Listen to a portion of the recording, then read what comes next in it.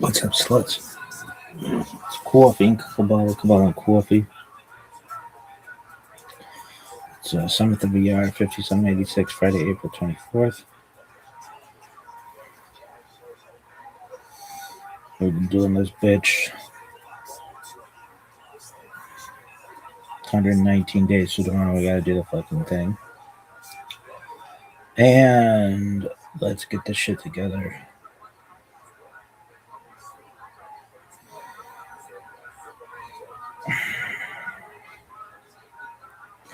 $37.61, creation of the world, birth of Adam and Eve, Chava.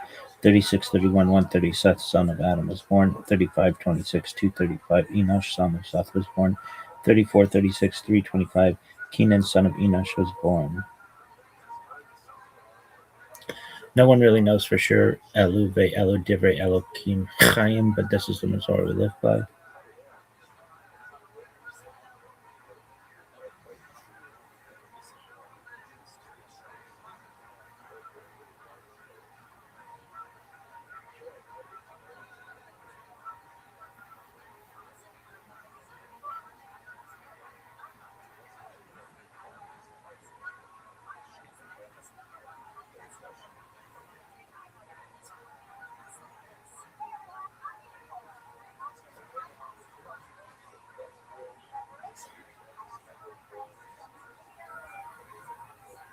Berkadah Adonai Eloheinu Makom Asher Kedishanu B'Mitzvah V'Tzivanu Al Seferat HaOmer. Blessed are you, Hashem, our God, King of the universe, who has sanctified us with his commandments and commanded us regarding the counting of the Omer. Today is 23 days, which constitutes 3 weeks and 2 days of the Omer. May the merciful one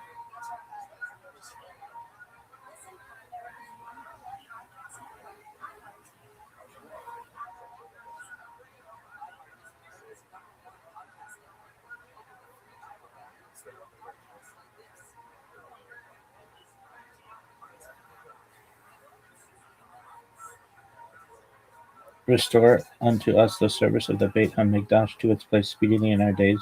Amen. Selah. Selah! All right, are you done? Hey, Selah, are you done?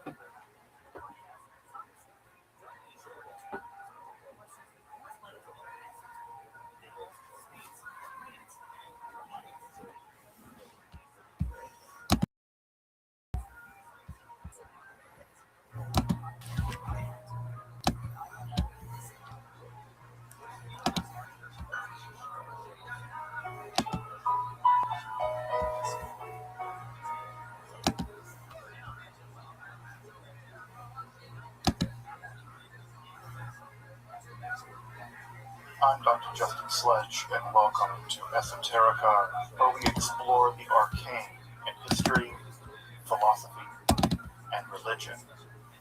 One of the most difficult aspects of starting to study Jewish mysticism and Kabbalah is getting a handle on just how those ideas developed over time. It's tempting to think that, for instance, Kabbalah has just always existed in the form that we have it, or that Kabbalah is just one thing at all. Of course, neither of these positions is really tenable. Such notions developed greatly through the ages and are still developing. And there are now, and there have always been, numerous mutually exclusive schools of Jewish mysticism and Kabbalah. This class is meant to serve as an introduction to Jewish mysticism and Kabbalah from the point of view of its incredibly complex development from the prophets of ancient Israel and to the rise of modern Hasidism in the 18th century. Of course, this series isn't meant to be exhaustive by any means, but only should serve as a springboard for deeper study and reflection, and hopefully it will also enable you to situate developments in Jewish mysticism and Kabbalah in their historical and cultural context, and hopefully embolden you to dive into the primary texts, which are admittedly as sublime as they are obscure. Let me express my gratitude to Congregation Tchia for allowing me to use these lectures to reach a larger audience here on Esoterica. If you want, you can find the entire series under the playlist Entering the Garden, an Introduction to Jewish Mysticism and Kabbalah. I'll be uploading them over the next few weeks, or if you find these episodes after autumn of 2021 and you want to watch the entire series, you can find them in that playlist. If you find this series on Kabbalah interesting, I'd hope you check out my other content on topics in esotericism, and perhaps consider supporting the production of free academic and scholarly topics in occultism, hermetic philosophy, by joining my Patreon or perhaps with a one-time donation. You can find those links below, and I really appreciate your consideration. Now, let's enter the garden of Jewish mysticism and Kabbalah.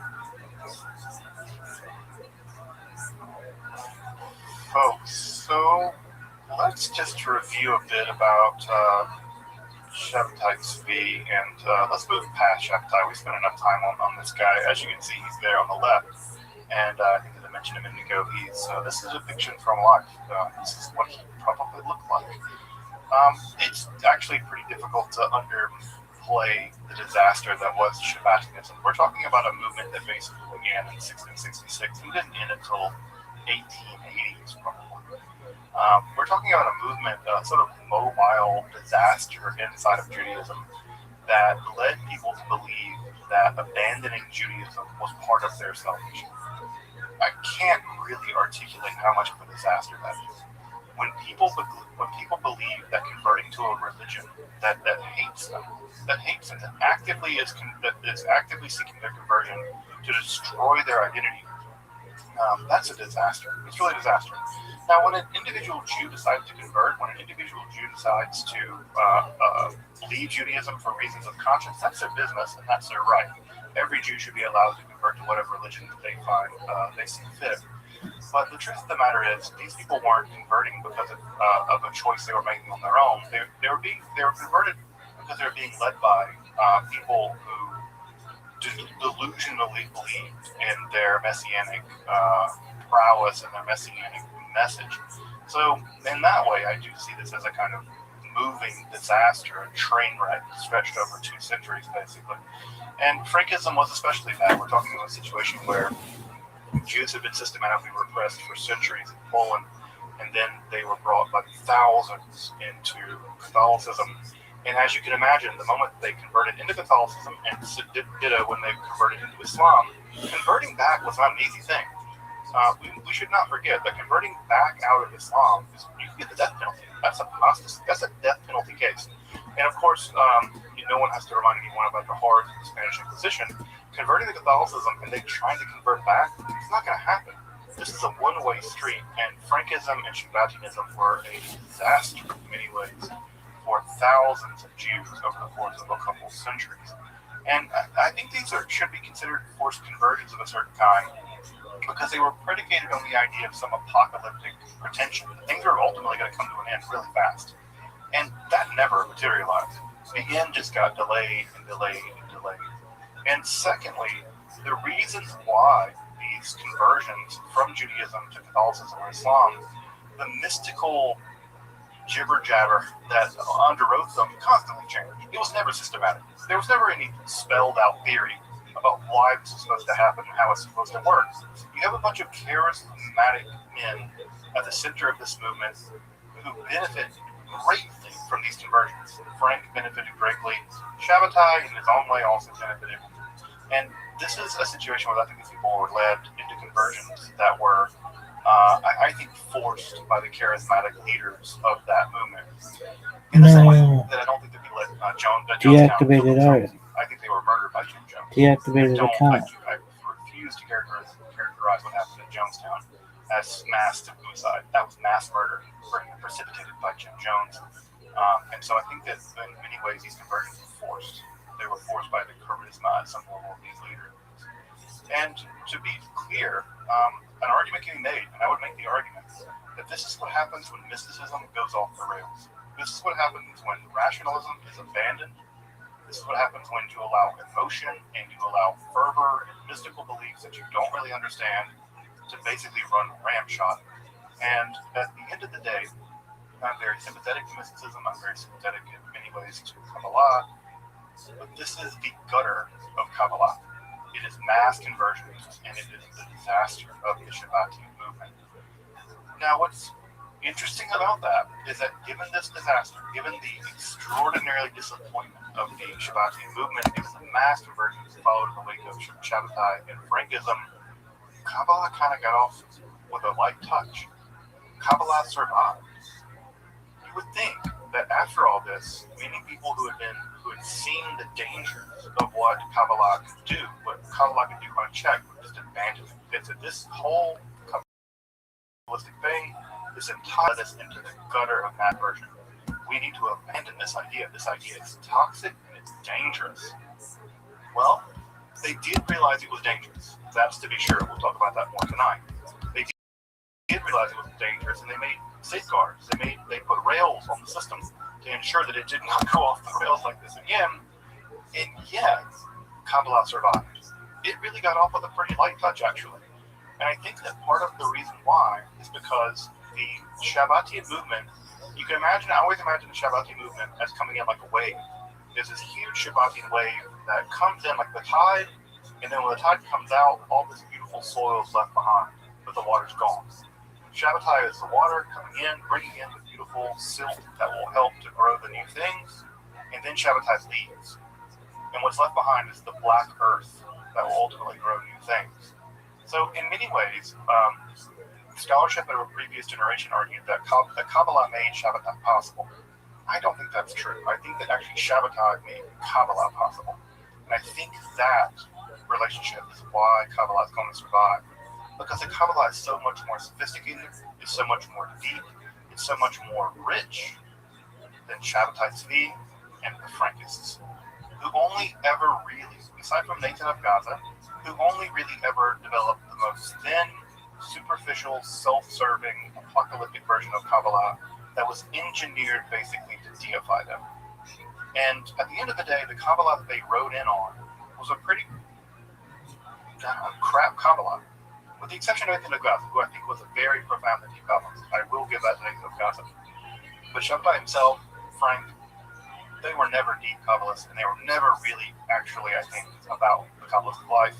I think at the end of the day, they were about themselves, and their actions proved it. And when they left, the Kabbalah could stand on its own. It didn't need them. It existed before them. It was deeper and richer than they could have possibly imagined. And thank God, in many ways, it survived them and it thrived. So tonight we talk about the Kabbalah in the aftermath of Shabbatai. And what I want to really drive home about this is I don't want to talk about this as post-Shabbatian Kabbalah. Because Shabbatai Tzvi and the Frankist movement and all that stuff that we've been talking about, that's an aberration. And it was sort of like a night where everyone it was like a bender.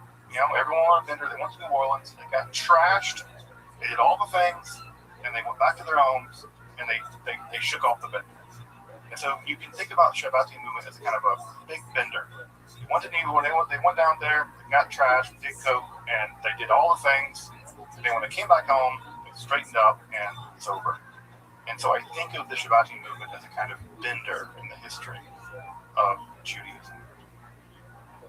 So what happens in the immediate aftermath of 1666 when Shabbatai converts? Well, obviously the first thing that we've already talked about, there are people who are diehard believers who do everything they can to convince themselves using every tool they have in Kabbalah and Torah to convince themselves that Shabbatai Tzvi is the Messiah, no matter what. No matter if he apostatizes, no matter if he dies, no matter if the movement splits into three groups, no matter if they all have to convert to Catholicism, there's always someone out there willing to try to convince anyone that this is true.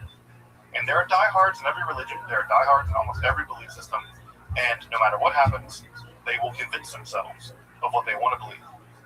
So that's one camp. We spent a lot of time talking about them. They're out there. They're going to be out there into the 1880s probably.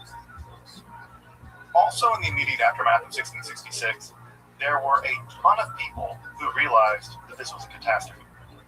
There were people who believed in Shabbatai. In 1666, when he apostatized, they realized, oh man, this was really bad.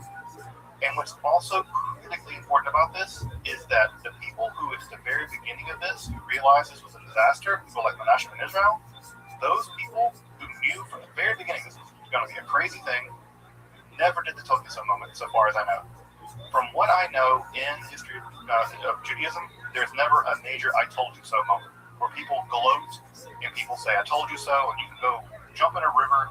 You believed in this guy, and now you're barking back in the tree. You're barking back at my tree, trying to get back in synagogue. And you were happy to pray to this idiot, and now he's abandoned you. And now what? You can go somewhere else. Go be Christian. What's incredible is the Jews and the rabbis who had seen people make this mistake welcomed them back. And to my knowledge, I don't see the told you so moment. They just didn't do that. They were very magnanimous, and they began to do the work. And what was the work?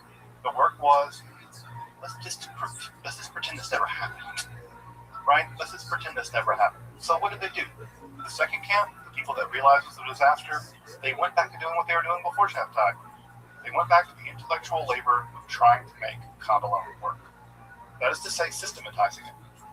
Trying to figure out how the Lurianic Kabbalah lines up with the Proto-Variant Kabbalah. They went back to the heavy lifting of trying to do Kabbalah in a pretty systematic and careful way. Now, that's not to say that they just ignored it completely.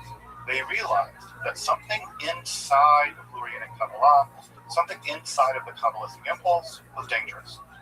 Because it had gone off the rails, folks. It had gone off the rails, crazy off the rails. And so they began slowly to think about how to implement safeguards to prevent this from happening again. This could have led to real serious problems.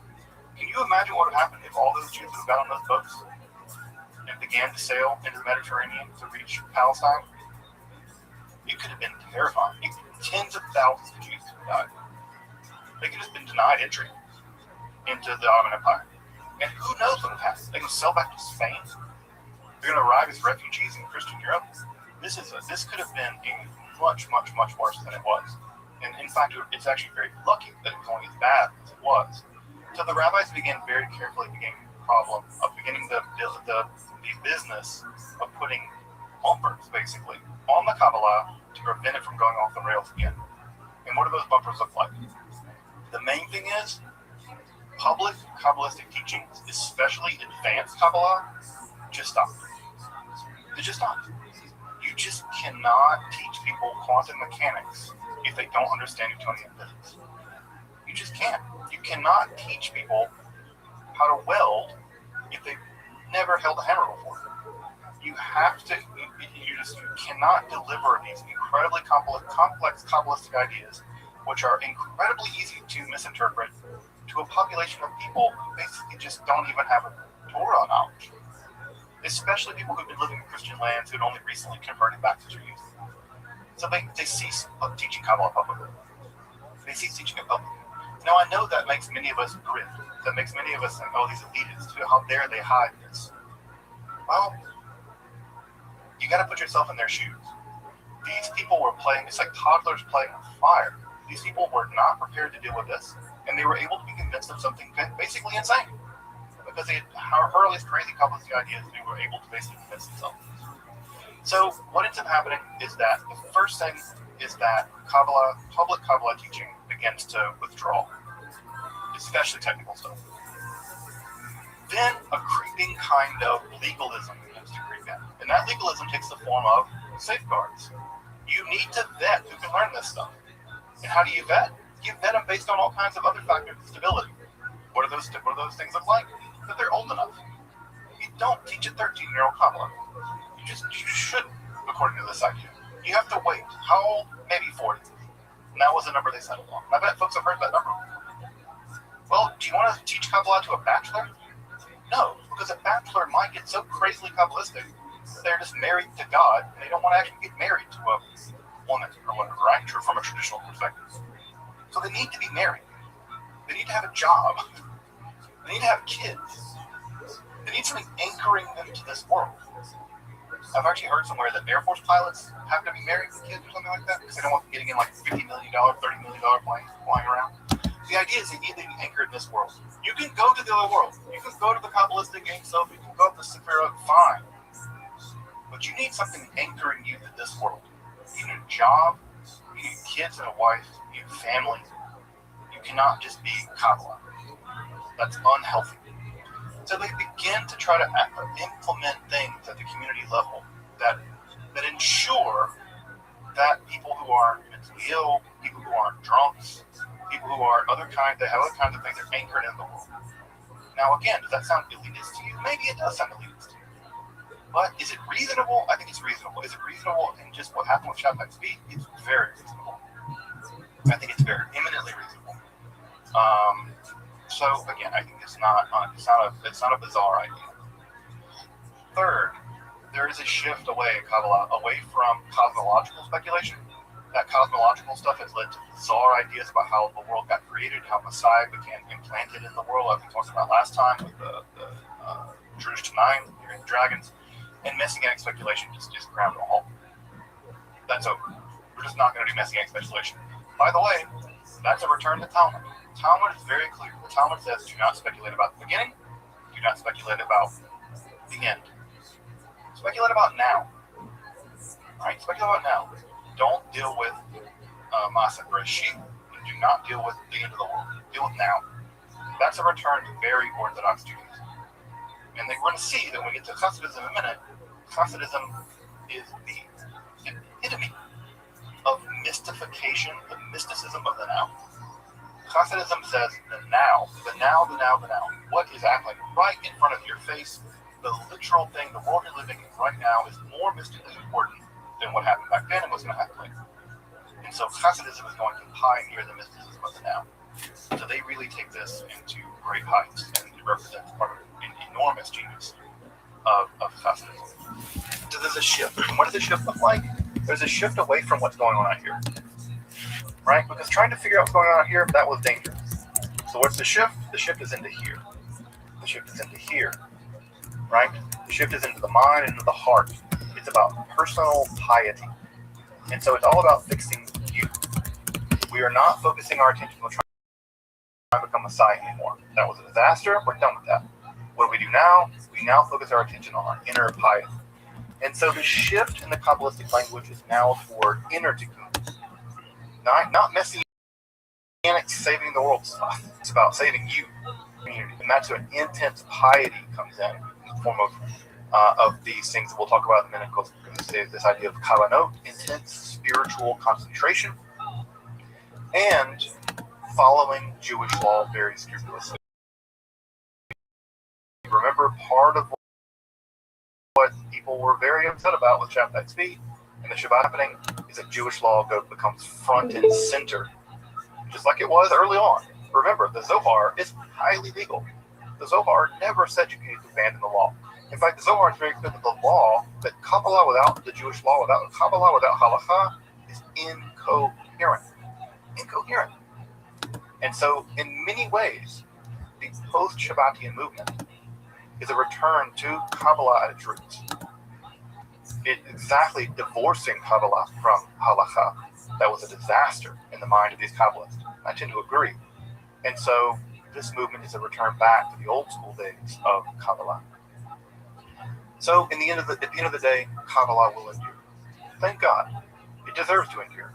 It should not have been, and thank God it wasn't thrown out with the baby with the bathwater. Right? I'm glad, very glad of that. But we have to admit that I think the kind of safeguards that get put on Kabbalah in the aftermath of all this are not unreasonable. What's also, this story sometimes gets told from a super Eurocentric perspective. Surprise, Eurocentrism, here it is. The truth of the matter also is that Kabbalistic centers are also appearing all over the Jewish world, in many places in which Shabbatianism really never took a big hold. And those places are going to be places like Morocco, places like Yemen, although Shabbatianism was very popular in Yemen and Morocco, Kurdistan, northern Iraq, Aleppo and Baghdad, also in Jerusalem. Jerusalem, you will remember, was a holdout. Jerusalem condemned Shabbatianism from the very beginning. So these centers in the Arab world, not in the European world, are going to be the first to come back online, and they're going to begin producing an enormous amount of Kabbalistic literature. Now, the sad truth of that is that a lot of that literature has been lost, especially as Jews fled Arab lands, were expelled from Arab lands in the 1950s. A lot of that literature has been lost, and most of it, to my knowledge, remains manuscript. When I say manuscript, I mean handwritten books from the 16th century, 17th century. So there's not even printed editions of these books. But we know, and I know this because of other scholars who said that there is a mountain of Kabbalistic literature out there heavily working on systematizing Lurianic Kabbalah at this time. One of the real interesting personalities that appears in all this is Athna Barzani. Athna Barzani is like someone who actually may have really held that title. And she was a Kabbalist, and she seems to have had supernatural powers. She lived in Kurdistan, in what is now northern Iraq. And her father was very charismatic, and he died, and there was no one basically to take his place because he was just such a macher. And the only person that qualified, his daughter, and his fault. His daughter took his place, and Athna Barzani becomes basically, I think, the world's first real female rabbi, and she's an active Kabbalist. And there's a great children's book about her too, by the way. I don't know if folks have seen the children's book. It just came out recently. So there's a children's book about her. I can look at other books when but it's really neat. She's just a really incredible character. She's just in Kurdistan, and I think, again, it's worth mentioning that we have one of the few women Kabbalists of this time that we can name. So I just want to make sure to name Athna Barzani. There are two major centers that emerge in this period in the world of Kabbalah. One in Jerusalem, and one in what is now Poland. What is now Poland? That's already telling you that sort of the world's dividing again.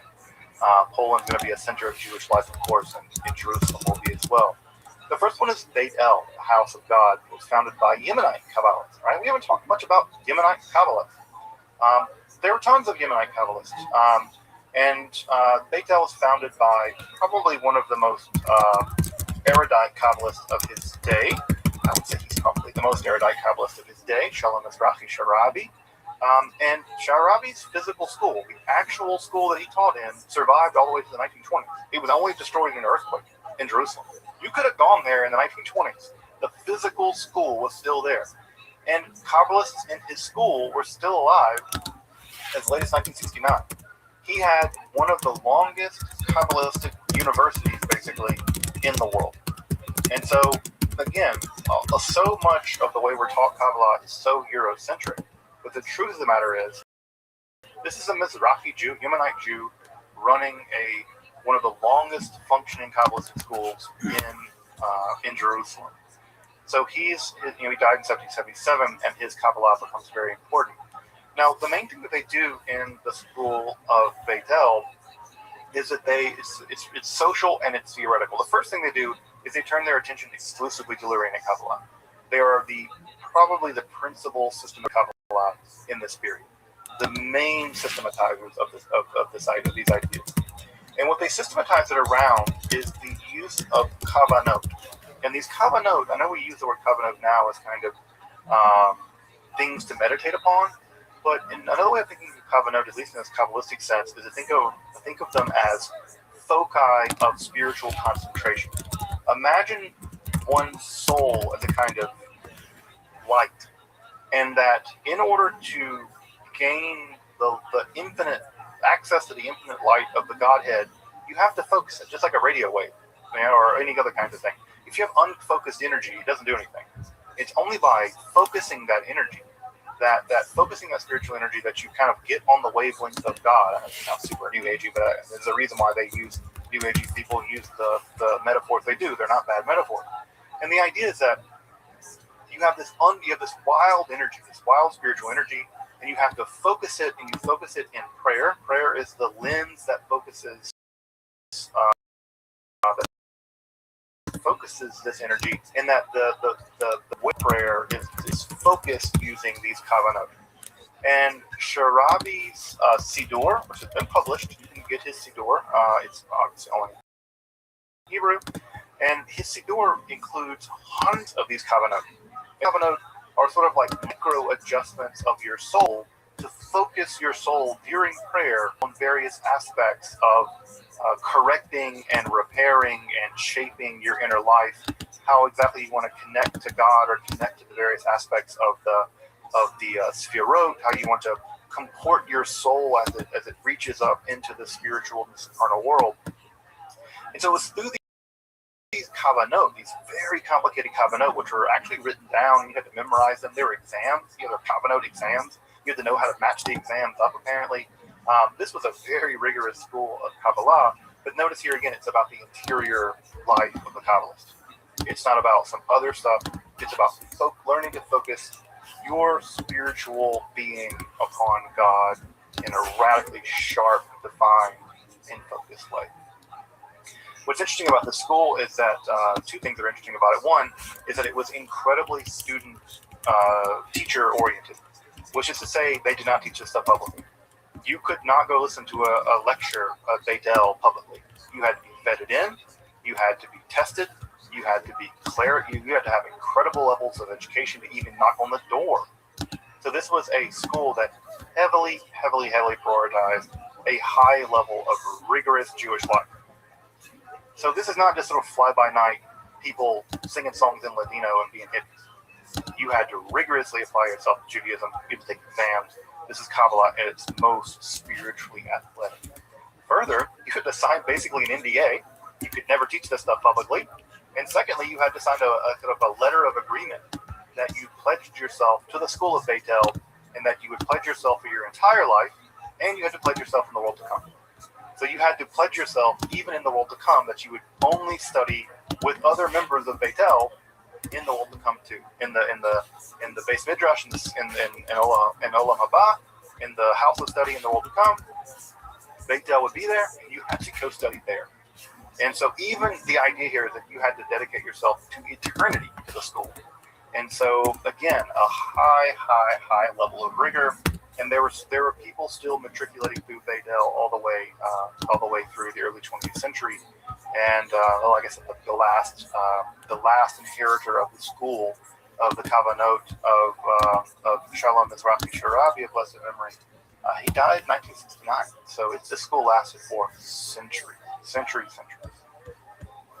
The other major school appeared in Poland, right, at Brody, in what is now Poland, and this was known as the Klois, right, Klois. So the Klois was much more like a spiritual fraternity. It wasn't an actual school in the sense of Beit-El, where you went to a place and learned. It was much more like a spiritual fraternity with various kinds of people moving through it, and more people sort of meeting in sort of a general organization of spirituality. I don't want to exactly compare it to the Freemasons, but it was something like a spiritual Kabbalistic fraternity. And it also focused heavily on Lurianic Kabbalah. Notice they're all hunkering down on Lurianic Kabbalah. That becomes the basic standard of Kabbalah for a minute. But the main thing you'll notice about this is it's primarily attracting Lithuanians. So those Lithuanian folks, as we'll see in a minute, are a bit more elitist, and they're much more intellectualist, right? So there's a high level of intellectualist elitism going on in the Lurianic world, or in the Lithuanian world. And with some exceptions, there are definitely Poles there too. But generally speaking, this is a much more heavily intellectualist form of Kabbalah. So the Jerusalemite school is much more prayer-oriented. The Polish school, the Klois, is much more intellectually oriented. They're much more interested in systematizing Kabbalah and really hammering out exactly a kind of systematic theology of Judaism that is basically Lurianic Kabbalah. Now, they do publish a lot of their works. We actually have a ton of works published by members of the Klois. So they did publish books. These books are very technical. I tried to look at some of them today in early Hebrew books, and I couldn't make hardly heads or tails of this stuff. You have to, the level of Kabbalistic education, the level of Talmudic education, the level of these guys is through the roof. These are geniuses who are piling this stuff on. I was trying to read some of this stuff today. It's like quantum mechanics. I mean, it's just so high level. Their books do survive in early modern books. You can actually read them online if you want to. If you want to check them out. Like I said, I really struggled to make even 10, 15 sentences make sense to me. Kind of barely could follow it. It's like, I don't know, it's like trying to review a read Deleuze or, some kind of crazy post-structuralist people. Reading that. Although it's that challenging. Their works are also published, but there are no translations. There are no modern editions. I don't know if they've even been reprinted since then. And you're beginning to hear a common thing now, right? They only exist at this time. They've never been reprinted. They've never been translated. The reason for that, actually, just very clearly, I'll go ahead and spoiler tell you, it's the Holocaust. the Holocaust is the complete cultural interruption of Kabbalah. It amputates an entire people, not just from their families, but it amputates a people from their entire world. And basically, the stuff just gets abandoned. I mean, that's what happens when you flee for your life. You just can't save this stuff on the march to these terrible camps. So much of this literature is basically become orphaned, and it's going to take 3 generations of scholars to basically bring it back into Judaism. It's going to take that, at least that many. It is a monumental task. And this time period, by the way, I think, is probably some of the most sophisticated Kabbalistic literature ever written. And it languishes in complete obscurity because there are just so few people with skills to bring them into modernity. The Hebrew skills, the Kabbalah skills, Bible skills. It just doesn't exist. It just the level of Kabbalistic scholarship of this time, 1750s, 1800s, even into the 19th century, the level of Kabbalistic scholarship is so high in Central Europe that it's never recovered. Never ever recovered, and it's going to take 100. It's going to take 100 years, 200 years probably, to recover, to get Kabbalistic scholarship back up to where it was. This school is typically a bit more rationalistic. And when I say rationalistic, what I mean is they're intellectualists. For them, they're trying to systematize Kabbalah into a system of basically Jewish theology. They're trying to formulate a Jewish theology that makes sense. And for folks who know a little bit about the Litvish world, and you can probably tell I have a great deal of sympathy for the Litvish world. I much more heavily identify with the yeshivish Litvish world than I do the Hasidic world. Although I still have a great admiration for the Hasidic world as well. But as you may know, folks who've studied some Talmud, the famous Brisker method emerges out of the Litvish world. The Brisker method is known to be, they compare it to balancing equations. It's like doing, it's like you ever balanced chemical stuff in chemistry. It's like taking things apart at the molecular level. And so the Brisker method is infamous for its pill pull, its nitpicking, making tiny disagreements, and analyzing things in their tiny detail, as opposed to how do we even apply all this? They don't care. They're like, no, we must very strictly understand every single logical relationship. And so this is the world that produced some of the greatest logic textbooks and Jewish logic, some of the greatest logic textbooks in Halakha. The Litvish world is famous and infamous for this. And what this gives rise to is a heavily intellectualist culture and a heavily elitist culture. And as you might imagine, and again, when I say elitist, I mean that in both the good sense and the bad sense of that word. I mean that in the good sense that these are elite scholars. And again, when I say elite, I don't mean elite in just a bad way. These are the smartest, some of the smartest Jews in the world working on Judaism. They are this is the Nobel Prize winners of Judaism working in Kabbalah. Now, that also gives sense that they're superior. They do see that these Amchite Jews, these poor Jews, these Polish Jews working in the fields in the shtetl who barely can read and scratch together an education to read a Siddur, they do think of themselves as somehow better. Not somehow, they're better.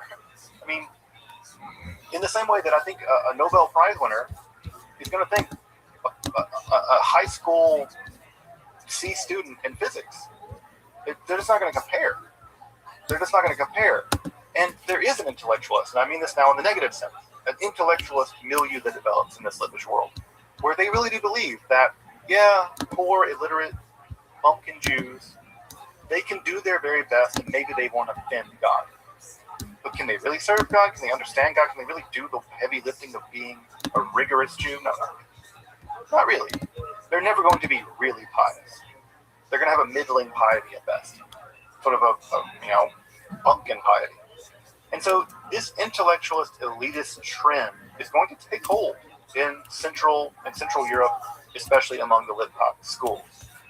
And again, that's not for me. I have a lot of sympathy for the Litvak schools, but that trend does take hold, and it's into that Hasidism will emerge in that world.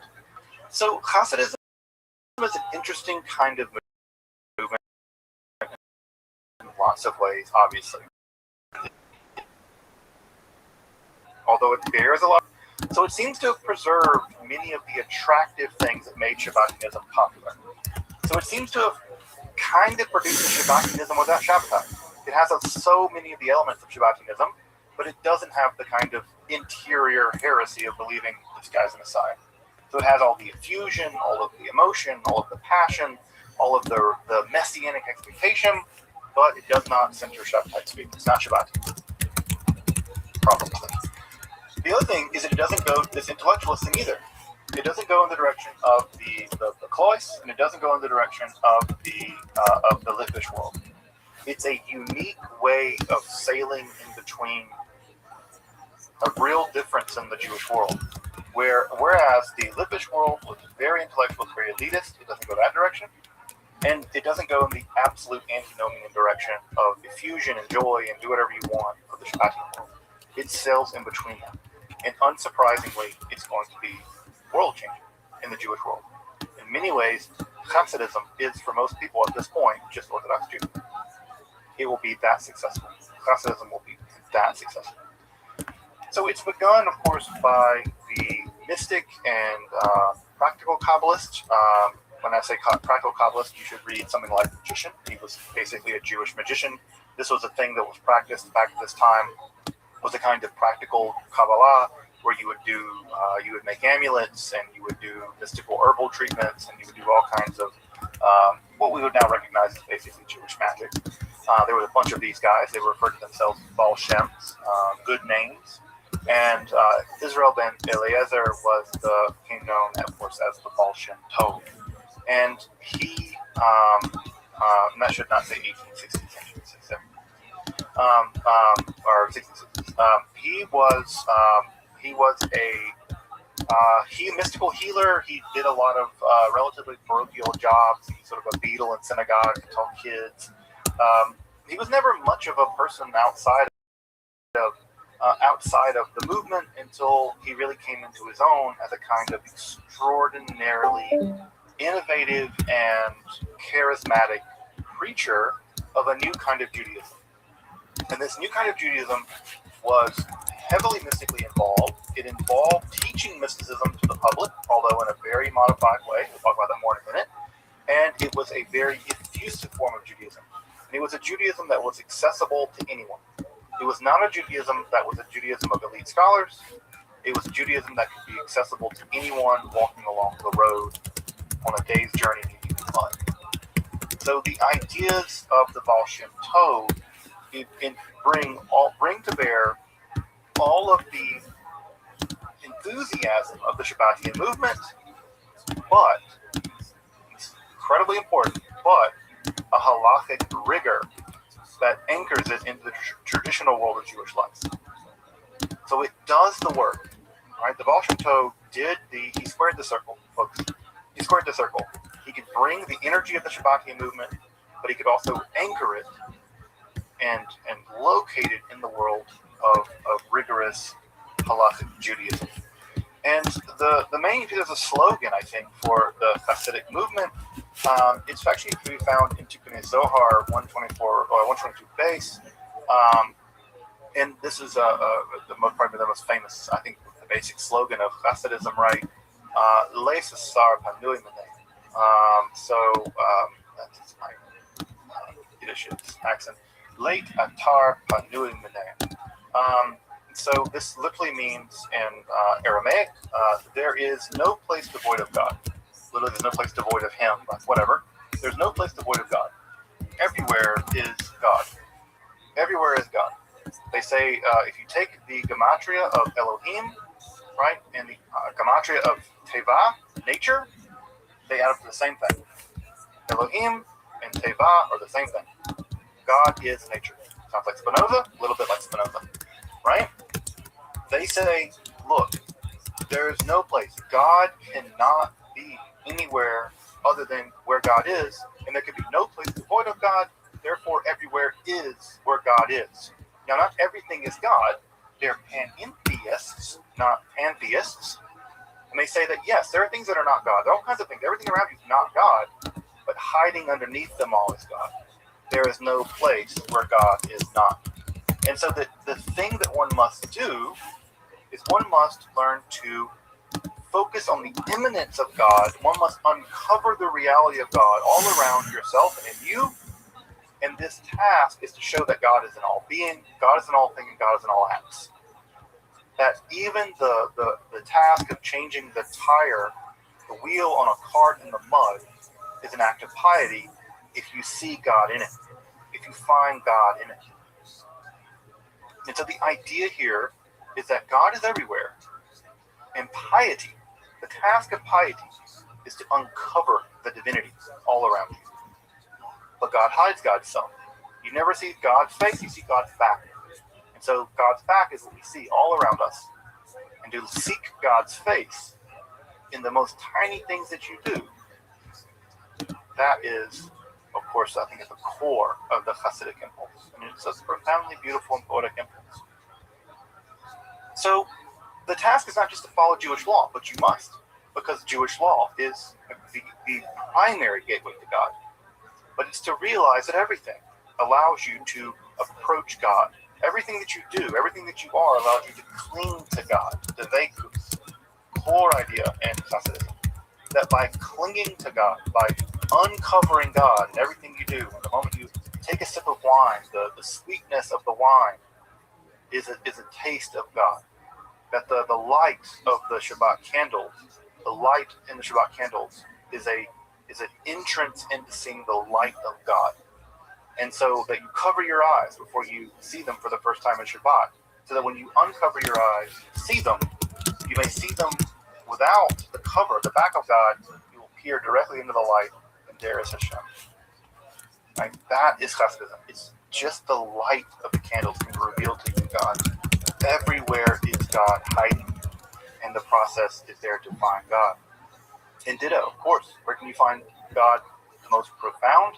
In you. Because you're made in the image of God. You're made B'Tselem Elohim. You're made in the image of God. You're a mirror of God. Everything that is you is in some sense an aspect of God. But the mirror is dirty. You have to clean the mirror. How do you clean the mirror? You undergo a process called Bitul Hayesh. You can clean the mirror of all creation, right? The emptying out of what is. And as you empty out, as you negate what is, what's left behind from the negation of what is, the Bitul Hayesh, there's just God left.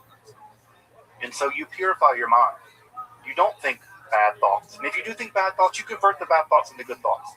If you see a beautiful woman walking around the road and you lust after her intensely, feel the lust. Let the lust wash over you. Feel the passion in your body.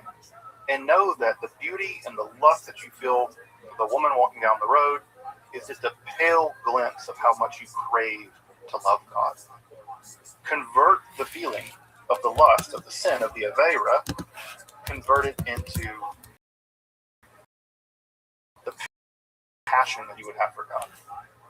So it's not about practices of rolling around the snow so you don't feel things. Feel it. The sin is real.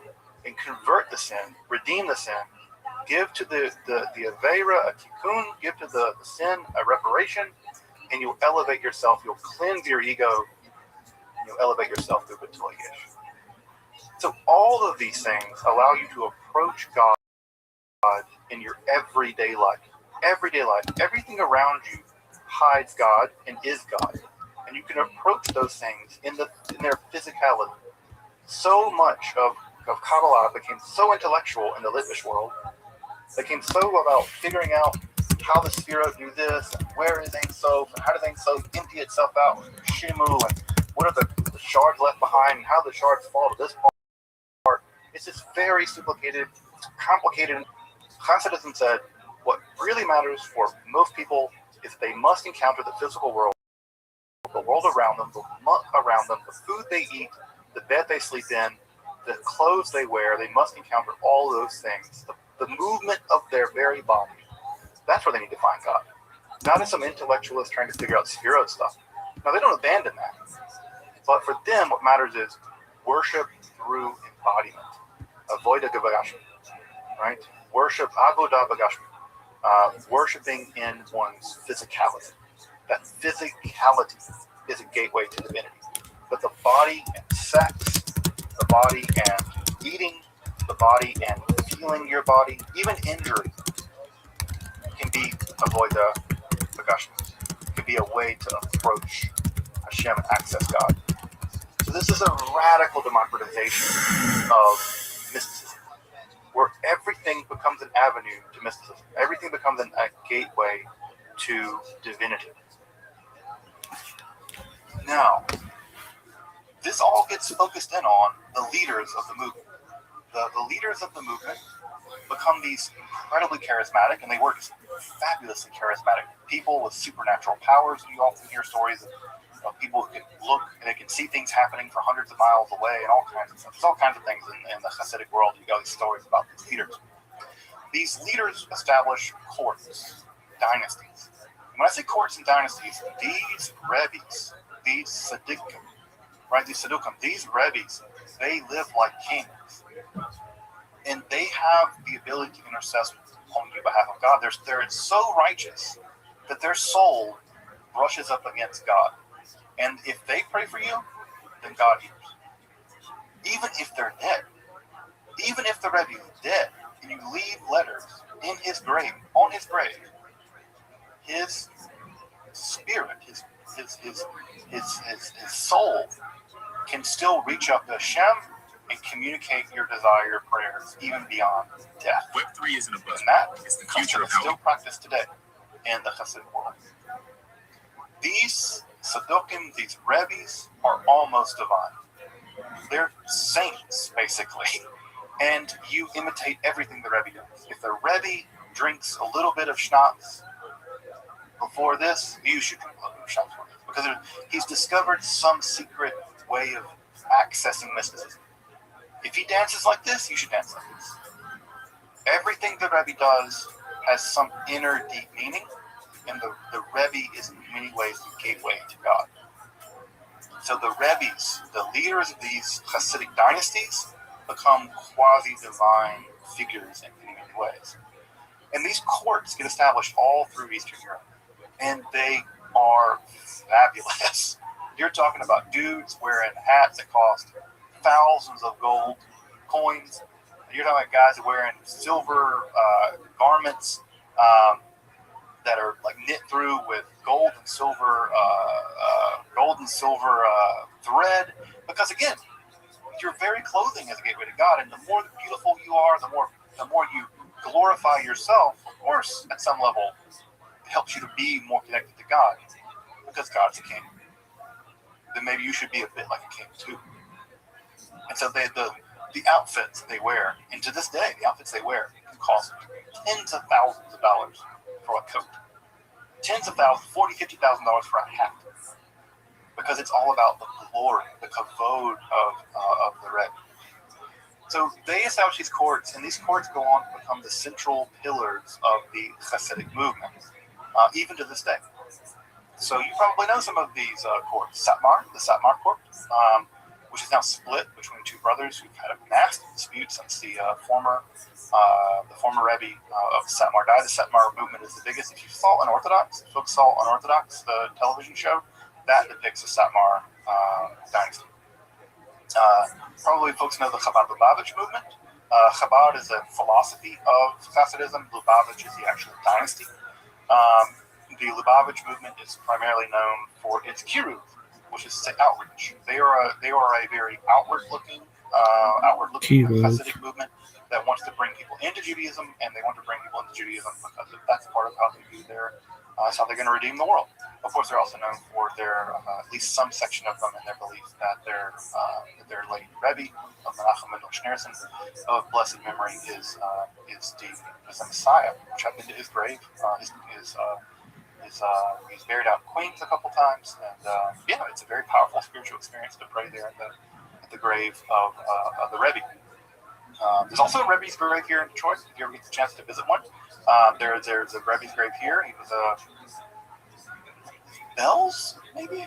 Bells would seen him? I can't remember exactly, but he died here. He just happened to be visiting here and died, and they buried him here. And now it's a pilgrimage site. You know, going to visit the graves of the Rebbe is a big deal in the Hasidic world. Nachman of Breslov, if you go to the Breslov tomb, certain times of the year, they ship in tens of thousands of Hasidim all over the world that invade this Ukrainian town for like a weekend. So it's a big deal there. Now, what's important to know about these Hasidic rabbis is that they weren't just enthusiastic, charismatic leaders who relied on emotions and enthusiasm to rope people in. These were systematic thinkers. Many of them were carefully systematic thinkers, and they produced some of the most innovative texts of Kabbalah of that time. Now, are they as rigorous as what's coming out of the Litvak school? No. Are they as intensely focused as what's coming out of Beit El or Jerusalem? No. But they are systematic treatises on Kabbalah from the point of view of Hasidism, which seeks to make Kabbalah something that you live. It's a thing that you live. It's a thing that you experience. It's a thing that you embody. And so it's not, in many ways, the kind of highly intellectualist Kabbalah that existed in the Lithuanian world. It's a much What up, Miss more Aquarius? livable kind of Kabbalah. And of course, the most famous book of Kabbalah is the Tanya, which is something like scripture, basically. Yeah, eating right now. For the Lubavitch movement. You can get a copy of the Tanya anywhere. You can go anywhere there's a Chabad. Hi, Mr. Aquarius. Hi, Daisy. They will happily give you a copy of Look, it. I got my nails done It's a for the little bit wedding. controversial because it claims that basically non-Jews don't have souls. They do a lot of acrobatics to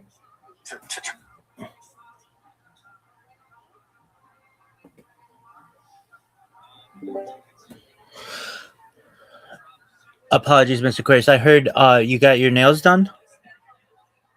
Yeah, got my nails done for the wedding. See, look. Yes, ma'am. Looks beautiful. Yeah. And I'll get this. It's wash clothes. I'm going to take me a nap out there. Wash clothes and for a little while, in a few hours. And, yeah, I'm getting stuff together. Excellent. Yes. Hey, Brandon. What's he young? Chicken wings. Some lemon pepper wings and onion wings. Who's on me? Comment. Hamburger fries. I mean, It's chicken bucket Swiss at 5. what is it? A chicken sandwich? My chicken bucket Swiss. Oh, I thought it was a cheeseburger. I'm sorry. Okay. Hey, this is from Arby's. Oh, yeah, Arby's is good. I know. I heard that Chanel's done. No, it's real nice. Got for the wedding. Yeah. That's cool. I'll enjoy it. Yeah, will. Sunday. Let's I'll get shoot the back of blood. I'll shoot the back of blood. Yeah, she's getting married on Sunday. I'm one of the bridesmaids. That's real nice. I'm always in here. Screeching. Yes, you are. I'm always in here screeching. I got my cam. I got a camera on this one. We don't have this camera on. I have this camera.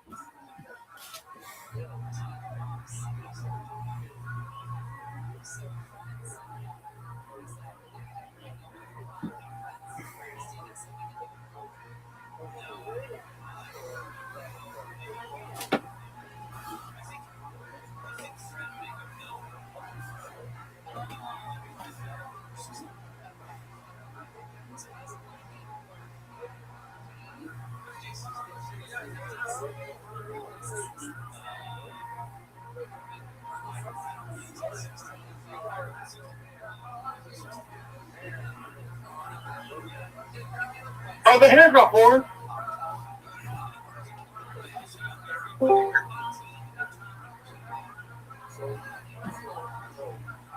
Jet ski, we outside.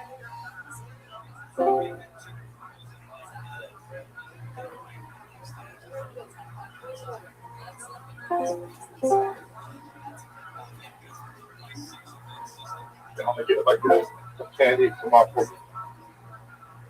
We what? I'm just getting some supplies. Get a candy. Okay. Oh, we outside, y'all. We outside. Okay, Rabbi, you good to go now? I think so. Hello, everybody. Good afternoon. How you living, Big Dog? You watching the NFL draft? Hey, Brandy. How's the NFL done? Going so far. It's day 2, my man. How's my Ravens going? They have an earlier pick, I think, today. Maybe not. Maybe. You're breaking up, Rabbi. All right. Well, I'll just have to work on it. How's the Ravens going? I think they have an earlier pick today. We've got technical difficulties right now, people. All right.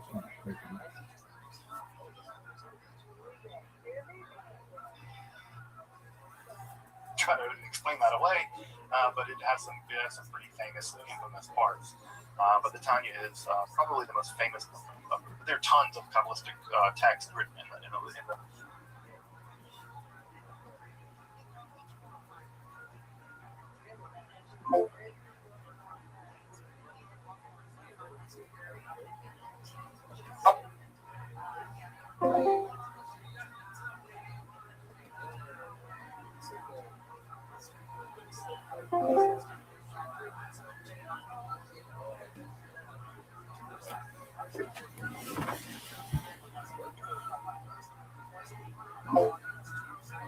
Aren't you sleeping here at that too, Mr. Quiet? Mr. Quiet, did you hear me? What you say? I heard you sleeping here. You heard me sleeping? No, you sleeping here with the traffic. Oh, yeah. Yeah, J-Street taught me that. Oh. I used to look at his, but he's 3 hours behind me. And he don't always be here when I go to sleep, so I do my own. Oh. And then when mine's cut out, and then he has his own, I look at his. Are you looking at mine? Do you have a sleep screen going on? You always have the news and games go on. Okay. Well, I'll probably get the choice next time. I'll look at yours, Brandon, okay? I promise I'll look at it and go to sleep, okay? Is that a bone? Lemon pepper wing. Oh. What kind of like? Lemon pepper. Oh.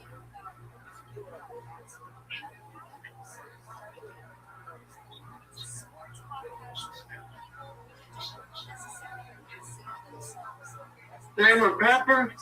Mm-hmm. The onion ring.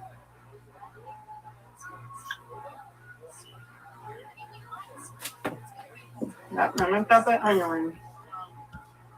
We go shopping. Mm-hmm. You can say going to the store and get some supplies.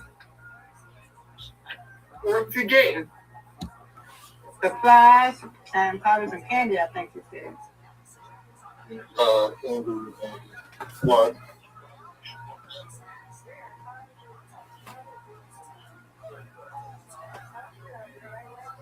In the Hasidic world, and never let anyone tell you they lack intellectual or spiritual rigor. It's simply a lie perpetuated by people that I typically actually sympathize with, but it's simply not true. These books are incredibly deep and incredibly powerful forms of Kabbalah. Now, as you might imagine, this faced enormous kickback from the non-Jewish world. They had just dealt with the Shabbatai fiasco. You've got people doing damn headstands during prayer as part of their Avodah B'Gashmiut. They're like, you people are out of control. You're just Shabbatians, right? You're just all crypto Shabbatians. You're bringing all the stuff that led us into perdition with Shabbatai Tzvi. You need to stop. And they were led by the Gaon of Vilna. And the Gaon of Vilna was a vociferous opponent of the Hasidic movement. The Lithuanian schools typically became referred to as misnagdim, opponents, right? And typically, sometimes I'm kind of misnogged in my personality, misnogged in my Judaism, which is funny because I have lots of Hasidic friends, and the joke is, I'm more misnogged and they're more Hasidic, obviously. But this was a brutal feud that raged for a couple of generations. And I will say that, in all honesty, the misnagdim are completely wrong here, folks. The early generations of the Hasidic movement, the first couple of generations of the Hasidic movement were pretty out of control. Especially, again, you have to think about this in the aftermath of the Shabbatai Tzvi thing. They are terrified that it's going to go off the rails again. They're going to get one of these Rebbes to pop off and say they're Messiah, and we're going to have to deal with the exact same disaster again. And I've gone through some of these already in our previous talk, but you can begin to see the misnag perspective. The Tzaddik looks kind of like a little Messiah, right? The Rebbe looks a bit like a little Messiah. There's sort of a transgression for the sake of heaven angle here. There's kind of like you have to experience the sin of lust, and you have to convert it to God. You should feel lust, and then you convert it to feel lust for God, love for God. He's like, no, don't feel lust. It's Yitzhahara. Why would you cultivate the feeling of lust? You cannot do that. You cannot convert. You need to minimize that feeling, not feel it and then convert it. And so they worried that this was a kind of the cultivation of Aveirah, sins. Both of these movements emerge in Podolia. There's no denying that. Both the Hasidic movement and the Shabbati movement in Europe emerged from the exact tiny region of Poland. And many people thought you grow from the same earth, it's the same thing. Also, they are popularizing Kabbalah. Remember, right? Looks like the Tanya by Shmuel Zalman and Pliadi, blessed memory. They are trying to bring Kabbalah back to the masses. That's one of the things that the Kabbalists at this time are trying to stop. They're like, no, these people were led astray by these ideas. Not because the ideas are bad, and maybe not because the people are inherently not capable of understanding them. They just can't understand them with their level of education. You cannot communicate these ideas to these people because it will go off the rails again. Hasidism says no. You bring them along and you educate them. You teach them. You give them a little bit at a time until you raise them up until they can become understanding of these matters. So there's a much higher degree of willingness on the part of the Hasidic world to incorporate Kabbalistic ideas into their connection to the masses. That deeply worries the establishment, especially. They worry about B'Gashmiut. They really worry that this is also just antinomianism. Is people doing weird stuff, doing handstands, cartwheels during prayer, people screaming during prayer. One of the Hasidic dynasties that exists, the Karliners. The Karliners are the most metal of all of the Hasidic people. They're the most metal because they're infamous for screaming all of their prayers out loud. So if you ever go to a Karliner shul, which I've been, they just scream their prayers during the prayer cycle. You can imagine for a bunch of heady, intellectual, university-trained Jewish Kabbalists, a bunch of dudes screaming all the time, crying uncontrollably. That's just people crazy. This is Shabbatianism again, right? So Avodah B'Gashmiut early on was very worrying for this. The court setting with these Rebbes acting like kings. Shabbatai Tzvi did that when he was in Migdal Oz. He did that when he was in exile, Montenegro, which is now Montenegro. They're just being little Shabbatais. These Rebbes are just being little Shabbatais. They're just little messiahs. And many of them thought they might be the Messiah. And that's an idea we'll get to when we get to the 20th century with the rise of Messianism and the Chabad Lubavitch movement. They were terrified one of these guys would pop off and go themselves the Messiah. Further, some Shabbatian books were popular among early Hasidim. Hamda Yamim was a big one, right? But there were other crypto-Shabbatian books that were popular among early Hasidim. So the way the Mitnagim saw the Hasidic movement, at least early on, was that if it's not Shabbatianism, it's diet Shabbatianism. It's Shabbatianism what? It's Shabbatianism that has all of the same dangerous ingredients that could lead to the problem we just had. It's just not there yet. And so they were terrified of this movement. And they were terrified of the movement both because they wanted to maintain the integrity of Judaism, but also because they were terrified of what could happen if the Shabbatian thing popped off again, if there were another one. And again, I know it's easy to kick the Mitnagim as this sort of like intellectualist, fogies or whatever. They were trying to shepherd a movement in the aftermath of the disaster, a spiritual disaster. And the last thing they wanted was the ingredients for that disaster becoming popular again. Now, what's happening and what's incredibly important, and I think that this is what makes obviously proof of the proof of the pudding and the tasting or whatever. The Hasidic movement was ultimately not Shabbatian. I don't think it was Shabbatian in the beginning. And how do we know that? In a generation or two, it became very rigorously halakhically conservative. To this day, if you go to a Hasidic synagogue, they are halakhic as the day is long. Now they have weird halakhic stuff. They follow a different minhag than Litvak people. They follow a much more Sephardi style minhag, which is odd because they're in Central Europe. They might put tefillin on during Chol Moed, which is unusual. It's a specifically Kabbalistic thing and found in most of the Hasidim. I don't feel like they should do it. So they do some unusual things, but at the end of the day, it's a halakhically conservative movement. They come down the side of the old school Kabbalah, which was Jewish law. It's the unique gateway to God. And rigorous following of the law, of the halakha, is a fundamental aspect of Kabbalah. So for all of the excesses, for all of the court, for all of the tzaddik, for all the rabbis, for all of the usual stuff they may do, for all the court rules they might do during prayer, streaming things and whatever, at the end of the day, the law is the law, and they don't break it. Both sides of this equation, both the Mitnagim and the Hasidim, they spent generations excommunicating each other. They excommunicate each other like every year. So it was just a dreadful situation. I think local authorities had to intervene on several occasions, things like this. Also, I should point this out in the defense of Hasidim, again, because I identify more with the Mitnag world. I will say that the Besht, the Baal Shem Tov, the founder of the Hasidic movement, was one of the Talmudists that actively opposed to Frankism. So, from the very beginning, they were opposed to things like Frankism. Besht was. Baal Shem Tov, the founder of Hasidism, was opposed to it. So, again, he was pro-Talmud camp, he taught Talmud, etc. So, I just want to, again, we all have our biases. I want to name my bias. I'm much more pro the Litvak world, and I also want to make sure that I'm not ever misrepresenting the richness, the genius, and the deep spiritual power of the Hasidic movement. Make it very clear that while I'm saying that there is a link at some level with the Hasidic world and the Shabbatian world, I think that link is homologous, not one of common ancestry, and not one in which the Hasidic world was a crypto-Shabbatian. I cannot believe that. I'm not sure that I want to make that very clear because I don't want to appear as if I'm slandering Hasidic people because I don't want to ever appear to be. I've learned in the Hasidic yeshiva. Trust me, I have a deep respect for these things. Hasidism would go on to become one form of Orthodox Judaism. In fact, if you properly encountered Orthodox Judaism, you probably encountered it through Hasidism.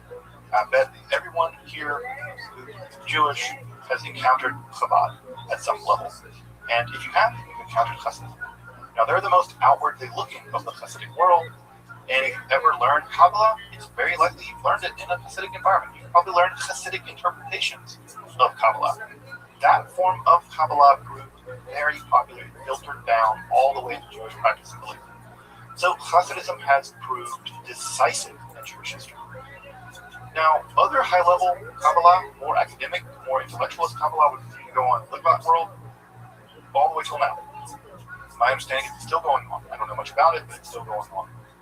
Further, Lurianic Kabbalah, it would stick, especially Lurianic Kabbalah as taken up by Fang and Tal. Why? Why is there no further significant development in Kabbalah following Luria? And the answer is Shabbatai Tzvi. I think everyone after Shabbatai Tzvi was so gun-shy of major innovation in Kabbalah that they de facto settled on Luria. They more or less said, this is it.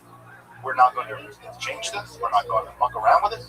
We will continue to systematize it. We will continue to adopt it. We'll continue to adapt it. We'll modernize it. We'll systematize it. We'll Cordovero. We'll turn it round and round. But Lurianic Kabbalah is it.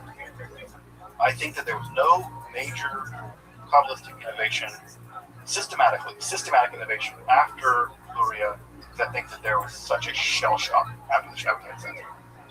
So Lurianic Kabbalah won. And all Kabbalah, basically, that exists now is some species of Lurianic Kabbalah. So he won. We are all living in the shadow of Luria. And again, I think that the reason why there's never been another new kind of Kabbalah after Luria, basically, because of the shell shock of Shabbatai. But, as you might imagine, there's a dark cloud on the horizon, right? And depending on how you view it, it might be a dark cloud, or it might be the clouds finally parted. It could be a dark cloud because what you might see coming is rationalism. What you might see coming is logic. What you might see coming is modernity, which strips the world of all spirituality and subjects it to a law of mechanism and logic, mathematics to science, and it robs the world of spirituality. That might be the dark cloud that you see coming. If you see something else, you might look at the same thing and see something completely different. You might see the clouds of darkness finally parting after 1,000 years of darkness. The mysticism of random speculation about a world that no one has access to, a world of backwardness and superstition, a world where people believe in all kinds of nonsense that they can't prove. And you might see the clouds parting and the sun shining through in the form of logic and math and science and modernity. And if you're on team B, then the Haskalah, the Enlightenment, is your buddy. Because what's about to happen is that the Enlightenment is tearing through Europe and the non-Jewish world. And it's making enormous strides. The Industrial Revolution is beginning. Huge gains are being made in human rights. Right? This is the time during the French Revolution, American Revolution. There is a huge impulse at this point in the non-Jewish world towards science, towards math, towards logic. In the Jewish world in Central Europe, there are some Jews who are beginning to look out and see, I think the non-Jews may be onto something. And they begin to engage in the Jewish version of that Enlightenment process. The Enlightenment of Newton, the Enlightenment of Kant. Again, the same year that Shabbatai Tzvi apostatized is the same year that Newton invented calculus, discovered the fundamental nature of light, and wrote his main book on physics. That shows you how the world is so different. Shabbatai is apostatizing in Turkey, and Newton is fundamentally unlocking the secrets of physics, light, and math.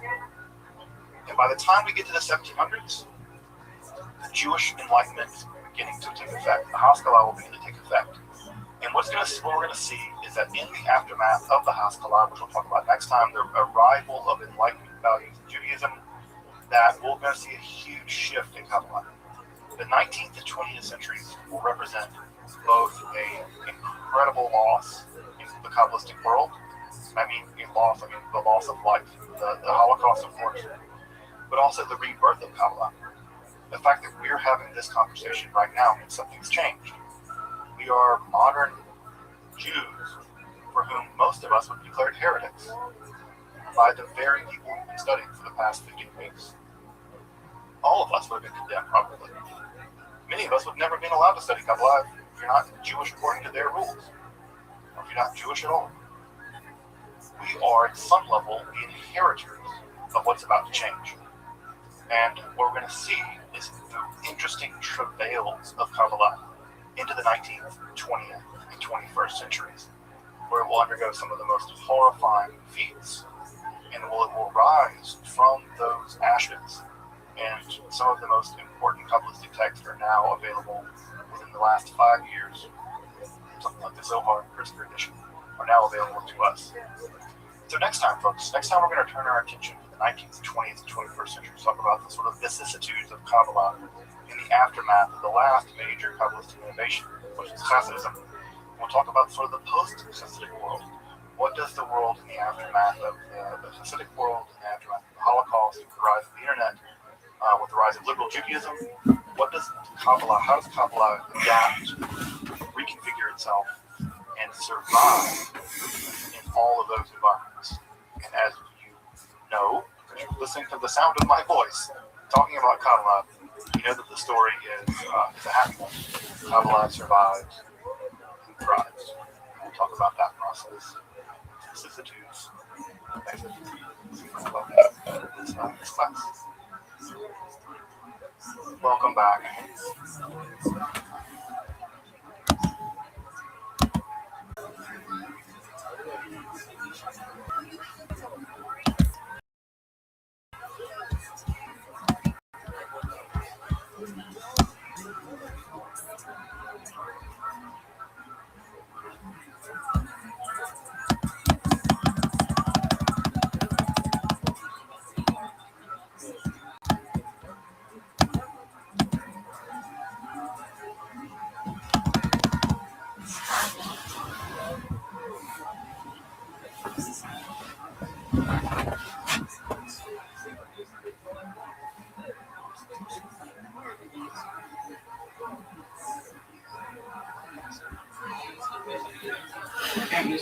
I put it on myself.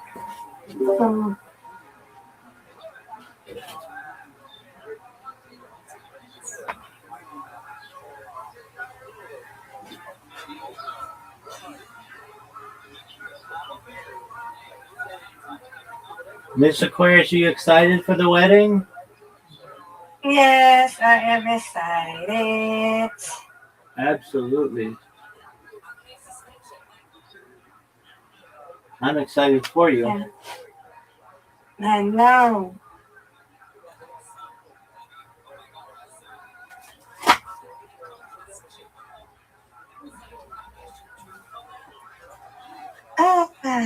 So you've got the joint bachelorette party in a few hours, right? Yeah, 9. It starts at 9. Non-stop action for Miss Aquarius. I know.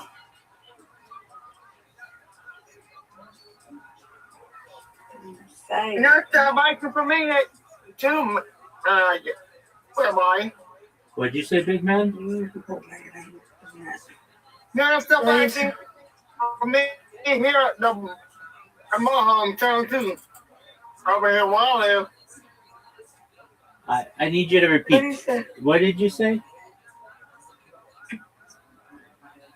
Non-stop action. Non-stop action. That's right, Brandon. You said non-stop action where you live. So people get ready for baseball. Yes, I'm sir. going to be streaming it here. Excellent, big man. Oh. If you want it, I might go in and out of the contest just go live by. I'll have my camera on. And I'll try to stream it in here. All right, you do what makes you happy, big man. Mm-hmm.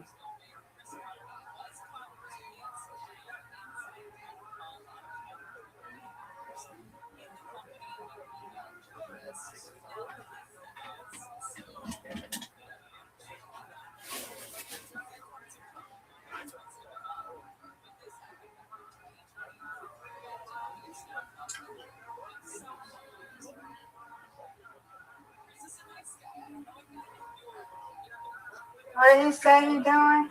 It's gonna stream baseball. And I'll film too. Oh, he's at the base. Hey, what you say? You at the field? I went to baseball fields. Oh, you at the baseball field. Oh, you don't walk all the way down to the baseball field.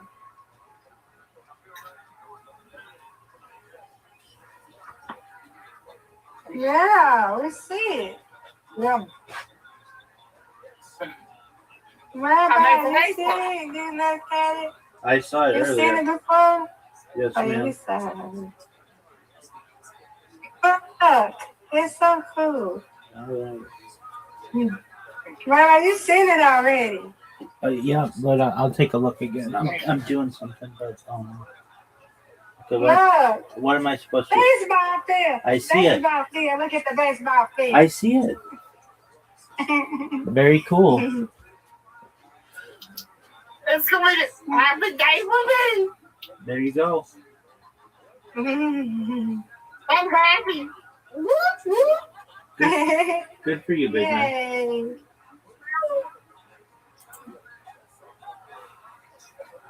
Now stop asking for me. Yeah, power God.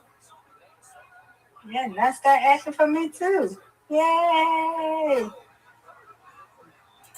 Baseball season just started for me. Yeah, you like all baseball and football and basketball? He loves sports. Oh God, Oh, sports. you love all sports. Okay. Good job, Brandon. No, Major League, I'm NFL, so happy. Little I League. know. I love it. It I is so do too. happy, Rabbi. I love it. I do too. I love it. Brings a smile to our faces.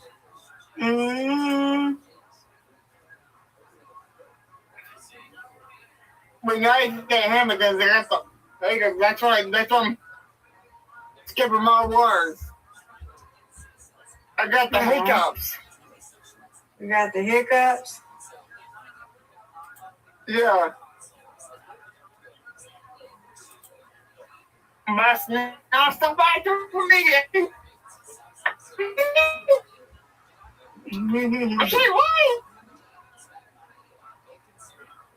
Brandon, My boss everything just started in my area. Brandon, you said you have the hiccups?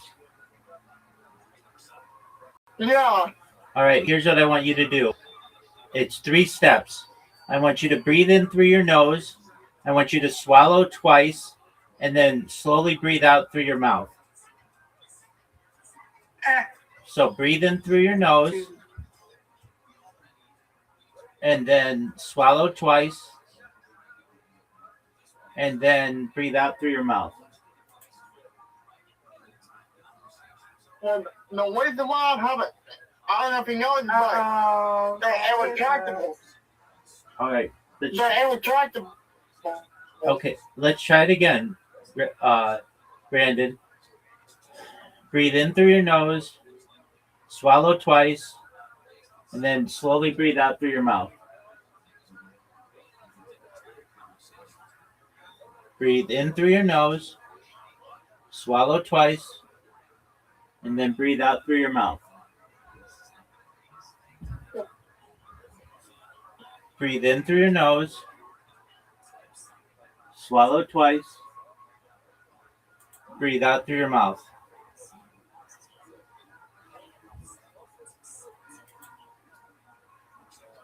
One more time, Brandon. Breathe in through your nose, swallow twice. Oh, man. All right, do you still have hiccups, big man?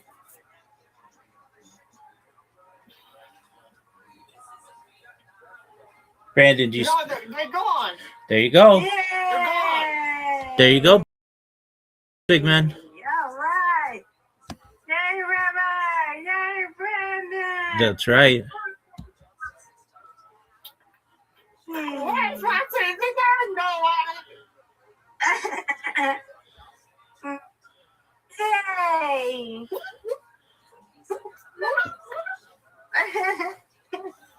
I love it. I love it.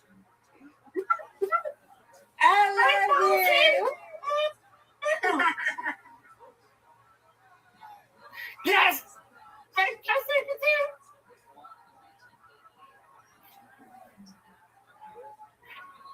See, you're a barn?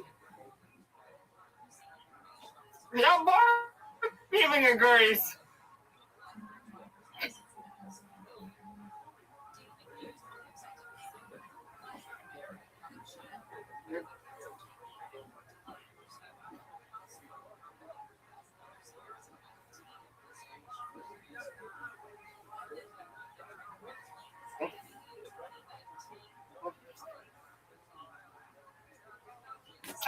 You okay? What you doing, Brandon?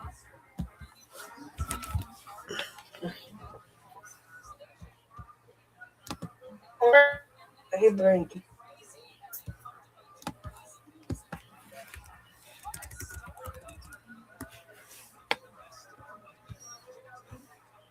No, I gotta go. Plus, I can lay down for a little while.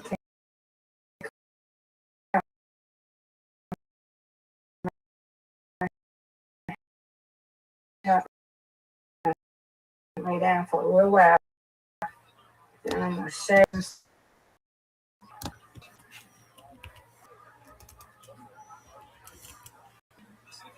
Okay.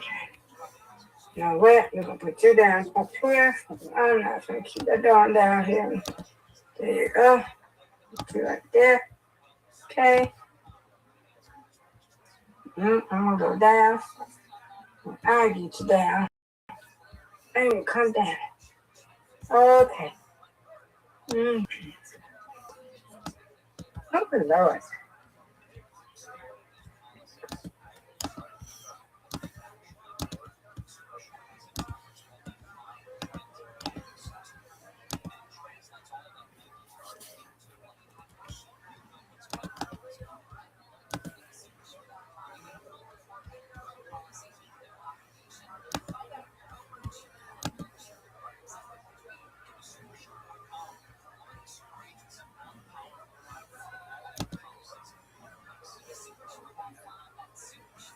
Uh-oh.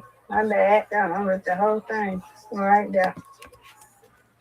I'm sorry, thing. My bad. I'm gonna look the darn thing up. Look at that.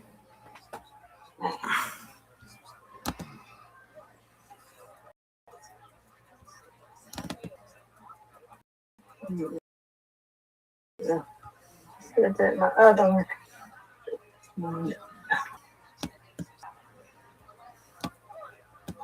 Okay. I like it. I do it like.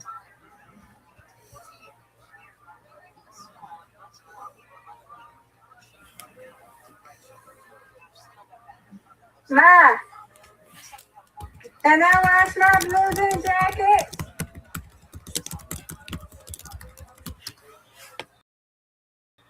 Can I wash my blues and jacket? Yes.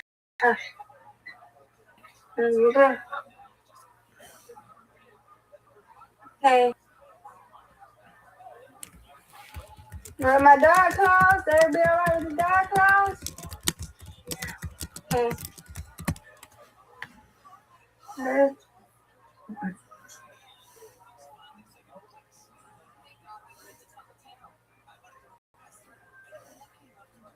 All right. Well, Brandon. Oh, there go Brandon. Hey, bye. Yes, ma'am. You're not excited like we are. We are excited. You're not excited? I'm more excited than. Okay? I'm absolutely fine, thank you. I'm more excited than both of you combined. No. Well, you're excited because we're excited. Yes, ma'am. After the very good, right?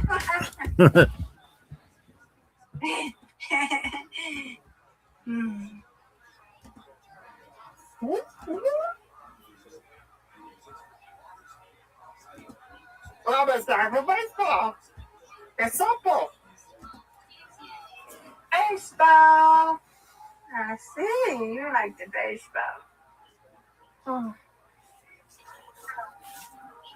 I like when they strike out. We'll start with a towel. I'll do a towel later.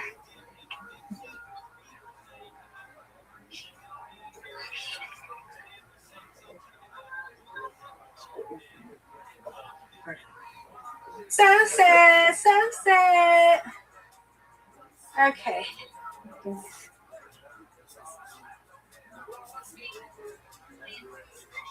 I'm a lady. It is so hot. Uh-oh, what's in here? It's sticking up in his pocket. If you love you, maybe.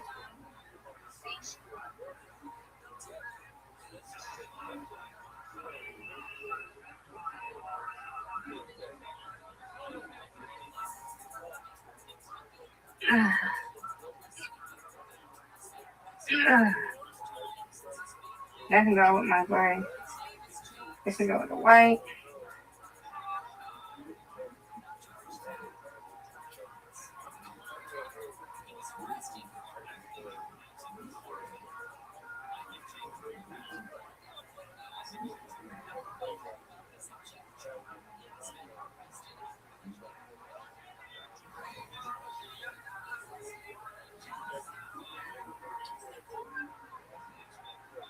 Hold me back.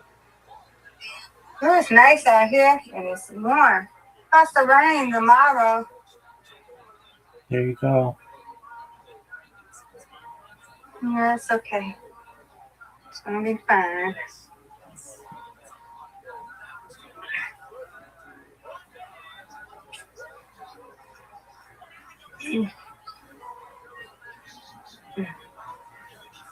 I can go with my white clothes. But you know, I thought I had more. I know she had gave me some more. But I had no black. Whoa, whoa.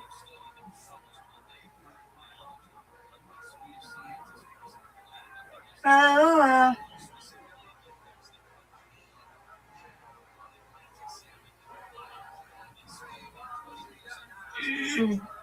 oh, what is?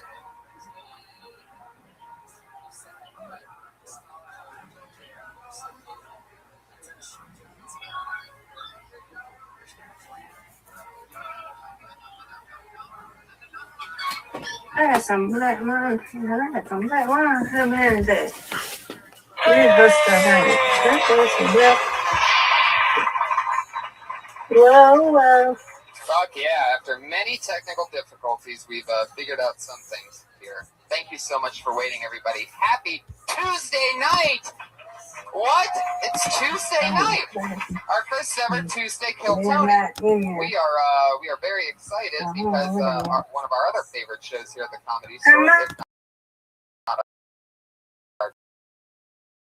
definitely our favorite, Roast Battle takes place tonight. It's time, you know, two of the craziest shows that take place here. So I'm very excited. We have a very Roast Battle centric episode ahead of you. So happy Tuesday to you. Fuck yeah. It's a big night for comedy. Big night for comedy. And comedians. Roast Battle's an amazing show where comedians make fun of each other a lot. We'll talk about that later. Crazy weekend this week. Brian Redband, everybody. Hey. Hi. Yeah, I bet there's a lot of people here that maybe work every Monday that can't come to Kill Tony. Is there anybody here that's just like, oh, damn, finally I can go to a show? Somebody is. Yeah, there's a couple people. Sweet. What do you do on Mondays, sir? Yell it. Head psychic. See that? That's how quick it happens. Yeah. Those are the type of Kill Tony fans that we have. Not your everyday average Joe. You fucking pet psychics, guys. Crazy weekend this weekend in the Death Squad universe. Joe Rogan made his run. That's right. Unbelievable. Some people said it would never happen. It's so crazy seeing that curve, and it's just wall-to-wall people. That's one of my favorite things in all of comedy isn't necessarily performance or what the performer gets happening. What I love seeing is winning of an audience, whether they knew or not. It is a little bit of different effect sometimes in the original because they get this. Walks up there, right? But it's so amazing to see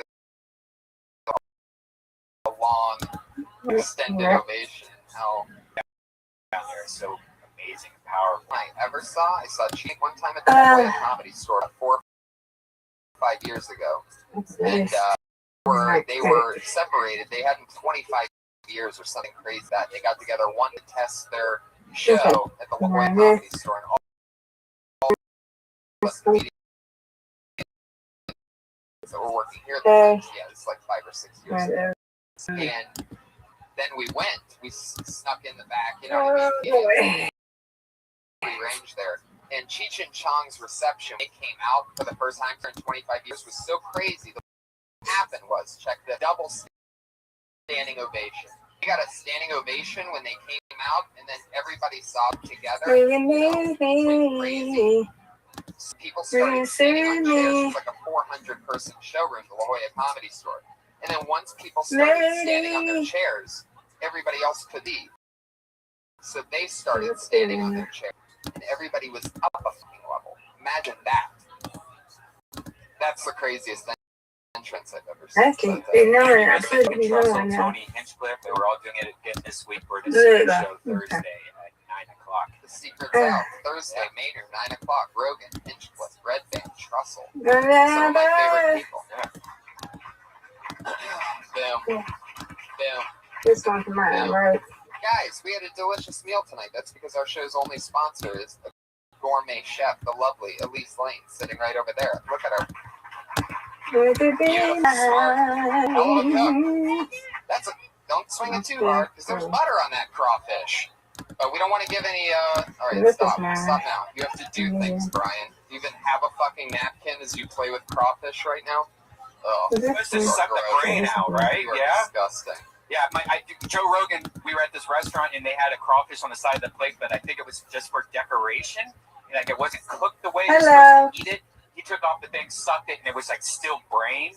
And he's just like, it's just marble. Holy shit. Yeah. Guys, our chef made us something so amazing tonight. And I used to read what she would make for us, but there's such, gourmet meals. Sometimes they have long, crazy words. I can still enunciate them perfectly. But I thought to myself, why not have our runaround producer, Josh Martin, who's always in the weeds and confused and has a full-blown speech impediment, to read the recipes out loud. She made us something delicious tonight. And Josh is going to have to read it. And if he stumbles on any of his words, he's hitting the nuts. Put your hands together for Josh Martin. My friend. Fuck yeah. All right, so now this is the part of the show where, Josh, you have to read the recipe all the way through, exactly what she made for us. And if you stumble over any words, you get hit in the nuts. I still don't know why we do this. I get hit in the nuts every time. But he always likes it. That's the weird part. It sort of always ruins the... He actually does like getting hit in the nuts. All right, don't look at it. I don't know if this crowd's ready for it. Tuesday night, do you think you can handle this? I mean, it's a human being possibly getting hit in the nuts with a plastic doll. I don't know what's better than that. All right, Josh, read that recipe or get hit in the nuts. There we go. So we got shrimp and sweet and spicy shrimp and grits, honey scotch bonnet shrimp, and crayfish with creamy herb grits. I don't know why I say crayfish. Yeah, what is that? Did you just make up an animal? I realized if I say crawfish, I was gonna pause and I was gonna get hit in the nuts. So you knew you would pause on crawfish. Yes. So I'd say crayfish, which is definitely crawfish. That's cheating, kind of. You just said, all right. Actually, no, it says crayfish. It's pronounced crawfish in there. No, that's a crayfish. You accidentally pronounced it right. Right. That's how backwards his impediment is. Is it really crayfish? Yeah. Look at that Y right there. Really? Honey scotch bonnet shrimp and crayfish with creamy herb grits. That's Elise Lane, everybody. She's on Facebook and Instagram at Elise Lane. Or no, she's on Twitter at Elise Lane and Facebook and Instagram at the girl. Yep, I'm good. Is crawfish just pick like it up. the South says it? Pop and soda. Is it two different things or is it the same thing? No, that's your dig. I got the right jacket. Two different regions. Same thing. Fuck yeah. It smells amazing. Hell yeah, guys. Every episode that we've done at Kill Tony, I believe this might be episode 79 or 80. I always lose count. There we go. But we always had a woman keeping us safe. But I got to do that in my white clothes. Patriot costume. Used to be a guy in a $5,000 Iron Man suit that did it for us. For 30-some episodes, he said he got too big for the show. That he would only come back when it's picked up by a giant network instead of the many millions of followers that he got from the show. So That's where Every you episode going. has You showed him how running replaceable he is. We've replaced him with a brand new, different person. All you want me to This do, person photograph? is the only No. person ever to be the Patriot 6 times. This is I'm his close to 6th do it now. time doing it because he is so damn good at it. He's my favorite. He is the one and only autistic patriot, everybody. All right, Josh, now I'm going to go chill out. Oh, yeah. Oh, no, I can do that. You got to do. I love this man. Doing. Now, can I do my burners and stuff with the white cloth? But yeah, the autistic I'll patriot burn it. back again. Oh, I can The only take guy that. that Oh, I'm fills up taking a that suit in. all It's the a way. pink one, yeah. And with the new Okay, speaker box this okay. time Then my around. scar, about my scars. Yeah, Like, I don't know when that you was sound great. Alright. I can tell The you're scar autistic is the still by your white and haircut. tan, whatever. It sticks up above the thing. Do autistic people all have the same barber or something? No, What's the deal dark with color. that? I can. I didn't know we had a specific haircut. The Yeah, I scar? wouldn't think you would know I gotta about that. stop it, yeah. No, I would not. I think it's something. Yeah, I am washing my outside dark the nose. clothes. I also love the fact that your chin Oh, comes okay, that's underneath. what I was Like I can see saying. both Okay. the top and the bottom of your That's head. what my white stuff. Okay. I'll just take my pink one. Josh, what's been happening with you, Let me comedy get wise? my. What have you been up to lately? I did from New York. I'm at my shower cap, mommy. New York, Yeah. and just getting little things here and there. Nothing special. Just working to become a better comic and ultimately a good comic. You turned into such a politician there. I at the may end, need it. noticed. Like you really got stable and gave you a line. I Just love your having style. everything. It's like I'm just Now for packing. the roast battle, you put out a lot of energy. One could say you're what would You you call know. your I title? couldn't do Because you it. get I the ain't crowd finna take pumped that with thing your up there. chant. Just Just hype, man. bring everything here, you know? Honestly, I can't think it past hype, man. Right. Let's see. I wish I could give a better answer than that. I just run around like a maniac going, battle, battle, battle. It's like a This fucking thing He's got a dirty. role on a giant show. This thing Who would have thought it's that easy? is this dirty. I'm getting into the skill world, don't worry. I don't get a big head. I love it. Mm-hmm. Fuck yeah, but this has been going good I too. might, It's wow. alright. I need to work I on it. might put them in order right so. Yeah. You've been eating that. What are you talking about there? Oh, You still eating dessert for breakfast? There no. you go with the white. But I am. You got this one dirty. No. No. It's like the old Ma, this dirty. At this point, No, not actually dirty. I know it's dirty, but you go with the dark clothes You or eat a light? lot of French toast, no. right? Not as much as you think. Yeah. My mom makes some damn good French toast. So.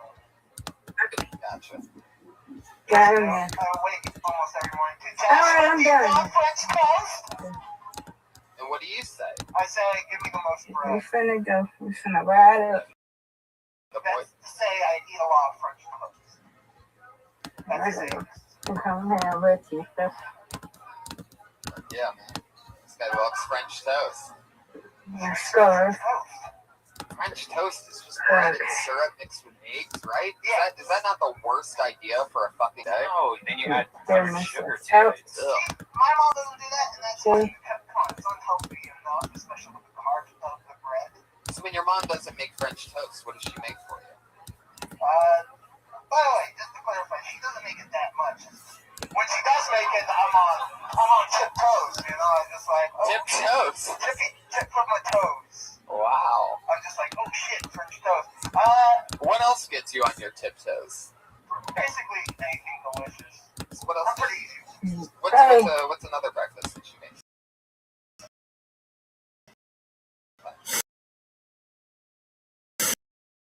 Scrambled eggs or an omelet. That's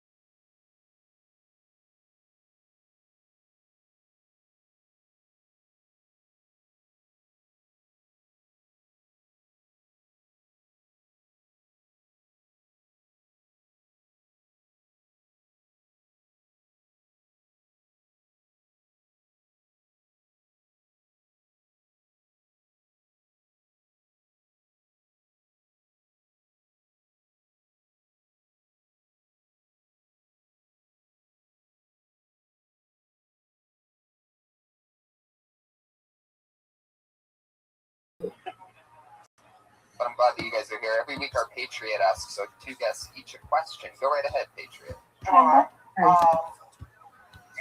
recently become a Patriot at the console on the walls.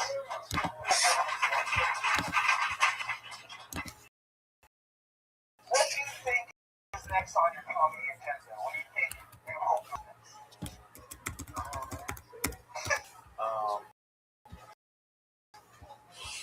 What's that?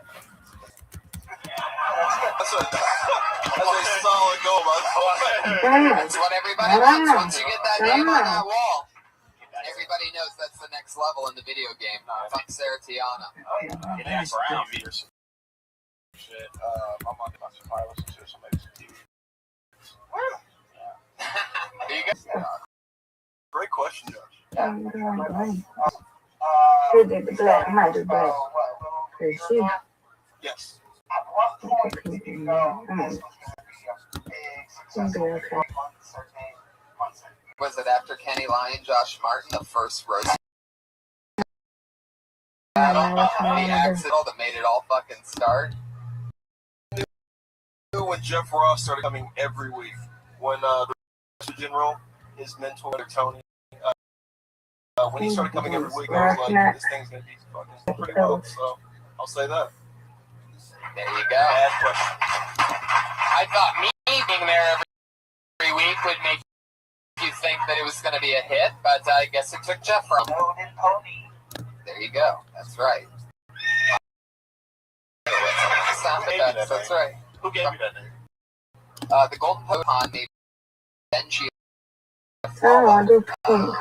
Years ago, I played Risk. These long minutes, and I never played Risk. I have no interest in it. It seems stupid to me. I don't like dice.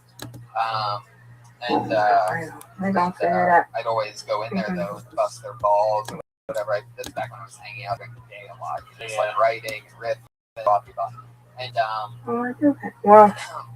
there was a golden I had both of them. I don't know what I did with both There's a of them. golden I had pony one. in Risk for some reason. Like it's not even an I don't know actual what you did with the I other don't one. really know.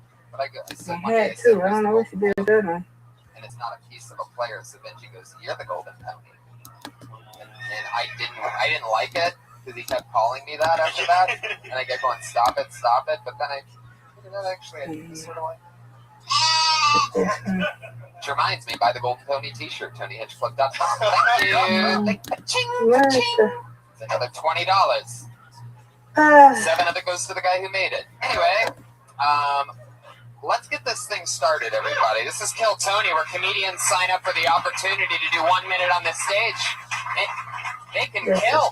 They can bomb. Anything can happen. You only get a minute. It's not really that big of a deal, because afterwards you're on a podcast. You talk to me and my friends about what you did and what you might want to do in the future. Are you guys ready for this? It's a special Tuesday Kill Tony. Comedians, you know that your 60 seconds is up when you hear the meow of a kitty. Aw, come on. That sounds like a little quiet kitty. What's the kitty's actual volume going to sound like? Okay.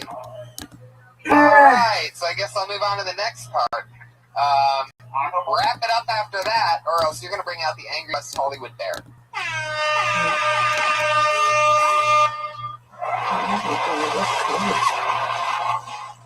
Alright. There we go. That's what that part's pumped to, everybody. Is used to be fun. One could say that we're beating a dead horse. Alright. Go up to that one.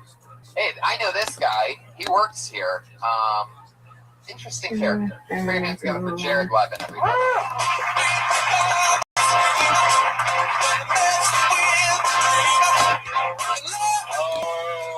Jared Levin just missed his spot, and you know what that means. That means he gets blacklisted. You fucking idiot. You don't want to do that. This bucket is filled with names. Oh, the disrespect. Okay, put your hands together for your first comedian of the night, Candace Yaw. I'm all about that bass, no trouble. About that bass, no trouble. I'm all about that bass. Thank you. That's very nice. How the hell is everybody doing tonight? Oh, Rabbi doing That's what something. I love about the Yes, news. ma'am. I decided I wanted to get into comedy. What you doing for today? It's a comedy. I am going through pictures of Whitney Houston that I'm going to upload, and just working on that. Was to be an actress, and then I got an agent, and she sent me on an audition for a twerk video. I don't know if you guys want to see. I don't have any abs, so I was like, "Bitch, you sent me to fail. How dare you?"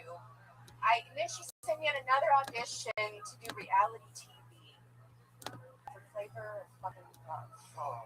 My childhood wasn't that bad to ever want to do shit with Flavor of Love. No offense, I'm not a rap artist, and that was the only thing I would want to do with Flavor. That 80s, 90s, Public Enemy, whatever. But I can't wait till people realize that this fake ass shit is so great once it's sucked down to the bottom. Then people think, oh, I want that flat ass, that real ass.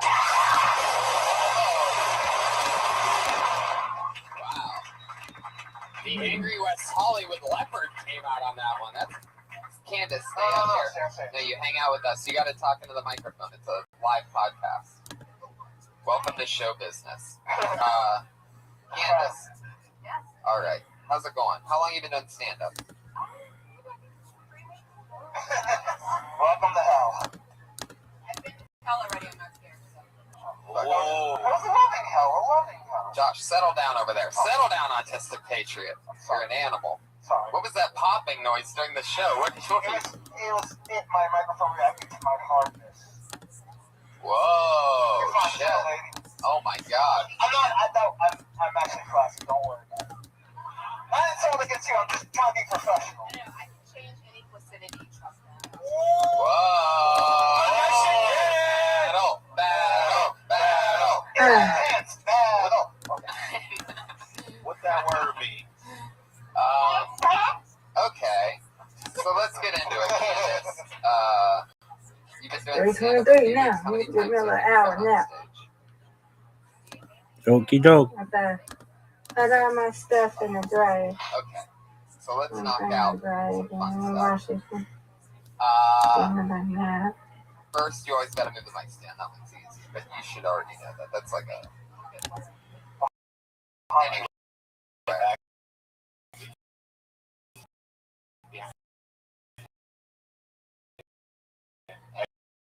Anywhere but there. Nope. Take the mic Just out. move it over. Making my own. Get out of the way.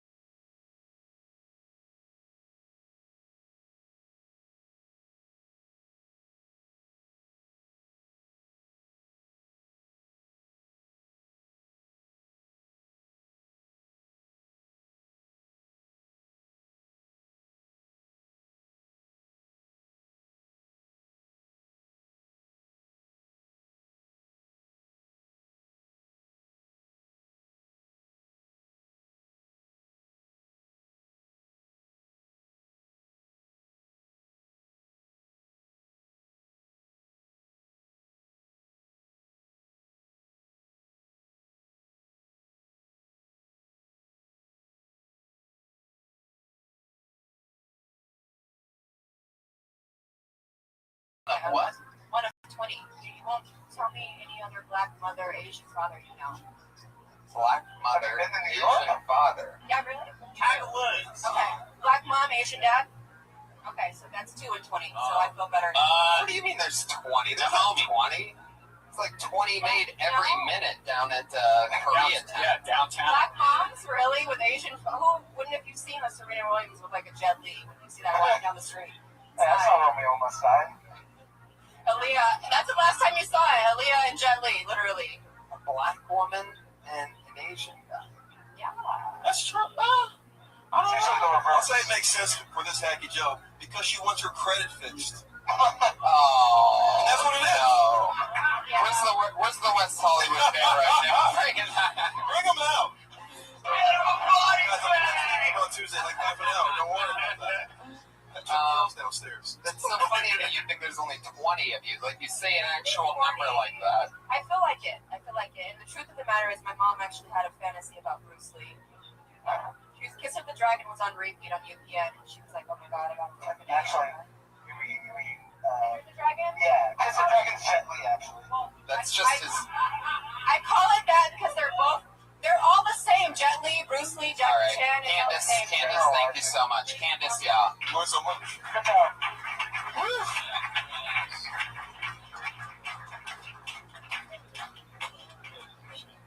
That's an interesting thing, a black mom and an Asian dad. I can really picture that. Sounds man. I've only seen that in porn, dude. I haven't even seen that in porn. Oh, I can direct it. But yeah. Alright. Moving along. Put your hands together for your next comedian, Tyree Spivey.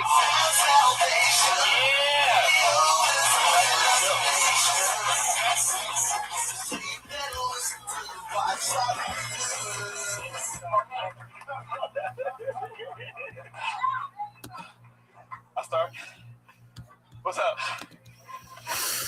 I'm just happy as shit to be here. That's all. Shit, where am I at? Okay. When I was younger, I didn't really know who I wanted to be. You know, had the moment they were finding themselves. I used to be a cholo back in the day. How funny it is when you see a black cholo in the neighborhood. I was the only one making, shit. What's up? My little dreamer, the black meaner, it's nothing,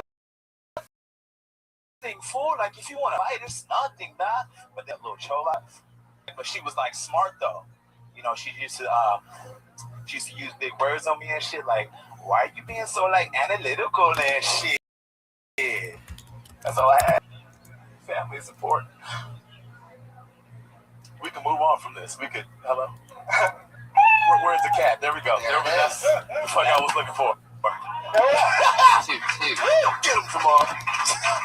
Fuck yeah, man. Tyree Spivey. I like your style.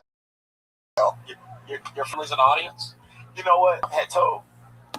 But, just family.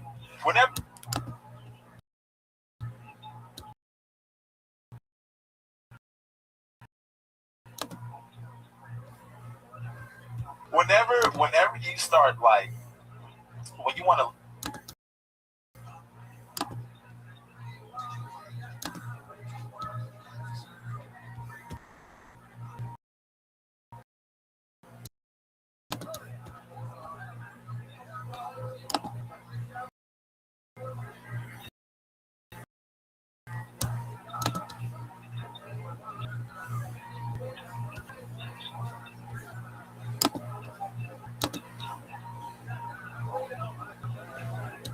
a situation, just always refer to family. Yeah. Like, if you ever want to, okay, like, I'm a barber, right? And cut hair. Josh, just stop moving. Where's Josh Martin at? Is anybody? Wait, I'm sorry, but what? Funniest thing is, Josh, will you help Josh Meyerowitz? I know, but when it happens, you do this thing where you start like wiggling around, like you're being electrocuted or something. Tyree, you're a barber. I just made this happen. Can you fix Meyerowitz's hair real quick while this adjustment's happening? had my hair did. Oh, there you go. Wait for it again. Tyree, where are you cutting hair at? It looks like a big ass kid. I'm sorry. What? This is not untrue. Tyree, stick with the program. Tyree's here. What? I'm here. What's up? Where do you cut hair at? Off of Fairfax. At You're not gonna name the called cross the street? Legends. It's called Legends. Oh, the Legends. Yeah, I've been Could be Fairfax anywhere. and Melrose, I believe. Oh, really? Legends, the barbershop. I know this place. I've never been there, but seen it. Yeah. I'm Legends. What you trying to say? What's you? Is that lying? I don't know how long you've been working at Tyrese, but I remember when I went there, it was fucking a bar. I've been there a year. That's it. Is it a barber? No, it's a barbershop. Oh, what you charge? Like for comedians or people? Come see me if you want to Fairfax. Remember my haircuts was like $10. No, Tyrese, $15 haircuts. It's $25. I've been working. What did the line?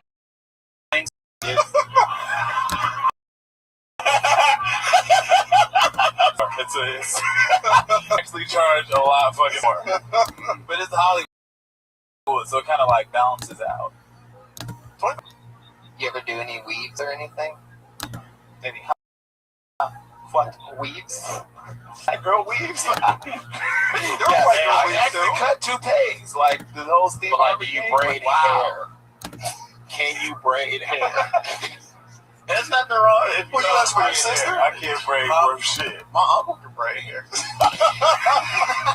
Everybody. I think he could do some mean ass individuals. He could get him? Like, yeah. Has he been to jail though? Is that? They can ask why. Exactly. 10 years, there wasn't nothing else to do. There wasn't nothing else to do with his braid. He picked up a trade. So, but you're not a braid hair, huh? No. My uncle could teach you.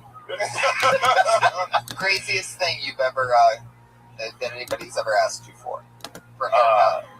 Well, this one dude, he told me to make him look delicious. Was it your uncle?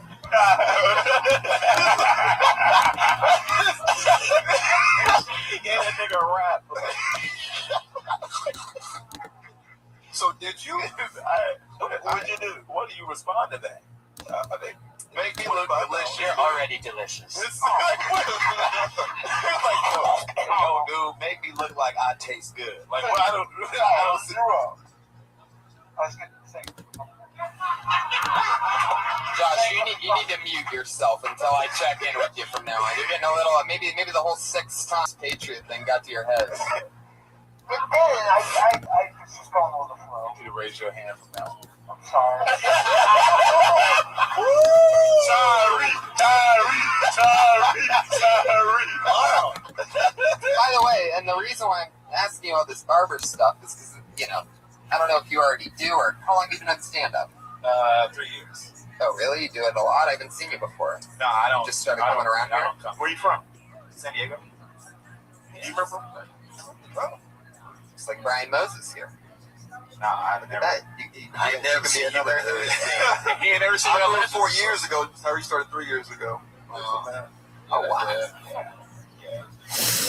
Well, Tyree, all that barbershop stuff's hilarious. And if you don't talk about that guy asking you to make him delicious, then that's craziness. And how did you handle it? What did you think when he actually said it? What's the real answer? What did you say? Do you remember what you said? I don't. It's probably like a fucking. I was stuck. It kind of PTSD after that. It kind of caught me off. You don't even remember how you responded.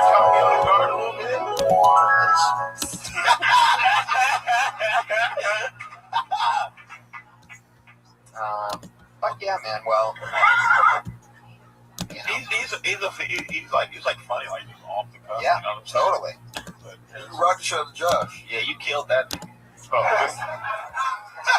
The silencer. Fuck yeah. You didn't raise your hand, motherfucker. I just said I wasn't even really saying anything. Tyree, I love the way your name is spelled. Tyrhee. There's a silent H in there. Daddy issues. I'm working those out. There's a silent out. What? A silent H in it. The H, you don't even pronounce it. Right. Tyree. Yeah, see. Tyrhee. That is a black name. You know that nigga was born in the early 90s. Right? I was the same thing. I was like, hey, how old is your mother when she had you? It was for real. Right. It was, what is that? It was my dad, man. Your dad named you that? Oh, you couldn't spell. Okay. Yeah. He's actually a junior. It's the same way.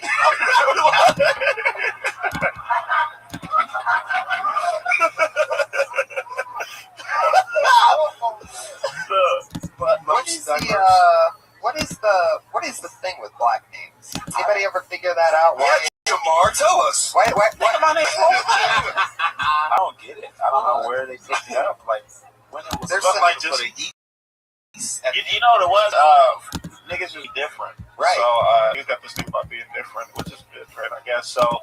So I don't know why they started with names like Monique and shit. Yeah. Could really be smelled. For as much as love the Bible, there are no biblical names in the black community. Shit is insane. There's no Brian Moses. I've never met a black Moses. Yeah. I don't know like the story of Jamar and Tyree. You know what I mean? I know Cain and Abel. My middle name is Rashad. And on the how do you spell Rashad? Oh shit! Look at that. It's R-A-C-H. Silent X. Silent X. And on the next episode of Niggas. Jesus Christ. This is a great cast right now. I feel like I'm on the set of Blackish.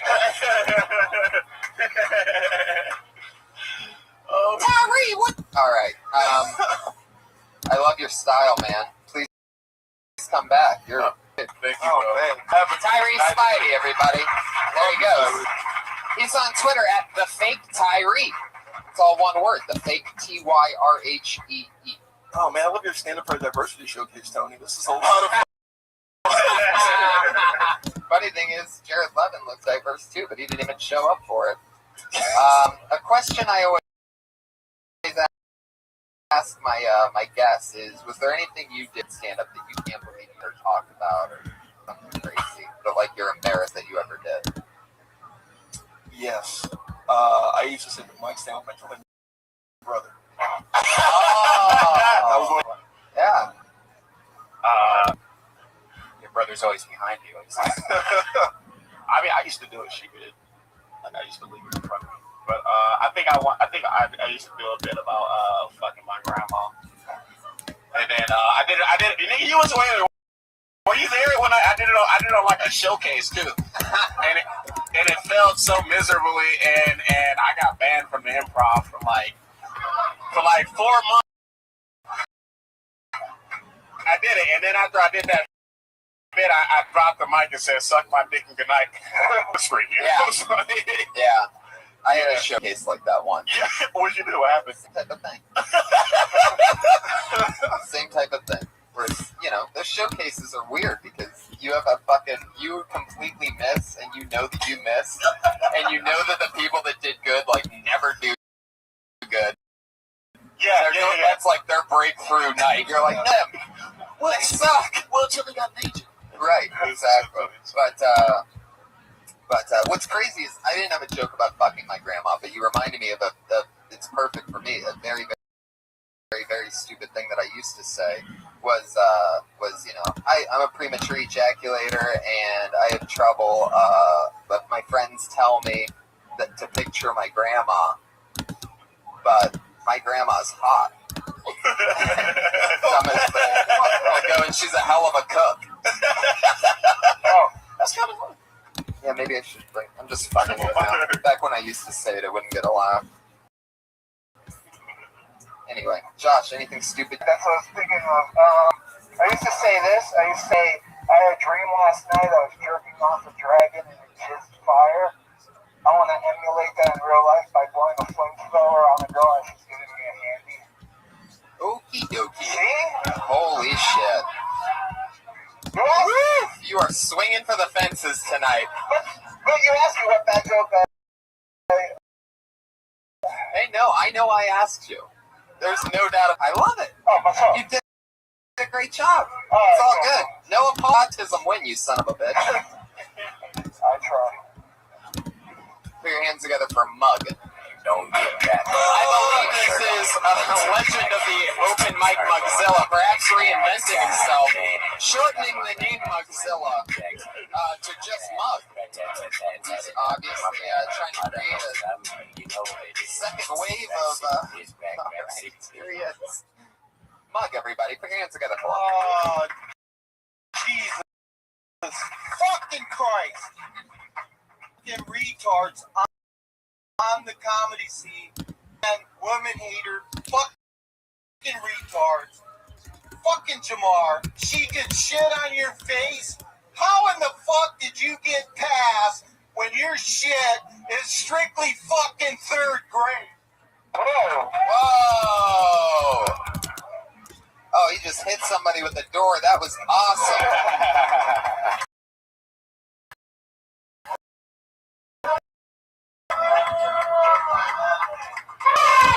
I didn't get past from my comedy, man. I got past of being the realest nigga alive.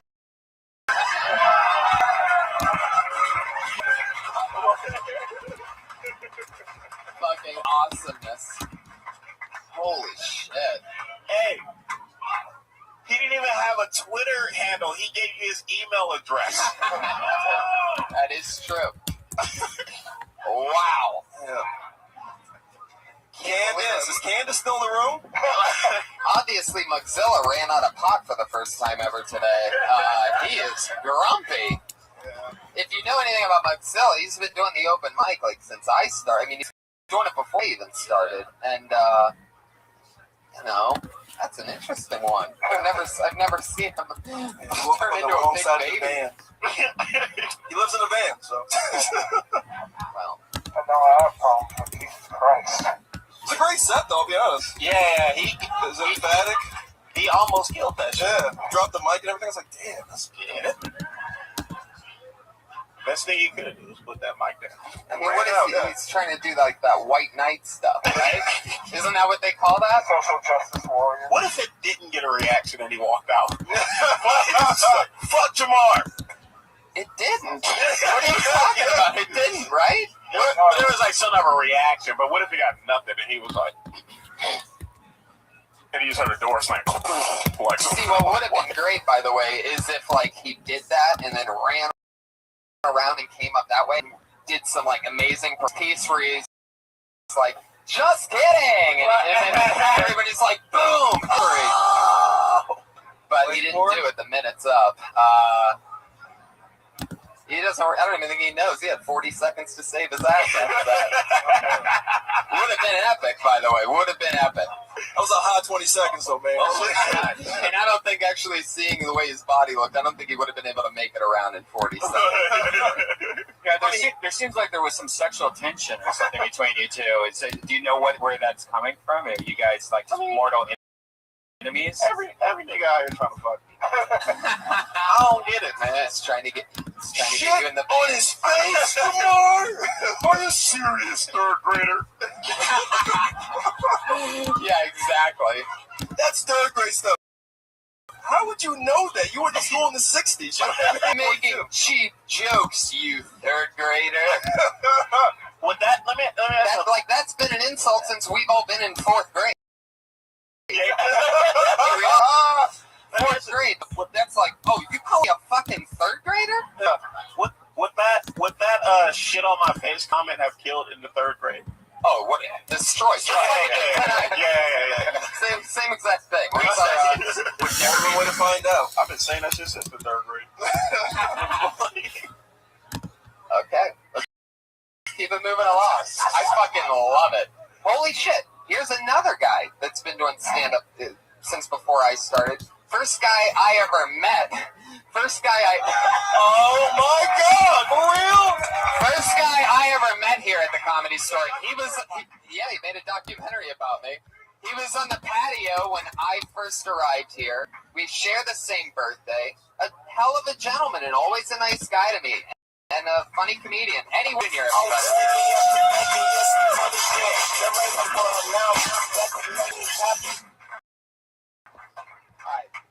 I brought a little instrument piece to rap myself. Can I play it for you?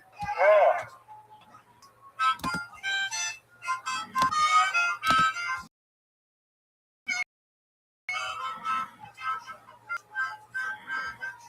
I like tits. And the reason I say that, I'm going through some health issues. Matter of fact, yeah. Trying to get this money together. Quick question. Is it wrong to fall in love in the middle of it? Well, my dentist gave me mine, and I thought it was quite strange. And at one point I told her, you can't put that hand back in my mouth. I really last time I get a Groupon. I quit drugs because I found out real fast that this nose, when I first snorted cocaine, was too big for cocaine. I snorted one line of cocaine that cost me $3,200. I went down. No. Thank you. Fuck yeah. Eddie Whitehead Jr.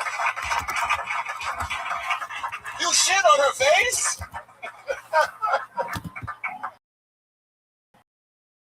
In one of those jokes, you almost convinced me you've been a dentist since I've known you.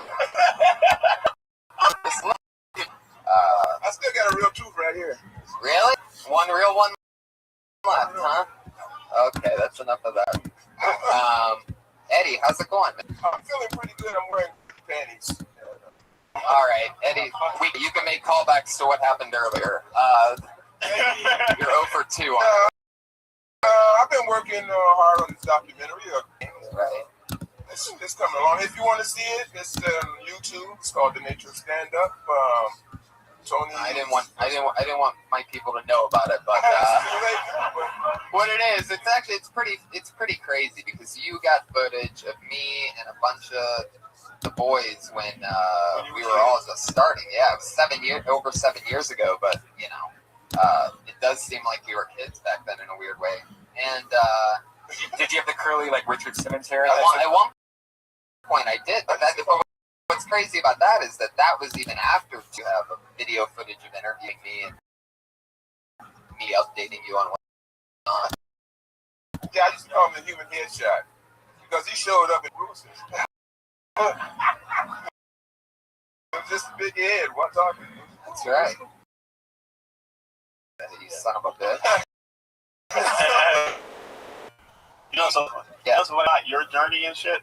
But there's random footage of this nigga in like Russia, like right. I was on a train. To get to that. There's like 10 of the 10 comedians all moving on to better things throughout it, and the rest of it you just keep cutting in your own life.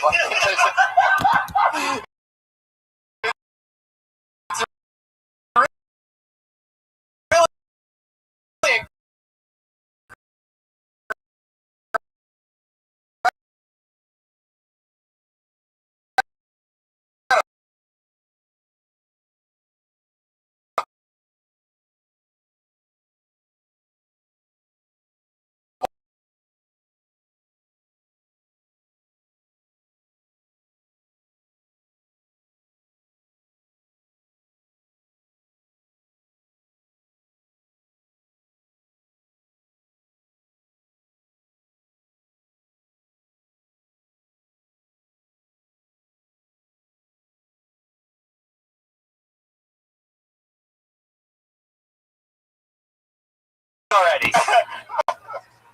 No, you're still moving on. You're not really having any health issues, right? No. That's crazy. Even though you sex though, if anybody even though you look like Samuel L. Jackson. Hell yeah. Samuel L. Jackson. Yeah. The writer. That's right.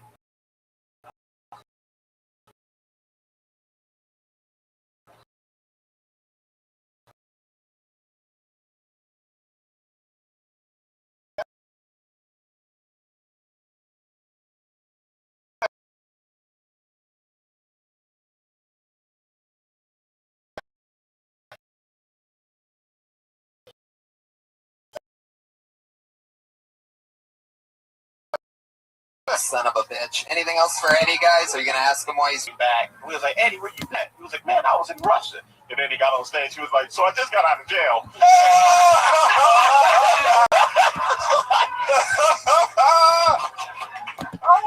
Yeah, my butt does still hurt from that. Yeah, okay. Oh, man. I love it. Big night for you. You got on stage. Your son Tyree did a really good job. Eddie, I love you. Thank you so much. Eddie,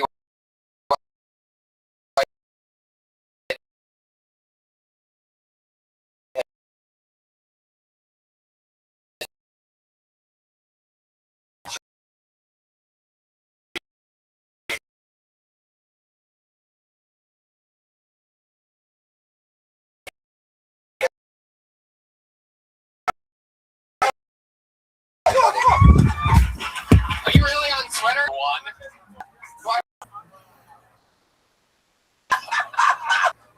Thank you.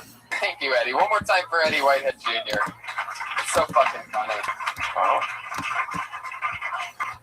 This is fun. Edward 1 has 2 tweets, and it says, sleeping in front of my desk 2,795 days ago. And then shower time. Yeah. That's it. So we definitely know it wasn't Eddie Whitehead Jr. Because shower time is not on the... I wonder what Eddie Whitehead Sr. thinks about his son's success. Oh, shit, that's crazy. Yeah, first person I met in comedy was Eddie. I showed up like 3 or 4 hours early to a Sunday open mic here, and I had been waiting like a few weeks to really perform for the 3 minutes, you know what I mean? So I showed up early, I was excited. The only person sitting on the patio was Eddie Whitehead Jr. I was there because I was super excited. He was there because he was homeless. And, but we immediately made friends, and we're proud of you, Eddie. Put your hands together for your next comedian, Marty Works.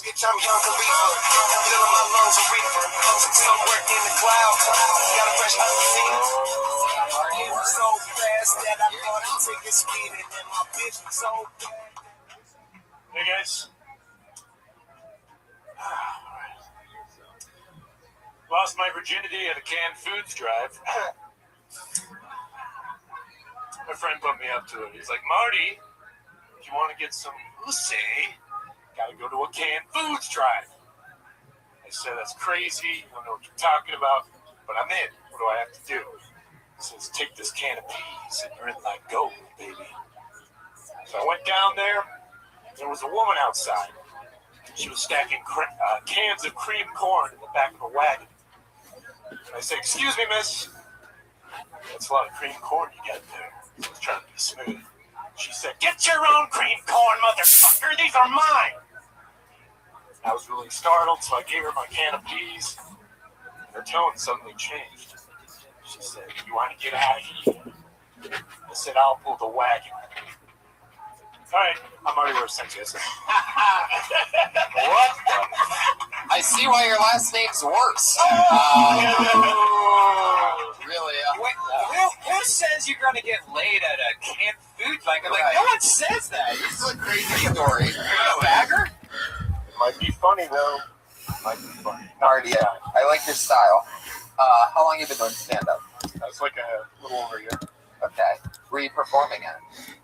I mean, just Hollywood area. Pavilions, Albertsons, Ralph's. Canned Foods Drive. Echoes, improv, just all over. Right. So, okay. So none of that really happened, right? No. What? So if you're writing, how much material would you say that you have? I mean, altogether? Good polished material, maybe 10, 15 at most. Then by the face you're making when you say 10, 15, I'm guessing that it's probably like 7, right? Like a good 7, I'm talking good 7. Unless you just farted. And if that minute's one of the 7 that you're counting, then maybe it's 4. See, Tony, I don't even understand why you even said did that even happen? Because that's the problem I had with that whole thing. That whole story was so unbelievable. Right. Because no one's going to say, dude, if you want to get laid, get some corn and go down to a canned food. Like that makes no sense at all. So out of the 7 or 10 or whatever that you have, or 3, how much of it's like you're just going for you're using all your imagination? Because if you're not talking about real stuff, that means that how much of it? 50%, 100%? Well, I mean, nothing. What do you talk about that's real to you? No, it's all been absurd. I'm still kind of feeling it out. I'm not doing anything personal yet. Right. Honestly. Right. Yeah. Right. I just want to feel it out. it doesn't need to be personal. It just needs to be realistic. You know, because as a comic book, something like that, like you're reading or looking at photos, like, oh, dude, this is hilarious. Archie's going to the canned food drive to get laid. But when you're actually saying it, none of us is like believing that you're doing it, so it puts us up to being like, so let's figure it out. Where do you work? Where do I work? Yeah. I just quit my job. What did you do? Box office. Box office. Yeah, Geffen Playhouse in Westwood. Oh, yeah, Okay. That's a big one. Laney, you go there, right? Geffen Playhouse. There you go. Right. Yeah, I sell subscriptions. Dude, that voice.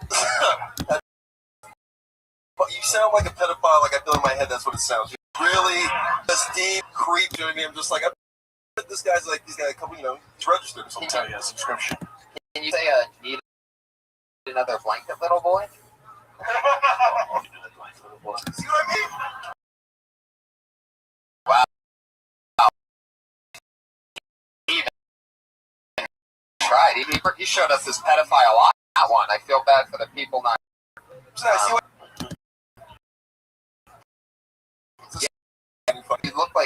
You sort of look like a pizza. Did you order pizza, little boy? Like instead of having like one of those things. Is that a baby? Oh goodness, one of your victims is calling in right now. Oh jeez. Oh, what did you do? Okay. So Marty, so what made you quit? I wanted to go after this full time because I never wanted to do comedy. How long did you quit? How long? Yeah. How long ago? How long ago did you quit? How long? 2 months ago. 2 months ago. It's been over 30 days. You didn't keep your receipts. You can't get your job back. Oh, come on, Brian. Okay. That's a rule of comedy. Guys, don't quit your fucking day job, alright? Yeah. It takes years. I mean, there's so many people that have moved to LA, like, I'm going to do comedy. And it's like, what do you do for, like, during the day? No, I'm just doing comedy. Like, no, you're not. You're homeless. You're homeless. yeah, that's what that means. It's fucking crazy, you guys. How many gigs a week do you think you're doing? Anywhere from 4 to 7. Are any of these paying you? No. Exactly, guys, don't quit your fucking jobs!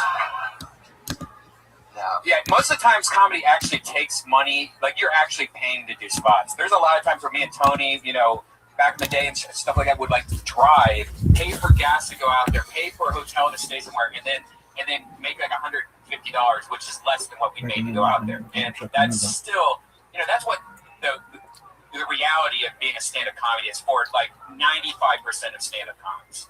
Like the amount of people that actually survive and live off comedy is very, very small. Like you could probably write down all on a piece of paper. Like that's how many.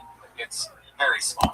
This isn't the 80s and fucking the 90s anymore, you guys. Like literally, the way you make money in stand-up now, you create a show like Tony, you're a writer like Tony. You create things like Brian with the Death Squad Network. You're just a fucking incredible character like Jamar. You know what I mean? Like that's how you make money in stand-up. Stand-up you do it for the love. You're not doing it for fucking a paycheck because there's no money in you guys unless you have a fucking credit. So please take some acting classes. Go to take some writing classes. Don't be Marty. Yeah, I love Marty. How old are you, Marty? I think it's gonna be great, Marty. I think it's gonna be great. Marty, you're doing a great I'm job. gonna keep that to myself. I don't want to. Where are you from? I was born in New Jersey. How long you been in LA? Like 14 years. Wow. Holy shit. How much of that time was spent in the box office? 6. Wow. Well, go for it, man. Keep doing it. Go get him, Marty. You know, where do you write? Do you write a lot? Yeah. What are you thinking when you're writing? Did that make you laugh with the whole can of peas and the green corn? Like, you're painting all this picture. Like, how does one sit down and write that premise? And I'm a wild motherfucker, but I'm about to like, but canned corn, I don't even know if I can make that shit work. I mean, I know I gotta fail hard, and that's the only way to learn, so. I would recommend your harsh workplace. About an ant fucking a woman. I did. Like the bug? Yeah, like the bug fucking a woman for on a porno, and it was called an ant keeping them out. Nobody ever laughed at that shit, so I stopped doing it. It's so bad. So now you can take that bit, Marty, and just open up with it and try to follow the wave after that. I would really recommend just finding what's funny in your life, like be real as possible. Like, talk about working at the box office. Talk about fucking everything that you're going through. Talk about the idea of trying to find a new job and like putting like applications in places. It's way more funnier than like some make believe stuff that none of us are going to buy. You know? Yeah. Vulnerability sells. And don't give people too much information about stuff that they don't even need. Like, if it doesn't have to do with peas and green corn, then who gives a fuck? Right. It's not even about that. Are you good on Twitter? Good on Twitter. Your Twitter handle is the worst tweet. That's right. WURST, like the bratwurst. Bratwurst. Do you like bratwurst? All right. Go back to the pedophile thing. Autistic Patriot, what do you think about Marty Wurst? I would say his Twitter handle is very apropos. But yeah. Thanks, Patriot. I think I can only say what Brian said, and that's be real. But people want naturally hear from you, not emotion. Marty, I love your style. You always look like you're about to cry, and I'm really glad you didn't here tonight. That would have been weird. Thanks, guys. I appreciate it. I noticed when you first came up that you looked like you were about to cry. So had I not noticed it, I'd be very concerned right now. Because if you cried tonight, that would have been creepier than Mugzilla's walking off thing that he did. Marty Wurst, everybody. There he goes. He's on Twitter at the worst tweet. WURST. That's all one word. See you, Marty's. Isn't it crazy how this show goes? I almost forgot about that Mugzilla thing. This ship just changes direction. Where do you think he's at? I cannot believe he did that, by the way. If you knew Mugzilla, you'd be so surprised. He's normally just stoned in the gills and acid. He's like that all the time. Really? Yeah, there's a couple of mics I've been to where he does that. He'll just shit on the whole show and then storm out. And he go back to his van. What the fuck? That he lives in. The drama with that guy. Mugzilla. You don't need that. Where do you think he's at now? On the patio.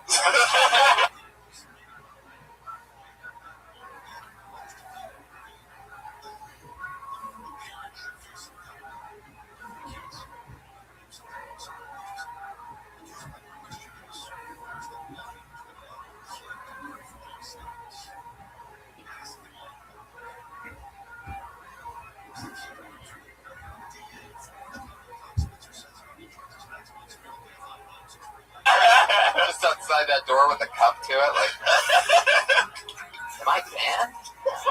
Did I get blacklisted?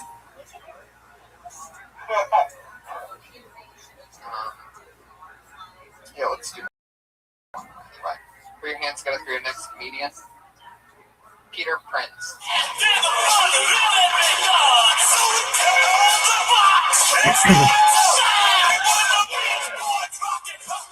Good to see you guys. I've known these guys for a long time, actually. How you guys doing? Do you guys like sports? Oh.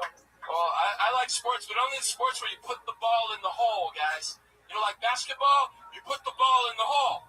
Or golf, you put the ball in the hole. Of course, it's a small, tight hole because it's played by rich people, and rich holes are small and tight because they can afford vaginal rejuvenation. Or soccer, right? Soccer, put the ball in the hole. Of course, it's a wide, gaping hole because millions of people the world over love soccer, guys. They love to put the ball in that hole. They have riots in South America over that hole, guys. Speaking of vagina, vagina's about the size of a business card, but it's way more powerful at opening Am I right, ladies? You can show someone your business card. You can show someone your vagina. Waiting for the cat, guys. Waiting for pussy, the vagina. Where's the pussy? There you go. It's a minute. There we go. Thank you, guys. How's it going? What's up? At Comedy Store. How fun was it watching this guy's face that he was staring at the whole time? This poor guy was just like, stop staring at me. He didn't want to put the ball in the hole. You're really going with this ball in the hole thing. It was like if you were running for office, this would be your campaign, huh? Yeah, precisely. Put the ball in the hole. Peter Prinz, 2015. Okay. It's good to see you, Tony. Good to see you, Peter. See you, Jamar. This is another guy who we all started with him. Yeah. We used to wait in lines together for hours. Me, you, Mugzilla, Eddie Whitehead Jr., Jamar, Brian at times. I stood in line with Jamar Neighbors for Last Comic Standing. He was right next to me for 22 hours back in 2007 for Last Comic Standing. 22. Come on, man. 22 hours. Come on, man. It's about you. Do you have a joke where you talk about looking like Meg Ryan with Down syndrome? You should. Oh yeah. Thank you, Tony. Do you have one about how you look like gay He-Man? No. Okay. Yeah. I like that. Yeah, you should add that one in the mix too. I feel like you're roast battling me right now. Do you have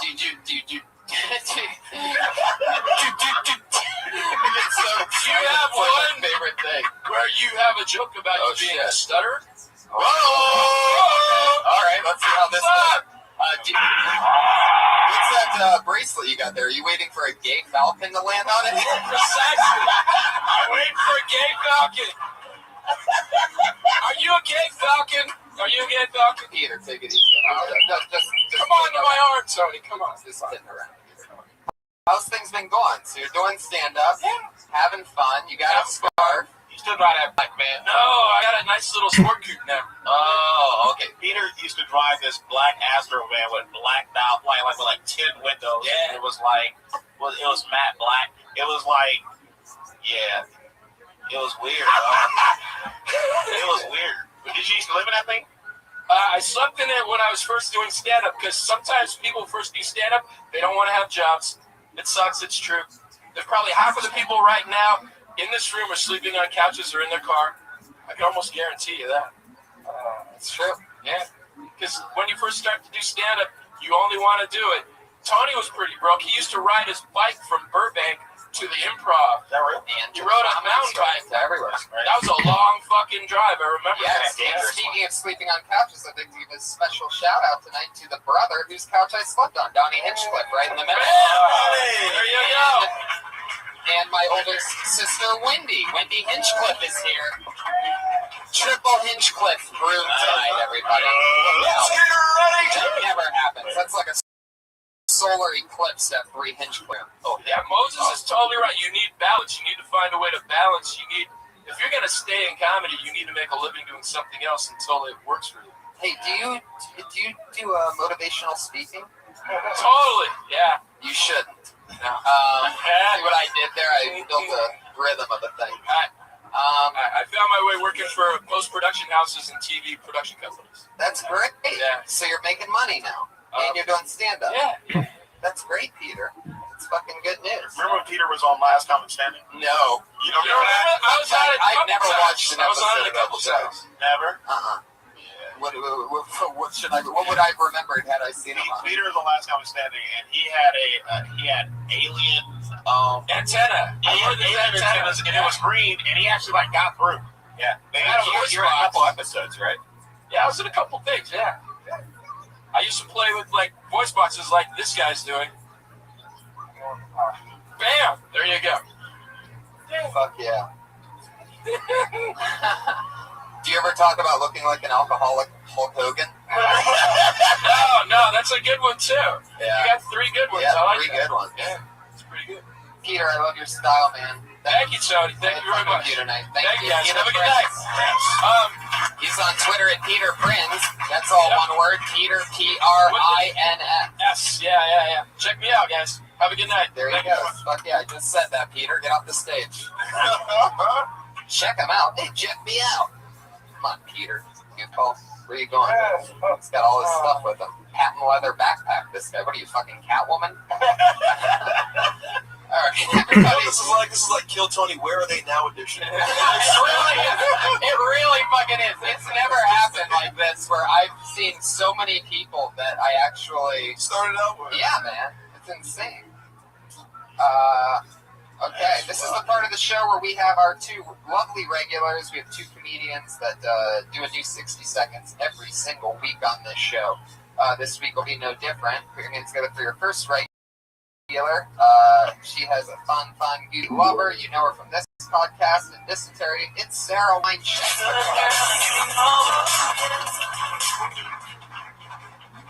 What's up? I know a few weeks I was upset in regards to people who ask for their Tupperware back. Today I come at you from a new direction. I feel like I understand them. I feel like the bitches that are upset that their Tupperware has not been given back to them have not mastered saran wrap. Saran wrap? It's not easy to tear a sheet of that plastic from that spiral. It's not easy. Only moms can do it. They're just like, it's like a badge of honor. It's like, yeah, no problem, got it, done. When you get a pack of saran wrap and you take that shit home, imagine never seeing saran wrap before. You get that shit, you take it home, you open it up, there's just like these metal teeth, like a huge jaw. And you're like, that seems unnecessary for such a thin piece of plastic until you try it. And the more you try, you realize that this thin piece of plastic is durable as fuck. Alright. Anything else? Is that it? You have anything else? I wanted to say, I wanted to talk about how it's like the jaws of piranha, but like silver for thin film. Well, we definitely want to figure out a way to wrap up your saran wrap bit. I know. It would not be good if it just. All right. Just lingered. I love the fucking premise. I mean, you're all over it. I just haven't Right. cracked that. Yeah. You know, the thing that hit me in the first few seconds of you being up tonight, even though you have the same type of tone throughout other sets, which, you know, I've heard her talk about every kitchen condiment and like little things and like all this stuff, you know, things you barely notice, like fucking shower curtain hooks and shit. And you do a great job at always finding out what's funny about that. But I think what's important is to make like human connections with it. Like when you said that only moms can do it, even though the rest of the room didn't laugh, I did, which means it's hilarious. And that they were just daydreaming for the moment, because that's where the gold is, you know what I mean?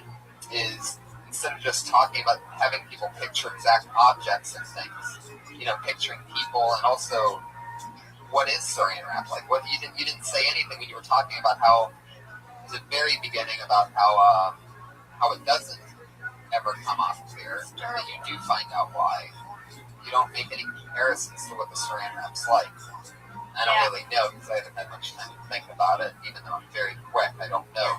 It's that broad of a premise, like it getting stuck together. It's like trying to wash peanut butter off your fingers. Yeah. It kind of like sticks on you like Spider-Man. It's very durable though. By the way, Shank, there's someone in the comments like you and Sarah Silverman, best friend. But to your credit about the durability of saran wrap, I'll tell you guys a story. My old drug dealer, back when you had to like buy weed in California back in like the mid-2000s, he used to use saran wrap as prophylactics, as condoms. Exactly. Yeah. So it's very durable. Ugh. Does it work? It'll keep semen out of your vagina. Yeah, use a hair tie, like you tell them to take their hair tie off, then you just use it.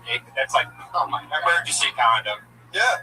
So there you go, guys. It's very durable. Yeah. If you love making babies, try the new saran wrap condom that is open on one side. He told me, you tie the flap around, but then he started using like sandwich bags. It's a whole thing. Yeah, but sandwich bags? Yeah, because like you'd be like, hey, yes. He's like, give me those sandwich bags. All you do is wrap up like an egg. He's like, no. Shireen's coming over tonight, and I got no bag of Shireen. Yeah. That is so fucking funny. My drug dealer was black, so yeah. I just really wanted to use saran wrap, and I still might be able to bridge aluminum foil and Tupperware together. Or maybe I feel like that's the missing piece. Oh, yeah. So I was very excited. Maybe it needs a little more work. Don't forget that old the wax paper. You know, like that old broad. I was thinking about that wax paper. Yeah. No, I don't know. Crayon scramble. I think it's for baking. Parchment, that's something else. It's not for condoms, tell you that. It's not Cookies. What do you use saran wrap for? Nothing. Come on. I have to take You don't own scissors it? to saran wrap because I don't have the motor skills to get it out the regular way. It's so fucking hard to tear, and like you tear it early, and then by the time you finish it, the shit's all balled up and shit. You know, you gotta tear it. Yeah, but moms are just Right. Moms do it like some kind of like what's that sport with the stick and like the flag thing? baton. Yeah, whatever the I fuck don't know. that is. Fucking Baton tear it, throwing? no fucking like the way that. You know what? I mean, it's rhythm and Yankee. You know what we'll give her? What is rhythm? You know what we'll give her credit for is trying to make little shit like that funny. Yeah, it's very hard. Fuck, like. Brian Regan does that. Talk about Yeah. you know, A bobby pin. I'm up there like, what the fuck? Talk about these bitches. I was making a parody video of Dexter because he uses saran wrap to wrap his body, so, you know, and you couldn't say something about how that's impossible because I tried to do it, wrapping a person's body up with saran wrap in it. It was impossible because it just would stick to his shirt, and then it wouldn't. I guess there was no way that Dexter could have wrapped all his body. So. Yeah. Also, it's like dental a team. I was thinking dental dam, but I was like, that's not for me. I think saran wrap is more for sex. I don't even think it's for like wrapping sandwiches. But dental dams, that's like when you give someone oral sex and you're like, oh, right? Yeah, but Dental flare dam? up, you should probably fucking. Oh my god, that's what that is? Dental That's dam? what you did for them, I've yeah. always wondered that. Yeah. I just Dental like the dam is name. one of those things that I've always heard, and I was like, I don't know what that is. I'm going to sort of keep it that way. That's really what it is? Yeah, that's what it is. Because I learned about a dental dam. It was a bold word in sex ed or Catholic school. Dental dam was a bold word. Yeah, Girl I just don't, said she doesn't know what that is. I don't know about that because I don't hang out with people with cold sores. Oh, I live in Hollywood. All you motherfuckers have, it seems like. Sorry, crowd. One in four of you do, so fucking look at each other right now. Putting balls in holes. Oh, you did a Like that callback callback? I just felt like it was like the right time, but maybe not. It worked better for you than it did for Peter. That's the crazy part. All right, Sarah. Well, yeah. Thank great you. job. There she goes, Sarah Weinstein. She's on Twitter at Princess Shank. Always a brand new 60 seconds. Can you imagine that? New 60 seconds every week out to the world. Oh, man. Yeah. Angela Bowers did it. Fuck. Your final comedian tonight, the other regular, Florida dropout. Always funny. Always a new 60 seconds. It's Kimberly Congdon, everybody. Here she is.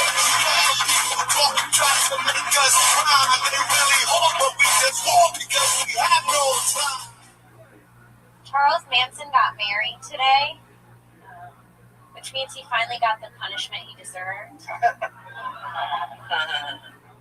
I've been under a lot of pressure lately, and that's because my new guy is really heavy.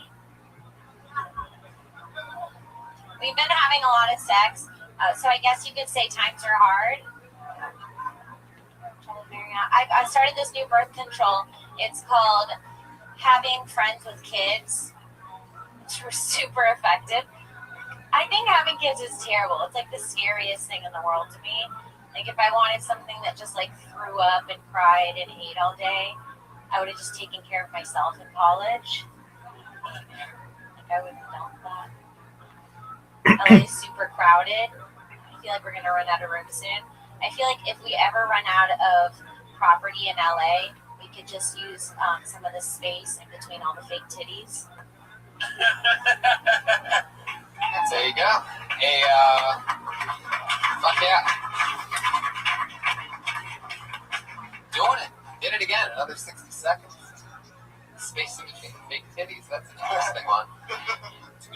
They have no less space. I love the Manson joke. It's a great topical joke. And The two boyfriend ones almost were borderline Jay Leno, like, I've been under a lot of pressure. You know? and I also didn't even get the hard times one. Like you left the pot laugh and a couple people laugh, but I think they just You're supposed to laugh. What the hard times? We've been having a lot of sex lately, so you can say times are hard. Right, because he has a boner. Yeah. Is that right? Yeah. Okay. Oh, Jay Little's here. Jay, is there any truth to the fact that there's rumors circulating, Jay, we have him on speakerphone, that you have been writing jokes for Kimberly Congdon? They write themselves. You are certainly right, Jay, they do.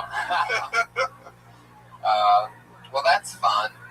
I love the Manson joke, and the space between the titties. What else is going on? How's life? What's Life's happening? really good. Just hanging out. I rushed here. My hair's still wet.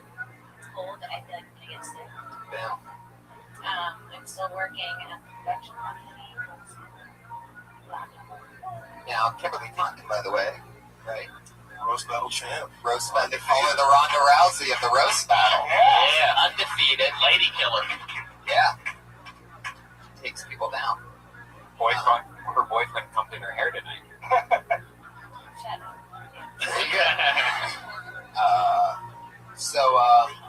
But yeah, you have another battle scheduled yet? She might. I maybe next.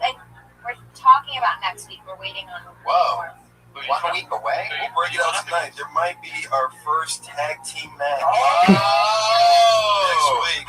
We're waiting. It all lies on her tag team partner. She says yes. So holy shit.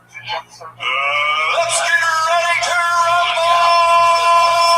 The only reason we're trying this is because we really want to see you against Jeff Davis, Ryan O'Neal, you and Benji and Follow. I think that's what everybody in the comedy community wants to see. Yeah, and when Benji and I are done being super duper successful right now, we are going to make time for that in our schedule in the next couple months.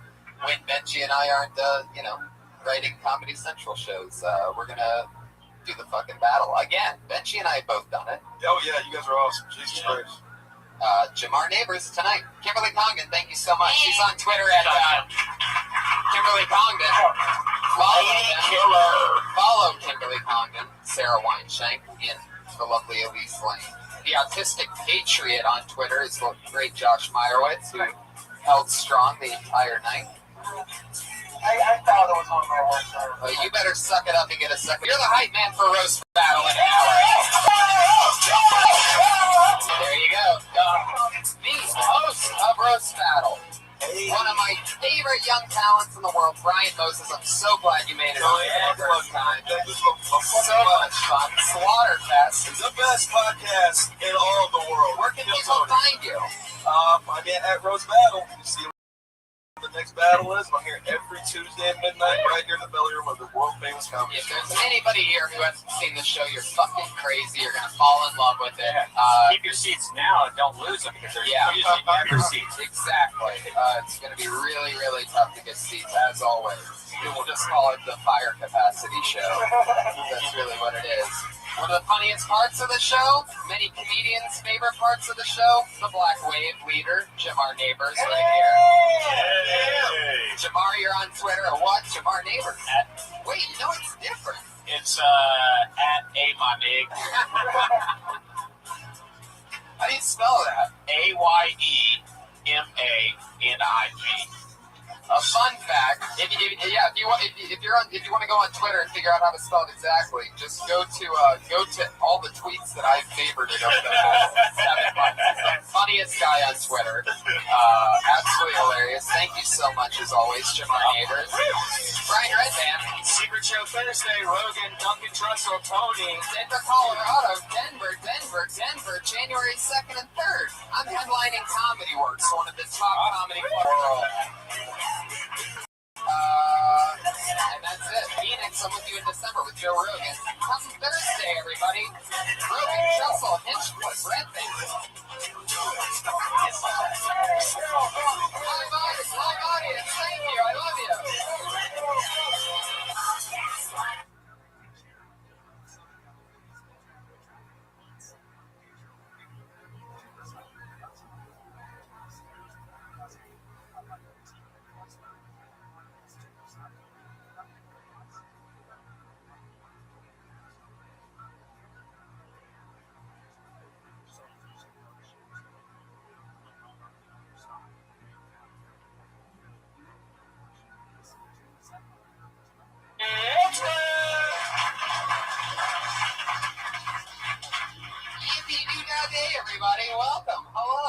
everybody doing? Happy Monday night to you.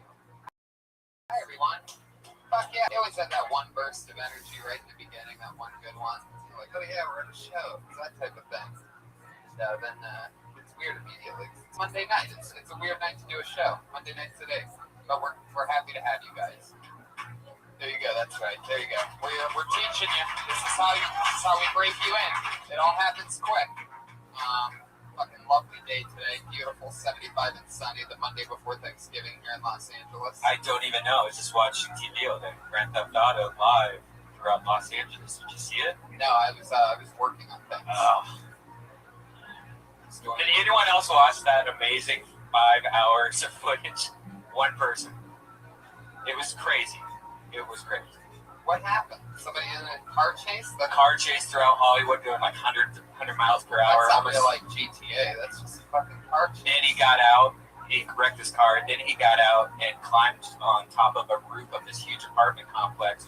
With a rifle? No, with a nothing. grenade launcher. With nothing. So it's not like GTA. Well, and then he built himself a little hut using bricks that were on top of the. Then he took a bath. Yeah, then he opened up some water main. All right. I swear to God, he did. Took a bath. With helicopters watching him? Yeah. And then he sat there for a long time and just walked around. It was amazing, and it ended horribly. Live entertainment is really the best. Anything can happen in a situation like that. And we watch because we think anything can happen. But it really always ends pretty boring. Yeah, it's pretty boring. More people probably watch that than Birdman. That's a damn shame, because that movie was amazing. 2 people saw it, see? 4, 5, 6. Birdman. So it's good to be back, and life is good. Yeah, let's talk about what do we do this weekend? Well, we opened up for Joe Rogan, Oh yeah, the Ontario Improv. Yeah, the Ontario Improv thing. That was great. Yeah. Played a lot of video games. Live audience, what'd you guys do this weekend? One. You 2 people right there. From where? Fuck yeah, New Zealand in the middle of the fucking room. Look at that. I love it. Give New Zealand a good hearty Monday welcome. New Zealand, you gotta make them laugh. If you don't make them laugh, throw a boomerang at you. They don't give a shit. They'll sacrifice their one boomerang. Is there an old Zealand, or is that just not? That means something different. It's always a good one. Guys, we have a musical guest tonight. I love sharing my funny friends with you guys, and this guy is really fucking cool. I saw him play here a few times. I love his album. It's Pat Reagan Smells Like Shit. You should get it immediately. I've been listening to it the last 4 days. It's all I've been listening to. I'm obsessed with the stylings. My friend and now yours, Pat Reagan, everybody. Here he is.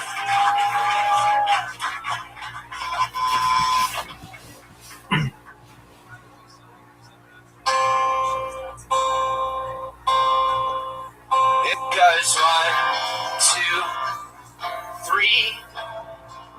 Then we jump in the water. It's just you and me, and these oceans of blue that surround us. This blue that surrounds us now. I'm a baby boy. You're my best friend Greg's dad. You, me, and Greg went on a jet ski group tour. You and I ditched the tour so we could be alone. Now you're the king of my body, and I am the god of the ocean. I hope Greg said that we totally ditched his fat ass, his tubby ass. But I'm tired of playing these crazy games with your emotions. You are an angel. I fucking love you.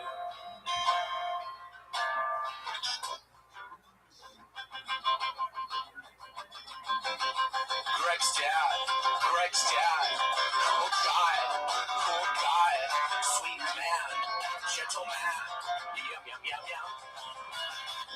Soft hair, kind eyes, sweaty back, thick thighs, great lips, fat hips, fucking angel. We make love in the air. Oh, we make love in, we make love. Oh, we make love in the open water. And you start to hum a Peter Gabriel song. But we're interrupted by the U.S. Coast Guard, who informs us things wrong. Greg is dead.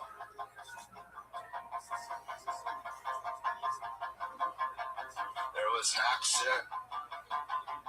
Oh my God. And the Coast Guard asked us if we could identify the body. I say that's definitely Greg, you can tell by his fat ass, his tubby ass. But I'm tired of playing these crazy games with your emotion. You're an angel.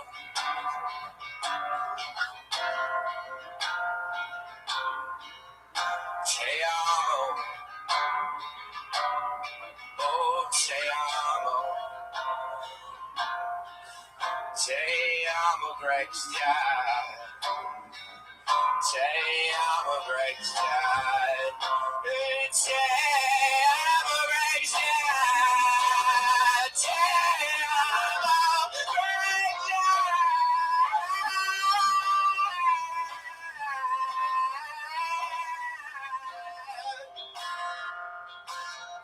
I fucking love you.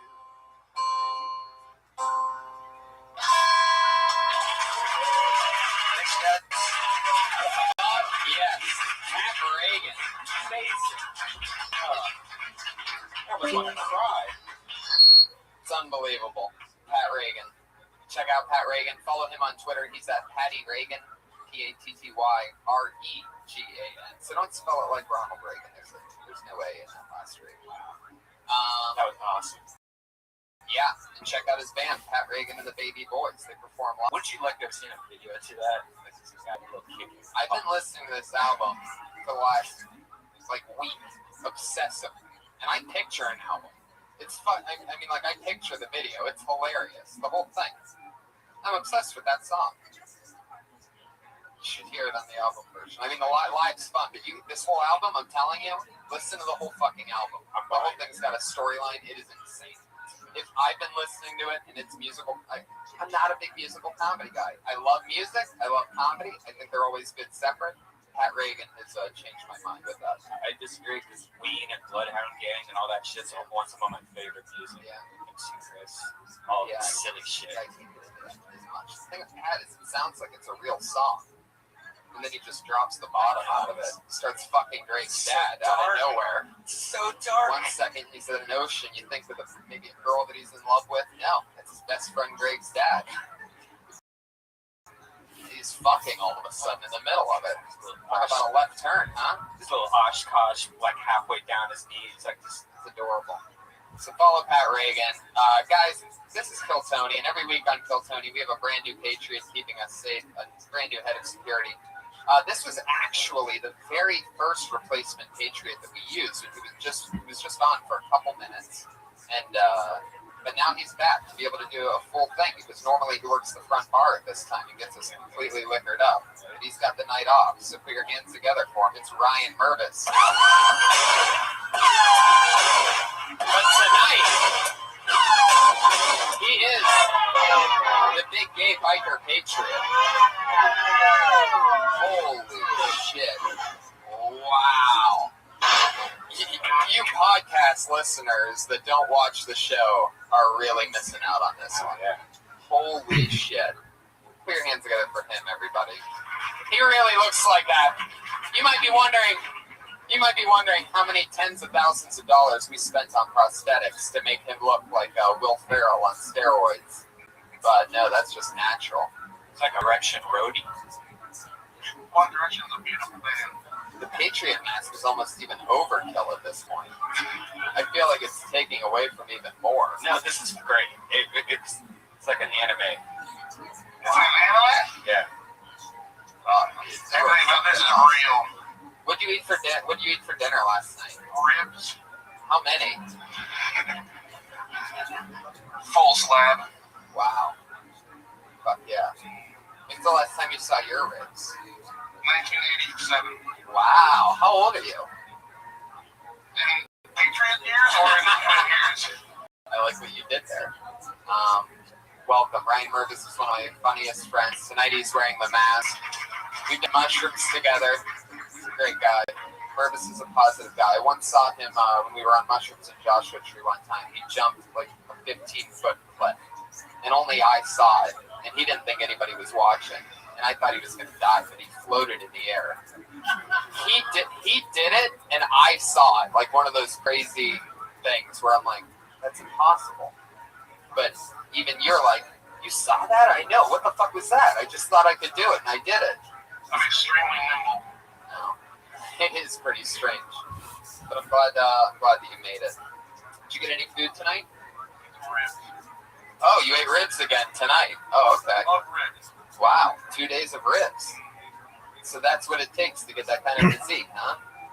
Let me ask you something. When you eat enough ribs, does the biker jacket just appear out of nowhere? It comes Amazon Prime. Really? You got that off Amazon Prime? No, this was custom made. Come on. Really? It doesn't look like it could button. First of all, whoa, you had to suck it in for that one. Yeah, just button one button. Just button one lower. That one right there. And let's just see if it stays closed through the whole show. I'm going to see how long you can last. No, don't go 2 buttons. I'll play it safe. Just one. Yeah, there you go. If I make you laugh once, that thing's just going to go boom. Right? All right, fuck it. I'm excited to have you, Ryan Mervis. Did you eat any of the food? I didn't get a chance to yet, but I get a little boozy right before the show. I'm always jacked up on coffee and stuff, so I usually save it until after the show. You had some though, right? Yeah, it was delicious. Delicious. They gave you a fork this week, so you didn't have to use your hand. For half of it. I love it. Yeah. It was unbelievable, guys. We had an awesome meal from Elise Lane at Elise Lane on Twitter. Chicken fennel and honey crisp salad. We also had slow roasted chicken breast over mixed greens, shaved fennel celery, honey crisp apples, candy burrito cheese with extra virgin olive oil, lemon, and Malden sea salt. It was unbelievable. For those of you that didn't eat anything tonight, go fuck yourselves. Our lives are better than yours. So, it's very exciting. She's Elise Lane, EYSELAIN. She's an amazing chef. Follow her on Facebook and Instagram at The Girl with a Pan. That's our only sponsor, everybody. Mervis, you should eat something that don't just eat ribs all the time. What's the healthiest thing you've eaten in the past few months? I ate a cucumber once. Just a cucumber. Where were you dipping it in? Ranch. Oh, you son of a bitch. You did it again. Guys, this is Josh, what episode number is this, if you had to guess? You know? Yeah, I think it's a fuck. It's the next episode, and guys, this is a really, really fun one. These guys have both been on before, 2 of my funniest friends in the world. One has an HBO 1-hour special that just came out. The other's been in a ton of movies. This half hour was filmed in Boston. Both of them have had specials out this year, and these are guys that I hang out with during the day and shit. These are 2 of my best friends. Put your hands together for Brody Stevens and Gerard Carmichael, everybody.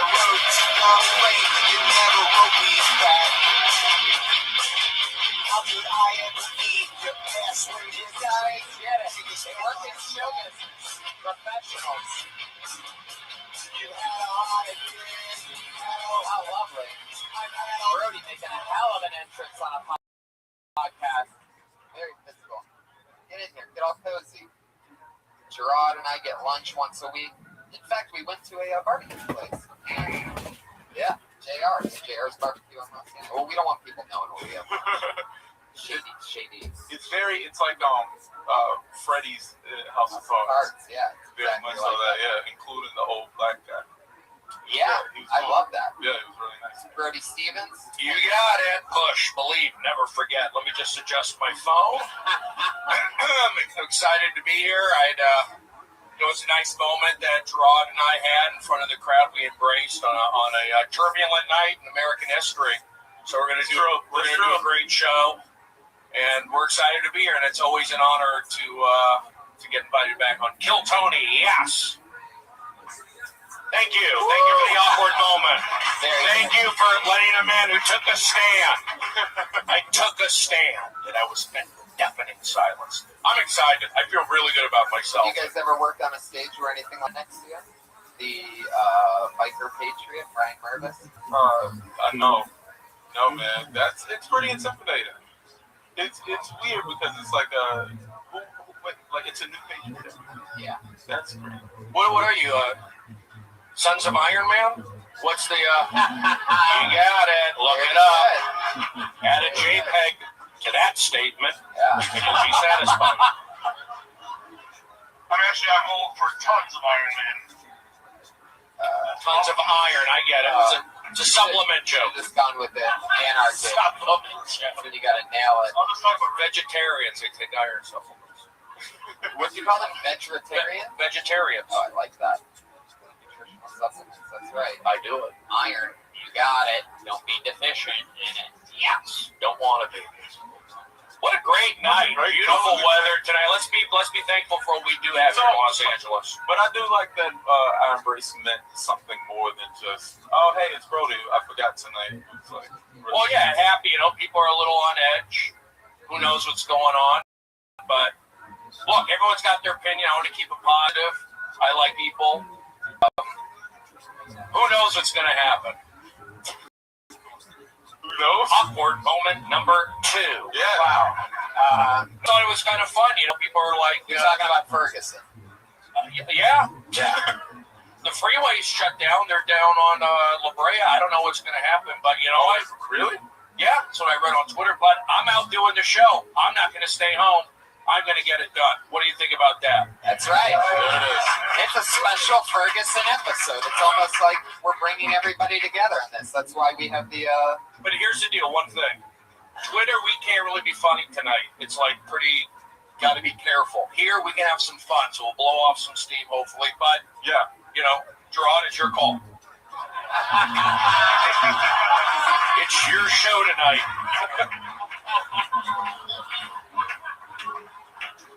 I'll think about it. Okay. All right. I'll think about it. I think we're ready to laugh, right? I love it. More on doing. We're professionals. Yeah. Every week our Patriot asks our guests a question. Big Gay Biker Patriot, what do you got for us tonight?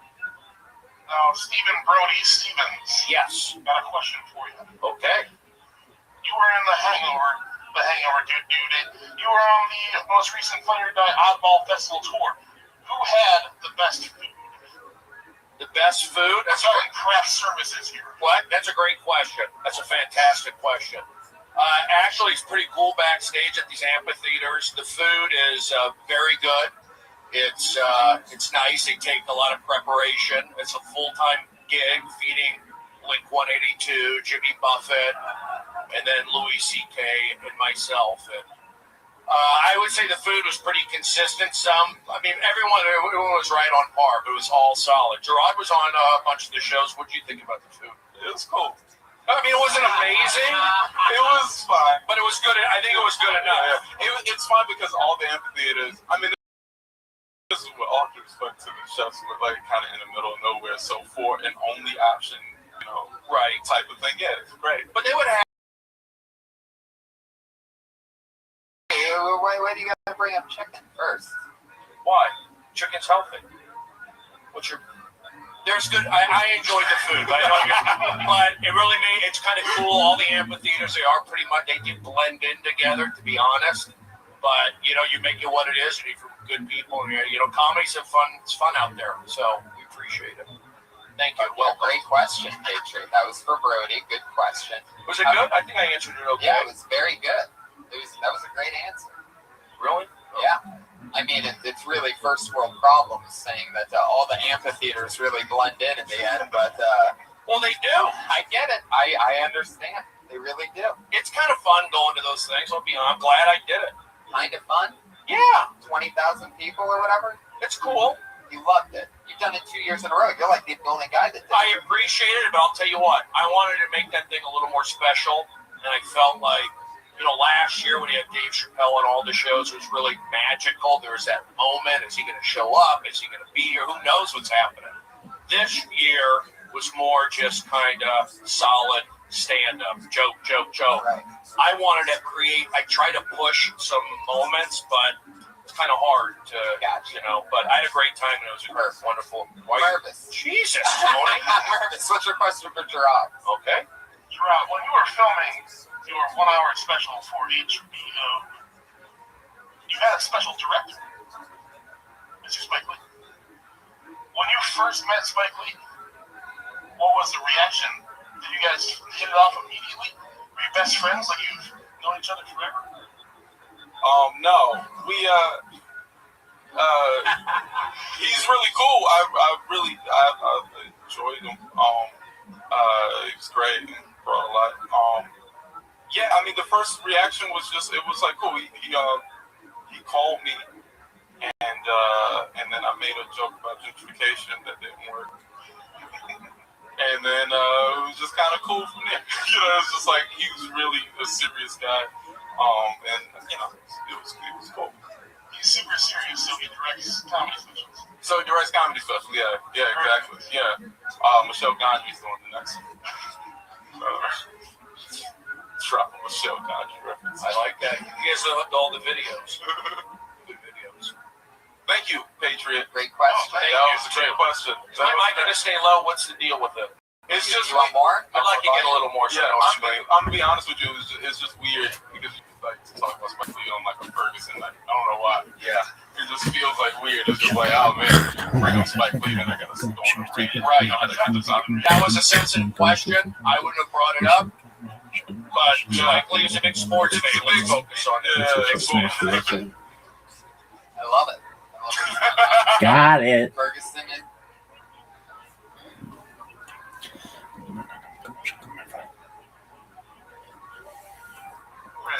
Wow, 2 days of ribs.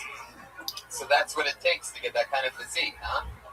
Let me ask you something. When you eat enough ribs, does the biker jacket just appear out of nowhere? It comes Amazon Prime. Really? You got that off Amazon Prime? No, it's custom made. Come on. Really? It doesn't look like it could button. First of all, whoa, you had to suck it in for that one. Yeah, just button one button. Just button one lower. That one right there. And let's just see if it stays closed through the whole show. I'm going to see how long you can last. So don't go 2 buttons. Don't play it safe. Just one. Yeah, there you go. If I make you laugh once, that thing's just going to go boom. Right? We'll see. All right, fuck it. Oh, I'm excited to have you, Ryan Mervis. Did you eat any of the food? I didn't get a chance to yet, but I get a little woozy right before the show. Always backed up on coffee and stuff, so I usually save it until after the show. You had some though, right? Yeah, it was delicious. Delicious. They gave you a fork this week, so you didn't have to use your hand. For half of it. I love it. Yeah. It was unbelievable, guys. We had an awesome meal from Elise Lane, at Elise Lane on Twitter. Chicken fennel and honey crisp salad. We also had slow roasted chicken breast over mixed greens, shaved fennel celery, honey crisp apples, candied walnuts, pecorino cheese with extra virgin olive oil, lemon, and Malvin sea salt. It was unbelievable.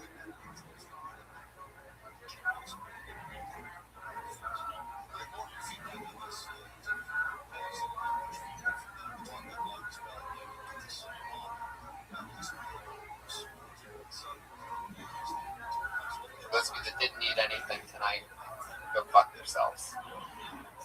Our lives are better than yours. So, it's very exciting. She's Elise Lane, EYSELAIN. She's an amazing chef. Follow her on Facebook and Instagram at The Girl with a Pan. That's our only sponsor, everybody, Elise Lane. Mervis, you should eat something that means. Don't just eat ribs all the time. What's the healthiest thing you've eaten in the past few months? Just a cucumber. Yeah. Where were you dipping it in? French. Oh, you son of a bitch. You did it again. Guys, this is Josh, what episode number is this, if you had to guess? You know? Yeah, I think it's a fuck. It's the next episode, and guys, this is a really, really fun one. These guys have both been on before, two of my funniest friends in the world. One has an HBO 1-hour special that just came out. The other's been in a ton of movies. This half hour was filmed in Boston. Both of them have had specials out this year, and these are guys that I hang out with during the day and shit. These are two of my best friends. Put your hands together for Brody Stevens and Gerard Carmichael, everybody.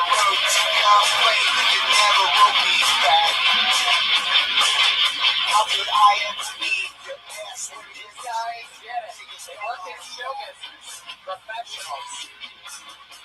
You had a lot of dreams. Oh, how lovely. Brody making a hell of an entrance on a podcast. Very physical. Get in here. Get all cozy. Gerard and I get lunch once a week. In fact, we went to a barbecue place. And, yeah. JR's barbecue on Los Angeles. Well, we don't want people knowing what we have. Shady. It's like Freddy's House of Cards. Yeah, exactly. I saw that. Yeah, including the old black guy. Yeah, I love that. Yeah, it was really nice. Brody Stevens. You got it. Push, believe me. Never forget. Let me just adjust my phone. I'm excited to be here. It was a nice moment that Gerard and I had in front of the crowd we embraced on a turbulent night in American history. So we're going to do a great show, and we're excited to be here. And it's always an honor to get invited back on Kill Tony. Yes. Thank you. Thank you for the awkward moment. Thank you for letting a man who took a stand. I took a stand, and I was met with deafening silence. I'm excited. I feel really good about myself. You guys ever worked on a stage or anything like that standing next to you? The biker patriot, Brian Mervis? No, man. It's pretty intimidating. It's weird because it's like it's a new patriot. Yeah. That's great. What are you, Sons of Iron Man? What's the, you got it. Look it up. Add a JPEG to that statement. Yeah. And you'll be satisfied. I'm actually on hold for Tons of Iron Man. Tons of iron, I get it. It's a supplement joke. Just gone with it. Anarchy. But you gotta nail it. I'll just talk about Vegetarians, they take iron supplements. What do you call them? Vegetarian? Vegetarians. Oh, I like that. Nutritional supplements, that's right. I do it. Iron. You got it. Don't be deficient in it. Yes. Don't want to be. What a great night. Beautiful weather tonight. Let's be thankful for what we do have here in Los Angeles. But I do like that our embrace meant something more than just, oh, hey, it's Brody. I forgot tonight. It was like, really Well, yeah, happy. People are a little on edge. Who knows what's going on? But look, everyone's got their opinion. I want to keep it positive. I like people. Who knows what's going to happen? Who knows? Awkward moment number 2. Yeah. Wow. No, I just thought it was kind of fun. People are like, You're talking about Ferguson. yeah. The freeway's shut down. They're down on La Brea. I don't know what's going to happen, but you know what? Really? Yeah, that's what I read on Twitter. But I'm out doing the show. I'm not going to stay home. I'm going to get it done. What do you think about that? That's right. It's a special Ferguson episode. It's almost like we're bringing everybody together in this. That's why we have the... But here's the deal. One thing. Twitter, we can't really be funny tonight. It's like pretty... Got to be careful. Here, we can have some fun. So we'll blow off some steam, hopefully. But, yeah, Gerard, it's your call. It's your show tonight.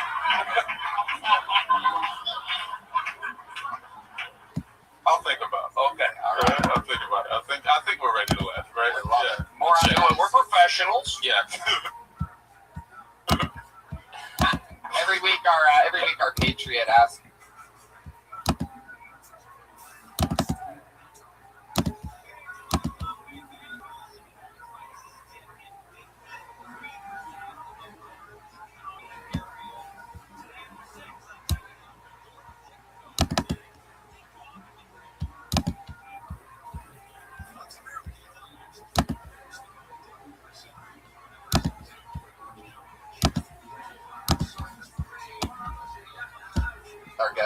question. Big Gay Biker Patriot, what do you got for us tonight? Stephen Brody, Stevens. Yes, got a question for you. Okay. You were in The Hangover dude. You were on the most recent Funny or Die Oddball Festival tour. Who had the best food? The best food? That's all craft services here. What? That's a great question. That's a fantastic question. Actually, it's pretty cool backstage at these amphitheaters. The food is very good. It's nice. They take a lot of preparation. It's a full-time gig feeding Blink 182, Jimmy Buffett, and then Louis C.K. and myself. And I would say the food was pretty consistent. Everyone was right on par, but it was all solid. Gerard was on a bunch of the shows. What did you think about the food? It was cool. I mean, it wasn't amazing. It was fine, but it was good. I think it was good enough. Yeah. It's.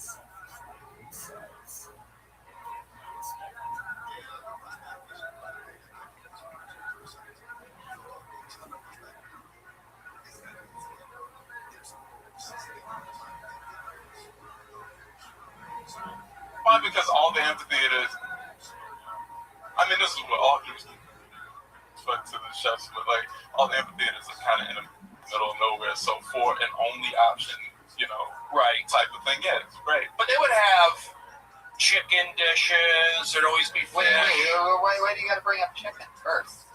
Why? Chicken's healthy.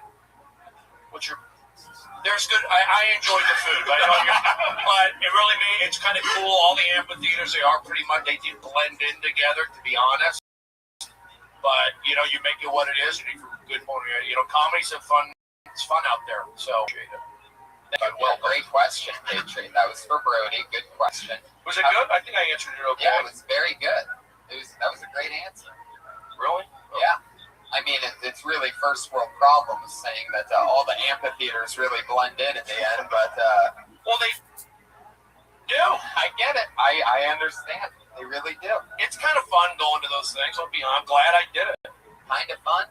Yeah. 20,000 people or whatever. It's cool. You loved it. You've done it 2 years in a row. You're like the only guy that did it. I appreciate it, but I'll tell you what. I wanted to make that thing a little more special, and I felt like. Last year when you had Dave Chappelle on all the shows, it was really magical. There was that moment. Is he going to show up? Is he going to be here? Who knows what's happening? This year was more just kind of solid stand-up. Joke. Right. I wanted to I try to push some moments, but it's kind of hard to, but I had a great time. It was Jesus, Tony. Nervous. What's your question for Gerard? Okay. Gerard, when you were filming your 1 hour special for HBO, you had a special director, Mr. Spike Lee. When you first met Spike Lee, what was the reaction? Did you guys hit it off immediately? Were you best friends, like you've known each other forever? No. He's really cool. I've enjoyed him. He's great and brought a lot. Yeah, the first reaction was just, it was like, cool. He called me, and then I made a joke about gentrification that didn't work. And then it was just kind of cool from there. It's just like, he's really a serious guy. And it was cool. He's super serious, so he directs comedy specials. Yeah, exactly. Yeah. Michelle Gondry's doing the next. Drop a Michelle Gondry reference. I like that. He has all the videos. Good videos. Thank you, Patriot. Great question. That was a great question. Am I going to stay low? What's the deal with it? It's just you want more? I'd like to get a little more. Yeah, I'm gonna be honest with you. It's just weird because you like talking about Spike Lee on like a Ferguson. Like, I don't know why. Yeah, it just feels like weird. It's just like, oh man, if you bring up Spike Lee, then I gotta storm.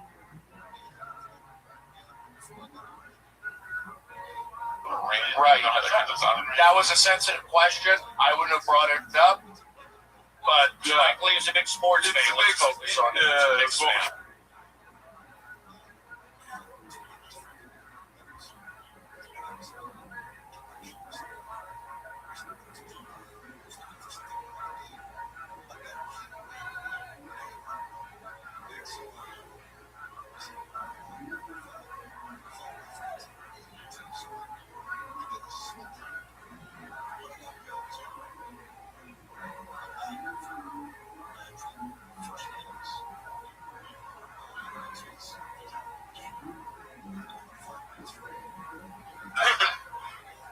I love it.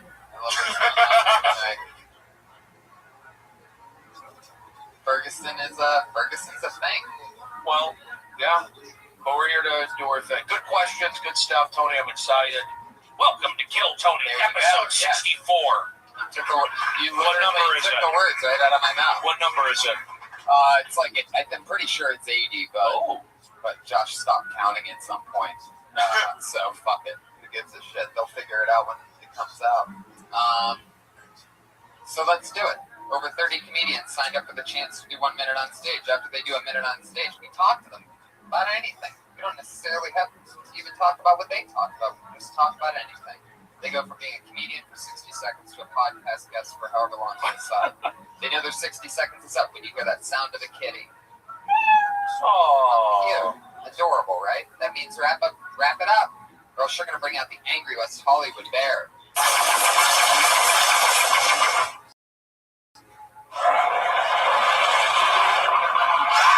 There he is. He sounds furious tonight, everybody. So don't make him make a noise, because that's all that happens.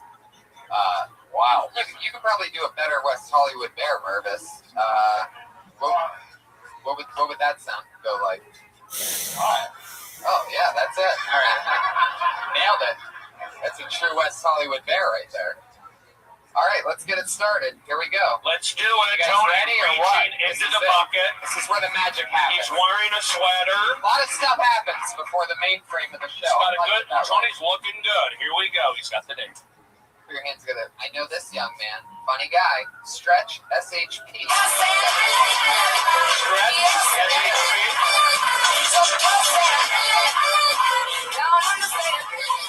Let's hit the mic. Way to go. That's not your fault. All right, put your hands together for Stretch, SHP, everybody. Yes, you got it. How's it going, everybody? Glad to be here. Let's see. I just recently had a baby. My girl, she's breastfeeding, which is amazing to me. Breast milk is the best milk. All right, it's the best milk. Saves us a ton of money. Do you guys know how much formula costs these days? I don't. Never bought it. And we're very lucky. She's overproducing, so we're starting to stockpile milk in the freezer. And a proud, happy dad in me is like, that's amazing that my son has access to this. But the next drug dealer in me is like, we need to flip this breast milk. You know what I mean? We need to get this money. It's 100% profit right there. Cut it with water, 200% profit. Every time I open my freezer, I just see little baby bricks of breast milk. It's like a scene from The Wire. I want to be the Walter White selling breast milk. My goal. Fuck yeah, nailed it. Talking about his life. Stretch, SHP.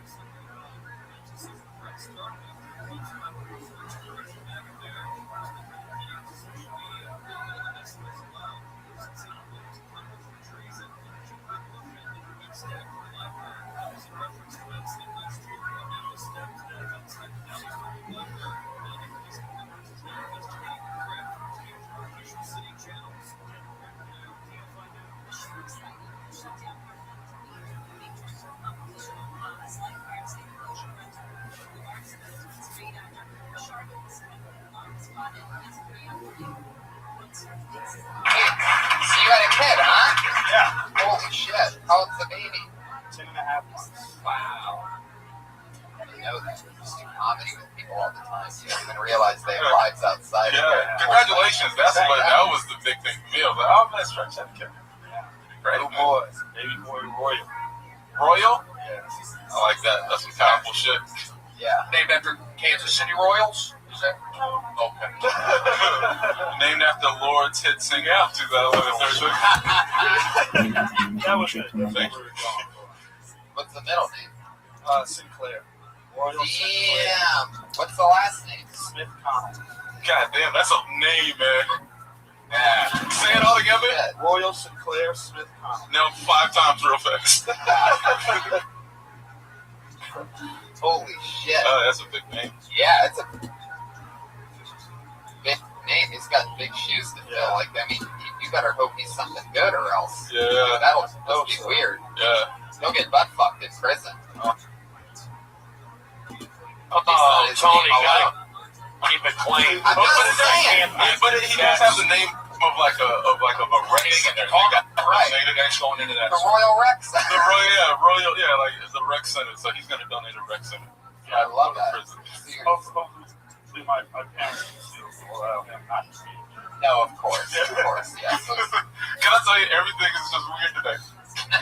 yeah. Everything is just a black dude in a hoodie. First comment, it's like my son. It's like, God damn, this is like a rally. That too. Yeah, it's a little weird. It's just a little weird. I'm sorry. And I brought him up to a Fergie song. So. Oh, God. Oh, right. That's a cheap shot. That's short for Ferguson. Spelled it out. for the listeners. Right. Oh, I got it. Did you taste your wife's breast milk?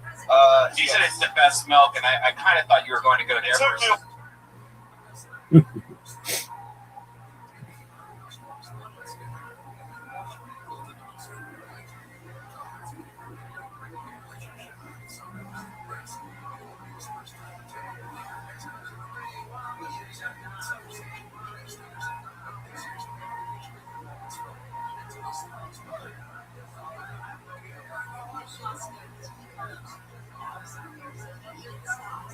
While to do it, but yeah, I finally did. Is it better cold? My son likes it cold. Yeah. How do you mean? You tried it straight out of the boob? I did not try it straight out of the boob. Is anything like, has it leaked or anything accidentally? Have you grabbed it? How does that work? When we've had sex, it's kind of leaked. You know what I mean? Like I'm on Wow. top sometimes. Make her squirt, huh? Yeah. But yeah. I gotta keep it clean, but I don't. Stretch, right? Yes.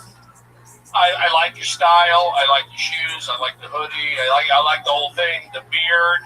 My 2 points of what I notice. You know, I'm not a material guy necessarily. I would say like where you hold the mic, but I would say like gotta see your face a little bit. Or I would say you just like enunciate a little more. You know, speak up a little more. Just a little. That's my only thing. I feel like you got a good style, but you should not eat the mic so much. I feel like I'd like to see a little more. Am I wrong? No? Okay, great.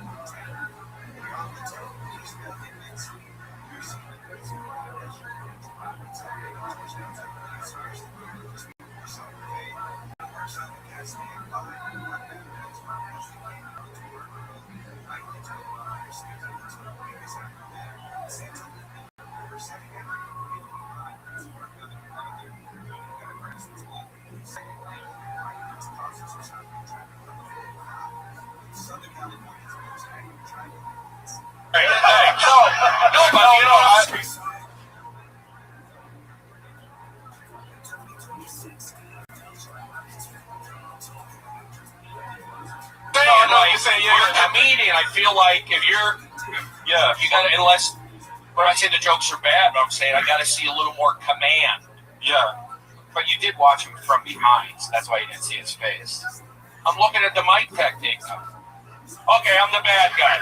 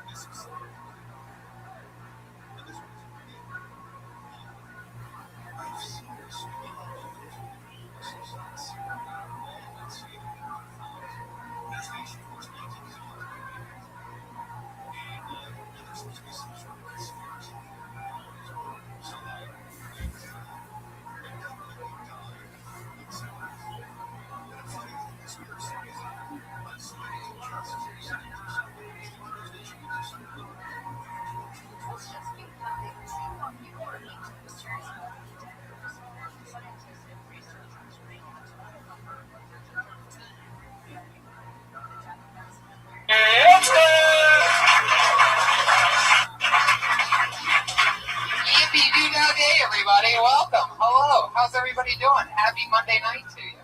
Hi, everyone. Fuck yeah. They always have that one burst of energy right at the beginning, that one good one. They're like, oh yeah, we're at a show. It's that type of thing. Then it's weird immediately. It's Monday night. It's a weird night to do a show. Monday night today. But we're happy to have you guys. There you go. That's right. There you go. We're teaching you. This is how we break you in. It all happens quick. Fucking lovely day today. Beautiful, 75 and sunny. The Monday before Thanksgiving here in Los Angeles. I don't even know. I was just watching TV all day. Grand Theft Auto live throughout Los Angeles. Did you see it? No, I was working on things. And anyone?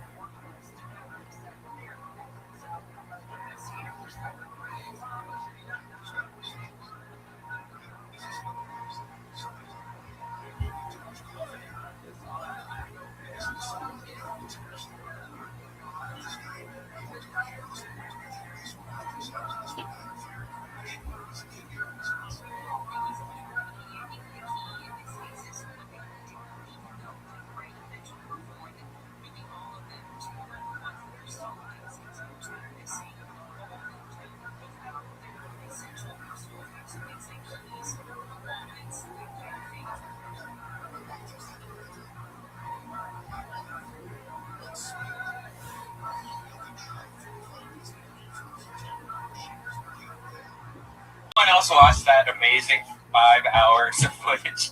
One person. It was crazy. It was crazy.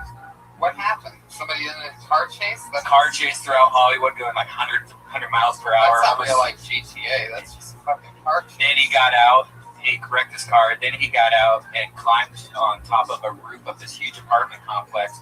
With a rifle? No, with a grenade launcher. Nothing. So it's not like GTA. Well, wait. And then he built himself a little hut using bricks that were on top of the. Then he took a bath. Yeah, then he opened up some water main. All right. I swear to God, he did. Took a bath with helicopters watching him. Yeah, and then he sat there.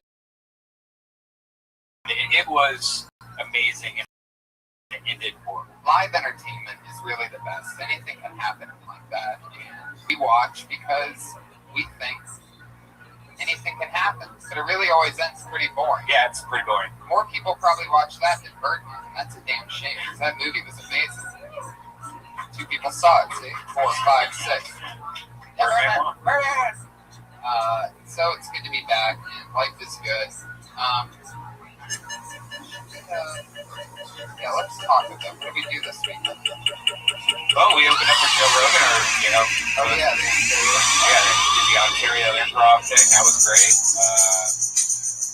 Yeah, played a lot of video games. Live audience, what did you guys do this weekend?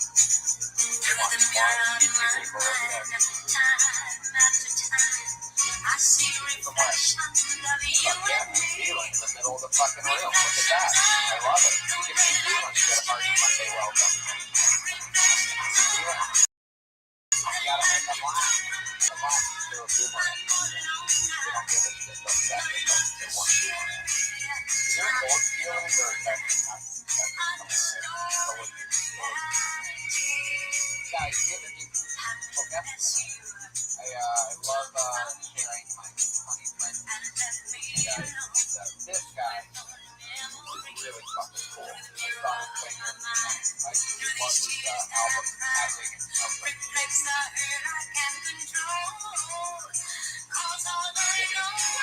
I've been listening to him a lot before they call it my friend Andrew Patrick.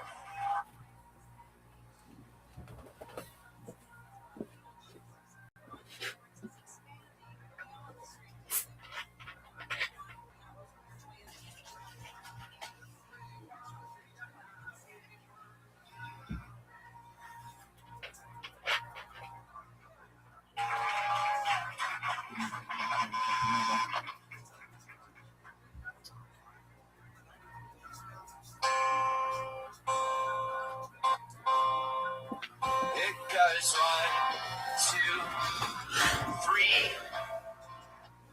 Then we jump in the water. It's just you and me and these oceans of blue that surround us. This blue that surrounds us now. I'm a baby boy. You're my best friend Greg's dad. You, me, and Greg went on a jet ski group tour, but you and I ditched the tour so we could be alone. Now you're the king of my body and the god of the ocean. I hope Greg's not upset that we totally ditched his fat ass, his tubby ass. But I'm tired of playing these crazy games with your emotions. You are an angel. I fucking love you.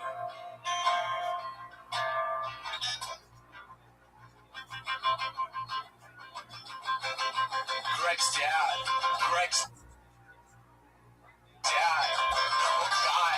Cool guy, sweet man, gentleman.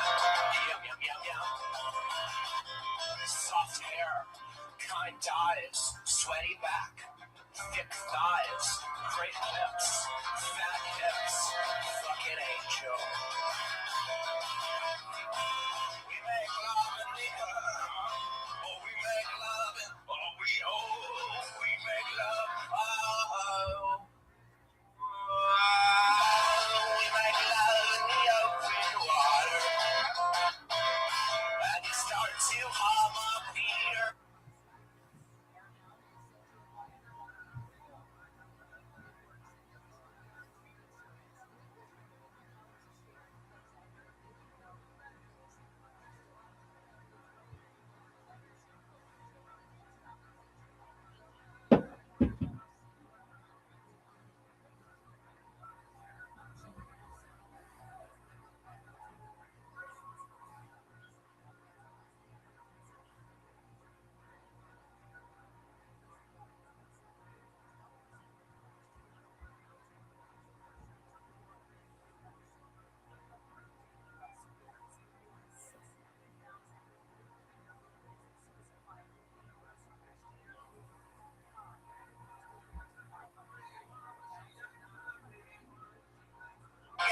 real song,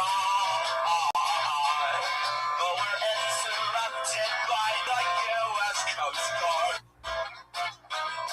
who informs us something's wrong. Greg is dead.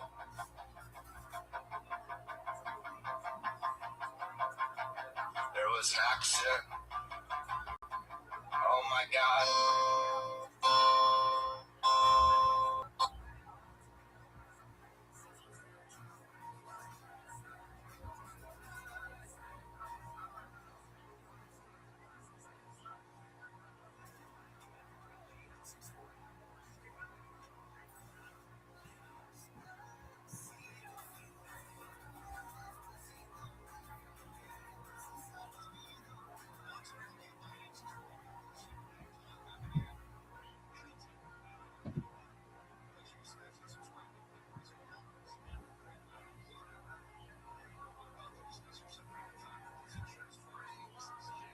And the Coast Guard asks us if we could identify the body.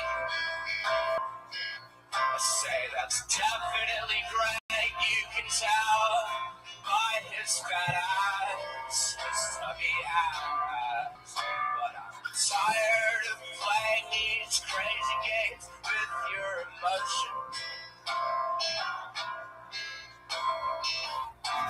You're an angel.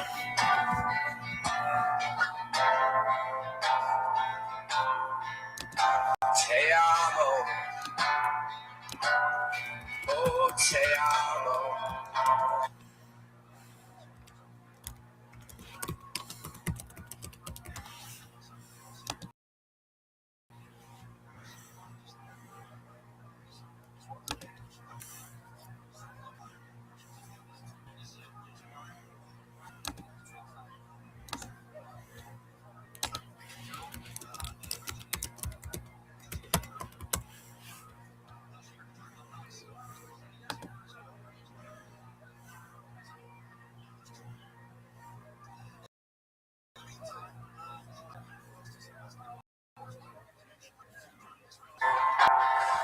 Te amo, Greg's dad. Te amo, Greg's dad. Te amo, Greg's dad. Te amo, Greg's dad.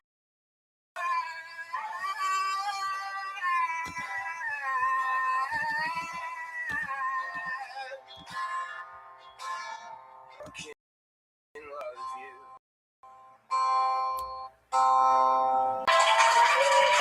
Thanks, guys. Yes, Pat Reagan. Amazing. I almost want to cry. It's unbelievable. Pat Reagan. Check out Pat Reagan. Follow him on Twitter. He's at Patty Reagan, PattyReagan. So don't spell it like Ronald Reagan. There's no A in that last Reagan. That was awesome. Yeah. And check out his band, Pat Reagan and the Baby Boys. They perform live. Wouldn't you like to have seen a video to that? Like, it's really kicking. I've been listening to this album for the last week, obsessively, and I picture an album. It's fun. I mean, I picture the video. It's hilarious. The whole thing. I'm obsessed with that song. You should hear it on the album version. I mean, the live's fun, but this whole album, I'm telling you, listen to the whole fucking album. The whole thing's got a storyline. It is insane.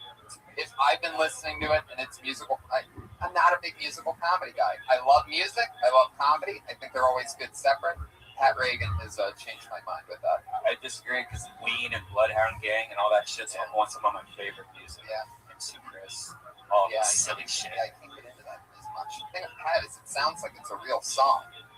And then he just drops the bottom out of it. Starts fucking Greg's dad out of nowhere. So dark. 1 second he's in an ocean. You think with maybe a girl that he's in love with. No, that's his best friend Greg's dad. He's fucking all of a sudden in the middle of it.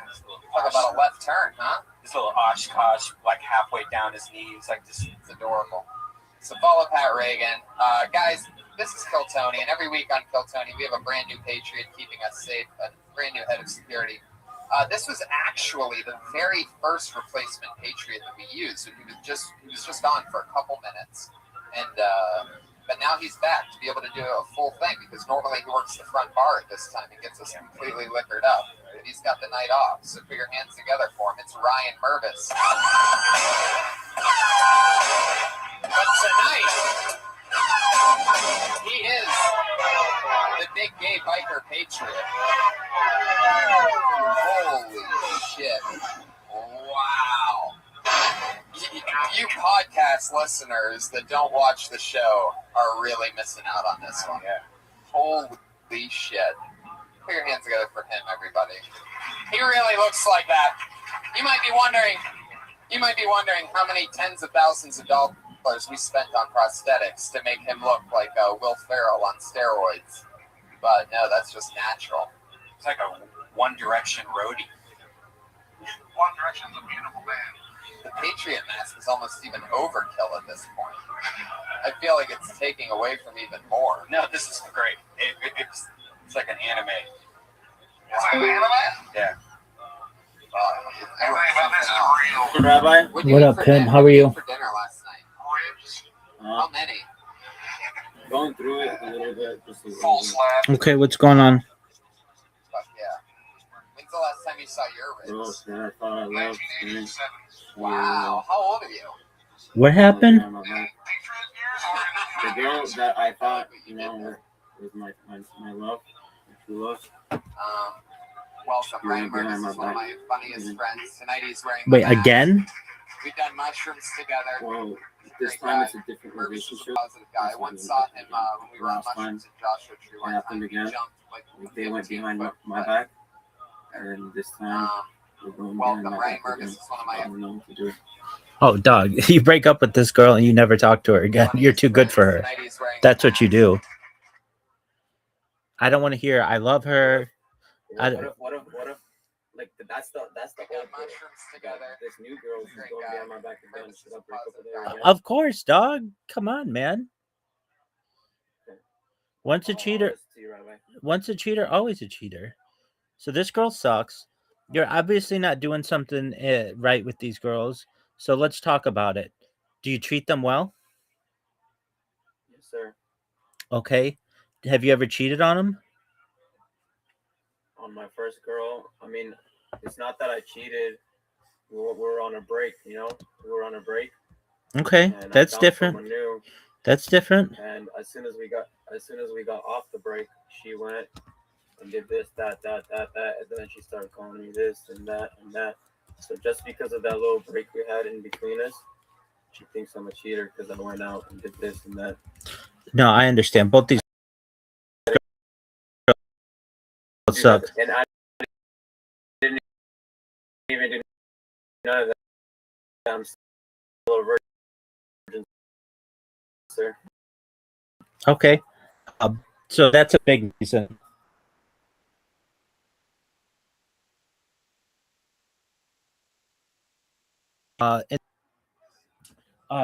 These girls, okay, so like in order to get a girl, you have to please her. There's something very innate and primitive, like primal. And the big thing you have to do is make a girl orgasm before you orgasm. And you're not in that world. You're not even in the sexuality world. So these girls are like, oh man, Paul's really great. But then what do we do? I blow him, he fingers me, that's it. And then they know some other dude who's going to stick their dick in them. And they're like, oh man, but I could take it to another level with this other guy. I can only get so far with Paul. If I were you, and this is just what I would do, I would get all my pennies, and I would I'm not saying you make the decision yourself, but I would get you, and I would just get this out of the way. I know somebody who did that at 18 on their 18th birthday. That's what they did because they weren't able. Oh, yeah, absolutely. He's in here all the time. Yeah. I think it's a good move. There's no. Yes, absolutely. But the thing is, You're not going to find another girl who's a virgin at your age now. They're all see it as a weakness, and you're going to be seen as a boy and not a man. You got to get it that hump.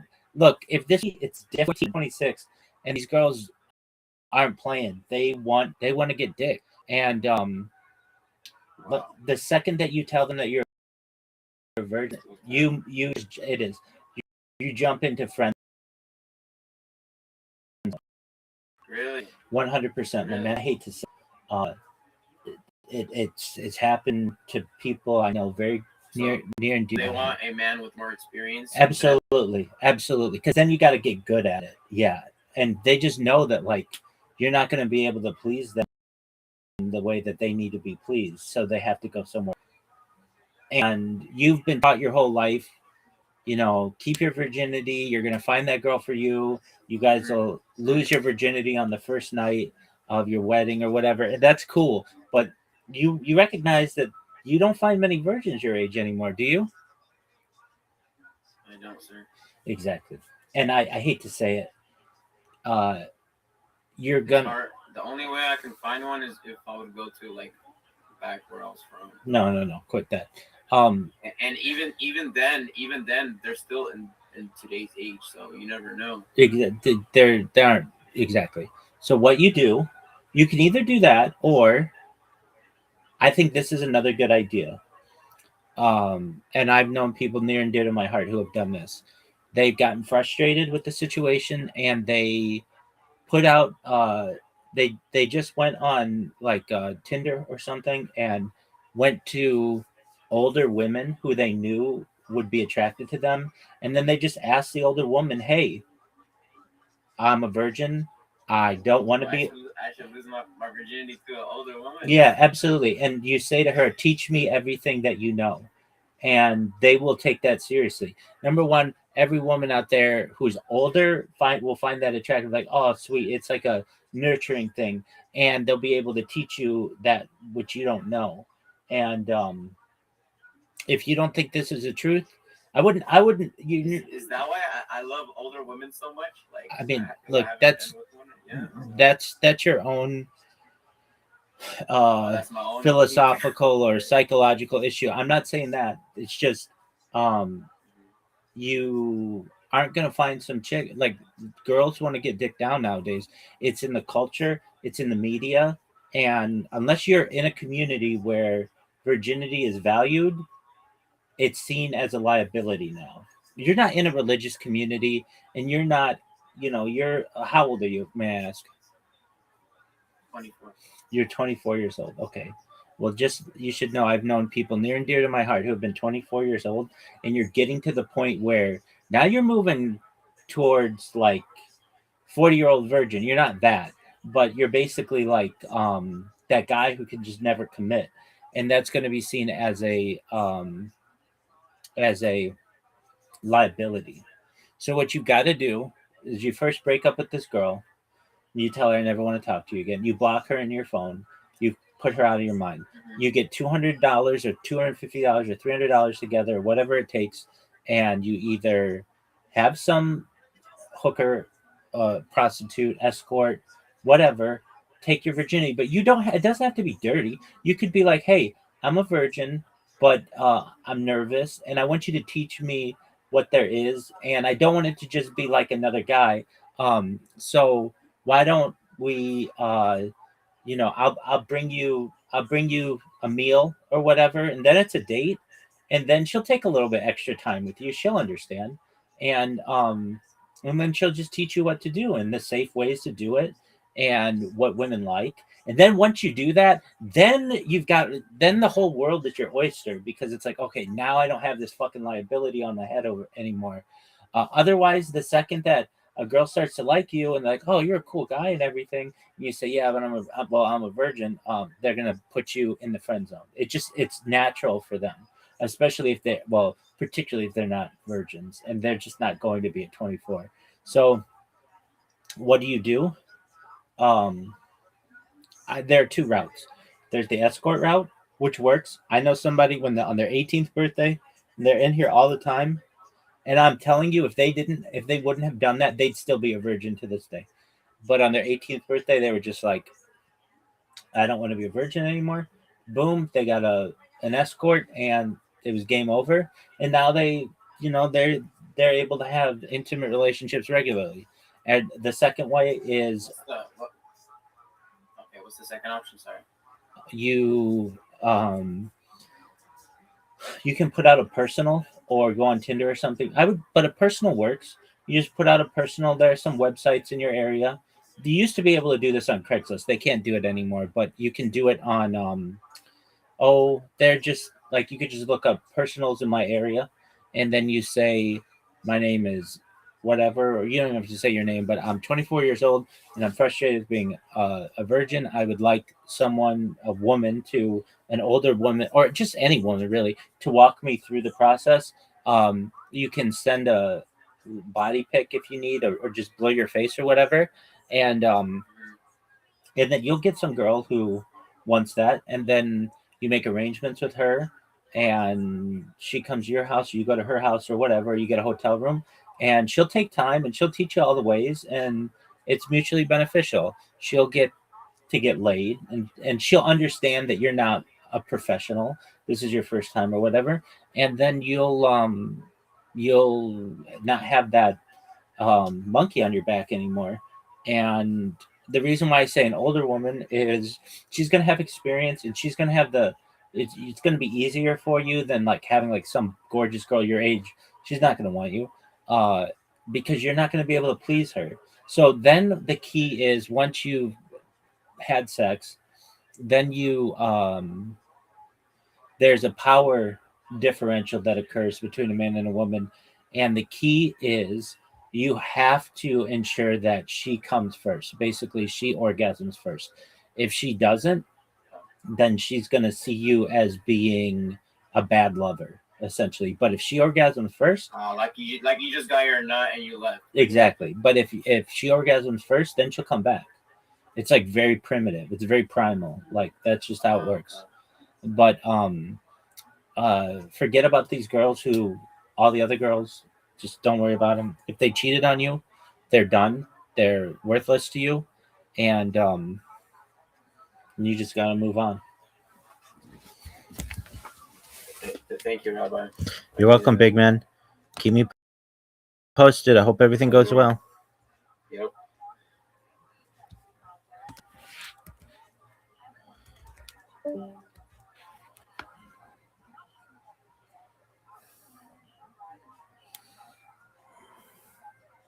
Once saw him when we were on mushrooms in Joshua Tree one time. He jumped like a 15-foot cliff, and only I saw it. And he didn't think anybody was watching, and I thought he was going to die, but he floated in the air.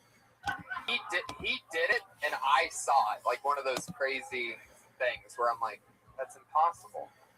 But even you're like, you saw that? I know. What the fuck was that? I just thought I could do it, and I did it. I'm extremely nimble.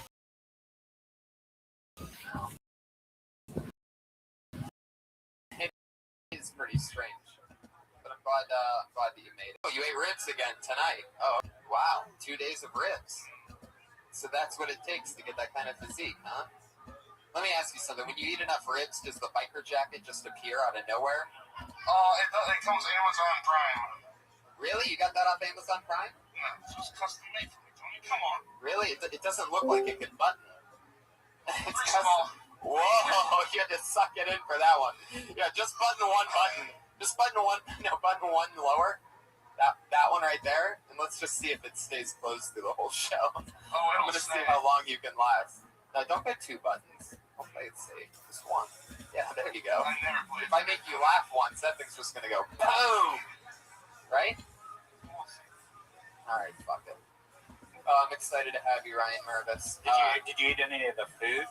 I didn't get a chance to yet, but I get a little woozy right before the show. I'm always jacked up on coffee and stuff, so I usually save it until after the show. You had something, right? Yeah, it was delicious. Delicious. They gave you a fork this week, so you didn't have to eat with your hands. For half of it. I love it. Yeah. It was unbelievable, guys. We had an awesome meal from Elise Lane at Elise Lane on Twitter. Chicken fennel and honey crisp salad. We also had slow roasted chicken breast over mixed greens, shaved fennel celery, honey crisp apples, candied walnuts, pecorino cheese with extra virgin olive oil, lemon, and Malden sea salt. It was unbelievable. For those of you that didn't eat anything tonight, go fuck yourselves. Our lives are better than yours. So, it's very exciting. She's Elise Lane, Eliselain. She's an amazing chef. Follow her on Facebook and Instagram. And the girl with that's our only sponsor, everybody, Elise Lane. Mervis, you should eat something that somebody like that makes. Don't just eat ribs all the time. What's the healthiest thing you've eaten in the past few months? Just a cucumber. Yeah. Where were you dipping it in? Ranch. Oh, you son of a bitch. You did it again. Guys, this is Josh, what episode number is this, if you had to guess? You know? Yeah, who gives a fuck? It's the next episode, and guys, this is a really, really fun one. These guys have both been on before, two of my funniest friends in the world. One has an each other 1 hour. Calling system for recognition KM scroll. Both of them have been specials out this year, and these are guys that I hang out with during the day and shit. These are two of my best friends. Put your hands together for Brody Stevens and Gerard Carmichael, everybody.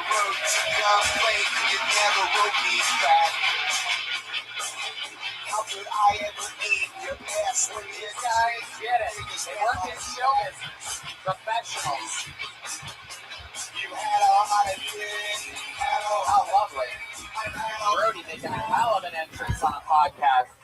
Very physical. Get in here. Get all cozy. Gerard and I get lunch once a week.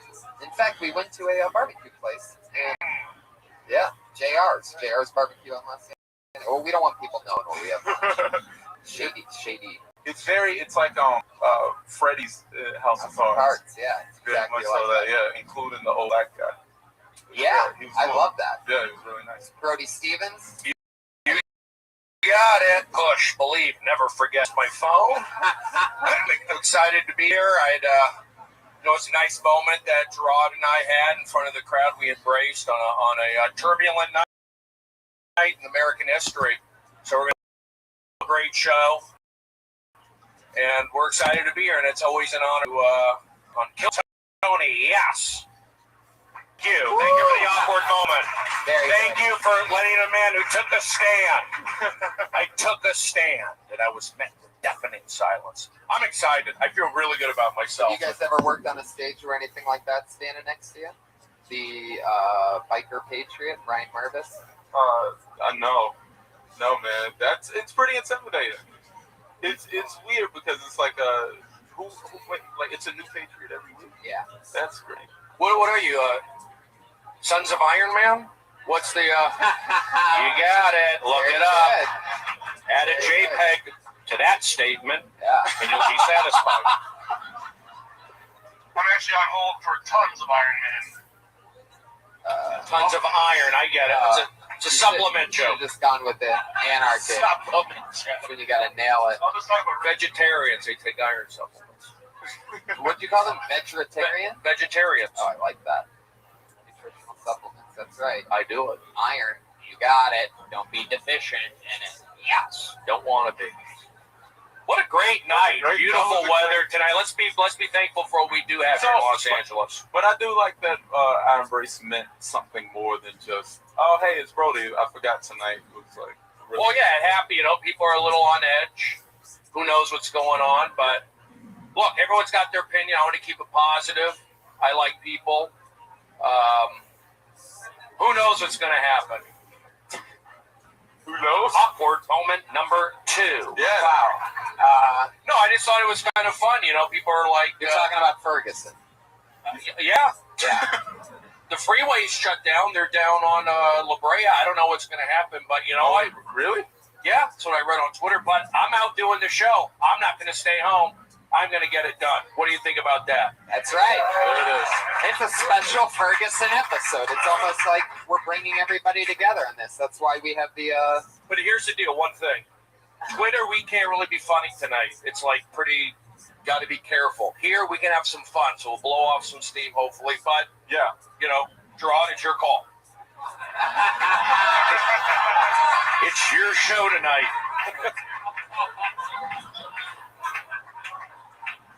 I'll think about it. I'm thinking about it. I think we're ready to laugh, right? I love it. More on it. We're professionals. Yeah. Every week our Patriot asks our guests. Big game by Patriot. What do you got?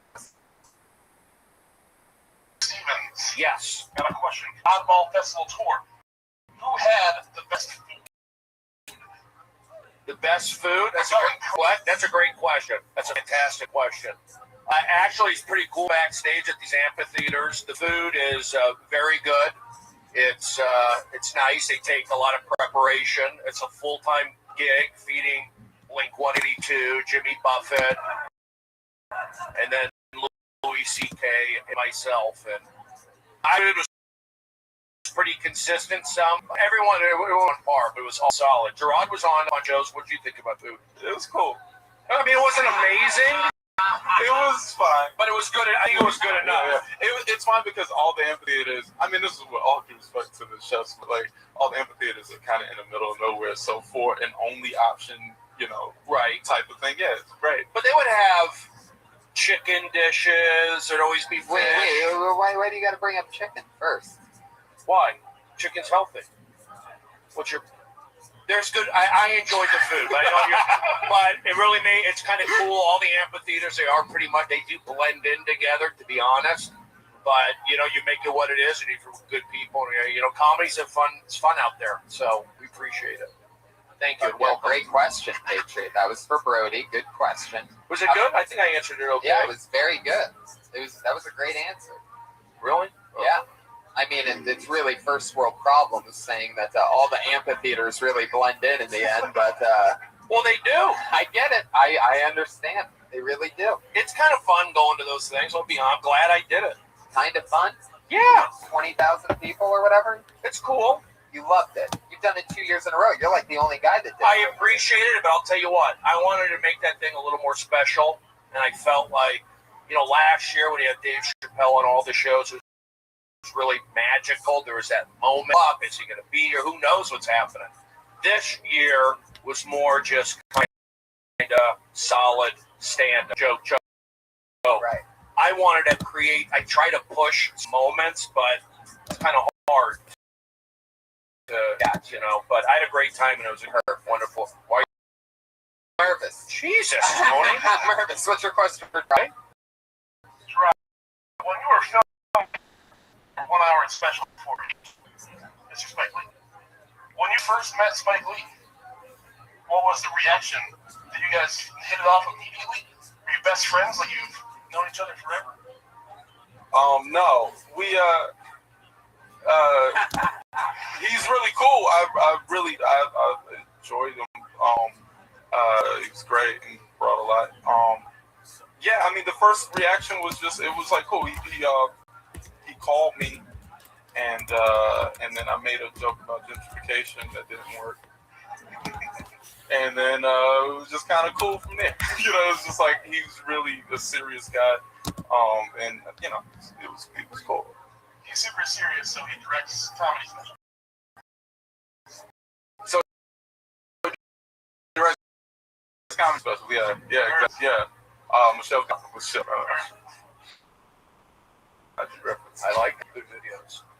Thank you, Patriot. Great question. That was a great question. My mic going to stay low. What's the deal with it? It's just, you want more? I'd like to get a little more. So I'd like to talk about Spike Lee on Ferguson. I don't know why. Yeah. It just feels like, oh man, if you bring up Spike Lee, then I got to go on a rant. Right. You know how that kind of time. That was a sensitive question. I brought it up, but Spike Lee, sports fan, let's focus on this. I love it. Ferguson is Ferguson. Well, but we're here to do good questions. Tony, I'm excited. Welcome to Kill Tony. M64. What number is it? Number is it? So we'll figure it out. So let's do it. Over 30 comedians signed up for the chance to do 1 minute on stage. After they do a minute on stage, we talk to them about anything. We don't necessarily have to even talk about what they talk about. We just talk about anything. They go from being a comedian for 60 seconds to a podcast guest for however long they decide. They know their 60 seconds is up when you hear that sound of a kitty. Oh, cute. Adorable, right? That means wrap it up, or else you're going to bring angry West Hollywood bear.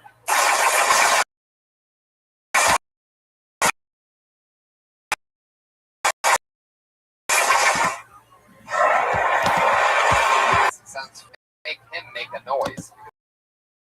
That's all that happens. Wow. You could probably do a better West Hollywood. What would that sound go like? Yeah, that's it. All right.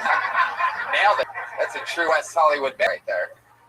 All right, let's get it started. Here we go. Let's do it. You guys Tony ready or what? into the bucket. This is where the magic happens. He's wearing a sweater. A lot of stuff happens before the main frame of the show. He's got a good. Tony's looking good. Here we go. He's got the date. Put your hands together. I know this young man. Funny guy. Stretch Heath. Stretch. SHP.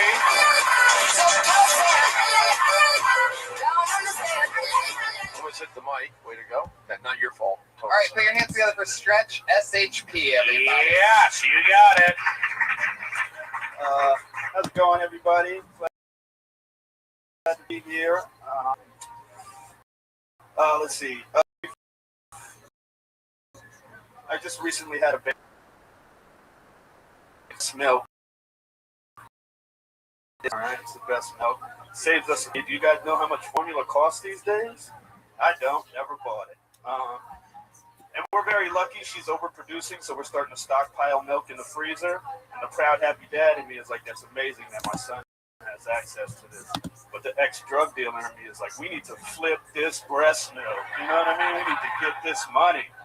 It's 100% profit right there. Cut it with water, 200% profit. Every time I open my freezer, I just see little baby bricks of breast milk. It's like a scene from The Wire. I want to be the Walter White selling breast milk.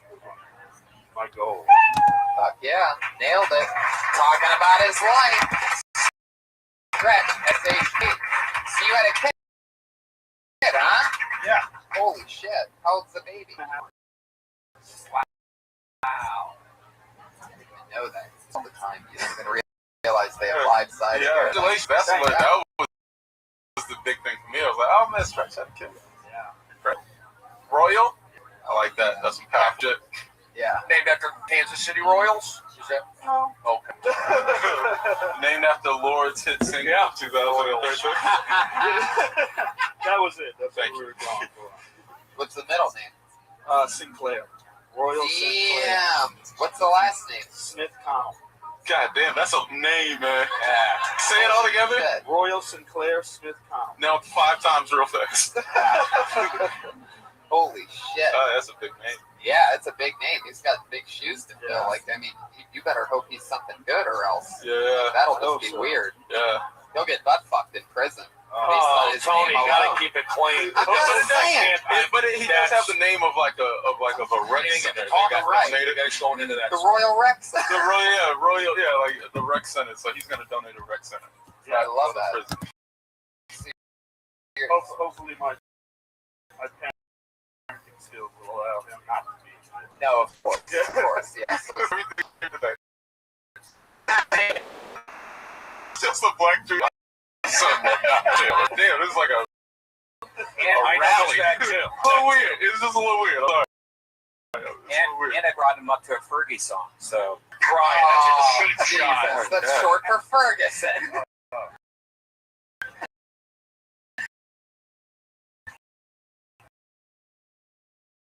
Sold it out.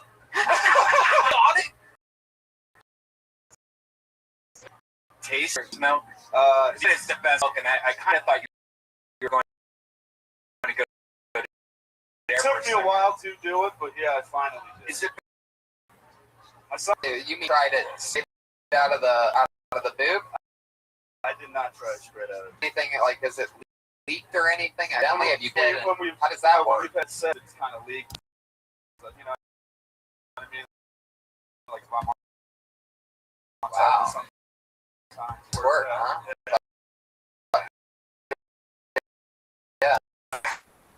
to keep it clean. I don't. Stretch, right? Yes. The points of real guy necessarily. I would say like where you hold the mic, but I would say like gotta see your face a little. Or I would say you just like enunciate a little more. Speak up a little more, just a little. That's my only thing. I feel like you got a good style, but you should not eat the mic so much. I would feel like I'd like to see a little more. Am I wrong? No? Okay, great. Thanks. No, but you know what I'm saying? Like, you're a comedian. I feel like if you're, you got to, unless, we're not saying the jokes are bad, but I'm saying I got to see a little more command. Yeah. But you did watch him from behind, so that's why you didn't see his face. I'm looking at the mic technique. Okay, I'm the bad guy. But look at Gerard. It's clear. I'm not. I like I said. I like the style. I like the vibe. I'm just saying, like a little more boom. But no, it's a little. I think the sound's a little bit down. Maybe he was trying to check, right? Well, the sound system's not that great. Let's be honest. So I'm nitpicking. Like I said, I liked everything else. Breast milk stuff. That's a Tony department. Yeah, good. I'm more on style. Look, you got Air Force Ones. You get it. The hoodie. I'm wearing a hoodie. Beard. I have a beard.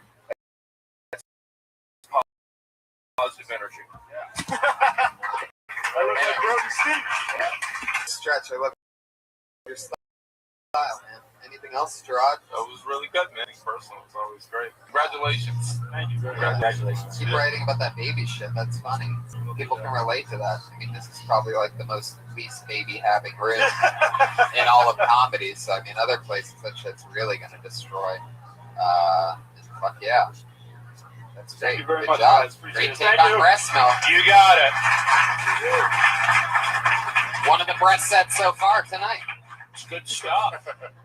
Father figure. That's a big deal. It does change perspective. It's true. I have a kid, and let's put him through school. It's not easy. I got to pay for that. Yeah. What's the story with him? Just been a brat recently. Yeah. So my ex is giving me a hard time. Whoa. Oh, is that? I don't even know what I can say. No, you can say anything. That's not a Ferguson joke. That's an Adrian Peterson joke. Anything that No, you know what was most fun about that? I don't have a kid, and Tony didn't deny. He let me felt fun to like talk about me having a kid and my ex. Yeah. I was surprised once tonight about who had a kid, so I was like, oh, I thought you had a kid. Yeah. Sometimes it's surprising. That's what I did. Yeah, so. it's fun to. That was fun. Thank you for playing along. It's fun to play that. Mervis actually did have a kid, right? Yeah, right. Okay, well. Oh. I'm gonna do something happen. Who's gonna pull out? We're gonna rotate and pull his name down. You want? I'd like to, but we but take. you ask politely. Okay, I I'll mean, do that's it. not really a thing. I normally pull the name out. I know, but I did a lot. I think it's nice. Go right ahead. Well, stick your hand in there. Thank you. I love it. Stick my hand in Fuck there. yeah. I get it. Okay, here we go. I have the slip of paper. Okay, we have the name Drew.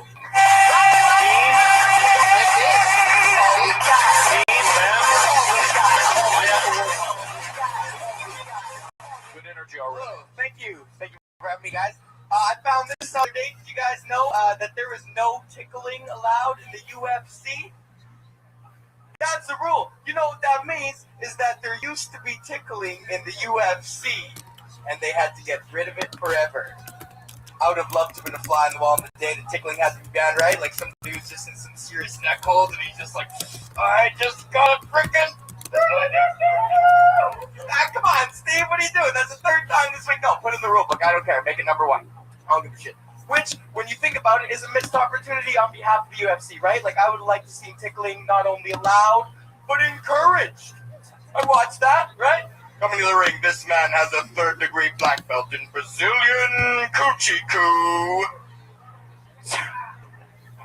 You guys leave me hanging on this one. Standing at 5 feet 11 inches tall, weighing 182 pounds from Montreal, Quebec, Canada, George, the French tickler, St. Pierre! And he just explosions and he comes out, he's like, oh. Anyway, thank you guys very much. Thank you. There he is. Your Ben. Is it Beam or Ben? Bane. Beam? It rhymes with name. Beam. Yeah. Can I just go ahead? Go right ahead. Where are you from?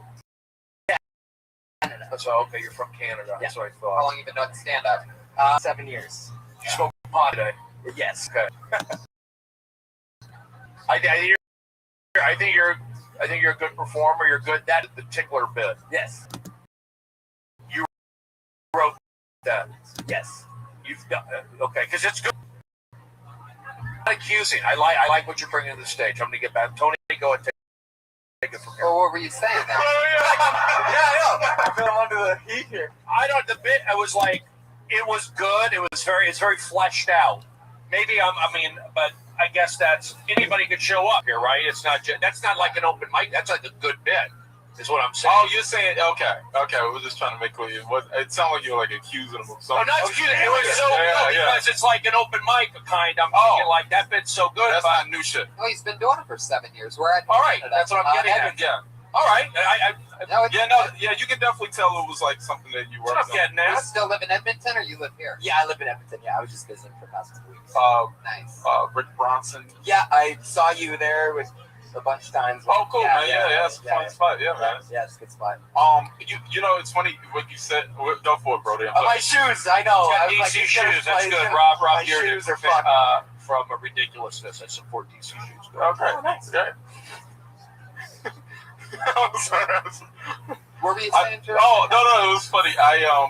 But no, it's just funny how like certain words that you say get like a laugh. Like you said, like coochie coo. It's just a funny word, right? You know what I mean? Like it's just like it just made me realize how like just certain sounds and stuff like that. Like coochie coo is just. I'm an adult, and I was still like, yeah. Do you watch the UFC? I do. You're a fan. Yes, and I know you guys are like super in. That's not a real rule though. You can still tickle. You can't. Like I talk about it all the time on the Joe Rogan podcast about how they should just tickle each other and they would win. And so they do? You can tickle. Okay, it's not a tickle bit. Yeah, because that's exactly what I've been talking about. I talk about this actually on stage a few times. You did a really good job putting it all together, way better than I did a few times. But the coochie coo thing in particular is really good. But yeah, I mean. I think the people who will attract like the UFC nerds, I think they're immediately going to go, no, that's not a real rule. Yeah, maybe say they're. I've never had anybody say that to me. I think you're fine. I'm just saying that bit. Like if you want to, I probably heard the tickling. It just like raised my antlers a little bit. I know Brian's big into tickling. When you're down, he touches you to try to tickle you. So it's just a lot of tickle stuff. But I think you're doing the right thing. You're good. Just keep doing it. I have nothing else to add other than like the tickle stuff. What else do you talk about? Like on stage? Yeah. I don't know, lots of stuff. Weed. You got a good accent. Are you from like France? No, I'm from Canada. You seem like the South Park's like version of Canadian. Like, hey, buddy, don't tell me about that. You're split right down the middle. Sort of, I guess. Do you know about checking the oil? Because that could be something you could add to it. Checking the oil is actually another legal move where you're actually having to stick your finger in the guy's butt. Shut up! Oh, yeah. Come on. Swear to God. Let me ask another question. Because you guys could be other than just stand up. So you live here in Los Angeles? No, I'm just visiting. Oh, you're visiting? Yeah. And I think you work up in Canada all over? Yeah, doing stand up. Yeah. All right, you're good. Just keep doing it. There's no secret. I can't change the world. What you said, what am I supposed to do? Just keep talking instead of dismissing them at the very end. What do you mean? It sounds like you're baiting them. It sounds like you're baiting them. You did a good job. Go on with your life. What am I, police officer? That's the story of you. You're done here. If it ain't broken, don't fix it. We're not. And I said, what are you doing here? What are you visiting? What have you seen so far? I saw you do audience warm-up at midnight when Ron Funches and Pete Holmes were on. There you go. Positive energy. You make me drop the stick. I blame you, Tony. Aggressive. You got it. But it sounds like he's trying to get information from people. Like you're just like, all right, you still live in Canada. Your mother's maiden name is Smith. I've got all I need. And then you just Well, I felt pressure from Tony a little bit, but I didn't want to like come down hard on you on the tickler bit. I thought you did a great job, and I just had to get my head clear. I realized this show's very popular. Everybody shows up, so thank you for being here. What's your name again? Drew. Welcome to Los Angeles. Drew Bain, everybody. Thank you guys. He's on Twitter at Drew Bain. That's BEHM, all one word, Drew Bain. You got it. Get on with your life. He's doing good. I know.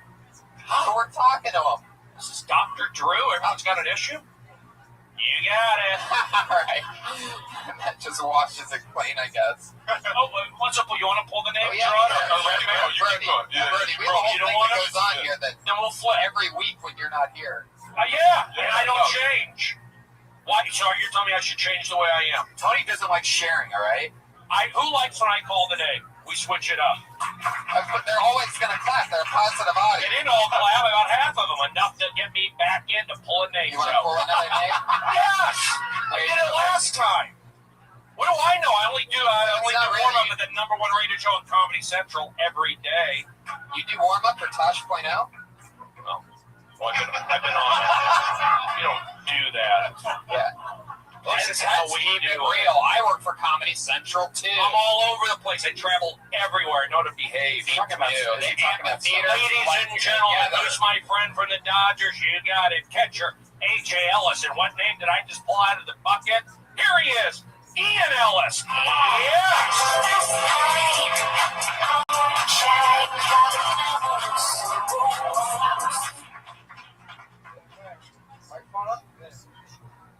Man, give it up for Rob Zombie's Iron Man, also known as Greg's dad. I don't support animal abuse, but if you have one and you're having a party and they won't shut the fuck up, you should threaten to murder them loud enough for all of your guests to hear. Like, as a responsible pet owner, I shouldn't have to feel like an asshole because I want to put your dog in the oven. It's not just dogs. Like, I've wanted to kick cats out of the second-story window of an apartment as well. I don't want to sound like a total monster, but I have the same policy about crying children. I think a good mother should tell them, if you don't shut up, I'm going to send you to live with your father. Now, obviously, you can't send kids to jail, but you can teach them how to make shoes and send them to Malaysia. My name is Ian Ellis. I love you. Good night. Fuck yeah, there he is. 57 seconds. Brody, you were talking during that. What do you want to... I was just hearing some offensive topics. Kicking a cat out of a window. Have you seen an animal? No. I didn't say it was a black cat. Whoa! Topical. This guy's good. Topical. You know what? I like your energy. I like your personality. I like your demeanor. Material's a little dark, but it fits you. And you're from Chicago? Yeah, right. I'm going to be there in a couple weeks. Okay. You want to watch me do some shows? No, you're a good guy. I like your T-shirt, and keep doing what you're doing. God bless, and welcome to Los Angeles. You passed the style points. There you go. The style judge, Brody Stevens. Yeah.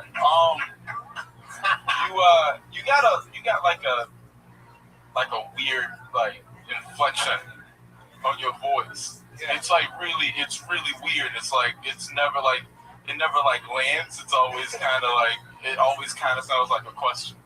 You know what I mean? Like even punchline. I mean, that's really technical. But it's just something I heard about you. It was just like, so I kicked a cat out of a window, and it's like, wait, is that? You know what I mean? Like, it's just very questioning. It's very quick. So that was, Were you raised in the south side of Chicago? I'm actually originally from Colorado. The mean streets of Colorado? Yeah. What are we talking about here? We're at in Colorado. I don't know. I was a kid when I moved. So how old were you when you moved? 13. Great. So you're from Chicago. Yeah. Cool. Where'd you grow up in Chicago? Do you have all the information you need? No. I grew up in the suburbs of Chicago, like Plainfield, Bolingbrook. You a fan of hip-hop? You have the Wu-Tang shirt on. A little bit. The cat and the dog thing falls under that, half the people here have cats and dogs in the audience. So unless it's like crazy and hilarious, all these people are probably like, man, he really hates dogs where he, slapping cats out of windows and shit. So like, I don't know. I mean, Do you have a pet? Do you really hate pets or animals that much? I had a dog. No, I love it. But you know what? What happened to the dog? Whoa! I'll tell you what is in the house. Here's the deal. His character, it's like a whole Michael Myers thing. I think you play it up. He's like a menacing guy. So if you're going to do the dog, I say keep doing it. Is what I'm saying. Like, that kind of joke fits you. Now, somebody else, the guy before you, he did the killing the dog joke or whatever.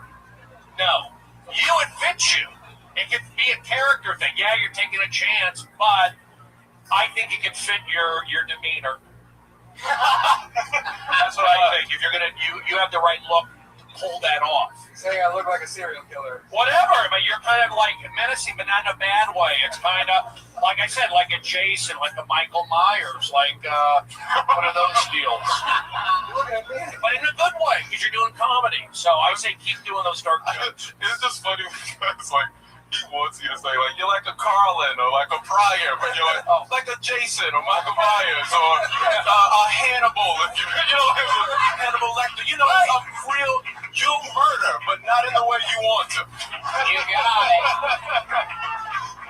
Yes, that's Kill Tony, folks. You're like a comedian Chucky doll. Go about your way. Yeah. Chucky. How long have you been in stand-up? 2007. 2007 is when you started in Chicago. You live here now. How long have you been doing it here? It's the first time I've been open a month because I've been hitting the lottery system too much. Wow, you don't go up other places. I've been trying to get out. I just never get involved. You mean other places? Is every place a lottery now? Well, like I get out like 2 or 3 times a week. And, You can't like get out more? I live in Mission Hill. I don't have a car, so it's like when I can afford a ride. Can I ask a question? You were living in Chicago most recently. Yeah. And then what made you want to come out to Los Angeles? Because you have industry out there. How long were you in Chicago doing stand-up? About 5 years. Okay. I mean, that's good enough to take that chance to go to LA, or did you think about going to New York, maybe? I did. You don't need a car? I think I'm more of like a New York comic, but Yeah. my people in New York were like, you want to get ready for a show, go to LA. Nah, it's kind of true, but kind of not true. Like, the most important thing for you is just like, not to turn into whatever, but it's just to get better. You know what I mean? Like, not saying you're not, I'm just saying, like, you know, like, if it is New York that allow you to play without a car. I didn't have a car for, like, years when We didn't have a car. You didn't have a car, yeah. So we would hitch rides with everybody Yeah, together. hot rides and, walk or take a bus or whatever. I mean, I understand, like, you living kind of far out, but even in New York, if you live kind of far out, you can still take a train into the city. Where's Mission Hills? Yeah. East Valley. Oh, yeah. North Valley, way out there. Like Northridge? I spend the weekend get my motorcycle license, so we'll buy a scooter and then I get out more. There you go. Beautiful. This man's got a plan. Just go to a local bar that's near you. They probably would love to have a comedy night. You just talk to them, set your own shit up, fucking advertise, start your own shit by where you live, where you can just go across the street. Make it as easy as possible, but make sure you go up, because the more you go up, the more you're actually going to become a comic. This once a month shit, that's like you're not a comic. Let's just move down here. But I will say something to tag that you gotta like public speak. I was a tour guide at Radio City Music Hall for a year and a half. I sold T-shirts for NBA basketball games. You just gotta want to talk, get out there. That's why podcasting like this is a good thing. So where did I go with that? I don't know. But keep doing what you do. Yeah, you gotta want it. I think you want it. You moved out here and you're figuring it out. Do the dark stuff. Yeah. You got it, right? I got it. Tag it, though. Tag it, yeah, right. And go that route. If you're going to go that route, then you got to own it all the way. You can't put one dog joke and then one cat joke and then one Malaysia. Are you comfortable with doing those kind of jokes? Yeah, absolutely. Okay, I'll write you some more. Okay. No, I got a lot of good stuff. Why is one shoe dirty and one shoe clean? It's bothering me so bad. I can't figure out what horse do you kick every day on your way out. I was at Runyon Canyon yesterday. Just one shoe on? What the fuck? Why is the other one so clean? You have one dusty, looks like it was a Runyon, and the other one's perfect. Who takes boots into Runyon Canyon? That's like an interesting thing. I have my boots. Are those boots or are those regular shoes? They're regular shoes. Wow, look at these fake boots. I had a feel like they look like boots, but then it's just they're like little big short boots. Like little baby bootsies. Hashtag baby bootsies. That's what number episode this is. This one's it's Kill Tony, the baby bootsies. There you go, from Kicking Cats. He went back to it. Yeah. Good. Wow, there you go. There's the callback. I mean, I said the horse thing 3 minutes ago, but pretty quick, kid. Yeah. really confident, man. Like, really confident and really bold. Keep doing it, man. All the best to you, really. Yeah, you're so great. I love you, Ian. And Ian Ellis is also the guy that amazing artist. Follow him on Twitter and Instagram at Chicago Open Mic. He's made the coolest fan art. He wouldn't even believe. Oh, he's an artist? An amazing artist. Absolutely my favorite artist. As far as cool. Like he really draws some crazy I shit have up. no talent in terms of that stuff. I know, me neither. It's amazing. I always ask every guest a question, the same question. I can't remember whether I've asked you guys this or not, but anything you did when you first started stand-up, you're embarrassed you ever did, or can't believe you ever did, like when you were starting up? Something silly? Maybe a joke, something stupid? I can go up. Would you like to go first? Or no, you go first. Something stupid that I did early on? That you can't believe you did, something silly. Something silly. I can't believe I did that. How about you, Mervis? Oh, thanks for moving on, Tony. I mean, you spring this question on me. It's like, this is your life. Go ahead, Mervis. I used to try to play the mandolin on the stage. That did not pan out well. What's the mandolin? Mandolin. Tiny string instrument. Yeah. I can play the mandolin.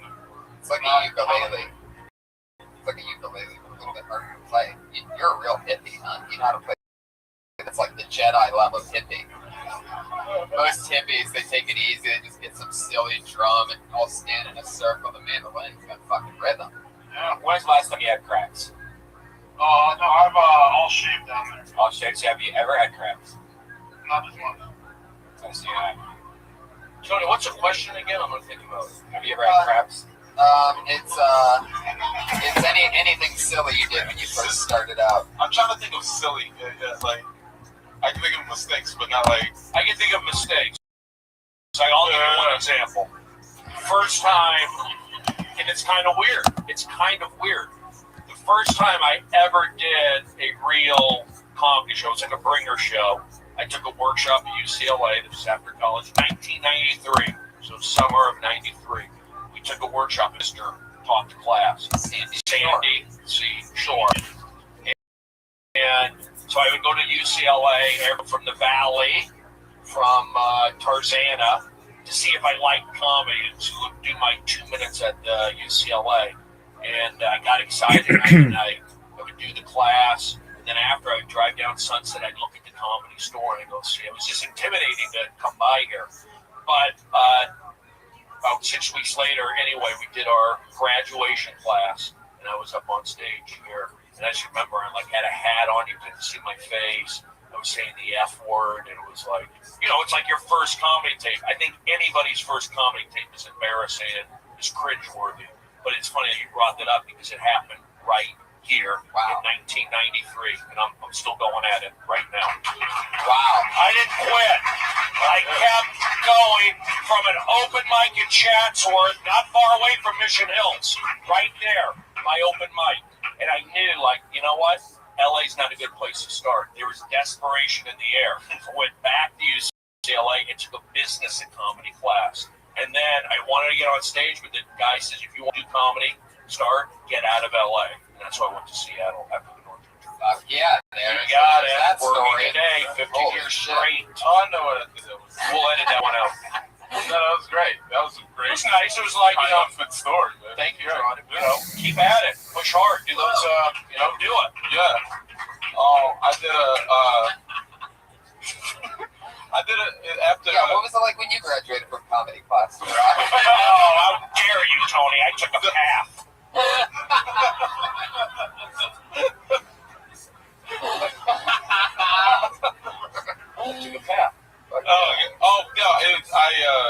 After Chris Brown, the Chris Brown Rihanna thing. This is not starting silly. I had an idea at the improv open mic. I wanted to go up and pretend to do the Chris Brown apology bloopers. and real performance artist shit. I got like Willie the whole like cue cards. Pretended to read off of it. I would like dance to them. Like it was like really crazy. This is a couple years ago. Hilarious. Awesome. I actually have one more, and I'm sorry. I was downstairs. Would you like to get your master's degree in comedy? All right. Is that what this is turning into? So maybe about 8 years ago, I was downstairs in the original room, and I remember some girl yelled at me. Her name was, I did a Jerry Jewell reference, from Facts of Life. Blaya. Nobody knows who she is? Jerry Jewell? Nobody. Oh, great. Jesus. Yeah. I did it. All right, so I did an impression of somebody. This was an old joke 8 years ago. All right, what is it, crap on Brody night? It was a really awkward moment. You asked for it. It stopped the whole show. It stopped it. She was that upset. I made a grown woman with cerebral palsy cry. Oh, my goodness. That's aggressive. Wow. You got it. I'll snap. I'm demonic. You got it. Push him lever. Let's pull a name out of the bucket. You use that you got it like a piece of ginger between sushi bites. It's supposed to clean the slate that you built. But there's another thing. On my last we don't special, forget what you just said. I said you got it like 30 times on my half-hour special. That's embarrassing too. To repeat yourself when you think you weren't. You got it. All right, here we go. You go. You pull a name. It's your turn. I think it's I pulled out Ella, so you're done. Okay. You don't want to, Gerard? No, I'm cool. Tonight we found out Gerard can't read everybody. That's racist. That's crossing the line big time, Tony. Oh my God. When in Rome, you gotta say the joke. Oh my gosh. I put it right there. Serve me a big beach ball of sun up there. Put your hands together for Rashid Stevens. Good name. Rashid Stevens. Yeah. Rashid, yeah. I come in peace. Okay.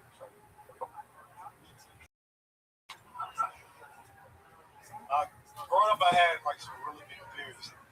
Two of my big fears in life kind of hindered me a little bit. One of those big fears were I was petrified of dying. I listened to Resurrection by Tupac.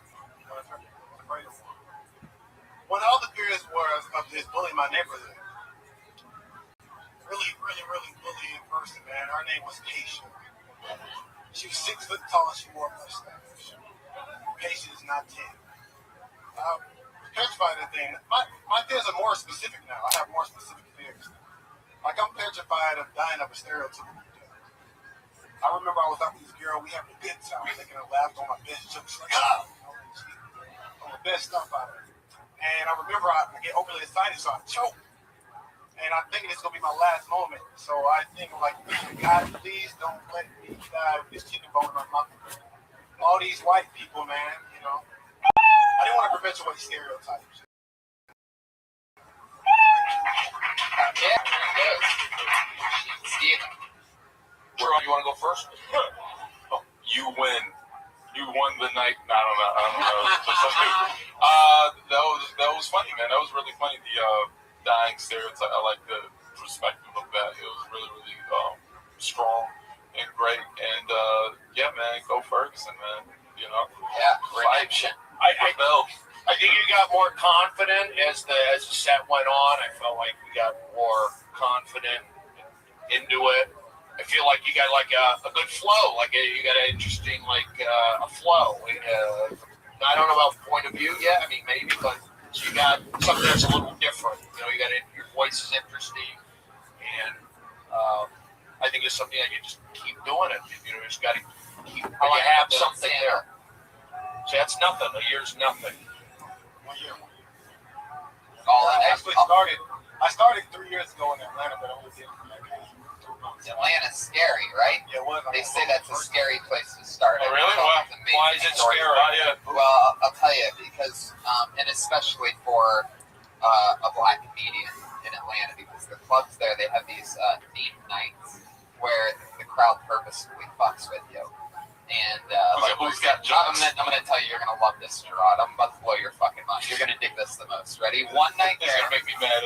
Yeah, you're gonna love it. All right. One night there, like Tuesday nights, we'll say, is Keys night, where if a comedian who's doing, I mean, this is like their real show too, real stand-up show. But on Keys night, the second a comedian loses your attention, you're allowed to take out your keys and just start jingling them lightly.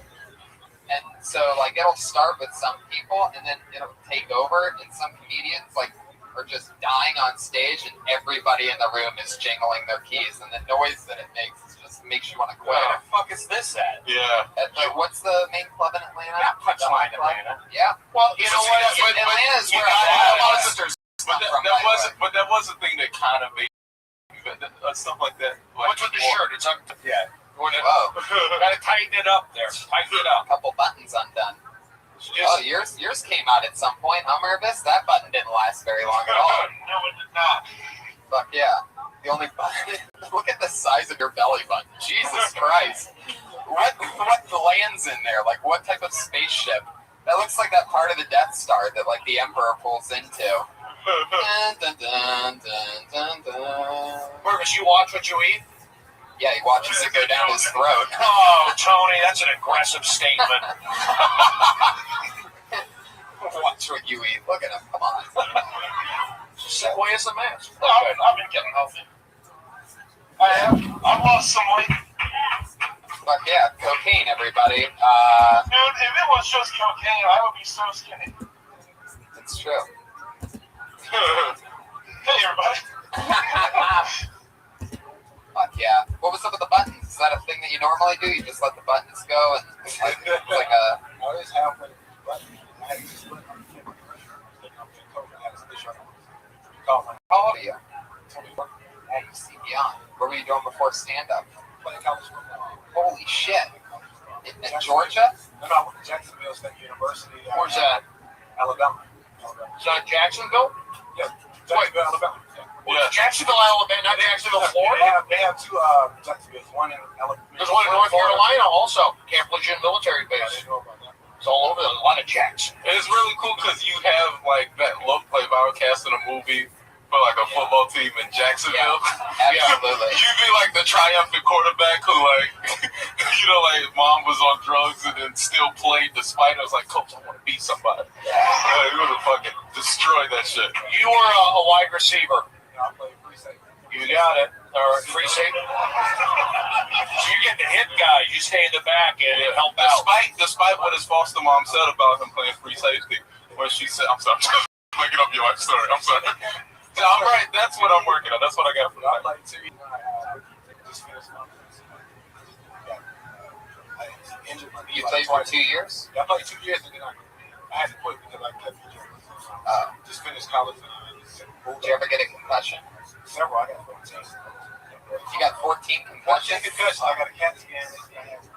Over my career, I had 14 concussions. So, Is that a normal number? Like, what's the normal number? Well, you know, I mean, they just started taking, like, they just started documenting when people were getting concussions about 4 years ago. So I have been playing since I was 4 years old. So the documentation was getting wasn't around. So they did like back. Well, good thing this show's a podcast, so you'll be able to remember what happened here tonight. Lifetime story.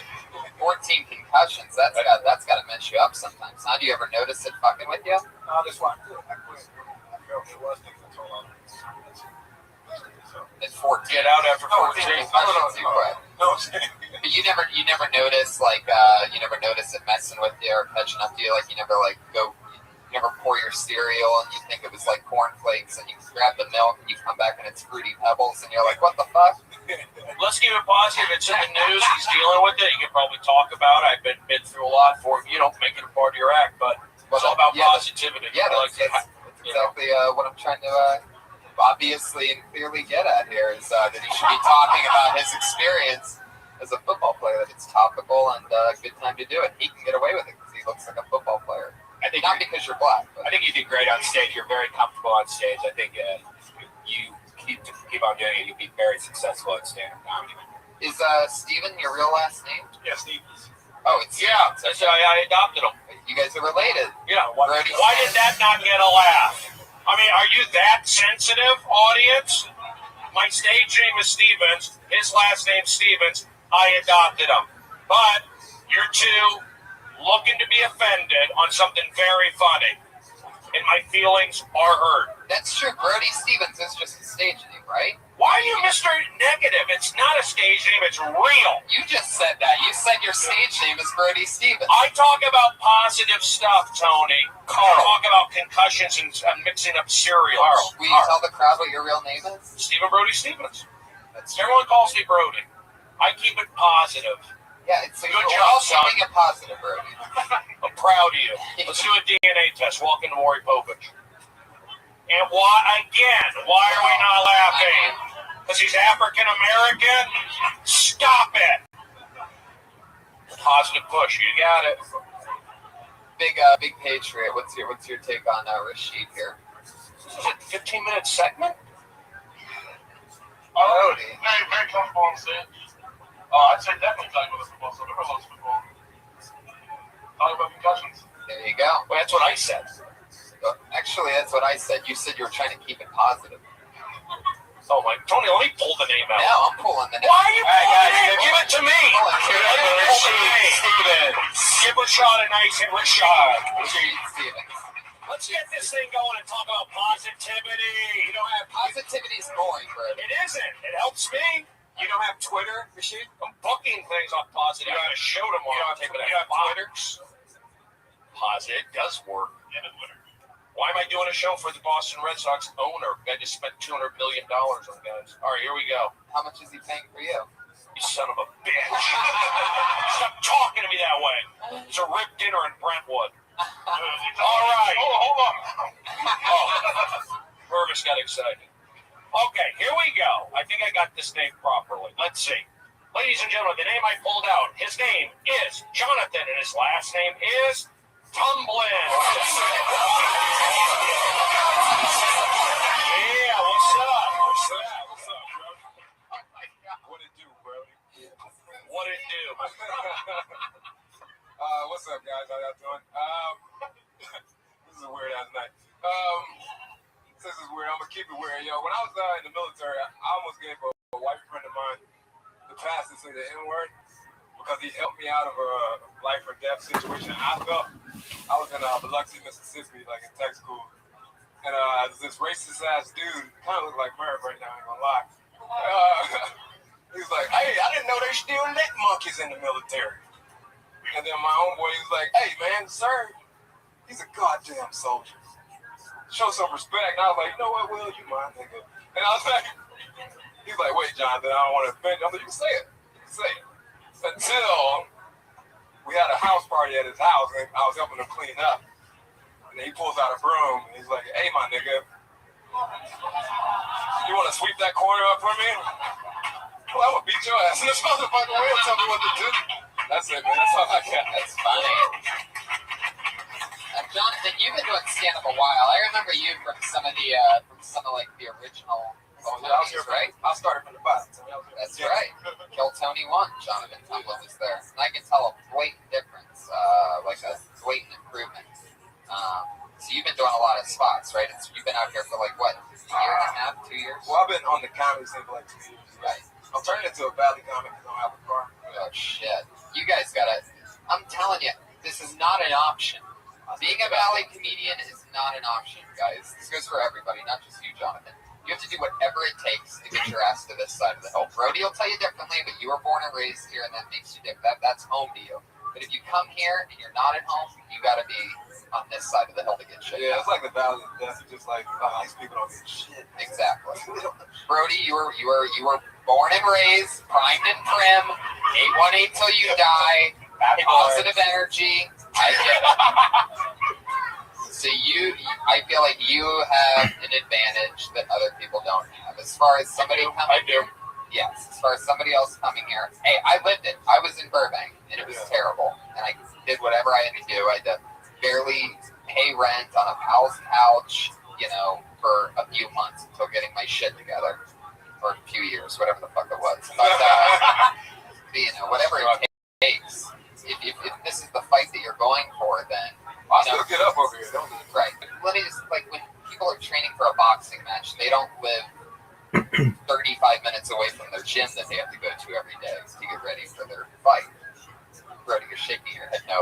just thinking like, LA is the major leagues. This is it. Yeah. I think New York City's like the mecca of stand up.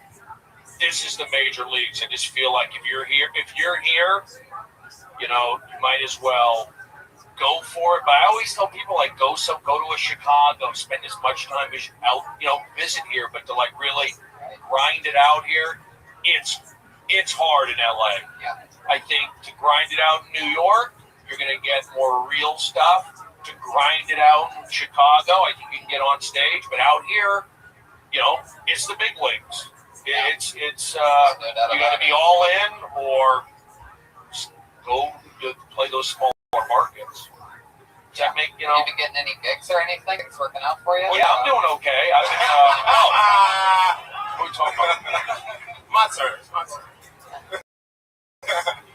No, I get gigs. I have a few relationships with people every now and then, but Anybody having you open for them yet or anything? No. You see what I'm doing here? I'm setting you up. So you can take Jonathan on the road. Oh, yeah, there it is. I wouldn't do that too. I never want to discourage somebody, say they can't make it coming straight here, but I'm always going to say to somebody, go out on the road, move out of Los Angeles until they're asking you to come here or your mom owns a condo in Tarzana. Then you can come back. That's a weird approach. My mother does. Thanks for not laughing. It's an interesting thing, and you were always, very early on, you were a mentor to me, Brody. Early on, not anymore? Okay, here we go. No, but from very early on, right. You were a mentor. And you always told me that. And that happens organically. When you're broke and you live in LA and you're trying to do comedy, it's really hard to it's so hard to book gigs on the road. Right. But, that'll eventually happen. In the meantime, and it's just my advice for everyone, you have to be on this side of the hill to really be in the game. Yeah, there's a world that exists where it's up to you how strong you are mentally. Like in LA, I think to ignore industry. I mean, I think we, really like I ignored industry for the first couple of years. Like didn't take on a man, didn't take on anything. For me, the rule is at some point you have to be doing it not as a career. Which being in Chicago helps being in whatever, but it's knowing yourself. If you're able to come to LA and just completely ignore industry, because we say industry's here, but also industry wasn't at the Sunset Grill. You know what I mean? Like when we were just working up, they're like industry's not there while we work. South, so we were performing in front of just breadsticks. Yeah, not even new Souths, like old Souths on the bread. Like why do we sound like our grandfathers? We just performed for breadsticks. This is like 2009.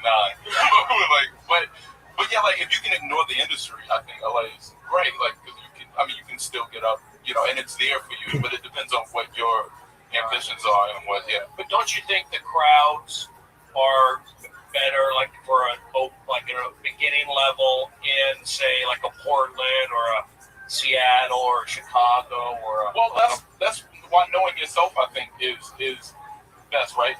For me, it was I'm competitive, so I wanted to be among who I felt would be the best in the country. You know what I mean? So it was only New York or LA. I didn't even do comedy in North Carolina. I moved to LA. Right. Yeah, for me, it's whatever works, whatever drives you. You know what I mean? And so for me, it's I like competition. I like being around really great minds, and it helps, drive you and make you. And I say that I go, I give advice. I'm good at giving somebody their best odds, their best. So it's like a 1 in a million. You did that, but for every Gerard who does it, there's a lot of guys who don't. Meaning, I feel like I always err on the side of go someplace else, get good, and come back. That's not to say you can't go from North Carolina, come straight here. Tony came here straight from Youngstown, Ohio. It does, but I think that's rare. It's just knowing yourself. The point is whatever works. I work in West Hollywood. There you go. Welcome back. Jonathan Tumbling, everybody. He's on Twitter. And Jay Sherlock T, all one word. Jay. Put out good energy and it triggered a good conversation. He's a good guy who's here since Kill Tony 1. This is the part of the show where we have our 2 regulars go on. Every week they do a brand new minute, and it's always fun to watch. Your first comedian tonight dropped out of the University of Florida with just a semester left after she came here and did Kill Tony for the first time. She's been writing a new minute every single week since. What are you laughing about, bro? of school. I didn't make her drop out of school. She dropped semester out of left. college. I'll pay for it. You ever go to University of Phoenix? I'll take care of you. Here she is, Kimberly Condon. Hey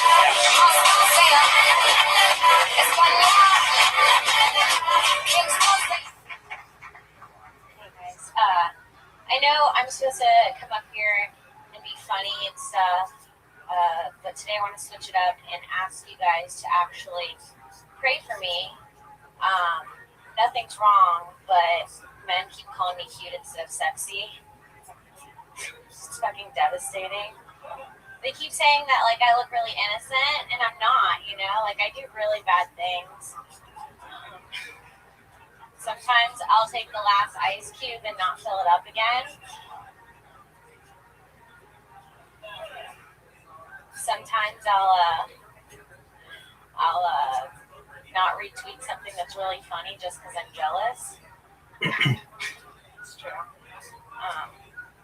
I was gonna make a joke about Ferguson, but I think it's kind of dark. Oh, a guy said that he wanted to be friends with benefits with me, and I thought that was really exciting because I've never had a 401k. Fuck yeah. There you are. Kimberly Condon with another brand new minute. You did it. You did your Ferguson dark joke. I'm glad that's only topical tonight. What was the first part about again? That entire first 45 seconds. How guys talk about how I'm cute. Oh yeah. Yeah, there's definitely something there. It sounds like you have another new take on it.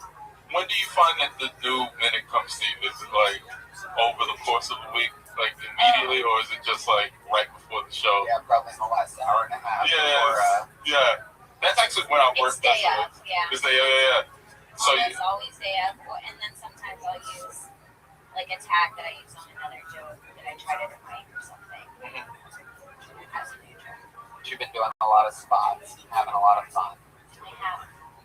Got a blue blazer. I do. Is that you? I will. You know there was a wrestler in the blue blazer that died in the ring. Did you know that? I don't know. What are you trying to tell me? No, I'm not trying to tell you anything. How many people caught Survivor Series last night? Anybody? Fuck yeah. One guy that wished he hadn't started clapping. I like the honesty of that one where you said you didn't retweet it because you were jealous of it. That kind of shit really is hilarious because I know you, and so I know that's you being honest. But yeah, I just roll my eyes. I really like how your material has really grown into a very honest kind of voice in you. So you're doing great. Thank you. Well, there she goes. You did Well, Tony, I don't get a chance to talk. I didn't even notice. I'm sorry, Brody. Were you into it tonight? Were you comfortable? Did you feel like relaxed tonight? Something on your mind? Did I not seem into it? I asked you a question. Ask a question with a question? Jesus. Like she's talking back to me. She's like a Tony Jr. It sounds like a third date conversation. No, here's my thing. Seem into it? No, you seem into it, just not like I offer something. Oh, sorry, Troy. I thought when you went up there, when you said, I'm going to be serious for a moment, I really thought you were going to make some kind of like a 1-minute speech on like what's been happening tonight. I really thought you were. So that got me. And then I was kind of like a little disappointed because I thought it was going to be something, but there was just I'm not nitpicking it, but it is tough to come up with the material once a week. Well, yeah, it just changes. Some weeks I come up extra confident because I know that the jokes are going to be really good. And then some weeks because it's a new minute every week. So yeah, right, very hard. Like right now, I like the bubbly energy, but yeah, it's hard to do when you're forced to do a new minute every week. How dare you, Tony? No, I'm just laughing because like Brody's review is talk about Ferguson more. I didn't say that, but I know. You expected it. I just had you did pull me in. I thought you were gonna. That's good acting. So you were committed to that. There you go. And Brody's been in a lot of movies, so he does good acting. What does that have to do with anything, Tony? No, I've been it does. in 4 movies. Yeah. I haven't booked a movie me since I went off my meds. Well, I'm a loose cannon. there you go. Brody Stevens and Kimberly Congdon, everybody. There she was. Kimberly Congdon is at Twitter at Kimberly Congdon. We have one other regular who does a brand new minute every week. I'm really excited to bring her up, as always. Put your hands together for Sarah Weinstein.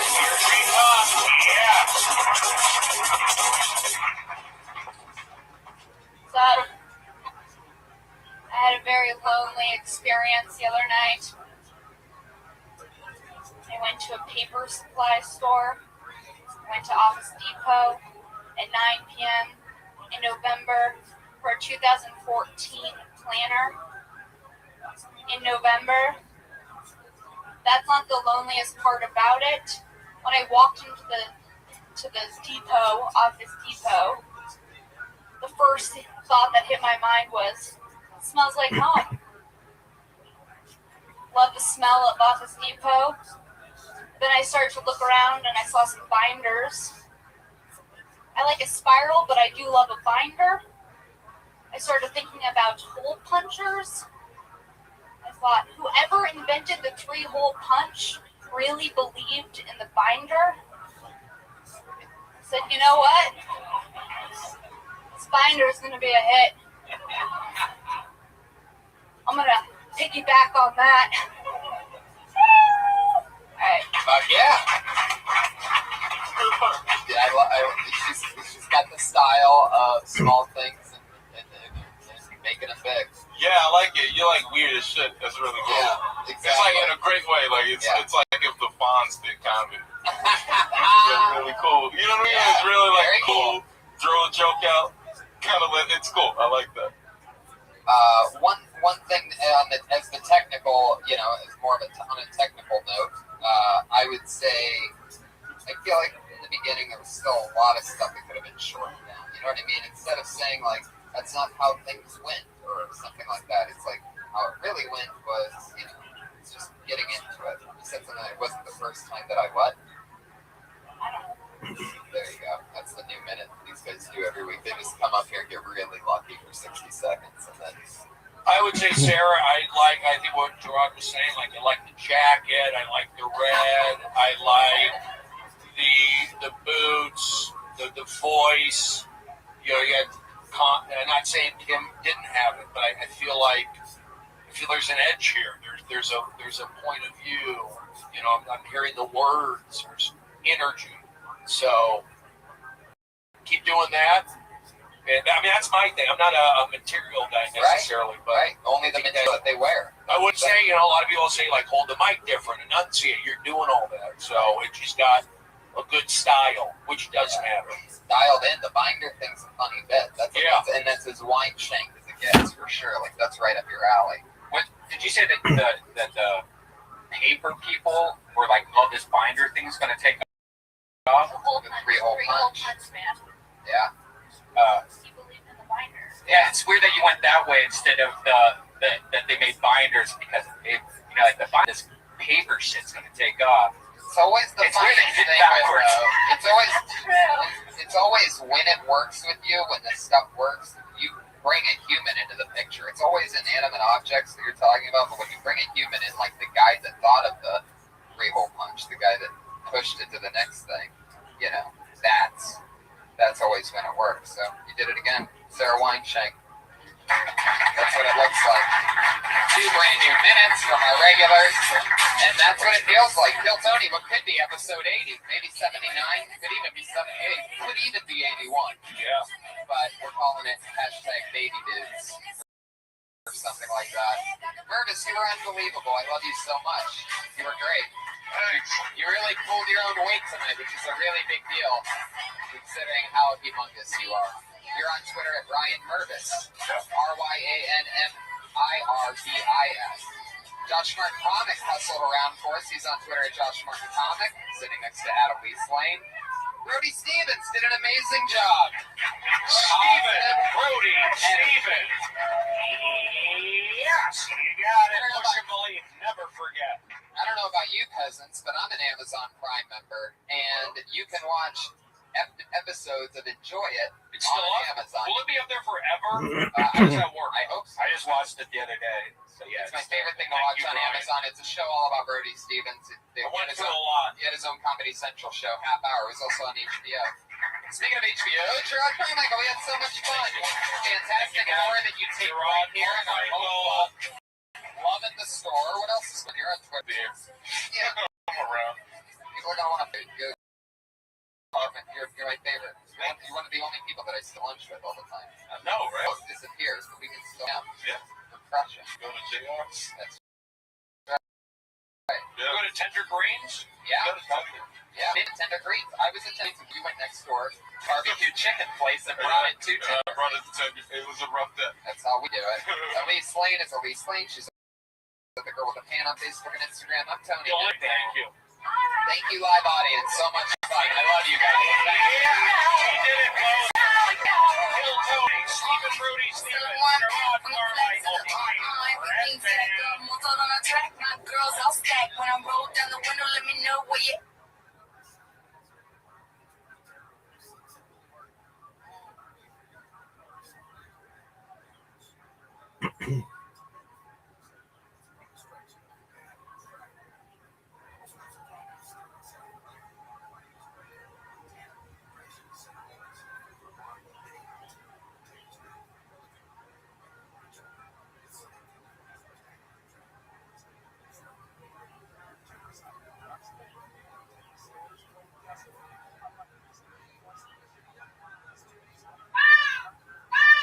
Coming to you live from the Road Famous Comedy Store for a brand new episode of Kill Tony Volume 2. Give it up for Tony Hinchcliffe!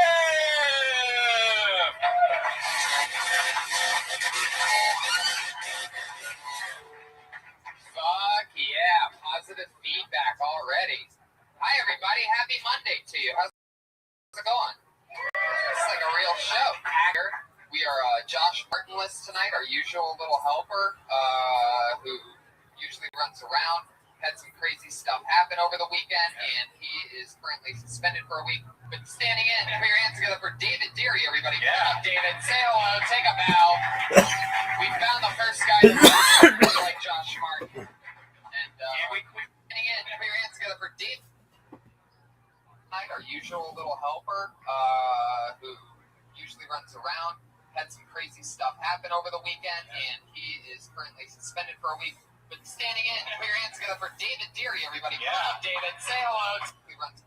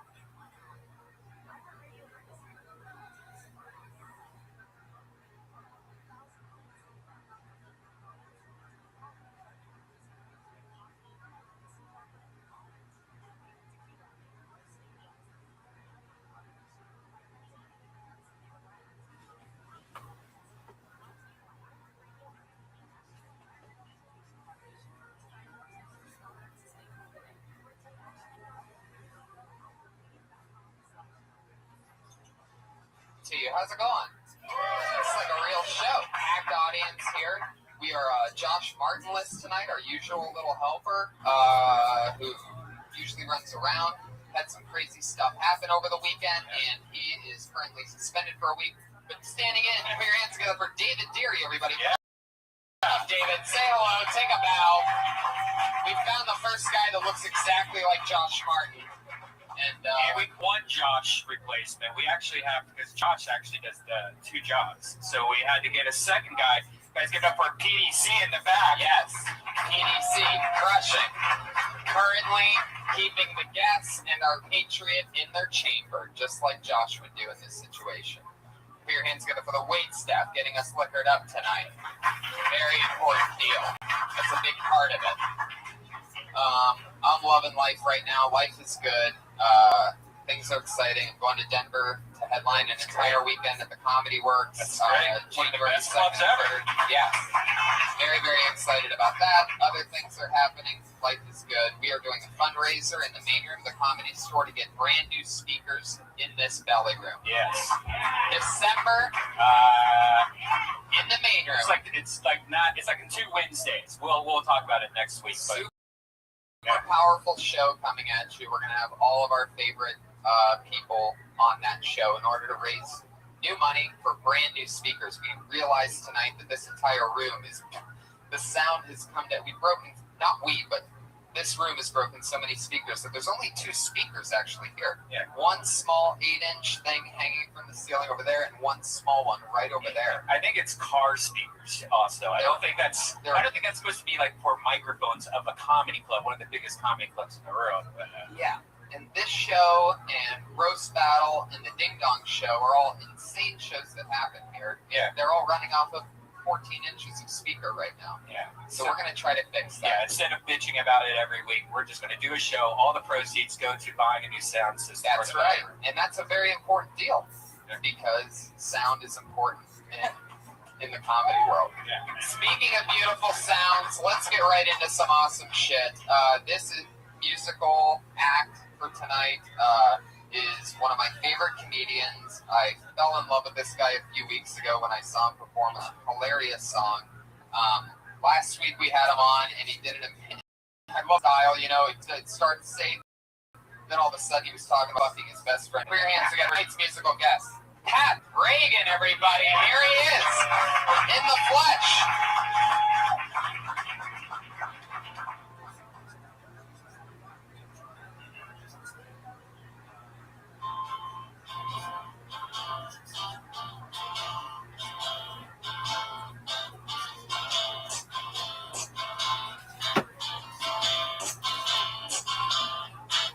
I fell the face of the earth today. You told me to leave and I begged you to stay. The sun went black, the sky went gray. I fell off the face of the earth today. Greg's dad left me for another baby boy. I saw you at the movies, ba-da-da-da-da-da. Pretty sure you saw me too. Pretty sure you saw me too. Your new boy told it yum yum, ba-da-da-da-da-da. I kept playing peekaboo, kept playing peekaboo. But there's nothing I could say, nothing I could do. 'Cause I'm the only baby boy for you. I saw you at the cemetery paying your respects to Greg. His fat ass would not believe the way you treat me now. I saw you in your bedroom, I was watching from the fire escape. Your new boy was there wearing nothing but a tank towel. He makes love like an untamed demon. And you start to hum a Peter Gabriel song. And suddenly my hands, they are covered in semen. Dun dun ding ding.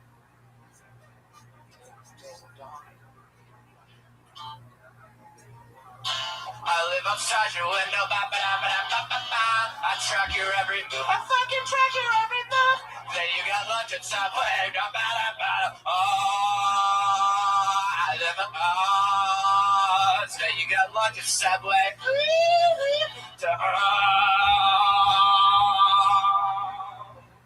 Today you got lunch at Subway, and dinner at Subway too, dinner at Subway too. I swear I'll win you back, it's the last thing that I do. 'Cause I'm the only baby boy. Yes, I'm the one and only baby boy. And I'm the only baby boy for you. Reagan, everybody. I I have his album. You should too. Yes. Find it on iTunes, SoundCloud, everywhere. That's Pat Reagan. That's spelled Patregan. Not like Ronald Reagan. It's announced like Ronald Reagan. Pat Reagan, but there's no A in that. Follow him on Twitter at Patty Reagan. PattyRegan. I absolutely love him. David, you're already doing a fantastic job. I'm going to bring up tonight's Patriot. Every week we always have a head of security to keep us safe. This week is a return Patriot. I'm very, very excited to have him. He's one of the funniest comics, a great comedy television writer. Writes for shows like Dion Cole's Black Box and numerous other great things. Also, we do stand-up comedy together pretty much every single fucking night of the year.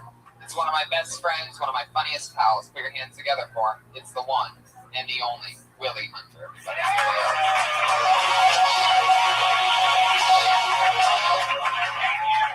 There he is.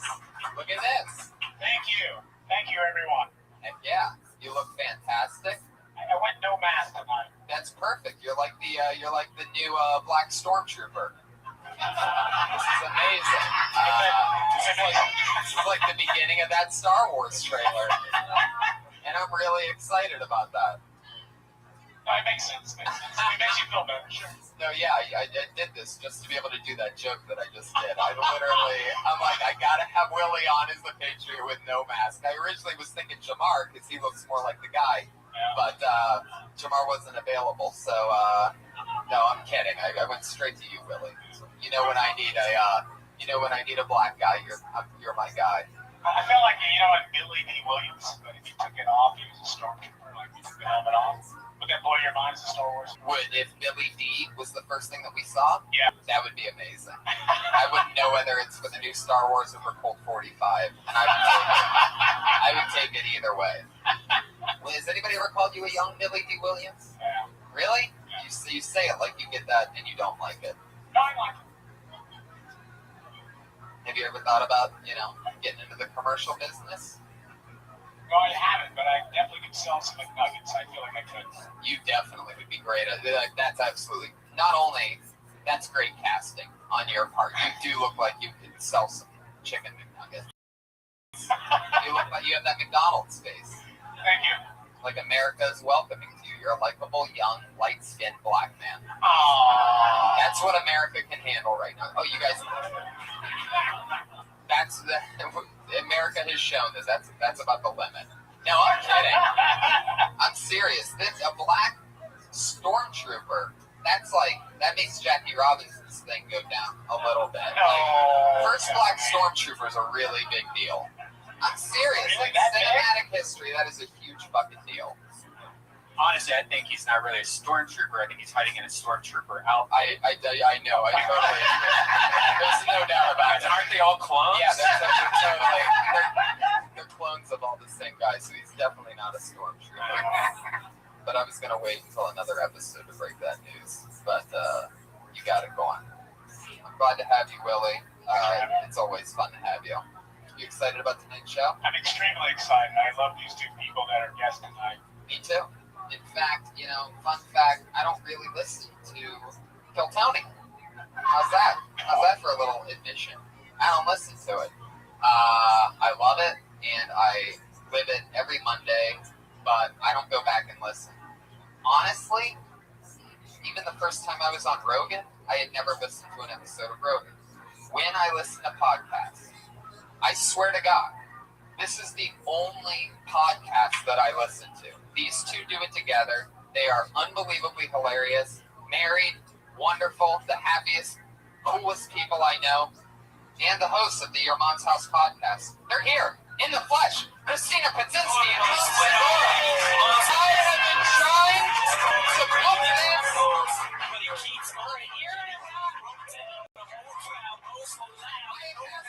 Every Monday, if they are available for a year and a fucking half. That's not a joke. Every Monday, these two get a text. How about this Monday? I'm in Tuscaloosa. How about this Monday? I'm in Winnipeg. How about this Monday? Seattle. But here we are, the totally clips of my heart. Hinchcliffe, Hunter, and Red Band. With producer credits of PEC and David Deary. David Deary. What's on? Yeah, this is great. We usually have food for you guys, but our chef started dating a guy, and Did you get the story? Is that what happened? it's right here. Oh, that's right! Wow, you just saved her! Holy shit! We were just about to go Her crazy. best friend just saved her! She's catering a Christmas party! We were certain about to be such a Salad. Such a screws, Redman. You're not getting salad, are you? The Grinch and the Hinch over here. Thank you so much. So food is here if you guys want to eat during a podcast. Those two things go great together at the same time. Tonight she made us a mixed green salad with chicken, apple, sausage, goat cheese, pomegranate, arrows. Oh, she must have written areolas. Something like that. Roasted pine nuts and poppy seed vinaigrette. Jesus. It's official. I think that might be best for home. And Yeah. Salad, not really your best finger food. No, we don't have forks, too. good for recording. It's all good. Right. Yeah, exactly. Good stuff, Willie, these salads have chicken apple sausage on them. Now, as a light-skinned black guy, I would imagine the chicken apple sausage would be something you really Well, I'm like. concerned about the sausage. Right. Yeah. And the apple. Well, the chicken and pine, of course. I love it. Wow. Well, there you go. We just got interrupted with food. Yep. Yeah, Yeah. that just happened. Yeah. Tom, you've been on the show before. Christina, this is your first time. I'm so nervous. I'm racked. I'm going to vomit for these people. The Tom Segura Bird Kreischer episode, by the way. I'm sure you got some feedback from that. Yeah. That was insanity. That was really fun. And I'm so glad that you two are so busy. It's like, so you go and you say, Ferguson, she argued before the cop. I argued. Is that right? That's the key. Yeah. It's called Ferguson. No. So, what the fuck was I just gonna say? The bird one, it was crazy. Oh, yeah. It was unbelievable. And the feedback from the podcasts that I've done with you guys are out of control. Well, you're one of the most. Yeah, you're a beloved guest. Well, and so is. You guys got the exclusive scoop that my parents had mob ties at one point, which was the point in which I was growing up with them. And your father's name is? It's Joey. But his first name is Joey. Yeah. And then the restaurant is Joey. It's the Joey. You don't even. It doesn't. It's not Joey. It doesn't belong to Joey. It's Joey. It's not multiple Joeys. My name's Joey. That's the name of the place. Put an accent mark over the E. I swear to God. Anyway. Wait, over the E? Yeah. Like he's fucking Portuguese or something? I'm telling you, there's a little accent mark there. It's not. It's insane. He's out of control. This guy. Yeah. But we had my mom call in to the show that I was on with you guys. She talked about what it was like running numbers and being a racketeering guru. And no one can. I actually was at the event that I had already met her. I met your mother. Yeah. Nice, super nice lady. You would never guess she was in the fucking mafia. Yeah. It's real shit. Dial 911. Yeah. Here we are. Oh shit. Forks, everybody. There's a fork party. Want a fork, Brian? What's that for? Are you going to buzz people and stuff? Yes. And what happens is comedians come on, they all sign up for the chance to do 1 minute on the show. They know it and they love it. Yes, 1 minute. What happens is they perform and then we talk to them about anything afterwards. Maybe it's about what they talked about. Maybe it's about something else. Anything can happen. But the minute has to be about Ferguson. Yeah. No. That's a really good idea. That's like a whole new twist on the show. It's true. Bring your best Ferguson minute. No. You won't do that. But I do love that idea. Maybe next week. That'd be a great idea, actually. Have a new topic. jokes? Have a new topic. That's What's That's a great idea. No. Why did he force his booty into all those words? It's not a What do you guys think about this? I know Cosby was a huge part of your life. Your dog is named. Our dog's named after him. Our dog is named Theo Huxtable. Yeah. Wow. Which we're having it legally changed. Yeah, we're going to. Wow. Yeah, I swear to God. I've been obsessed about it all day. You can't name your dog after a known rapist. It's crazy. It's like naming, your dog Charles Manson or Hitler. No one names our dog Hitler. No, that we know of. Well, not yet. But in response to Theo Constable, it's in response to FIFO, because we've been calling him FIFO anyways, So we're legally going to change it to FIFO. Like, I got to go to the DMV tomorrow. I love it. Yeah. I love that. What do you think of it? What is your opinion?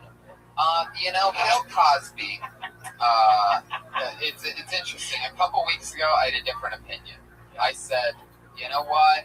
These girls knew what they were doing. Bill Cosby's, these people don't help you in real life. They're not going to go, here, you're great. Here's a manager, and go take off in show business. And people need to know that that's not how the business works. And these girls that were hanging out with him, at least the one interview that I saw, she pretends like she didn't know what was going on. Like somebody roofied her or something. And the truth is... Wait, they did.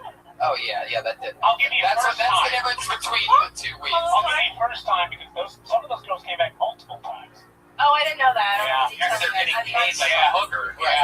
Yeah. So there's a lot to the story that we don't know. Yeah. If he was actually fees, like, I think he was. Yeah. I think that's it's not a lot. Maybe his lovemaking is just so good that they pass out and forget exactly what happened. Like, has anybody ever thought maybe Bill Cosby just fucked so good? Yeah. They put you to sleep. You know what? It's always about taking a different angle, and I like that one a lot. I just thought of it right now. I'm actually pretty excited to test it out later on stage. Yeah. A lot of people say fuck Cosby. You know what I love? I'm already trying it. Oh, sorry. No, it's okay. I love that every picture they print of him in correlation stories. It's like, that's the worst he's ever looked. It's so Yeah, or just wonky eyes going around. His eyes are kind of the ones where they're looking 2 different ways. Yeah, He has the shade. Like, you get dropped or from somebody else. Yeah. And all the shit freckles came out too. He's got those freckles. Yeah, he has the Why did he get shit freckles. Yeah. He does. They go like in too. It almost looks like you could make like a plaster and It looks pull like it out. like someone put just hard on his face. He has some freckles. He does have hard freckles. Holy shit. He does. Yeah. I think the Cosby is though. I think it's pretty obvious. Bro. The defenses of him are a pretty big stretch now. It's like, it's 19. Right. 19 people say you're kind of an asshole. You're pretty much a fucking asshole. That's it. Like, 19 is a huge. It's a lot. Like they're all the funny. The latest ones are when they're like, I would have asked me to like. The girl who was like all into it, she's like, but then he drugged me anyway. It's like, well, that's what he does. But that's the fun, Tom. That is the fun. But see, I always go like, hey, play dead, don't move. But I don't like, something. Play real still. Play real still. Don't bring it dead. I'm really disappointed in it because I actually had him scheduled to be the guest on this show this week. Yeah, and he canceled only because of this. That whole thing. He was a fucking hero too. Yeah. I'm a big fan. He was a hero, but isn't that crazy how you can just whitewash everything? And it's all Hannibal's fault. Now the only sitcom worth remembering from that time is Roseanne. She now holds the throne. Roseanne. Strangely enough, he never drugged and tried to fuck. That's the only person nobody would try that on. Classic Roseanne Barr. Every week, the Patriot has one question for each of our guests. Patriot Willie Hunter, what do you got for our guests tonight? I guess since we're talking about Bill Cosby, I have to ask Christina this question. Sure. Have I been raped by Bill Cosby? That's a good question, but that's not the question. Because a lot of Mel coms are considered like creepy. What is the creepiest thing in Mel com? You don't have to name any name. Yeah. That someone's done to you. Absolutely. Somebody guess it's Tom. I mean, how much time do you got? Outside of me, though? Outside of you. Yeah. I'll tell you the very first creeper moment I had. It was actually in that belly room, and it was the first time I ever did stand up was in this room, back in like 2000. I don't know, too. And I was doubled over with diarrhea, like severe diarrhea. From the time, you know how you do stand up in the beginning, I was doubled over from the morning till night, and I just gotten out of the toilet. And And some creeper comic, I'll tell you who it is later, I guess. Is it the Puerto Rican guy? No. I know who it was. Do you know? I swear to God, I can just tell from. For real though? I can literally feel it. And if I'm wrong, wait, can I whisper? You'll tell me, right?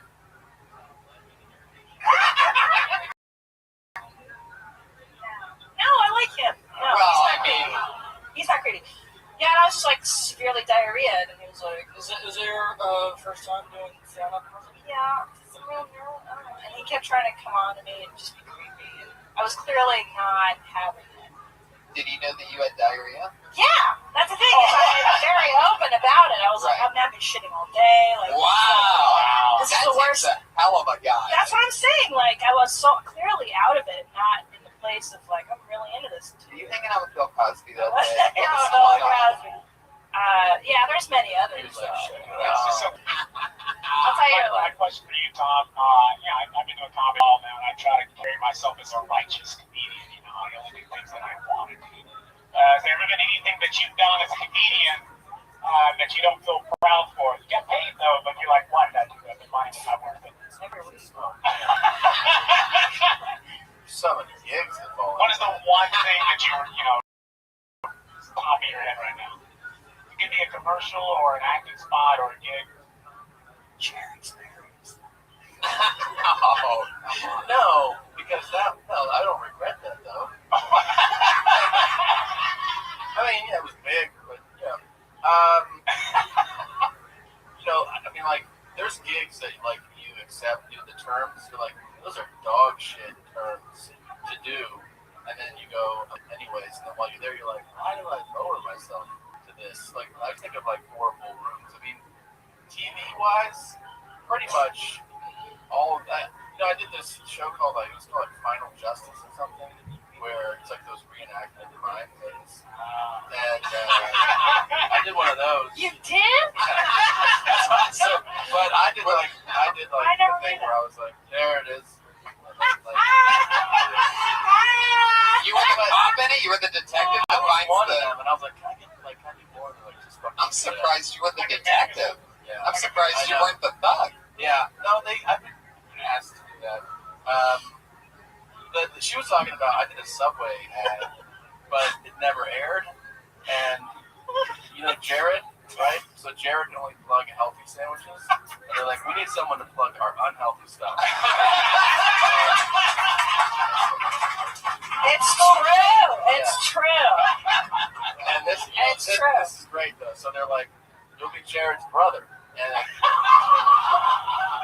And they're like he'll be like, try to eat this turkey sandwich. And he'll be like, what about a meatball? So, so back and forth.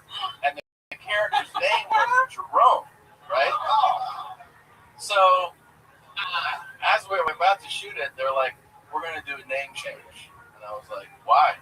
And they're like, it's kind of a black name. And I go, yeah, it is. But, you're fucking Subway, so do whatever you want. And they're like, we're going to, what's the new name? They're like, Jermaine. That was the character's name. Yeah. Are you serious? Yeah. True story. And a grip of money, too. It was a fuckload. But the money, the big money didn't kick in unless they started airing. You got paid some money, and then as soon as one airs, you get the bulk payment. And then their Subway's head of marketing got fired. The new person was like, fuck this campaign. And we shot a few of them, yeah. So how was Jared? What was Jared like? Jared is like fucking John Lennon, but it's fucking Subway. Like people walk around and like, damn, you're the fucking man. Like they all kiss his. He's the mayor of fucking Subway. Wow. Absolutely. And then there's rumors. Like we shot this years ago, but they're like people were like, Jared's been on it for now. He's like, this is after he's lost all his weight, but they're like, you got kind of jowls now. You got you kind of. And then he was like, what the fuck is that shit? People just talking about his weight, And then he invited me to his hotel room. After we shot, he's like, let's get a pizza. And I was like, fuck yeah, dude. I swear to God. Really? Unbelievable. Wow. That's the best. But that didn't really answer your question. It wasn't I didn't regret it at all. Just one of those things. You didn't care. You got to reach a level where you're like, I don't care anymore. I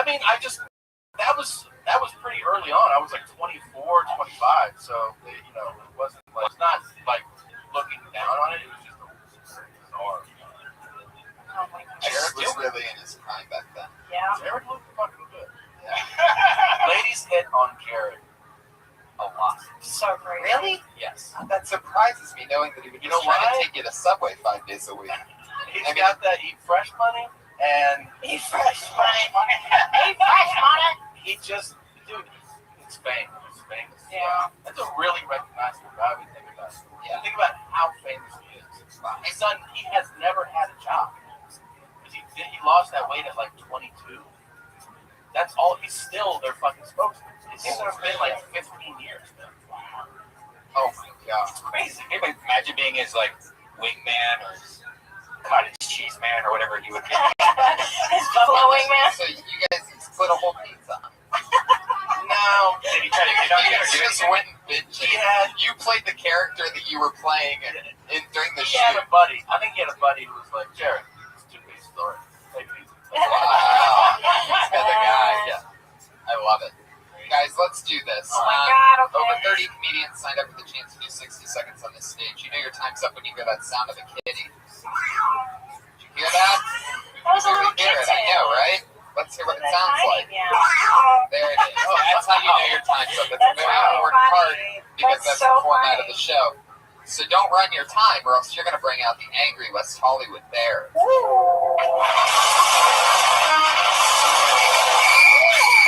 to hear that one again. That's West Hollywood bear. I'm really excited. Yeah, that's funny. in line. They wrap it up. Well, they like Tom too.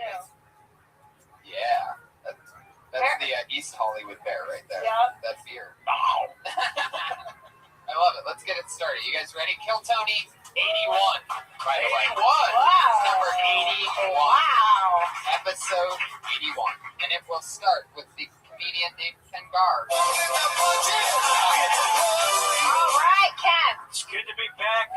It's an honor to be here on Kill Tony, especially today, December 1st. I am 3 years cancer-free today. 3 years. Thank you. It took my wife forever to die.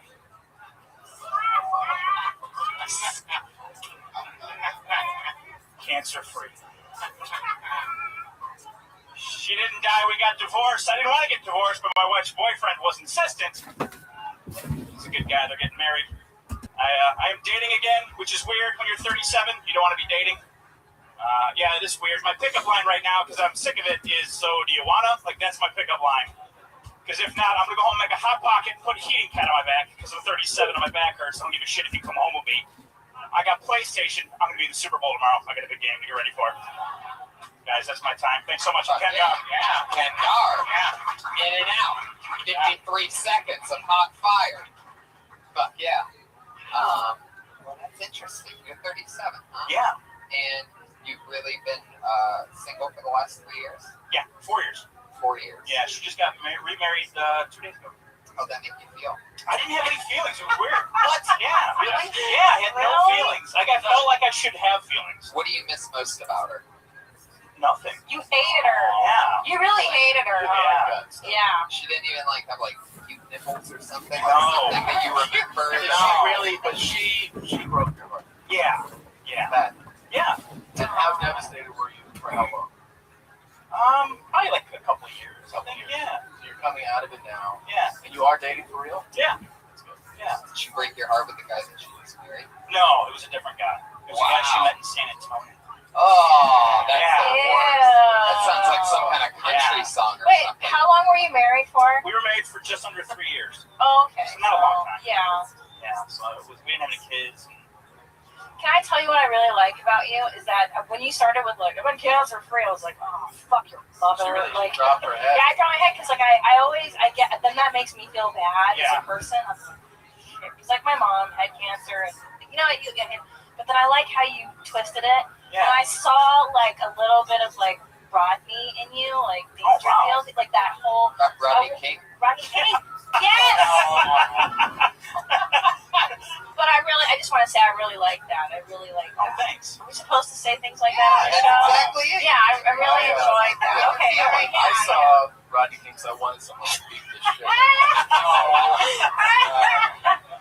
No, I love like the kind of deep misdirect jokes, especially to start a set. Yeah. And it's a great way. I love that because somebody opens a set like that, especially if you're doing a longer set, and you get a response, you kind of know right away what kind of crowd you're dealing with. Right. Because if they're like, that is not cool, you kind of know what you're in for. And if they laugh, you're like, this crowd is fucking into this. This is fun. I like that as far as like taking the temperature. You kind of figure it out in like 10 seconds. Yeah. I like what you did. Thanks a lot. How long have you lived in Los Angeles? About 13 months now. Wait, where are you from? Chicago. Oh shit, you're fucked, man. You know what I mean? Because you're my favorite kind of guy, and that you're like a normal dude. Like as you can see, I married like a normal dude. Oh boy, look at that. You know what I mean? Like Midwestern. Just average, plain and normal as it gets over here. Like potatoes.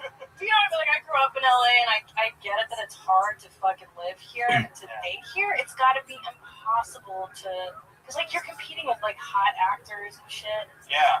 But then again, that's they're hot. Yeah. well, that's cool. Yeah. Wrap it up. I'll just make a salad, and then we'll go. What do you? But that's kind of your advantage, bro. Is that you are like this normal fucking dude in a city full of crazy people. So like, there's a lot of women. I don't know if they're in this audience. I don't know. That maybe want to marry a nice fucking normal Midwestern guy. Look at that. Stay single. Don't listen to her. We're in Los Angeles, the one city you're not supposed to date or get married in. Yeah. This guy that your ex-wife married, what's his story? Facebook stalk him or anything? No, I got a bunch of not tweets. I got a bunch of texts one night that she posted a picture, and I guess he's like a Filipino version of me. Like, what? Yeah, like bald, and yeah, he looks. So I checked it out, and I don't see it, but I had like 4 different texts from 4 different people. Like, Filipino version. Yeah. A Filipino? Yeah. She married a Filipino? Yes. Wow. She went off the grid. Do you take this Manny Pacquiao to do she only works if it's a marriage Filipino? Asian? No, she's not. She's white. She's Irish Catholic. Irish Catholic? Yeah. Wow, you fucked her up, man. Yeah, dude. Yeah, man. Yeah, it was a good one. There? Wow. She marries the dry cleaning guy. That's fucked up.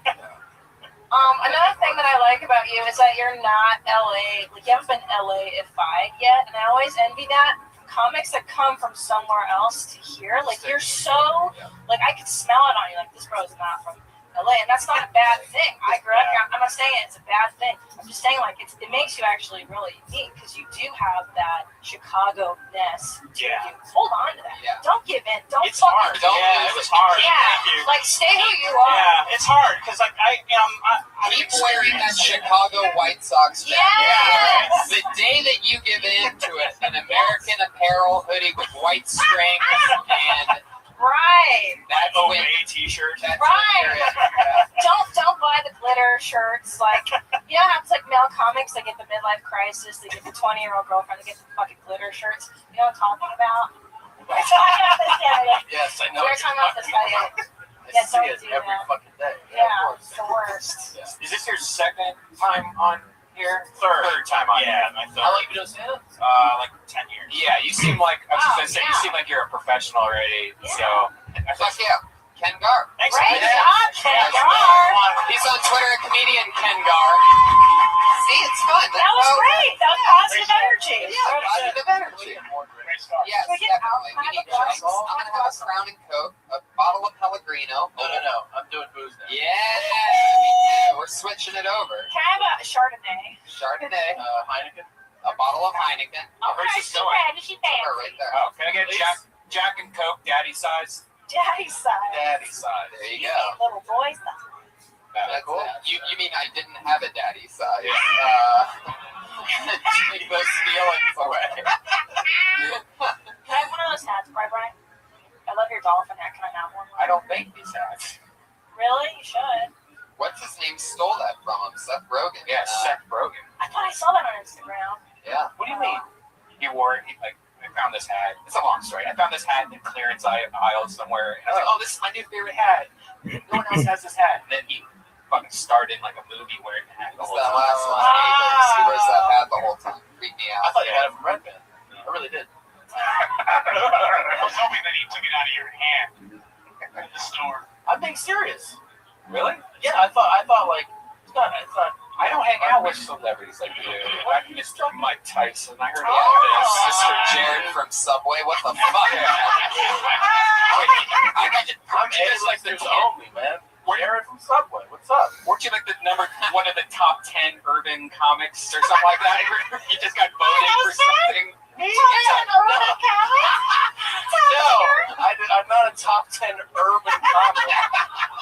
I am on the top 10 hip-hop jokes of the year from like hiphop.com or something. You didn't tell me that. That's a huge honor. You didn't tell me that. By the way, God. since he's here, let's just mention hiphop.com is Willie Hunter's website. So he actually wrote that article. Wow. I've been on BET. Well, I did one mic stand. You still got paid years ago.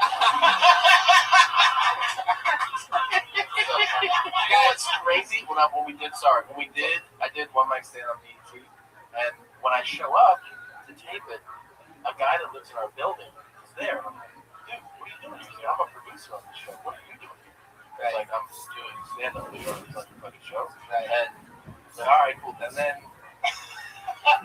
we taped the set, and then Kevin Hart's the host before it really exploded. Yeah. And I see the guy in our building, and I go, can I get a copy of that? Like, since you're a producer. I wouldn't know how to get that, though. And I was like, but you're a producer on it. Like, can't you just call someone else? And he was like, I can give you a number to call. Yeah. And then I called, and I was like, can I get a copy of my set? And they're like, right. A producer is a word that is thrown around a lot. Yes. Everybody's a producer. You know, there is a whole line of producers. I mean, you need to. There's a whole art form to knowing what type of producer. It's a type of producer. The difference between an associate producer and executive producer is so big. It couldn't be any bigger. It should not be. It should have the same word between an Olympic athlete and somebody being wheeled in a bed. Yeah, accurate. Yeah. Yes. And with that said, I pulled another name. I wish you were Urban Comic of the Year. I really don't. You know what's crazy about you working with Jared from Subway? You know who I worked with? I shot a commercial with? The Geico Caveman.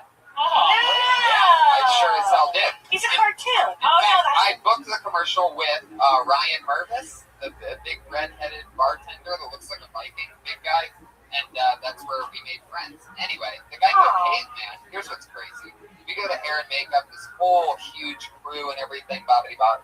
There's still no caveman. It's getting down to like 20 minutes before shoot time. And we're like, fuck, man, we're going to be here all night. Where's the caveman? He hasn't even been in hair and makeup yet. The Geico Caveman pulled up in a fucking Toyota Prius, already in makeup, ready to go. I swear to God, he was in caveman makeup all the way.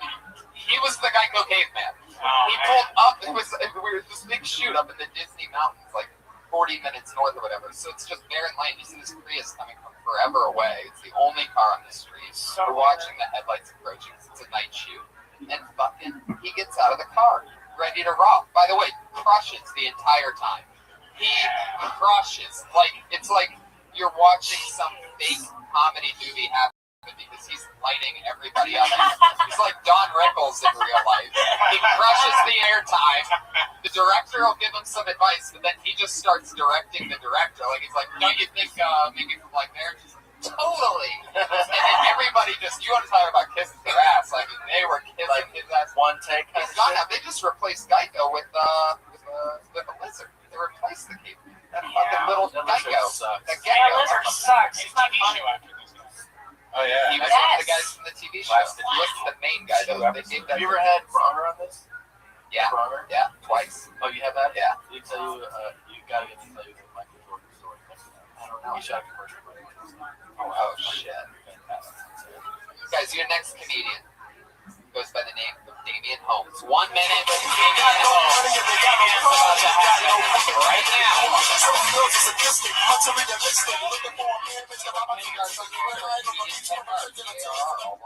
Damian Holmes, everybody. Hello. Thank you. I'm straight.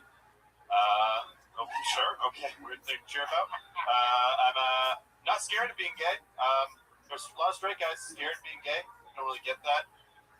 one guy say one time, I'm scared to blow a guy. Because what if I like him? Why are you scared you're going to like it? That's the best possible outcome.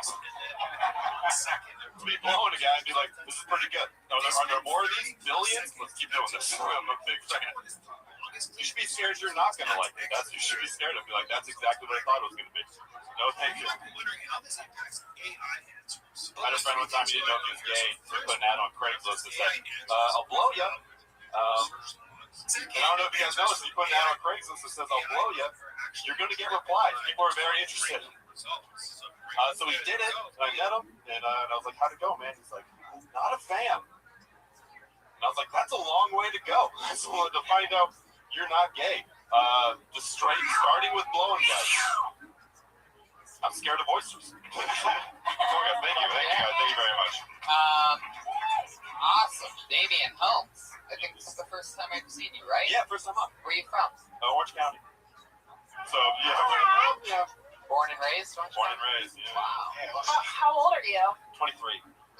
Yeah. That's why you're talking about sucking dicks and stuff. Yeah. You know, because their dicks are so new and stuff. How long have you been on stand-up? Coming up on 3 years in January. Nice. Thank you. And you do it mostly out of Orange County. Yeah, Orange County, San Diego. So you're saying in that one joke that your friend put a post on what that said on Craigslist that just said I'll blow you. Basically.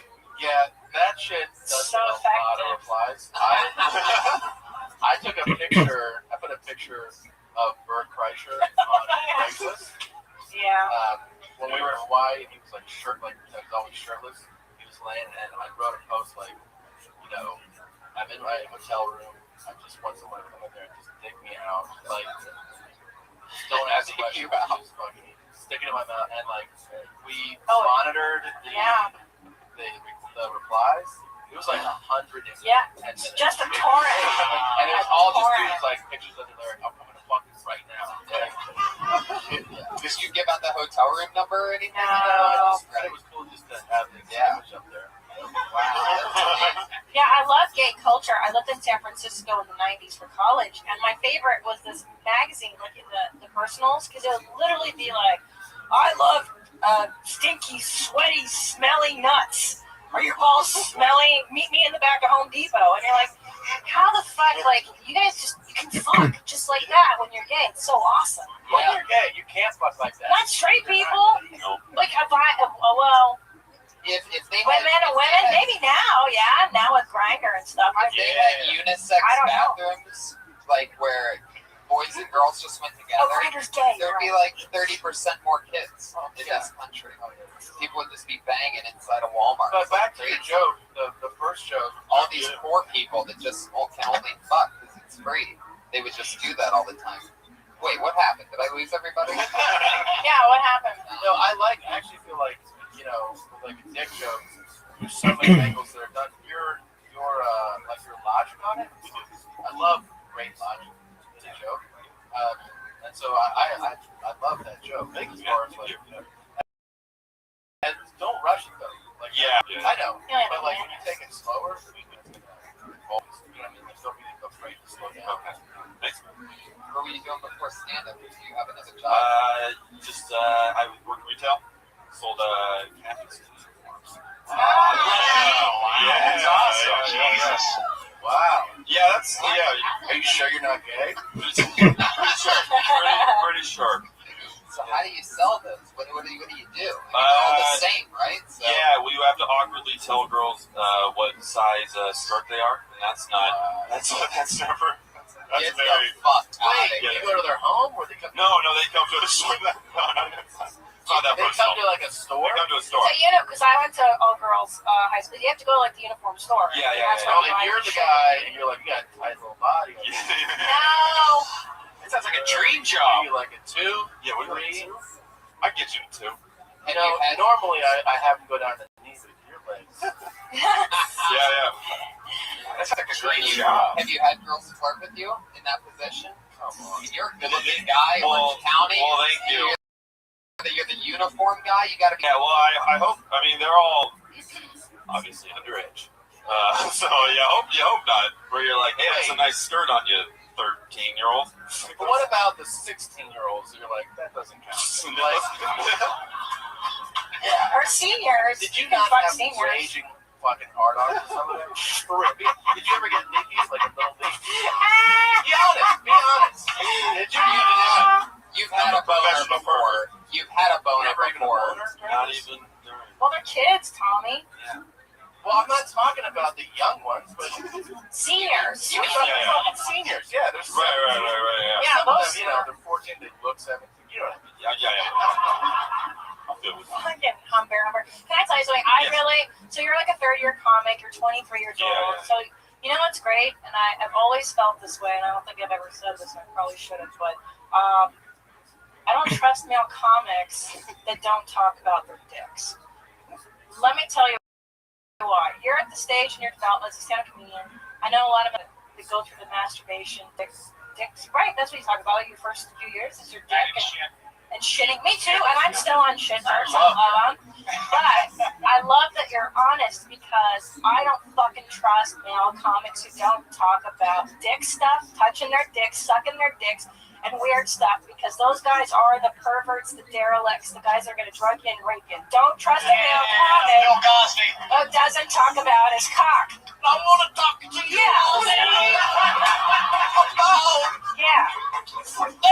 Yes, because they got demons, and you're exercising your demons, and that's great. Well, thank you. Yeah. I agree with that 100%. Yeah. I mean, you've only been doing it 2 years. Right. But you obviously, like, you know, the thing has been, like, I don't know how to phrase it another way, but that the logic stuff, I've always been a big fan. Like, that's kind of like the best guy at that for years. Chris Rock, where he, throws a subject up and then like he breaks down. It's like, people love seeing like they don't know where that's coming from when you present the logic. It's exciting, right? It's funny. It's daring. It's like argument. Yeah, Bill Burr. Still working in the uniform business? No, unemployed right now. Got some savings. I'm just trying to do comedy. Saved up a lot of money. Good for you. Yeah. Where do you live now? Are you in Hollywood? No, I'm still in North County. Oh no, you gotta move out here. Get a roommate or 5. What religion are they? Nothing really. What religion are you? Nothing. So with You're the very white, Catholic schoolgirls were coming in for the uniform, were you ever like, you don't need any of this? I was a cool salesman. Wait, how was your childhood? Was it good in Orange County? Just a regular one. Oh, fuck off. I know. It's good enough that he's still at home at 20. Oh, that's true. Yeah, shit. So do you have a basement or a bedroom? What's the situation? I got the old bedroom. Everything from the childhood. Oh my god. Wow. Did you guys have a code word for like when an Asian girl would come in to buy a Catholic girl? What? There were a lot of international students. Like straight from China. Did you get a hoagie delivered? Oh, some fat sows just got. Wow. Did your parents did they ever think it was weird? They ever think like, oh, my son's fingering fucking 7th grade, like her uniforms, or no? You didn't bring it up. That didn't come out the right way. Yeah, But did they ever think you were weird or no? Fingering the students? Yeah. Did they ever think, why are you selling uniforms? Yeah, well, it's their business. They're the Whoa, the big reveal. You've been working for your parents the whole time. Well, you need to save yourself. But you don't anymore. Seriously. No. But here's the crazy thing is my dad sells Catholic school uniforms now. The job before, he sold lingerie. That's Your dad's fucking these girls. There you go.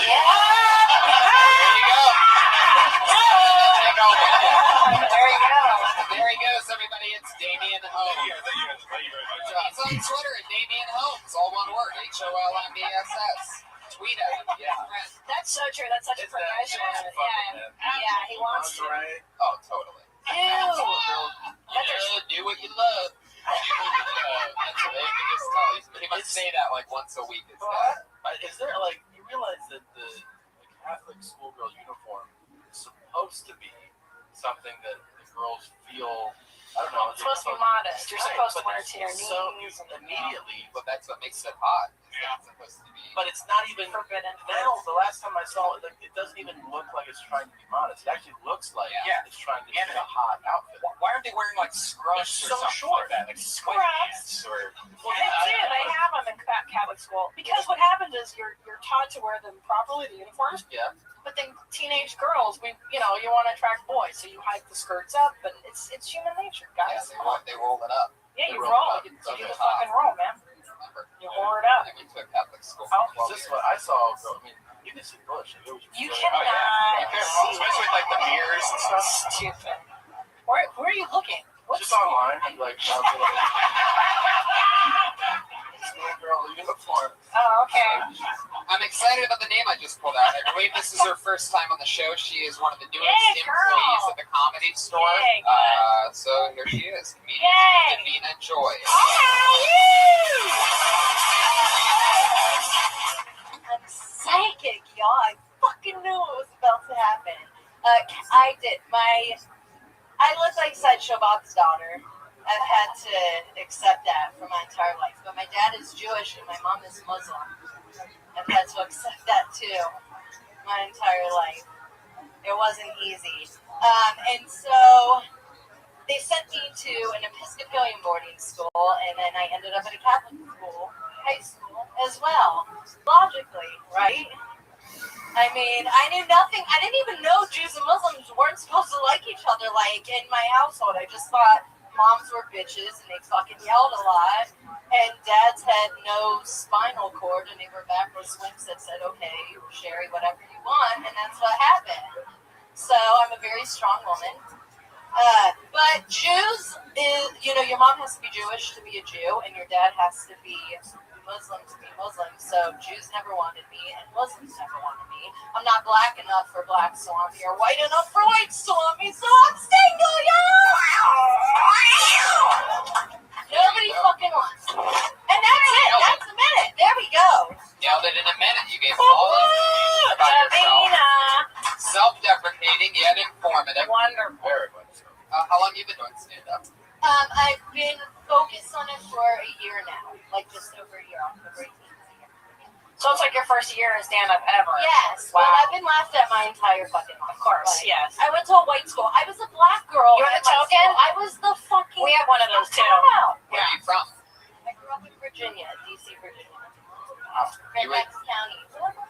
You were the black girl in D.C.? Hold on, let me say Virginia, though. But yes, I grew up, my dad was a lawyer, so we grew up in a wealthy area. And which one's your dad? Your dad was the lawyer. He was. Oh yeah, that makes sense. And your mom is the what? Muslim. Wow. She's black. Really? I mean, he's German, Ukrainian, Latvian. Jesus Christ. Indian, African, Portuguese. That's horrible. Yeah. I'm the United Nations. Yeah. It's kind of hot. No? I like the worst part. They're fucking right. He's right. No, he's right. That's okay. Really coming in defense for the color. When I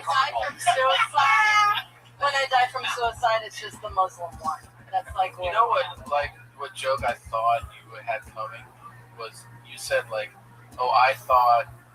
I didn't know that Jews and Muslims hated each other, or like how they were supposed to be. I just thought that moms were this way and dads are this way, right? The spineless dads, and moms yell out. But I thought you were gonna make a joke.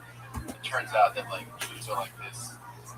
I'm waiting for you at that point to get away with a really harsh racist joke. Oh yeah, you get so great on totally get away with it. Yeah, there's a lot of funny fodder there. Yeah. Domestic violence, beheadings. Like for example, the Jewish Muslims, like if they kill somebody or if they die, they get 99 virgins. But for you, I have actually tried to develop a joke about when I die, who is gonna meet me, who's gonna claim me, want me, pretty much. Black I'm Jesus.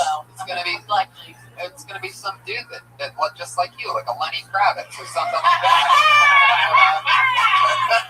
Davina, how old are you? I know you're not supposed to, but who gives a shit? Are you an adult or are you 20? Okay. 14. You know what I mean? But you look fantastic. And also, you are like, it's so, Are you really so 14? lucky. Because if you are, Damien's going to fit you for a uniform. Dude, I'm gonna fuck the shit out of Damien. You want it?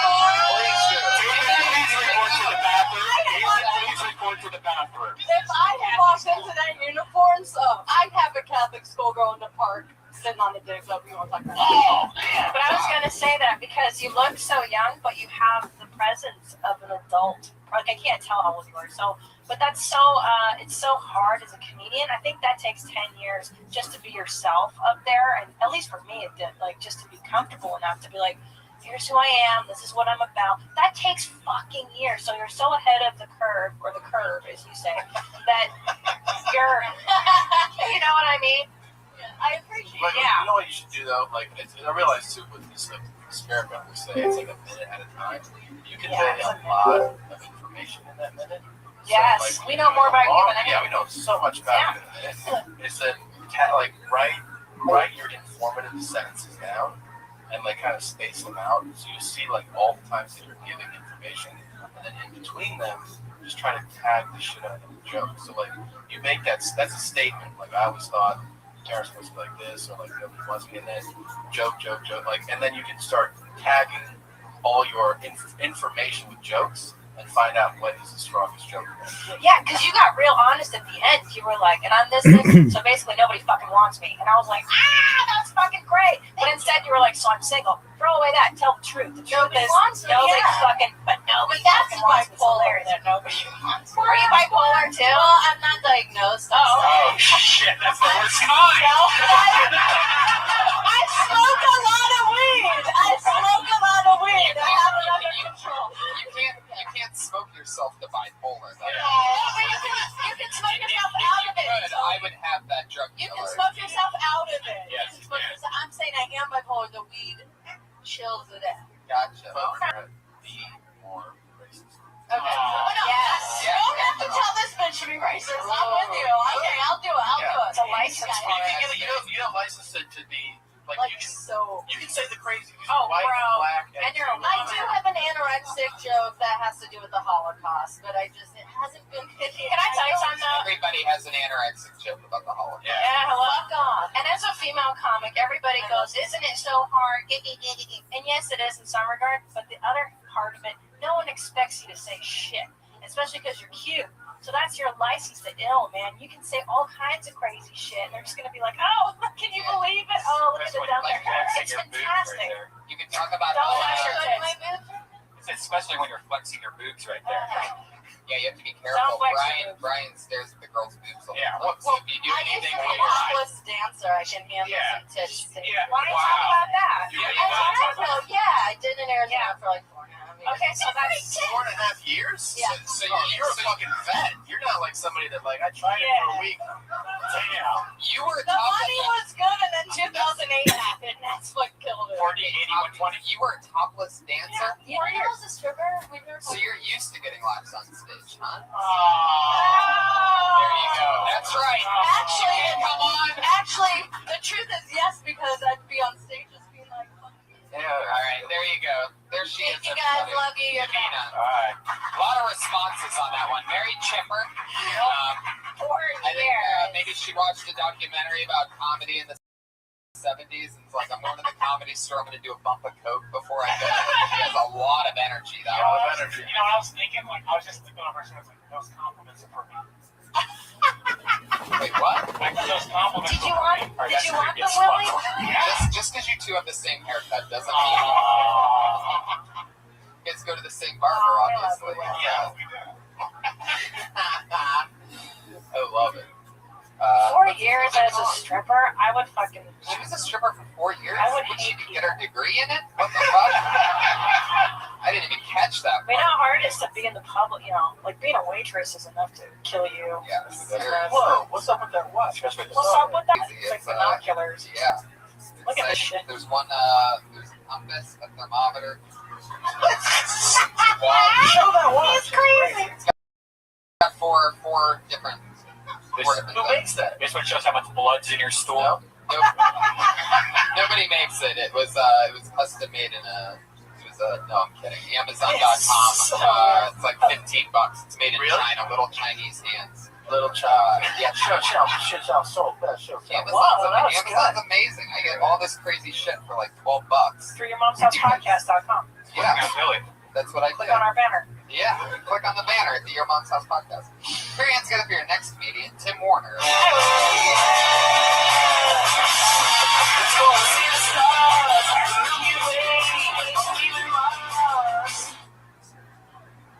Look, we're all dead in the end. So I believe you should live life with some passion. You know, like there were these 3 tornado chasers in Oklahoma that died in their line of duty, chasing tornadoes, whatever the fuck they do. And the headlines the next day read, they died doing what they love. And that statement kind of bothers me because we could say the same thing for heroin addicts. You know what I mean? But we don't. I've never read a headline that said, last night while chasing the dragon.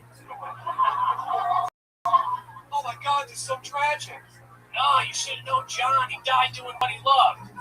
Like, I don't know if you guys know about heroin addicts, but hear me out. They love heroin. You can fucking Google it. It's a Snapple fact, number 943. Anyone on heroin tonight, they'll go into the bathroom, they'll look for a vein, they'll end up thinking about you, and then mainline it in their tape just to hide it from you. That's a passion that most people don't have. Maybe we need to bring up the heroes and realize they died doing what they love.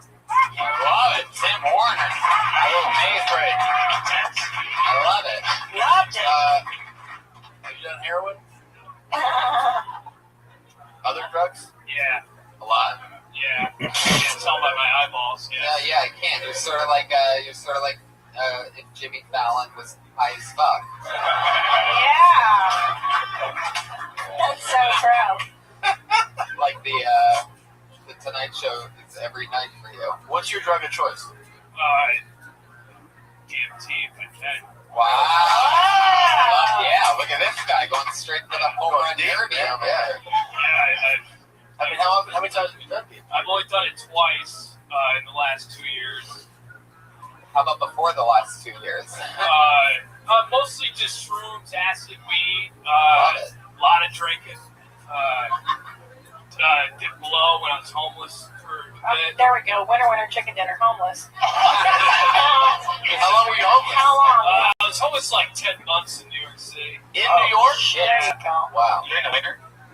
No, I went like the end of February to about Thanksgiving. Holy fuck. Whoa. That's brutal. That is so crazy. But yeah, right before you were It was homeless. my first year of comedy. For real? Yeah. And what were you like leaving school or leaving a job? Yeah, what happened? Drank a lot with this girl named Rita.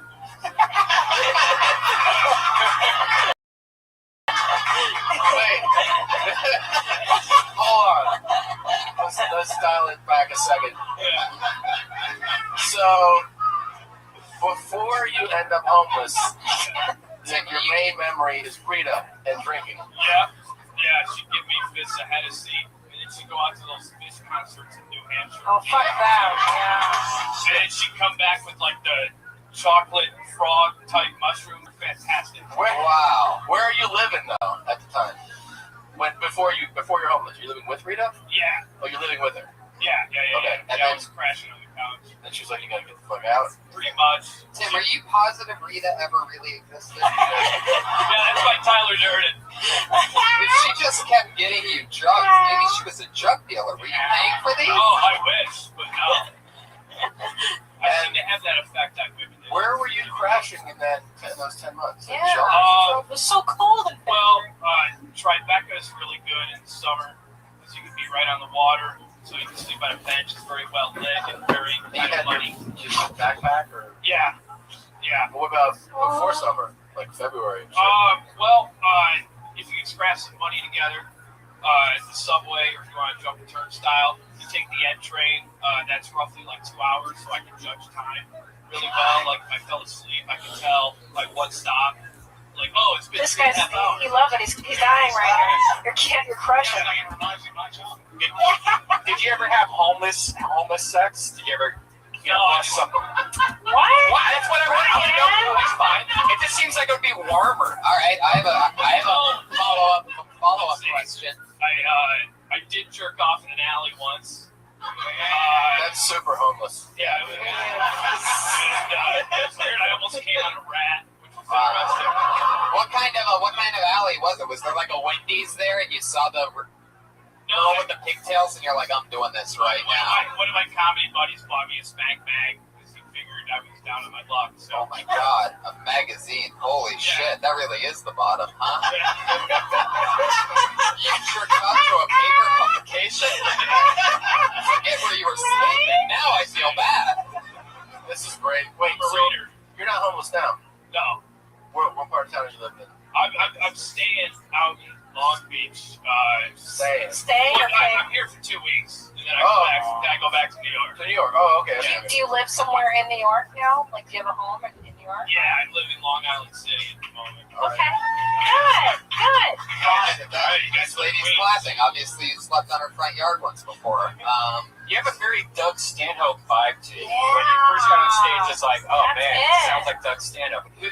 Are you a fan of Doug Stanhope? Do you have any comedy? My Mount Rushmore would be Bruce, Carlin, Pryor, and Hicks. Cool. Love it because you're so dark, and I just love it. I love those two that you just named. How long have you been doing stand-up? 8 years. Wow. Yeah, the main thing is I do not want to see a really together version of you. No. Yeah, most people don't. No, I'm serious. I feel like it's really like you're a good performer and you know how to like play into like you saw what people are responding to even in the conversation. You know how to play into it. You're obviously a sharp performer, but like no one wants to see you fucking clean shaven and smelling good. It's very true. Like if I'm doing shows and comics notice I don't have a beer or something, they can be really upset with me if I get drinks. Yeah. Upset with you. Yeah. It's like, what are you doing? You trying to get your shit together? I'm like, no, I'm not eating kale. I don't know. I just don't want to drink at this moment. It fucking hurt. Yeah. You know? Yeah, because the last year and a half has been rough. I could see you being like the dark hero, like totally like a Stanhope, like the Dark Lord. I love it. Do you want to stay in New York, or do you have any thinking back come to LA at all?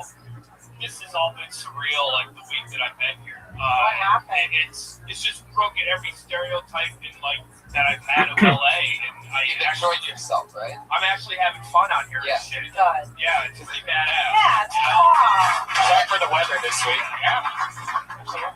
Yeah, it's better weather to be homeless in too. Yeah, no doubt about that. It would be awesome if you toured for like a year homeless.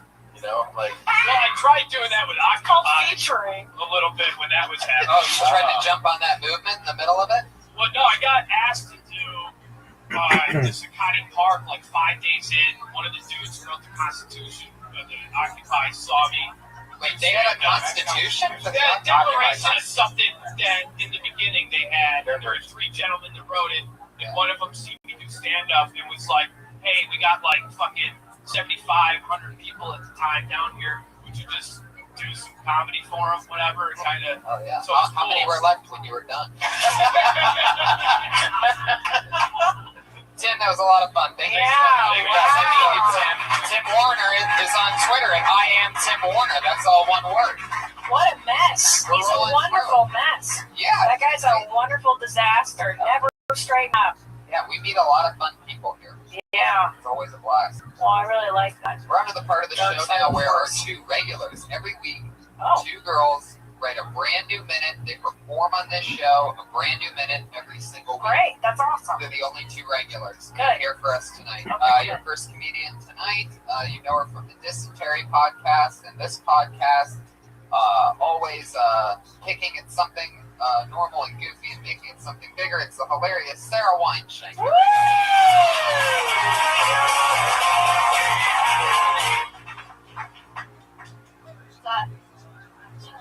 Saw some bad belts this last week. Saw a really bad Western belt. It's like a home plate right in the middle of this guy's book. I'm thinking, why belts? Are they supposed to be fashion pieces? Or is someone like, the human body, it fluctuates. Sometimes you're heavier, sometimes you're thinner. Sometimes you want to eat more, you want to have options. We have to create something that can give us that. Someone's like, yeah, the belt. Duh. And then the thing with belts is that if there aren't enough holes, you feel like jackass. Would you feel really good if you have to puncture your own hole in? Yeah. I guess we could call this weak belts. Every single belt, I have to do the hole. Every single belt. Which direction? Too small? No, like this one I'm wearing right now, it doesn't even fit. Like, I need to be right here, but I can't even. What are you saying? That you have too big of a belt? I have too big of a belt. Well, stop buying the biggest possible belt and get the next to biggest size big belt. Makes you feel good though. You got room. You're still good. I like the whole belt buckle thing, because I never understood the belt buckle shit, like the whole cowboy, huge metal plate covering his dick. Was the joke, the line in the middle of his look purposely delivered like that? No, because sorry, I forgot. No. I didn't want to talk about that first, but then I just wanted to remember to say it. So I'm gonna. But then you know that was actually That was super funny. And you gotta. You just say it like Wait, that. where are you from? Sorry. Where are you from? The Valley. No, me too. Really? Me too. Yeah. Where'd you go to high school? I went to high school at Louisville. Do you know where that is? I'm sorry? What's it called? Just say the name of the name of the high school. That's what it is, guys. What's it called? That's where I fucking went, bro.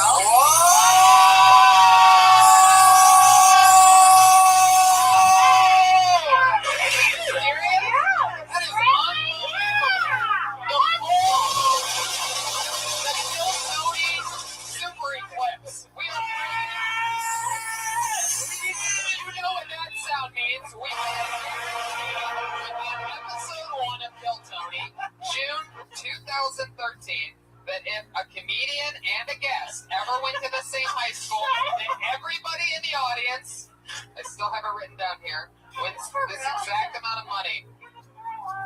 Me too, because it's a weird. $47 each, everybody.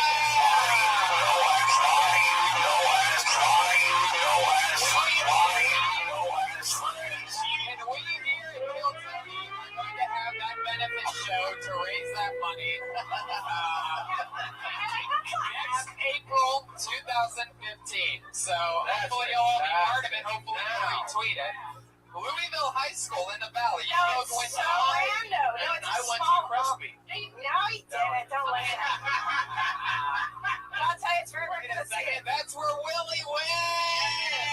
I'll tell you why it's weird. Oh, because it's a very small girls' Catholic school. LBHS. Yeah. Did that guy fit you for your outfit? No. That's why you're so comfortable in school. No, but So wait, what was that doing? Second take. What's your Willie? That's why you're so comfortable in skirts. Actually, no, don't fix it now, you son of a bitch. He just had a Freudian slip from 3-point range.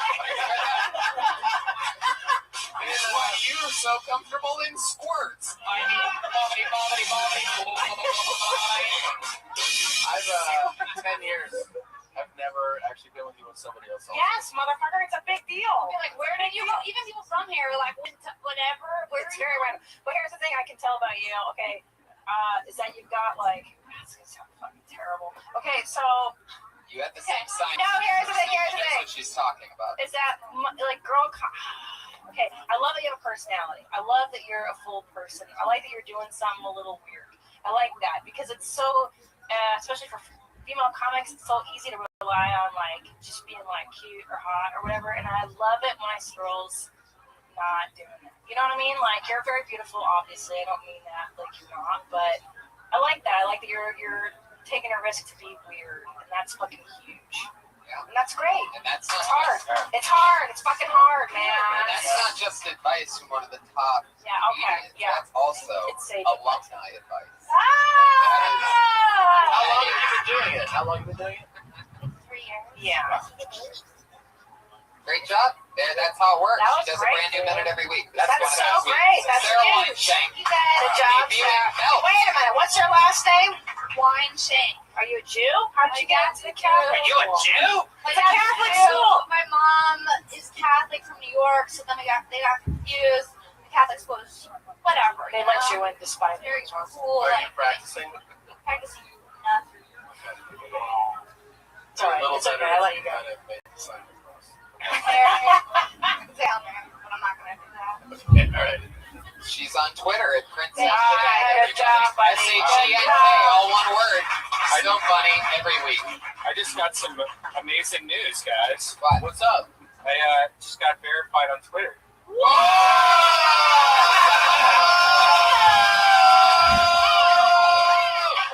have the check mark? Is it there? They must be like this. Wait a minute. I feel like, I don't know if anybody here actually realizes that this celebration is not a joke. I feel like people have been, you've talked about it, Twitter, people have been tweeting at verified for years. 2.5 years, maybe. That's what happens when they find out that you have a podcast where the regular matches the same high school. Yeah, as that's all it is. So the $47 is waived from earlier. You got verified. Your money went to verifying. Your final comedian of the night, the final regular that also writes a new and performs a new minute every single week, dropped out of the University of Florida with just a few semesters left. Stand-up comedy here in Tony. She's been here a year and a half doing a new minute ever since. Put your hands together for Kimberly Congdon.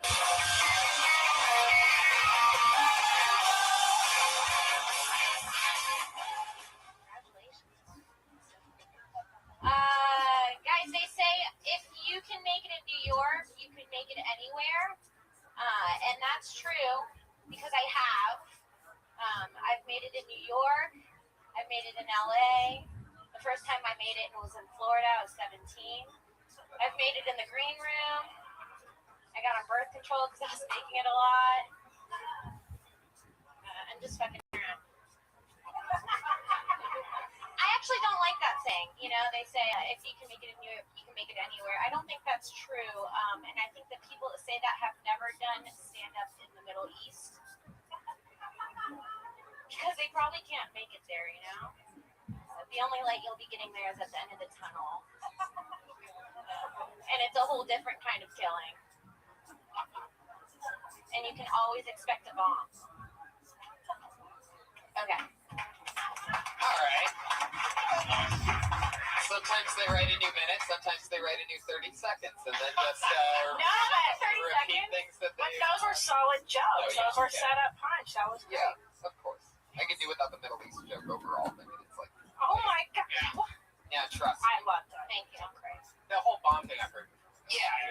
Well, again, how long have you been doing stand-up for? Like a year and a few months. Well, for fuck's sake, come on. But we're tougher on the regular. Actually, here's the thing. It's good to be tough on regular, and it's actually good. You're that early on, and someone's telling you, right?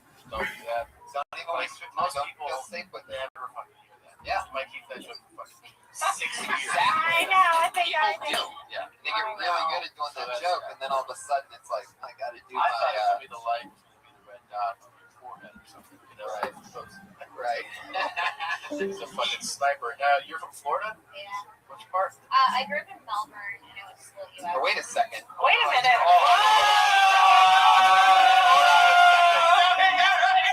Because it doubles. I went to Bayside High School. No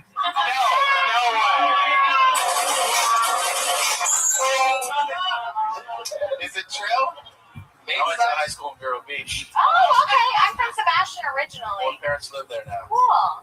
Wow. Wow. What are the odds? Yeah, that's really What the good. It's like your mom's house in Kiltony in a parallel universe. Our parents live like 20 minutes away from each other. Wow. You're a gay turd, though. You went to Gainesville. I did. Did you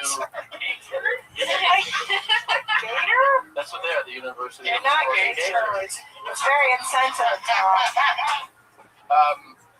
So you went to Bayside, and then you were doing this a year and a half? Yeah.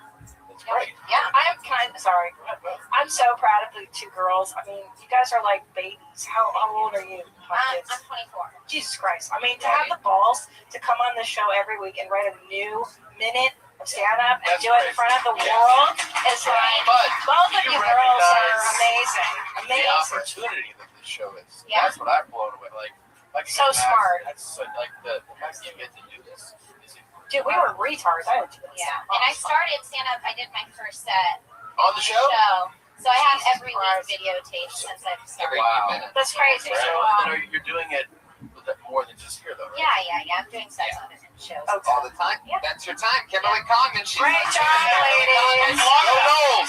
We did it again. Episode 81 goes down like that. Willie Hunter did a great job for us over there. Thank you. Willie Hunter's on Twitter at Willie Hunter, Will Hunter Show. At Will Hunter Show. David Deary helped us out tonight. He's on Twitter, all one word, DEERY. At PDC, all one word. Helped us out big time tonight. Tom Segura, you're on Twitter at Tom Segura, the Your Mom's House Podcast. Watch this special. It's on Netflix. One of the best comedy specials I've ever seen. Check it out. Rated 5 stars. It is hilarious. I got a bunch of new dates, TomSegura.com. Yes. If you're on the road, out there somewhere. Also want to point out, Florida State further extended their winning streak to 28 games. Oh, get out of here. By beating the University of Florida Gators. It was your first time on the show. You destroyed it. I love that. Where can people catch you? You're on Twitter, Christina P. All one word. Yeah, at Christina P. I have a new podcast in addition to Your Mom's House called That's Deep Bro. It's philosophy and comedy together, which you guys should get on. Look at my dates, ChristinaComedy.com. I'm Tony Hinch, but Brian Redband. Bye, guys. See you later. Live audience. We love you. Good night. God bless you.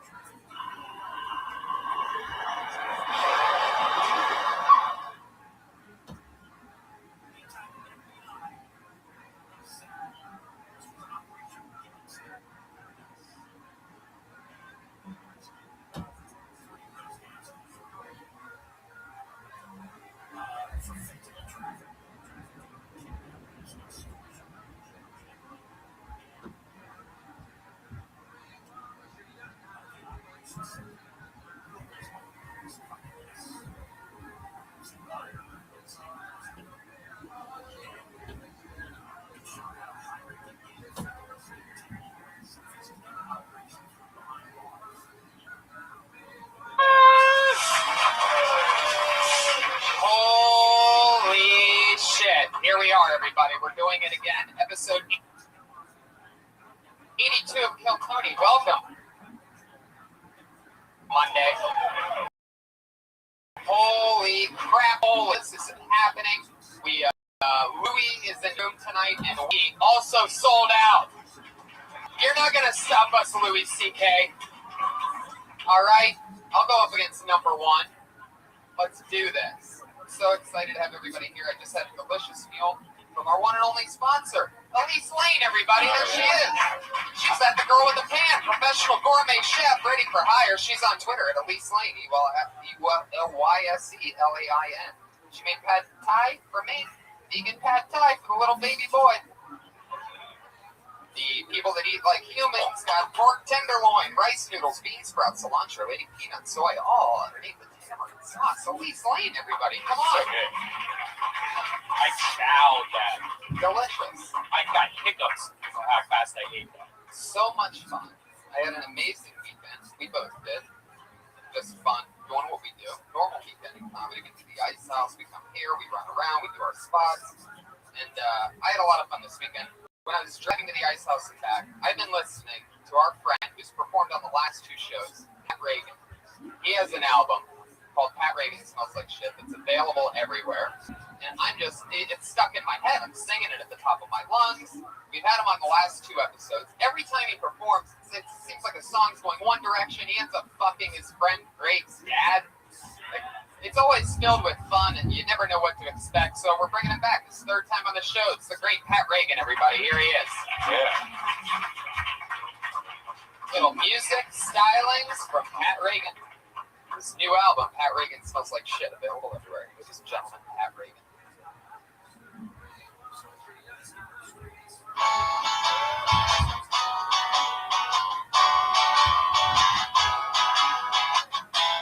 Oh, holy shit, I just did it. I just killed Greg's dad's new boyfriend.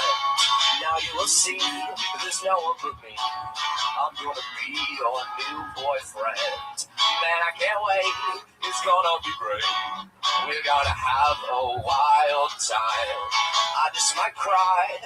Don't ask me why. I'm sure it has nothing to do with the murder that I just did. Murder that you just did.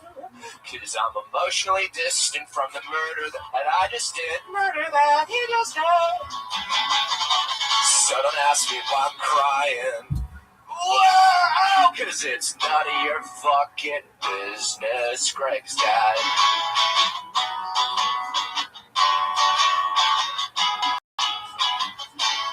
Knock at the door. Who is it for? Special delivery for Greg's dad. You look inside, it's not in a bag.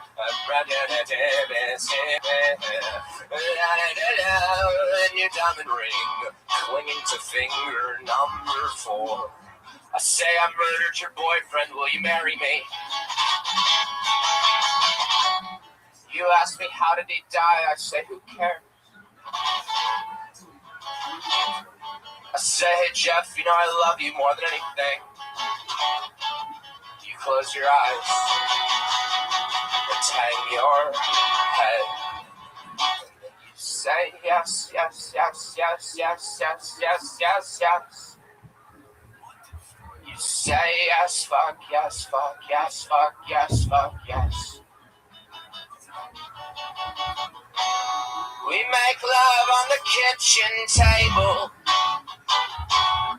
And you start to hum a Peter Gabriel song. I'm the luckiest baby boy with basic cable. You're my soulmate. Fuck Greg's mom. Fuck Greg's mom.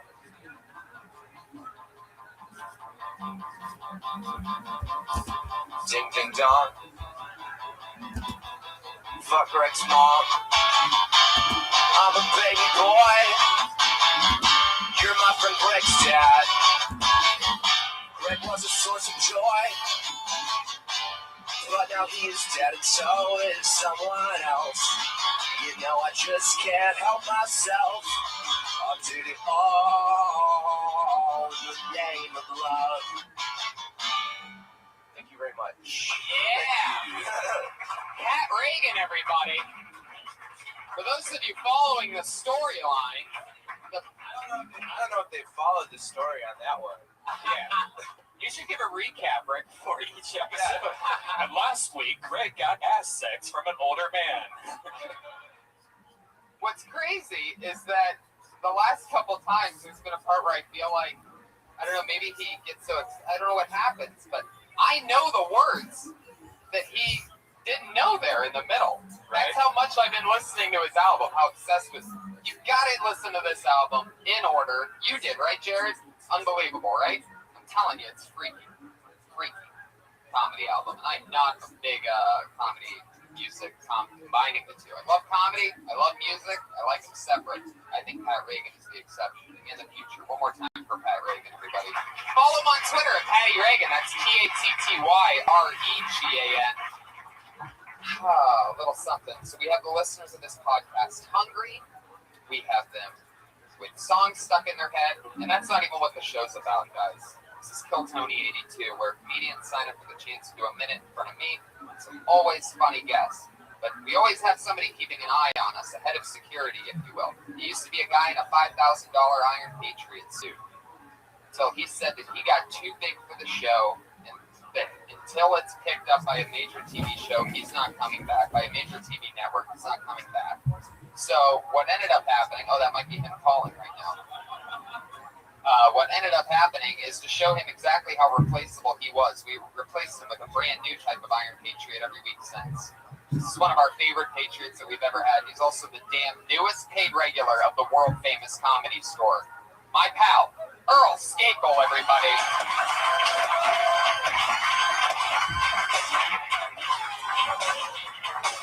Wow.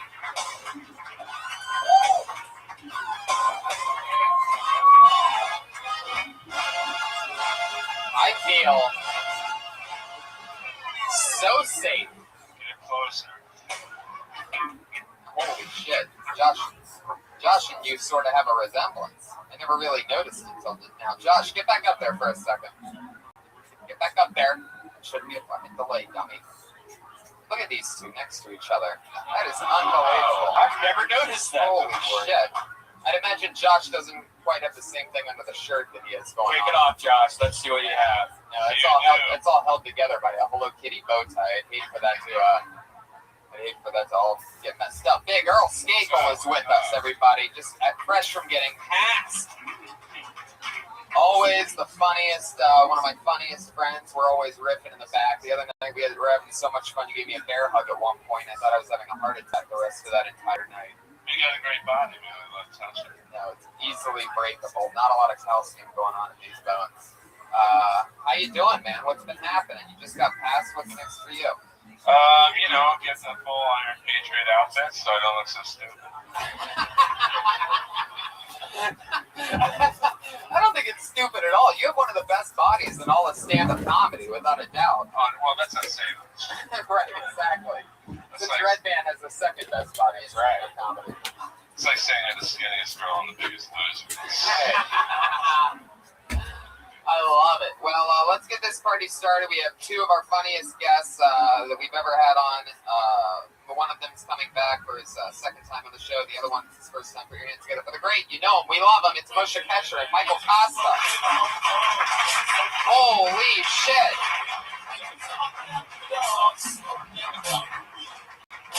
The two funniest NK initials in all of comedy.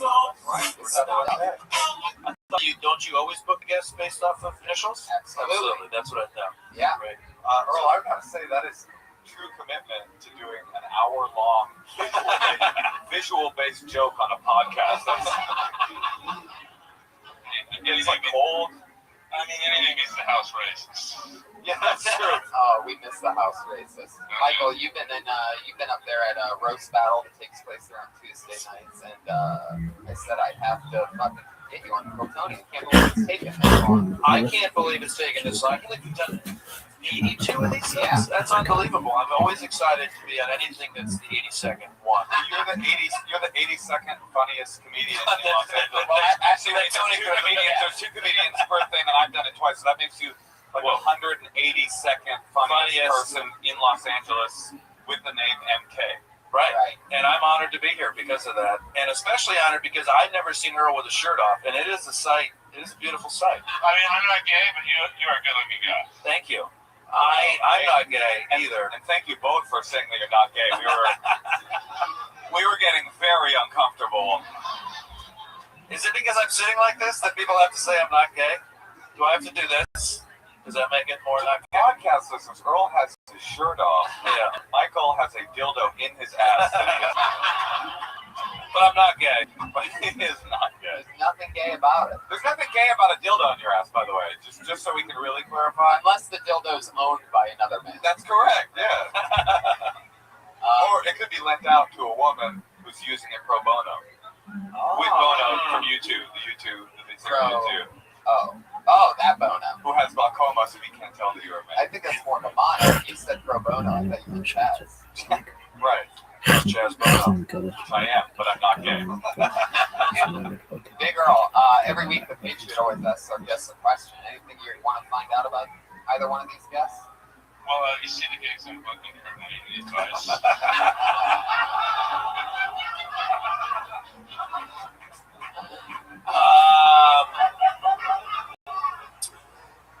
I've never had to take my shirt off for a comedy gig, so I think you're actually going to skyrocket.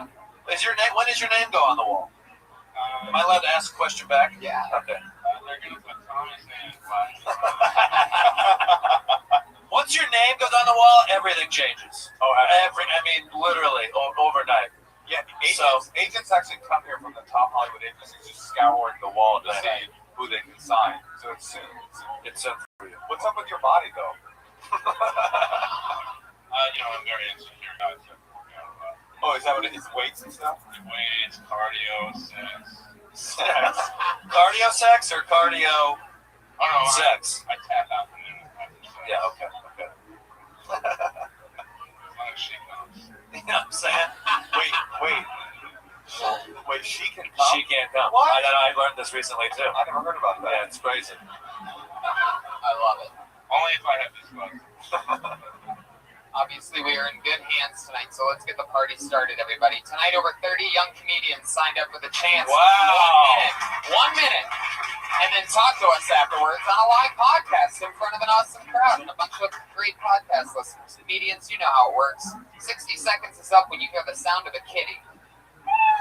Did you hear that? That means your time's up. Did you hear all that? That should be part of the sound effect. The girl's saying, "Aww." One more time, guys. Listen to that kitty at 60 seconds. Is that what it sounds like when she comes? No, that's what Delia's house sounds like. You said the D word. Guys, wrap it up in a kitty, or else you're going to bring out the angry West Hollywood bear.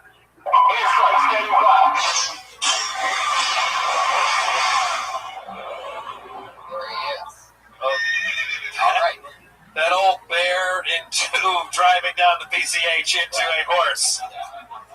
That bear was obviously fucking that horse. Yes. Not, on the PCH. Not gay, though. No, it's not gay. That was a lady horse. I feel like you are there. So let's get into it, guys. During the first 60 seconds tonight, first comedian goes by the name of Michael Schertzer. Here he comes.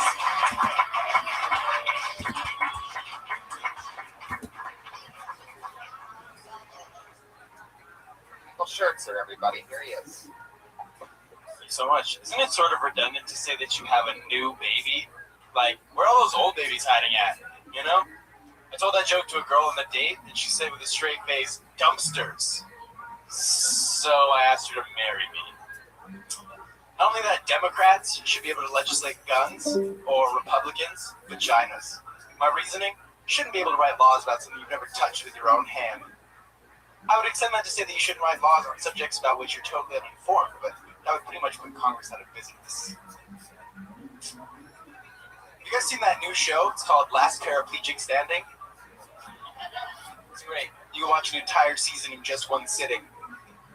Each episode only lasts about 30 seconds. And I feel like any whale could be a humpback if you're brave enough to undertake the challenge. Cool. That's my time. Yeah. Let's end this quickly before anyone sees it. No, I'm just kidding. How it is. There it was. There was the kitty. Made it through, Michael. How long have you been doing stand-up? Can I actually ask you how long you think I've been doing stand-up based on that performance? Do you really want me to say that? Yeah, I really do. What would you have guessed? I would say between 1 and 2 years. And I think the fact that you ran out of material in a 1 minute set speaks right, I mean, probably a depth of time in our field. Yeah. I mean, what was your guess, Tony? Well, my guess, it's weird because he's asking how long I think he's been doing it. Yeah. So that makes my guess a different guess. Going off, if I only knew you from the 51 seconds of thunder and lightning that you threw out tonight, oh yeah, I would probably guess that you've been doing stand-up 3 to 4 months. But since you're asking, I was just thinking, oh man, this is like when the Dread Pilot Wesley went up against Vizzini. Next episode of ViralRabbi podcast. Today we have a very special guest, guy who is not afraid to say what everyone is thinking. His name is Max. I mean, I didn't necessarily think it was a bombing. Right. I mean, you know, maybe what does that say about my comedy? If I don't think that. I did think it was interesting. What I thought was your best joke got the least response. The hunchback. Yeah, the hunchback is not the hunchback whale, but the humpback whale. Right. I said a year. That would be a weirder, more conceptual joke because any whale could be a hunchback whale. If you're willing to really sound like, what are we doing exactly? So you put a hump on a whale.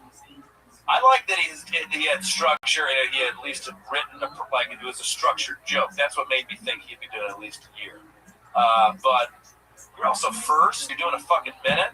I don't know. You're not. I mean, it's. I thought you did pretty good. How old are you? 25 years old.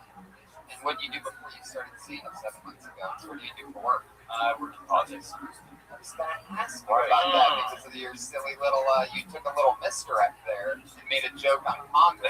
But I like that you went from a dead baby joke, a true classic, straight into a takedown of the U.S. Congress and a Bill Hicksian move that we did not expect from you. There's so much crossover between those two, really. Yeah, I see that. An interesting left turn. I would almost rather you start with Congress, so I think you're like a smart political comic, and then go into a dead baby joke. Right. That would be more of a more interesting turn for me. For me. What were you doing or what do you still do in politics? I managed campaigns, but I'm trying to get out of it.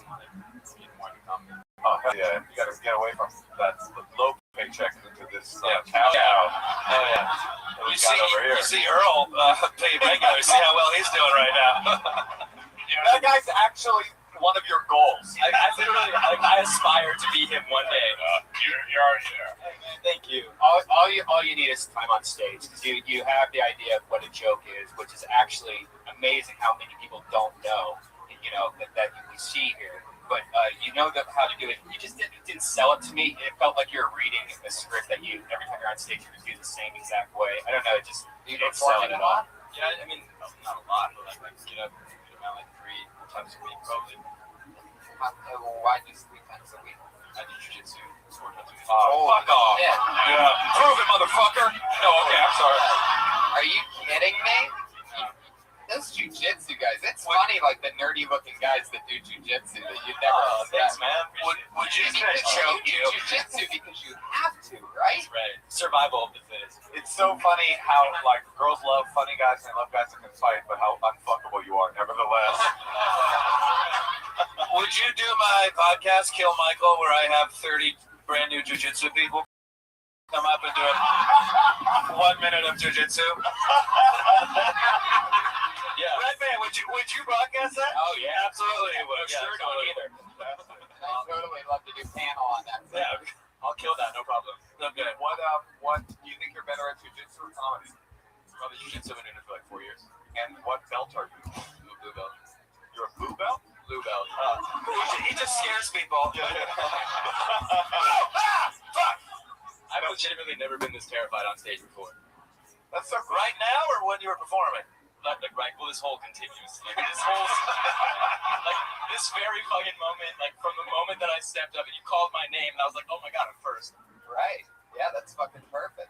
But it's a good thing to do to a beginner comic because there is all we get up there is judged. Right. So really, you might as well get started right off the bat. Yeah. Start burning that soul away, learning how to perform when you're fucking busy. Yeah. And other than the jokes are making at your expense because we're small, petty people and can't help it, no one's really saying anything bad about your act. I mean, you're right where you're supposed to be. In 7 months, that's how your comedy's supposed to be, and we're supposed to be, trying to figure out how to get a persona and be dynamic on stage and stuff. And you've got some funny jokes, and you just keep going.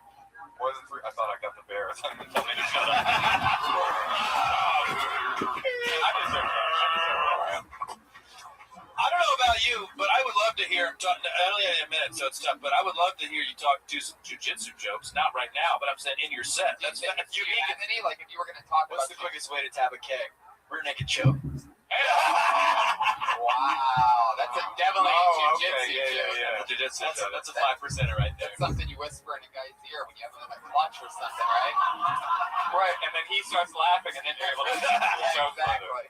Second joke. Has anyone done the actual move? Has anyone checked your oil? No. But you know that's a move, right? I know that's a move. I want to stick your finger in their butthole. Yeah. Why would you do that move? It's hot. It works. It works. I'm not gay, but I love that jiu-jitsu move. It's a common soccer play, for real. Yeah, common soccer play. You know, like Italian wrestling or whatever? Like No, I don't. No. Dude, you need to spend more time on YouTube, bro. Yeah. Wait, what is Italian mud wrestling? Like, show Earl. Show it on Earl's body. Do it. Oh. I just want you to duck. Dude, let's do this in a more private location. Fuck yeah. Dude, I just want to say thank you all so much for the opportunity. And Moshe, I really enjoyed that letter that you sent to the women on Fox News. Oh, thank you very much. Well, there you go, everybody. Michael Shirts are coming in. Hey, Michael. He's never been this nervous before. I take back what I said about you being unfuckable. I'd fuck you right now. Okay. By the way, that handshake thing at the end, let's not make a tradition out of that, everybody. He went for it, we all did it, but that can't be a thing. I gave him my balls. You need to get a hand sanitizer sponsor up here. Yeah, exactly. Michael Schertzer's on Twitter at Son of Satan. Oh, wow. I'm guessing, Satan, you know Satan. It's like, right. It's stuff you eat where you go, I wish this was meat instead. Right. Are you a vegan? Wow. He's meat insect, but he's not gay. Yeah, just so we thought we liked you, man. God, this is my meat intake. Oh, God.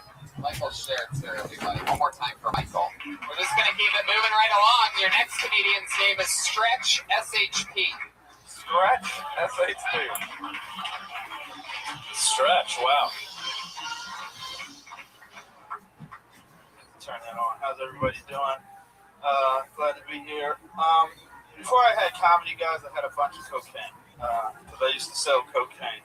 And as you can imagine, those two worlds are very different. However, they are similar in one way, and that is, in both worlds, you lose friends and coworkers tragically and suddenly. The funny thing about it is I would always hear about it the same way. Like when I used to be out on the block, something would happen, and somebody would be like, yo, Shamik just got busted in the head 2 times, God. You know Shamik from 212. Where's born, he got busted. Your cats came through on the black land from out of nowhere, like I'm coming to get my culture cipher, God. They just let off crazy shots. They was lying there like a newborn baby, God. And then I got out of that world, and I was like, oh no. I got out of that world, and I got into comedy, and I started making friends and coworkers, and the same thing started happening. I'd be at the comedy store, somebody would be like, come up and be like, yo, you heard what happened to Kevin? Yo, he just busted himself in the head 2 times, God. You know Kevin from the Laugh Factory, where this blonde nigga got busted. Yo, depression came through on the black land, was like, I'm coming to get my culture cipher, God. And he just let off crazy shots in his own face. Holy shit. I'd love to hear what that sounds like. You just read rap lyrics. Yeah. It was the act that was brought to you by the Wu-Tang Clan. I was up there first out. Oh, you actually plagiarized the Wu-Tang Clan? Yeah, I did. Oh, cool, man. You guys know that?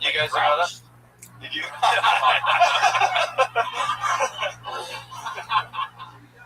Stretch, I like your style. You've been doing stand-up a while. We've been doing it together. How long have you been doing it? 4 years. 4 years.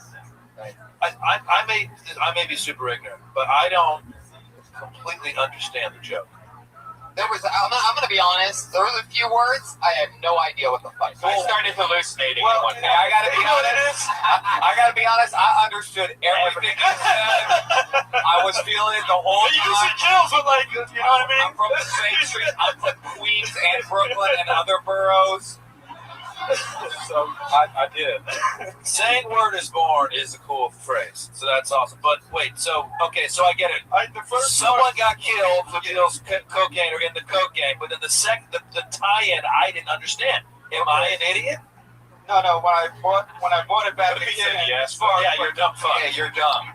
Straight up. When I brought it back again as the comic or whoever, you know what I'm saying, might have took their life, I did the same act out. But I got that. Okay, so I may be an idiot.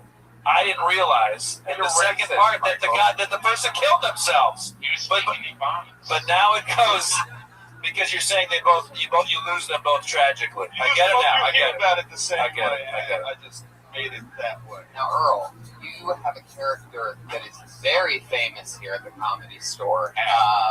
Big part of the roast battle. Why don't you bring that back right now? It's called the House Racist. How do you feel what would your character say if he was here right now?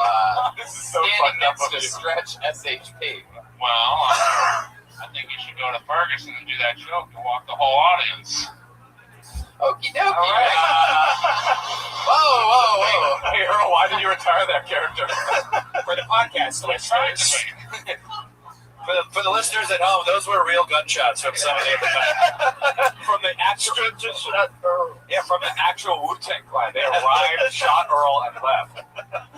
I thought it was wise of you, after seeing how we roasted the last guy, to start your set off with, I used to be a cocaine dealer, I used to shoot people, so what do you got to say, motherfucker? I love that he just starts off with, I used to be a cocaine dealer. It's personal, it's real, it gets your attention immediately. I love that part. It was after that I didn't know what the fuck was going on. Well, I think it's a pretty long joke, and I tried to squeeze it into a minute. I just wanted to hear what you would say about me using that part as an act out, using the Wu-Tang lyrics as an act out. Wait a second. What about Wu-Tang? I was making a joke, right? No, wait, what happened? He's being serious. That's where actually Wu-Tang. The part where I started tripping and hallucinating, that's when it was going on, because I didn't understand what was going on. Because he started it was lyrics. Yeah, It's part of a skit. You were really saying rap lyrics? It was part of a skit on their first album. Did you really used to sell cocaine? I did. Okay. All right. Okay. The whole part of You're allowed to do it. Okay, then. I mean, you've got 3 out of the 4 people here didn't entirely understand the joke, so that may give you some indication of how to proceed with the joke. And maybe those aren't true Wu-Tang lyrics, but a lot of white people may not understand that. I don't know. Did you guys know it out there that those were Wu-Tang lyrics? Yeah. A couple people did. Earl did. Earl did. I saw him open up a rat. From what album is that? The 36 Chambers. So that's like their first album. It's like a 20-year-old album. Yeah, it's from their first album. I would say that's also a problem. Is to cite, you're probably about my age, right? Yeah. So to cite something that half of the audience doesn't even know is hip hop music. They're just like, why isn't there a woman singing in a techno beat behind those rap lyrics? Yeah, maybe do something with a little new music. You guys hear Usher's new song? The one about you can strip and he doesn't care about it. That one. It's about him not caring about the girl stripping. He doesn't care. He goes, I don't mind. You can stay out till 3. Come home sticky. All this shit. That actually would work. Both cocaine dealers and open micer comedians stay out till 3 and come home sticky, so that would work. Absolutely. Black Widow baby. That's a different song. Let's go out. Stretch. What else? Anything crazy happened today to you? No, that's it. Just hung out with my son. Took him to see Santa for the first time. So you're out of the coke game now. You got out of the coke game. Been out for a while. 4 years. Do you ever think about coke? You could your baby's diaper and get her you ever think about getting back in the game? No, I thought about it a while ago, but that's when you get caught, I feel like. I got out, I had a successful career, never got in trouble, never got popped. You know what I mean? Walked out on my own accord and left. What's going on in the audience? The audience are getting a little rowdy. I think people are talking over there and people are getting upset. I got the security firing Earl on the... Well, security. Somebody's got a cough. Jerry and Laney are always here. Somebody's coughing on them. No cough. If you're gonna cough up there, cover your mouth. Fucking Jerry, you'll freak out. He'll stop the show with 100 people, live podcast. He's giving him a napkin. Everything's Jerry's cool. furious. Earl, do you know the Heimlich? Yeah, believe me, I do. Yeah, okay. By the way, if you are joking, sir, just tell Earl. Don't look at me because I don't know how to do that shit. Fun fact, Jerry is also the one that never turns off his cell phone and always rings every single show. He's got it set to that 70s ringer, too, so it's like a real ringer, like ring, ring. Dude, his cell phone's rotary. Stretch, it's so much fun with you. Good job. Thank you, Stretch. Figure it out. Word is long, son. I said it sounded like he was reading rap lyrics. It's a complete joke. It didn't get the laugh that I thought that it would. And then it turns out he was reading rap lyrics. There was like something it uncovered. He also called it an act out, and it wasn't an act out. Right. An act out is when you use your body physically and act something. It was more of an accent. Right, now that the cocaine deal is gone, let's talk about that motherfucker. Now I've got some courage. Now I've got some courage. Yeah. When Earl was the house racist, he used to say that black people act out all the time. I mean, it was just the characters. Correct. That's true. It's a slippery slope, isn't it? Yeah. Well, I mean, it's kind of Wait till he gets his name on the wall. You know, let him get the name on the wall first before we throw him under the. Are you no longer doing that for real? we're gonna play a different character. Got it. Okay. Got it. Okay. Gay Earl? Is Gay Earl coming? I might be Gay Earl. I might be, who knows? I always ask comedians that are on for the first time this question. So I'm going to ask it to you. Was there anything that you did when you very first started stand-up that you did that, like, you embarrassed? Just like, wow, what a rookie, goofy move that was. That wasn't at all. I always ask everybody this. I'm always amazed at who used to do something where, like, they, take their shirt off and fucking do some dance or something, like it's their big closer, or just a specific. I used to iron my shirt. I used to care, and I thought you meant on stage. No, on stage. Now that would be good. Yeah, that would be fucking good. Kitty Hill. I think the most common mistake I see from new comics is they will take the microphones out of the microphone stand and stand behind the stand and perform stand-up comedy. Yeah, that's something. I mean, that is like number one always. It's like, if you're going to take it out, just move out of your way. Yeah. But I mentioned this on this podcast before. I've got a nuanced criticism of your criticism. Wow. Which is that so many comedians have told young comedians to move the mic stand, that now what I see is people get off stage and they move the mic stand with such deliberateness. I can feel their comedy teacher coming. Right. It happens a lot. It's funny on this show when we do it to somebody here. Like, it's like, well, I always go, how long have you been on stand-up? And they're like, this is my third time ever on stage. And I go, I can tell you didn't move the mic stand. Yeah. Always the next person that gets called up, no matter how long they've been doing it. It's ridiculous. You just hear like, they'll hit the thing on the top of the ceiling, and then you hear it just slam down as far perfectly behind them as it can be. With their cigarette on. You remind me of something, though, when you say the iron the shirt thing, because I was the same way when I very first started. I don't know if I thought this or somebody told me that you have to look professional. And I remember I did this contest at the Ice House where first prize you get some stupid shit, and second place you get a side of French fries. It's Comedy Festival. Or whatever. It's something weird where they get these people that are just starting out in comedy, and they got me, man. I mean, they got me all the way. I was excited about this. I took the bus out to Pasadena, and I wore a crisp fucking shirt with a tie. I'm going in. I'm gonna win this shit. Yeah. Like, if you won, you became like a regular. You got another spot. I know that. Yeah, but there's a big drop off. Second place, the side of French fries. And I got there and I realized immediately that everybody brought their friends. I think only my brother was there, something like that. And I think it's all about having your vote on. Totally. We did good. Sure enough, guess who walked out with the side of fries that night? French shirt McGee. But that's actually first place in the comedy competition. Second place with having brought no people is the funniest person in the room. That's true. I didn't know that comedy competitions were that terrible then. But I'll tell you, when you're taking the bus home with your French fries, with your pressed shirt. I mean, I have a side of French fries and just a perfect tie and a perfect shirt. I mean, just fucking blades going down the arms. It was so perfectly pressed. I wish someone would have told me as a young comic that the competitions are what we just said they were. The best comic that doesn't bring people. The best comic is the one that usually places second because they didn't bring anybody. Right. Because and that's always something that I've been against. And even with this show, I've always specifically made a point to never have a winner or a loser, rewards, or anything like that. Right. Everybody's a loser. Yes, exactly. Including the guests. And who will be our next lucky loser? A minute of stand-up comedy goes by the name of Becky Robinson. Becky! Interesting. Here she is.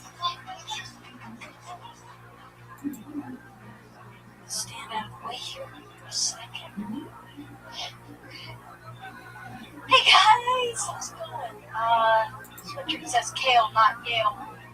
So, alright, anyways, everyone's doing okay. I am pretty new to LA. I just moved into this little shanty apartment in a part of town called WeHo. You guys familiar?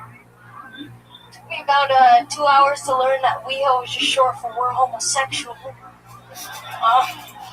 It's been good. I didn't know if I was gonna like it at first, but I gotta say it's kind of fun being a young straight woman in a bustling gay community. I'm learning a lot, that's for sure. I just turned 23 and I read a lot of inspirational quotes, because I think I'm depressed and shit. And one of them that keeps popping up on my feed is like, you are who you surround yourself with. If that's the case, then I'm in for a real treat. I saw 3 gay Jewish men rollerblading down Santa Monica Boulevard last night at 2 a.m. in sequin shorts and velveteen crop tops. And I took a good look. I want to hear the rest. Yeah, me too. Okay, Keep going. How does it end? Is that it? I looked up at him and I genuinely thought I aspire to be those men.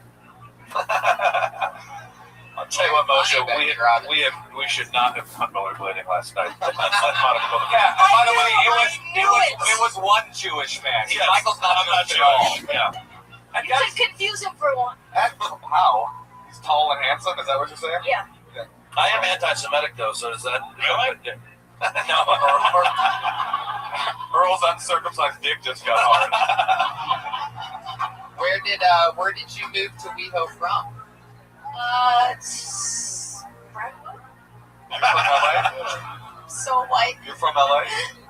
No, I'm from Portland, Oregon. Oh, okay. Stop that. How did you, before we get into saying how good you were, how did you know they were Jewish? What? The rollerbladers? Yeah, like you what? You said they were Jewish, all 3 of They them? look Jewish. Okay. They live right by Bar Lubitsch. Yeah. I don't know. Just curiosity, what does Jewish look like? Oh, here we go. Oh. You're being recorded, Becky. You're being recorded, Becky. Yeah, because I've always guessed by smell. Yeah, oh yeah. Smells like gold, bitch. Becky, were they stopping to pick up dimes off the street? Is that how you know? They were carrying little buckets of matzo ball soup. Yeah. Just spit everywhere. It's weird how you have a different voice on stage than your normal voice. Because you know what is my favorite. Whatever you like, it was so weird. You have to do a Julia Child. Yeah.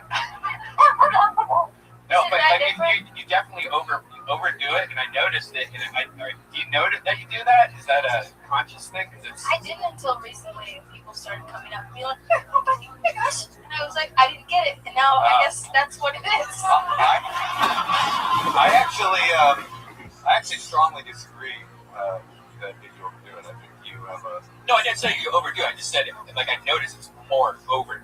Like, you do it more when on stage. I thought that it was the thing that we were talking about at the beginning. How long have you been doing stand-up? About a year and a half. Like, did you get... I mean, and this, I don't mean any insult about this, but, like, I was trying to place what it was. Are you... Is that someone else that does that kind of little thing? I'm wondering the same. Because I thought it was like a very deliberate, decided persona. It was very difficult to have and to come up with, but it felt also very familiar. So I was both impressed and I thought that perhaps maybe that influenced her in some way. Yeah. I don't know. Maybe it is. Maybe it's. Molly, is it like a Molly Shannon kind of? Or Sherry O'Terry? That's what I meant. Sherry O'Terry. That's what it is. Yeah. If it's Sherry O'Terry, then I don't think it even matters unless you're deliberately doing Sherry O'Terry. But if it's like Sebastian or something, like I was trying to play, I was like going through the, you know what I'm saying? Yeah. Like, do you feel like, who's your favorite comedian? I do love. I'm Italian. I don't know. I do love Sebastian, but I didn't know who Sherry O'Terry was, and when people came up and they were like, Sherry O'Terry, I googled her, and I was like, do you like John Caparulo too? I'm just trying to get to like, I feel like you're of both those guys have very super strong personas on stage, like super strong affects on stage, and you do. I felt like you do too, I liked it, but I felt like there's no. Well, I mean, no, I no longer feel like you stole it, but I mean, yeah, that's what I'm saying. I think it's just kind of a combination of watching a lot of comedy, and I like to do characters, and I wear a lot of wigs, and I think that it just kind of explodes on stage. And when you're new, your influences are so prevalent. But Yeah. if I may say something, which was, I was very comfortable watching you perform, which is great because you laugh when you're comfortable. You know what I mean? So I thought your stage presence was fantastic. I had never heard the word homosexual before. I was kind of surprised. That really genuinely made me laugh. It was almost one of those jokes that's so good you're like, that must have been done before, which I hadn't heard it. But I don't know if that's true or not. But your stage presence puts me at ease, which was great to laugh at. I think you just got to keep doing comedy. Yeah, I think what me and Michael are saying is we think you stole your persona and your material. And can I add something? You also stole the joke of your shirt at the very beginning. That's true. Unless she designed that shirt. This is so weird because I feel like I need to say I thought you were delightful. I thought you were really funny, especially for how long you've been doing it. I don't think you should drop the persona. I don't, unless you know.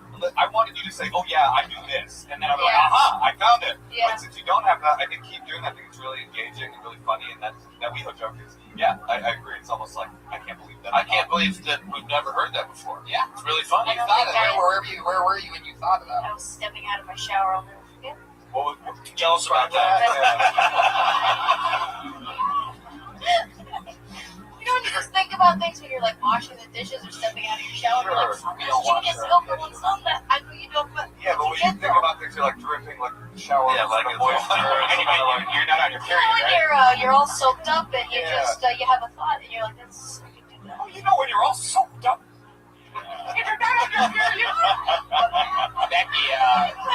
Becky, are you single? Because Earl is. He lives in WeHo. I'm single, but that's Hey, come on. Would you ask a male comic, are you single? Tony. It's boring. I'm not trying to get my male comic friends fucked. You said Earl. I like a little older. Well, there you go, Becky. Come back again soon. You were great, Becky. You did a Thank great you. job. That was great. Thank you so much. Becky Robinson on Twitter, all one word. She's the only Becky Robinson. Earl just handed her his business card. I like that. Funny and nice. Yeah. Good. Bright future for Becky. Yep. Yeah. Earl, you've lived in WeHo for a while. Have you seen anything crazy lately? Well, people ask me if I've ever seen the movie Philadelphia. Once you guys died, it's to Ralph's.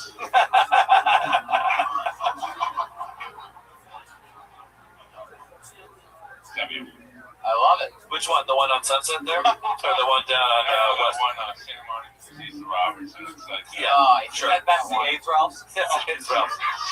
Watch out for the cucumbers. You're saying somebody would do something with a cucumber and then put it back with a cucumber? No, someone with AIDS. Jesus. That really is a dirty Ralph. The guy's dying of AIDS. He leaves his apartment. He goes to Ralph, takes a cucumber into the bathroom, fucks himself with it, somehow also gets blood and other particulate on it, puts it back in the pile of cucumbers and says, welcome to Ralph's. And then While rollerblades slicing your new open wound so that when you grab the cucumber, it all goes full circle. Prom King just walked in. They have a sale on T-cells. Heck yeah, everybody. Prom King is here. Prom King! Yeah. What's up? He's got the carnation. Can I order another beer from somebody who's listening?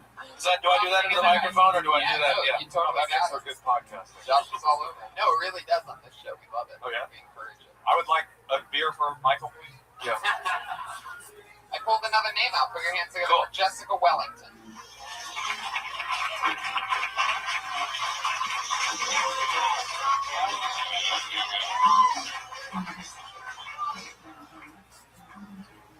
So have you guys ever been to Walmart and just wondered why?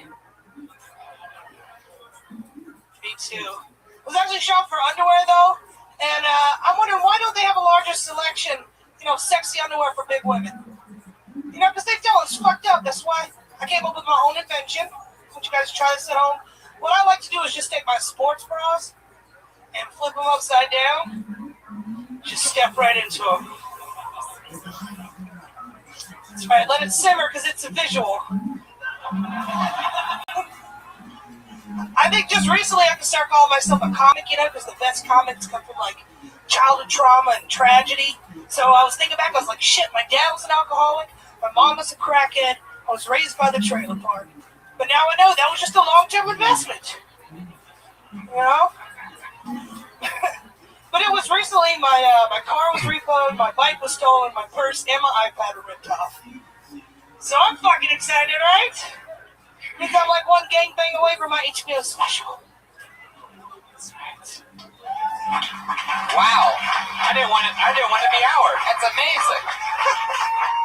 Somebody really stole all that stuff from you? Oh yeah, it did happen. Was it Becky Robinson? She stole everything.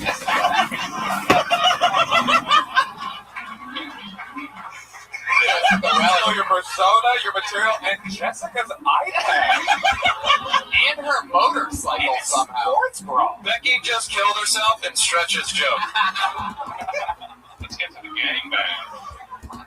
So I thought this was really interesting because now we the first comic we were saying, well, persona is something we developed, and then the last comic, Becky had like this very sort of hyper accentuated persona. I feel like you got your persona down, and it's really you. Totally. It's you. It's probably you times 10% or something like that. Probably not quite that rough all the time, but it's part of you. And I thought that was really good. You've been doing comedy a while? 3 years ago. I thought that was where at?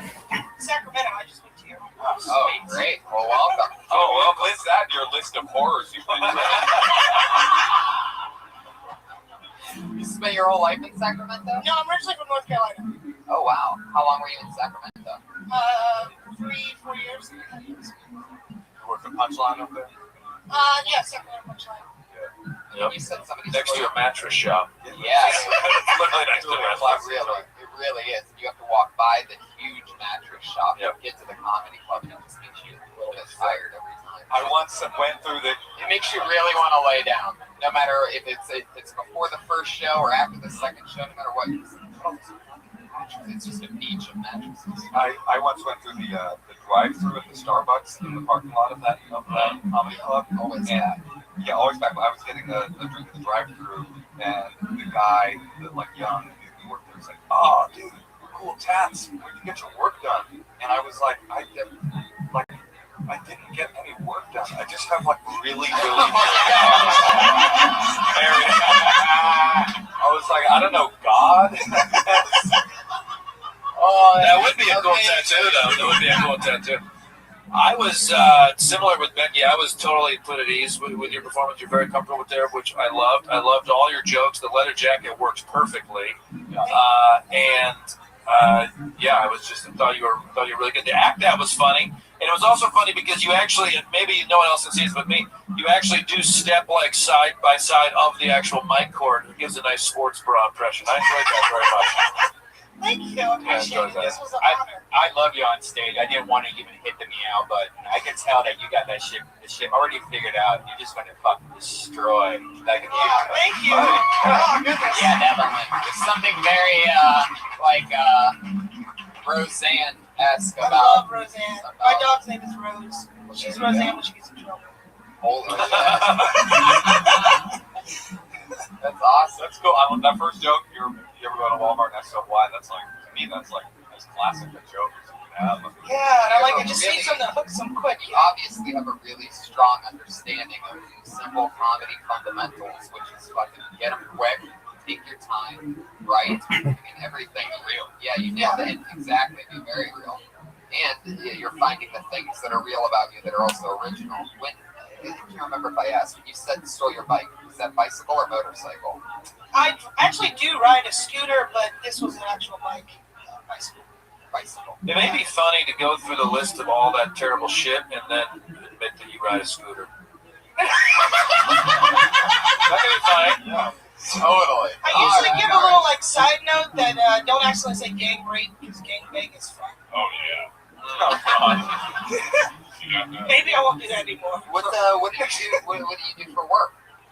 This is it. I get VA disability, so that's it. That's what I live on, and then I'm trying to make it. Is that the veterans? Yeah, I was in the Air Force for 6 years. Get the fuck out of here! He's an American hero. Holy shit! Well, I fucking love your. Yeah. I think you found your new security guard. Oh, yeah. I love it. She's hip, too. She could be like the irony patriot. I mean, I got a little joke for you, but it's a rape joke. You might not want Do it. You know, there's a huge problem with sexual assault in the Air Force. Yes. It'd be funny if you were like, huge problem with sexual assault in the Air Force, but for some reason I was fine. No, it's true, because these girls were talking outside. They're like, I'm so tired of getting hit on here. Oh my God. And they didn't even look at me. And I was like, oh, Jessica doesn't get hit on. Don't fucking talk to her. And I wouldn't relate. Well, also, no, I'm not saying you're not hit onable, but that is another dimension of Yes. But also, you look like you could beat the shit out of an attempted rapist. So, Okay, so what did you do for the Air Force? Ammo? So, like, It's like a Starship Trooper. You were ammo? It's what they would shoot you out of fucking cannons? They do that? That's how bad the sexual assault problem is with the Air Force.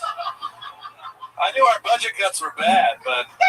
So you would load ammo? No, we didn't load it. We build it, we test it, we store it, we send it out to the flight line. Everything but loaded. That's Air Force? Yeah. Is building ammo. We're like the only Should they be building airplanes? and they have. You know, they shoot missiles off of the Yes. airplane. Oh, they don't just fly around and go like, hey everybody, shoot them. We're the Air Force. You're going to be really pissed off when you see the bullets that are coming.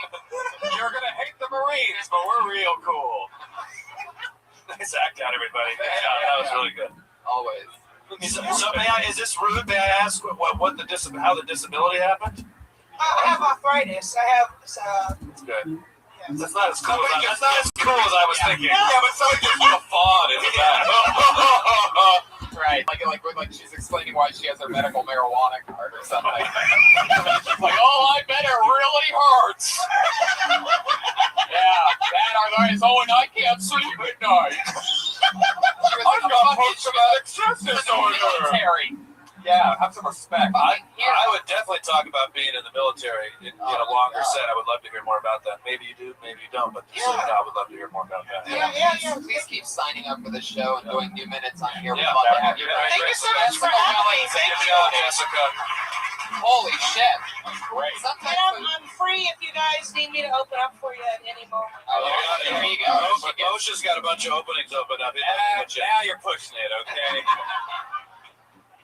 Jessica Wellington, we just found a new monster. She's on Twitter at the Duchess_101. The Duchess? I wasn't expecting arthritis. I was hoping like something cooler than that, but whatever.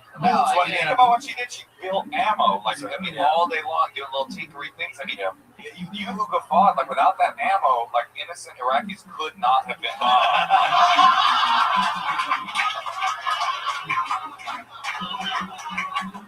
I fucking love it. It's a fun one. It's a perfect way to move on with a big joke like that. Whoa, okay. I actually remember this guy. He was on a few weeks ago, and a week before that. Interesting. New, brand new. Dusty Lester, everybody. Here he is. It can take him a minute to walk up here. Dusty Lester, everyone. Woo! Good to be at the Comedy Store, everybody. Yeah. I just came here from Knoxville not too long ago. And is it just me, or is parking in the state of California way too expensive? I remember when I first moved out here, I was homeless, living in my Jeep, and I had to wake up every 2 hours to put money in that damn meter. And I remember one time this dude just got done writing me a ticket, but I was too broke to pay it, so I had to go chase him down. I was just like, hey, sir, please don't give me this ticket, okay? I promise I'll move my vehicle. And I'll never forget what that guy said to me. Sir, can you please just put some pants on? I had a great holiday. This past holiday was amazing because I didn't have to spend it with my family, so that was just absolutely incredible. Because my dad claimed... That's me. Yeehaw! Dusty Lester, everyone. What did your dad claim? Tell us more. I just can't get enough of it. So you're at Thanksgiving. What did your dad say? No, I was just gonna talk shit about my dad because he wasn't here. So. What were you gonna? Oh, he wasn't there. Yeah, he's not here. So. You should have invited him over to your house. Like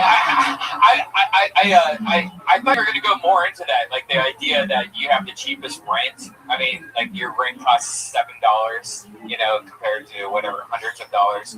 Because there's a lot to that. There's so many people I know that actually live in their car and had to do this exact same thing. I don't think they really go into the idea of having to wake up every 2 hours. Well, that's because our friends don't. The ones that live in their car don't park where there's meters at. Oh yeah, that's true. I mean, you can pretty much park anywhere you want. You could be at P.F. Chang's all night if you wanted to. Right? Is that a true joke? Yeah, but I'm not homeless no more. So that's right on, man. I think that's good that the youth of today are picking themselves up, but that's not what I was asking about. Did you really park at meters? Sometimes. And to Tony's point, why? I'm from the South. We're a little slow. But I think that could be a good joke, actually, which is, it turns out it's not the most expensive park in the world. And then you gotta look on the bright side, it's the cheapest rent in the world. There's some sort of flipping thing you do. I got evicted. It was street sweeping day. Something like that. Yeah, you could get reactions like we just had. I fucked a girl in my basement or back trunk. I fucked a girl in her trunk. Actually, my trunk and her ass. Boom. 3-1. Boom. It's all you, Dusty.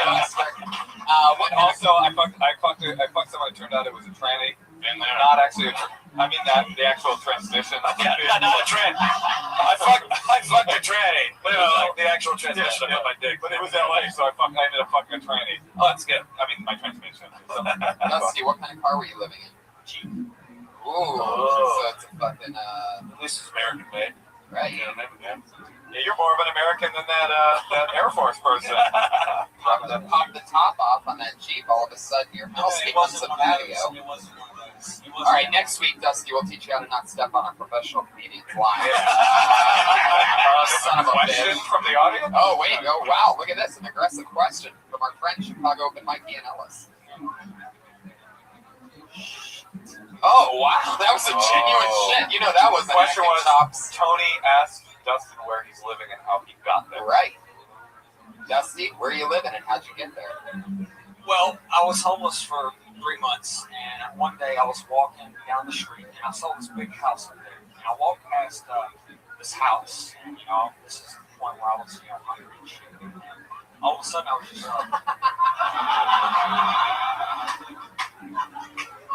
I asked this guy, I was like, how do you get to this house? And make a long story short, it turns out he was. Wait a second, you asked the guy that was on the same street as you while you're looking up at this majestic house. No, it's a big top of like Laurel Canyon or something. Right, and then you're walking around on Laurel Canyon? Yeah, I'm trying to find how to get there. Where was the Jeep at? Well, it was like way down. Is this the plot of that Liberace movie on HBO? This is like TMZ shit, right? You're asking a random person how to get to a random house. Is that right? I think you got it. I think I got it. Anyway, wait. We're still taking our time here. Yeah, because you're not going to get to speed through this as fast as you'd like, Dusty. Probably not. What was the plan? Like, before you got there, I'm saying when you talked to the guy, what was in your mind when you looked at the house and said, oh, it's a house, and then you looked at the guy and go, oh, it's a guy. What was the plan? What did you say to the guy? You go, how do I get to that house? Which question am I supposed to answer? Oh! The question you should be answering is, how do I not be lippy to these professionals? Right. Just kidding. How about any of them? But anyway, make a long story. No, we're not making the long story. There is no long story short. Christ! We got I have 8 fucking minutes until we get to the next part of the show, you son of a bitch. Here we go. Are you ready? Yes. See, you're walking down a street. You see this fucking house up on a hill. You're starving, you're sweating, there's fucking vultures flying around you and shit. You're like, you're about to be done. You're starving, organs are playing in your head. You're at the you realize that you should have drank more water on this day. What draws you into the house? It's just a big house. What draws your eye? What The catches dude your eye? was walking, or the dude was outside with his dog.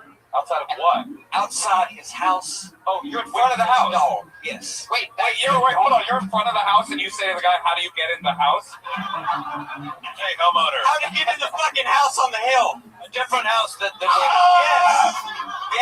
Okay. Can we use more detail with this? Can we use this to kill somebody? I think we might have to use it to defend ourselves. Okay, so you're asking the guy who owns another house how to get to another house that's higher up on the hill. Meanwhile, you're not even driving. You park down below, so you're going to walk up this hill yourself instead of taking the fucking Jeep that you live in. And why did you? That one I can't really explain. That's not a And why not ask the guy who was at an actual house, or can I please come into your house? The house. They wasn't outside. Don't talk to us like we're crazy. Yeah. Stop that right now, Dusty. I mean, we also have to keep in mind We're starting a Dusty chant in the we all slept under a roof and had a meal today. He was a fucking homeless person at the time. I think this story actually ends with him having a beautiful, cushy bed with an older benefactor. Yes. Okay. Check the oil. So what did the guy say when you asked him how to get to the house? I don't know. That's what he said. No. Okay, so that's the end of that one. So we're showing you got to. By the way, that's a part of the story that would have been edited out of the movie. Yeah. Wait, but you remember when everybody was laughing though? Yeah. Yeah, so that was why we did it. Yeah, that was great. Yeah, okay. This is how you mess with me. Okay, so Anyway, the dude's real nice to me. Overly nice. what dude? I bet he was. This guy. Shit. Wait, the house guy? Yes. The guy you just said you wish we hadn't talked about for this long? Yes. We ended up talking. We ended up going to lunch. He ended up getting a place to live, and he's gay, and he's a producer for a major TV show, and I now work special effects on that bitch. What? Yeah. Those aren't special effects, Dustin. That's real. Dustin or Dusty, doesn't matter. But they're the weirdest fucking producers. Oh, you think? Random people who accept random boys into their home or where? He puts webcams in your room and all jammed off together and covered wigs. I'd say they do. Have you ever gone to sit on the toilet and you realize he's just sitting there already? No, but one time, seriously, one time I got up. I got up at 5:30 in the morning, and you know how when you wake up you have morning wood? Well, I woke up and I forgot these gay guys were early risers. Oh, totally. I had this Hey, By the way, doesn't even connect. Yes. I know, that is classic stereotypes about gay guys. They love house music, they rollerblade, and they be like, oh, is it dawn? I am getting up to suck some more dick. Right. That stereotype is true. By the way, I love that you made a Morningwood reference, and then you said early riser, and you didn't connect how the two were funny at all. Complete accident. That he made it the funniest thing he's said up here since he's been here. Total accident. I gotta acknowledge the fact that obviously our new storyline producer, Ian Ellis, is in the middle of the room with his hand up for yet another question. I gotta ask what that question is. Dude, no, I'm not saying that. I'm not saying that. What happened when he found your boxers in the bathroom? I was going to tell a good story that's not... No, you're going to tell that story. Shit, man. What you think is a good story and what Ian thinks is a good story are two different things. This stopped being an episode of Kill Tony, man. Your mom does not have the internet, bro. This stopped being an episode of Kill Tony and started being an episode of Get This Open Mic or Fired. What happened when you left your boxers on the floor? I don't want to say it. Dusty, you have to. Come on, we're gonna close strong. I mean, they're not gonna watch this, Dusty. Come on. Okay, well, I was upstairs. I just got done watching a video. What kind of video? The good videos. Okay. The good Special effects videos. Oh, you were watching a live feed of the closed circuit camera that's in your bedroom. Yes, exactly. Yes. And anyway. What do you say? Just fucking tell the story. What are you talking You're not about? thinking that's hard, dude. Yeah. And what are you trying to do? What happened in your pants? Shit I came in my pants. Oh, wait. You're watching porno and you came in your pants. Which I usually take my pants off when I watch porno, but that's up to you. No, but it always solves that issue if you do. Yeah, I don't believe this anymore. But you know the stereotype about how straight guys jerk off with their underwear on.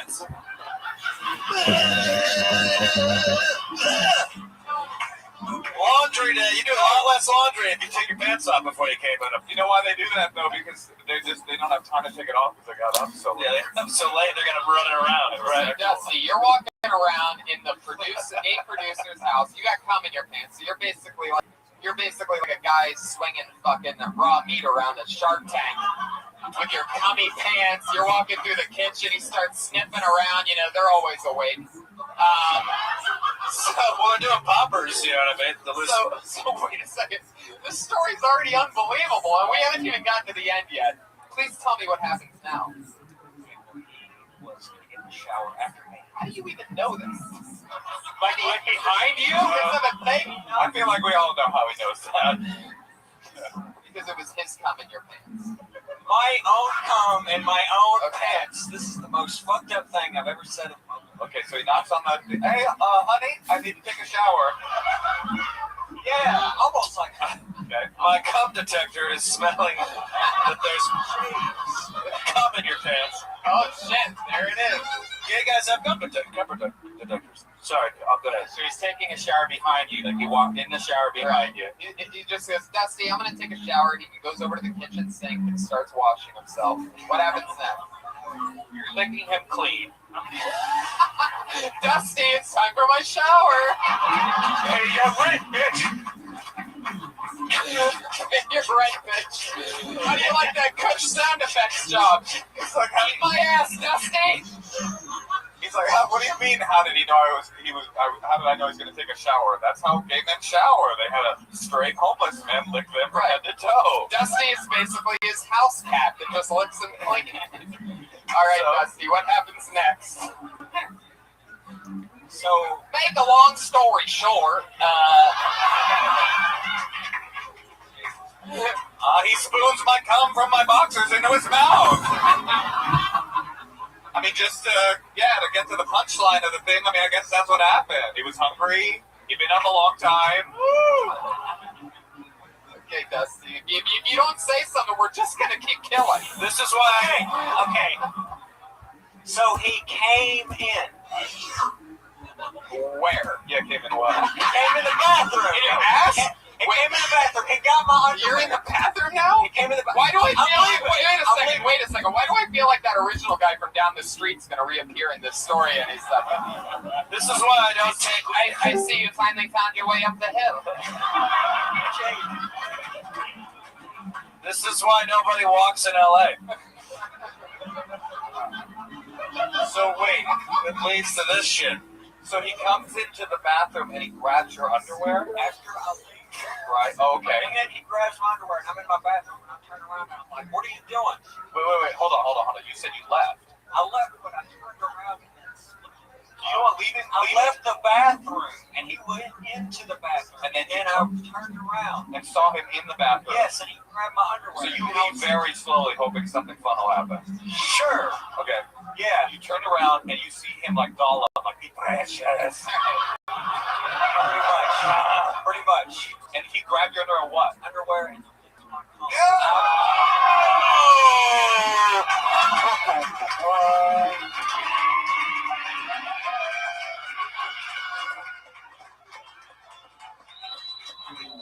Fuck you, Kim Kardashian. This episode's gonna break the internet.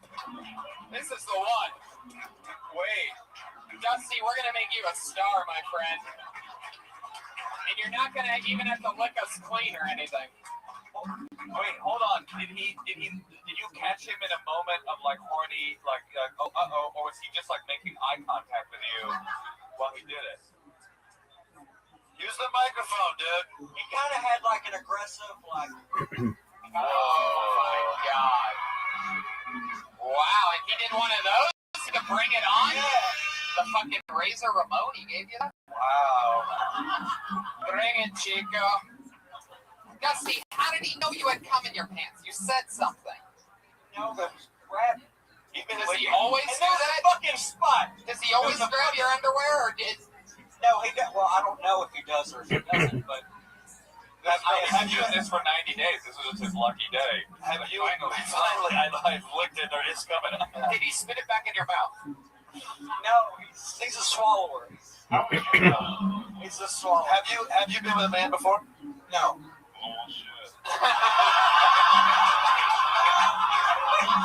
We don't care. I'm just curious. Dusty Lester, everybody. There he goes. Thank you so much, Dusty. Dusty. Someone was kind enough to throw their gum at Dusty from when he told that story. So we have gum on the stage right now. I'm just not too bad it's not his cum. I would lick that right up. We would throw cum on a stage at a comedy club. I don't know. Someone was kind of grossed out by the cum. Well, somebody needs to be slapped. That's the dumbest shit I've ever seen. Somebody really threw gum at him? It's right down here. That's some class. Yeah. Yeah, have some class. We're trying to tell a story about a weird pedophile eating that guy's cum. Yeah. Some goddamn respect. That's why I don't live in the hills. I much prefer to live. You don't get this in the laugh back. Damn right, Earl. By the way, it was Andy Dick the whole time. Yeah. Oh, God damn. That was a crazy Dusty story. Lester, I fucking love you. Thank you for moving to LA. He's at Lester_Dusty on Twitter. Or at pig_bottom. Available there as well. Oh, God, I love it. Guys, this is the part of the show where our two regulars every week, there are two comedians who do a brand new minute each week, which is very exciting and it's always fun. Your first comedian going up tonight, she started here on this show and has been doing a new minute every week since. Putting it together for it's Kimberly Condon, everybody.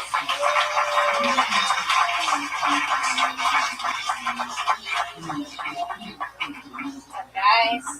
I think it's really weird when people have faces that don't match their names. You know, like a really hot guy named Vladimir. Super weird. It's like such a turnoff. It's like I knew I had a really slutty friend, really slutty, loved dick, like would purposely eat foods shaped like dicks, like bananas, cucumbers, chocolate covered in dick, like everything. And her name was Hope, which was really weird because she looked more like a disgrace. She was nasty. She was like, I feel like everybody has that girlfriend they don't share straws with. You know, because 1 in 4 straws has herpes. Okay, that's it. There it is. Yeah. 57 seconds of thunder. She did it again. How many seconds were left? 3 seconds. Wow, that's good They know what they're doing. New minute every week. So it's exciting to watch. That's like locked in stuff right there. I like that whole thing. Thank you. It's fun. It's Grace. It's funny. Maybe there's. I love that. That was very funny. Maybe there's other names too, right? Yeah, Disgrace. Disgrace threw me off. It needs a 3. Oh, Disgrace? Well, no, Disgrace worked for me, but there's got to be more names. Make it longer, and even more. Hope works, and then Disgrace, and you know, I don't know. That's why she's gonna write it. Totally. I mean, is that a real name though? Hope? That Disgrace. No, but no. I mean, you say I she wanted looked. it to sound like I was gonna say her name was Hope, but she looked more like another name that I said the Disgrace. Well, we all kind of knew you were going somewhere like that, you know. So Like, I should do something else. I don't know. Yeah, no, I think of a different. That's what has to happen. You have to do something. You know, but if she looks more like a Kardashian or something like, you know, Right. like you don't want to do that. But you know, like, but also I thought in the beginning, I thought that's what you guys were talking about. In the beginning, when you're like, someone's face doesn't match their name, like an ugly guy or a beautiful guy named Vladimir, which I kind of feel like that's a beautiful name, so I don't know. Yeah, that's a tough one. Yeah, but anyway, and then I thought maybe there's some sort of racist thing you do, like, you know what I mean? Or I'll go for that one. Yeah. I mean, I don't know exactly, but you know, Seems like Bob's an ugly name, right? Bob's a terrible name. because it's not just about them being ugly and hot. It's also about them, you know, a black guy named Chip, and then a really racist sticker at the end, or a Mexican woman not named Mom, or something like that. Yeah. Or there was this,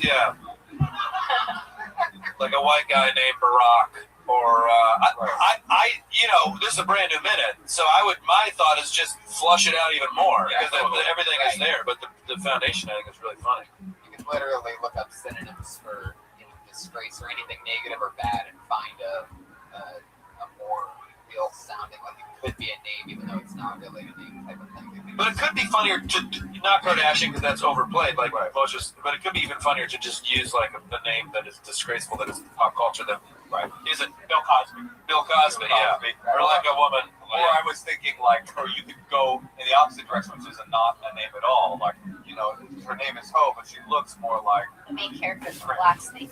Well, something fun like that. But also, cum guzzling curve whore. Yeah, exactly. It's saying like something. And then my friend named cum guzzling curd whore. Yeah, right. That classic Swahili name, or whatever it is. I thought of a guy's name that's never a good-looking guy. What? Dusty Lester. He's not a good looking. You think so? Yeah, you should let him move in with you. Yeah, he's definitely good looking. That's all hungry. He looks better from behind, anyways. Fuck yeah. Well, fun times, Tim. Great job. Good job, Kimberly Condon. I just had this thought, it'd be so cool if they both got really big and famous, but they still kept coming on. They're like world headliners, but they still come do their minute. That's the hope. Yeah. That's the great hope, exactly. Wait, Hope, are you talking about her friend, or are you talking about... Sounds like the great hope. Sorry, that was disgraceful. Boom, double call. Really, wow. Ridiculous. Like a real cum guzzling. But then you get the laughs. Well, unbelievable. I'm going in the opposite direction of fun. Our only other regular, put your hands together for everybody, it's Sarah Weinstein.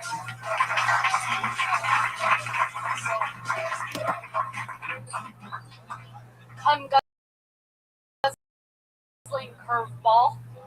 I just want to get that annoyed and pissed off. Then you're in for a real treat tonight because I'm getting over a rash, a full body rash, which is fucking disgusting. And being annoyed in general, and then pair that with the holiday season. While I was driving over here and scratching myself, Feliz Navidad was playing. Over and over and over again.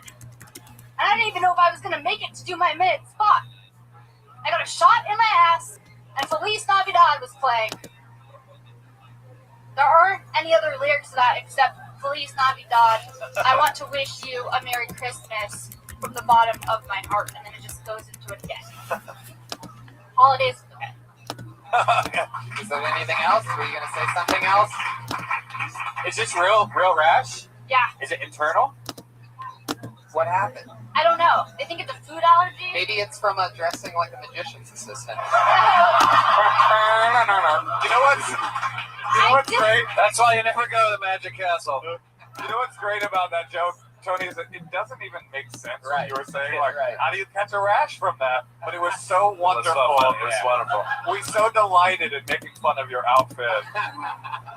But it's also very bold to have a full body rash with a short skirt that short. Yeah, I figured I'd just distract and do what I could. Oh, you know what? Rash material, because that's what I'm. Are you allergic to anything? I don't know. I have to go to the allergist, everyone. Whoa. You seem real pissed off about that. You thought you were superhuman and you can't possibly be. It's rashes are disgusting. Well, I'm allergic to peanuts, certain peanuts, and if a girl eats peanuts and squirts on me, I get a rash from it. No girl has ever squirted on you. My mistake. One time I slept with a girl at Dr. Grin's comedy club in Grand Rapids, Michigan. And swear to God. And in a hotel room, and we were still there, and we opened the curtain, and she had this crazy rash all down her leg. And she was like, "No, it's just this thing she had." And then I was like, "That fucking scared the shit out of me." I've been through that forever. You been through that too? I Lysoled myself in the shower. Lysol. Imagine she saw me through my curtain. She's like full. What's more disturbing, a woman seeing a male lover lysoling himself, or you seeing your benefactor eating your cum? Yeah. I've used mouthwash as a last resort. Yeah. You're into hand sanitizer and then dickle. Yeah. And your dickle. I think it's really funny. The rash thing is really funny. You look really put together, and it looks really nice. But then to talk about something so terrible, it just happened. It's really honest and really funny. Also, I felt like it needed you started to sound like you're saying fleas now, or something like. Correct. I thought that's in there. I wouldn't say the fleece thing. I would just move that fleece Navidad thing up, like you had. That's present. That song's repeating itself, and then when you say the part about how it's just Feliz Navidad and we want to wish you Merry Christmas from the very bottom of our heart, you have to get that out pretty fast. We all fucking work getting through it anyway. Right. You know what's at the bottom of my heart? A goddamn full body rash.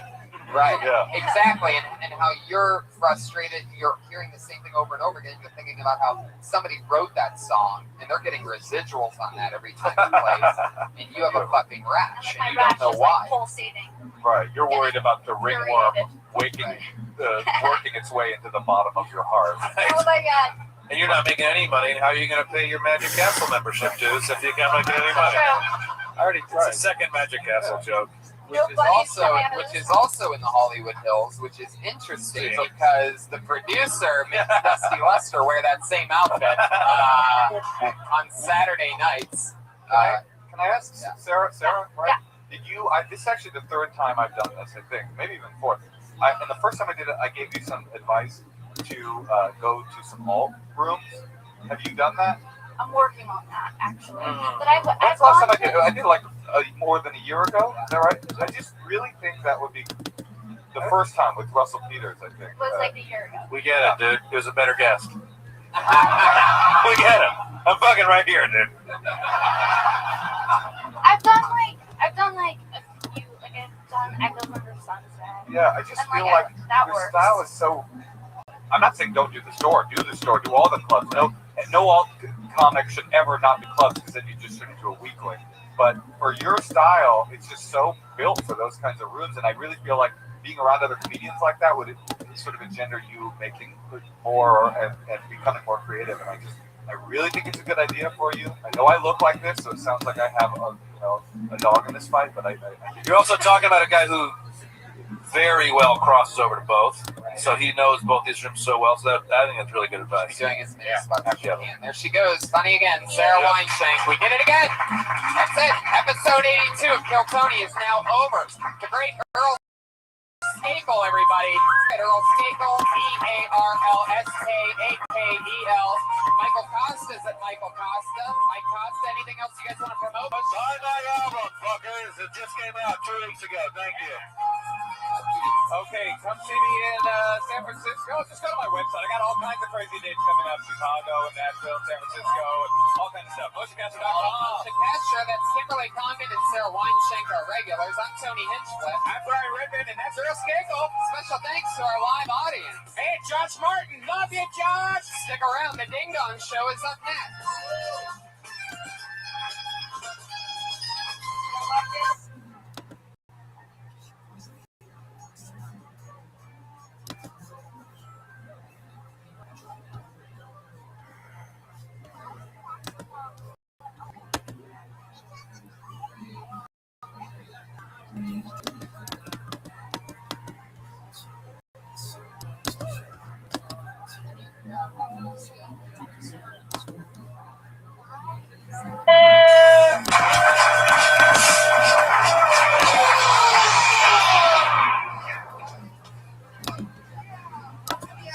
Yes, it's a podcast and a live show all at the same time, everybody.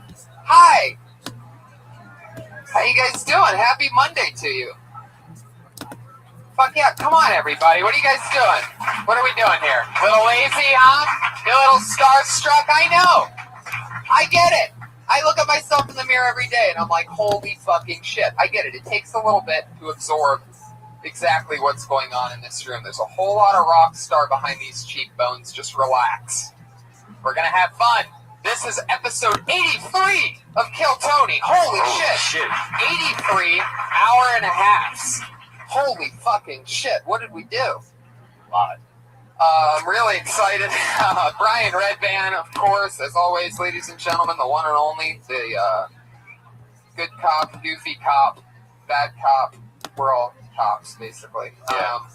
How's it going? All right. We just had a crazy episode of the Joe Rogan Experience last week where it was me and Kill Tony ladies, Sarah Weinschenk and Kimberly Congdon, the only two regulars on the show that do a brand new minute every week. They're going to be up later. But you were on it, and all of us, and we got to talk about Tony. It was cool. Because Joe loves the show. We got to get him on here soon. I've been to so many Christmas parties in the last week that I can't take it anymore. Really? It's weird being at Christmas parties when you're with non-comedians because you just want to make fun of everybody there, but you can't. Then I only go to the Comedy Store Christmas party. Yeah. I can't go to parties. It's the only thing where I'm so judgmental and just fucking pure evil at those things. I just think everybody's an idiot. Anybody who I don't know is an idiot. It's like, I mean, not you people, because you're here enjoying a comedy show. Like, you're my people. You know what I mean? But not everybody. That doesn't. You guys made it weird right there. Yeah. But I'm saying, like, if I don't know that they're a comedy fan, if it's just a stranger, then I'm like, oh, this fucking idiot. These are the people that don't know that it's two people go left when the light turns red. Yeah. Those are those people. Right. And none of those people know anything about comedy. It really sucks too when things happen and you just want to like call them out, but you can't. You have to be we were at this dinner party and the service was like bad and our food was taking forever. So somebody else's burger came out and this girl was so hungry she just grabbed it and the guy's like, "Oh, that's actually my burger." And she goes, "Well, I don't care. I'm just going to eat it because I have been so sick." And she just starts eating it, and immediately I just wanted to start like as if it was a heckler, just started ripping into this poor woman. Right. But I can't. I just had to sit there and go, this crazy lady. No, yeah, I know. The lady that made my drink tonight at the Coffee Bean, I ordered. Look, I'm not that fancy pants of a coffee guy, all right? But I do take, in this specific case, almond milk. Wait. Almond milk. It was a peppermint latte with almond milk. All right. Now check it out. No big deal. But at this Coffee Bean, you can go around and you can see exactly what they're doing over there. You know, Starbucks, they like shield their creepy people. But the Coffee Bean, the difference, they're like, hey, come on, check it out. Everything's going to be good. So, you know, they talk that shit. So I'm over there. They give you a little, those little Dixie cups of water. You could sit there and sip water while making sure that they don't fuck up your drink. Sure enough, what does she pull out? Same lady that took the order. And I'm also looking up at the monitor that says almond milk. What does she grab? Non-fat milk. A big jug of non-fat milk and starts pouring it, starts making it. There was some other guy that ordered after me. It was just the two of us in the place. So I'm like, is she fucking making this guy's non-fat milk latte before mine? And I look up, and he doesn't even have a latte. He got a black coffee. He's already gone. I say, who's this that drink? Whose drink are you making there? And she goes, that's yours. You just made it with regular milk. What if I was lactose intolerant, not just a flaming faggot? I had to bail out. I had to make it funny in the end. I'm not really gay, but that's the only way that would have worked. If I said those exact words, I had to say flaming faggot. And just like our little Christmas, Tony treats himself to a little peppermint. It's true. It's true. I only have two holiday drinks. It's the peppermint one at Coffee Bean and also the pumpkin spice one at Coffee Bean. Yeah. So much better than, oh God, Starbucks is death.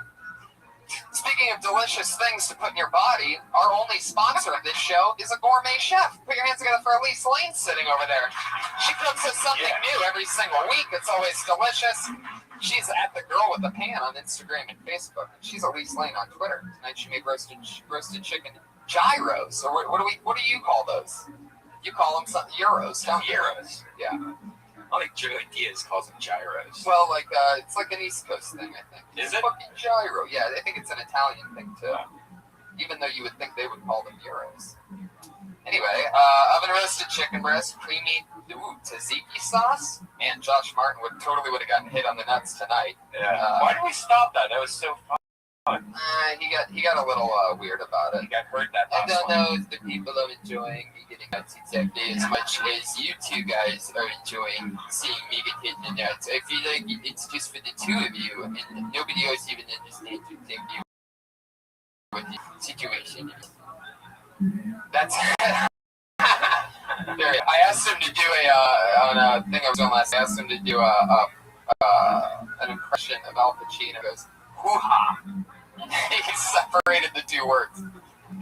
Red onion, cucumber, cherry tomatoes, and olive oil are also in the delicious gyros made by the great Elise Lane. Everybody, there she is. Hire her for an event. You having a Christmas? She just cooked for the Comedy Store Christmas party. Last all the regular employees here got multiple servings, and they eat a lot. It was the first time that he store Christmas party, and the first time that I've eaten the food at the Comedy Store Christmas party, because normally it's death. Yeah, I was trying to talk Bobby into it, but he was so scarred from past Comedy Store parties of eating the food, I guess, that he wouldn't do it. Fuck yeah. Not enough dog in the menu for Bobby Lee, obviously. Guys, I'm so excited about tonight's episode. Let's get it kick-started with an artist who is just mind-blowing to me. One of my favorite new musician. I have his album in my car right now. It's called Pat Reagan Smells Like Shit. It's the one and only Pat Reagan, everybody.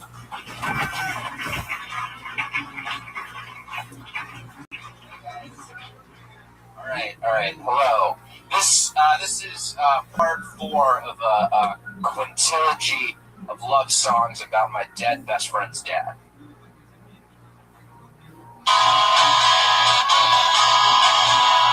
That's Christmas, but I wanna kill myself. I wanna kill myself. I wanna kill myself. That's Christmas, but I wanna jump into the ocean and die, and then kill myself.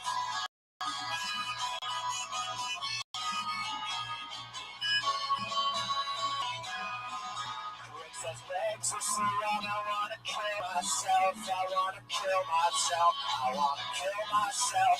That's ecstasy, and I wanna wrap a little brother around my neck, and then kill myself. I wanna hold you like a piece of shit in my hands.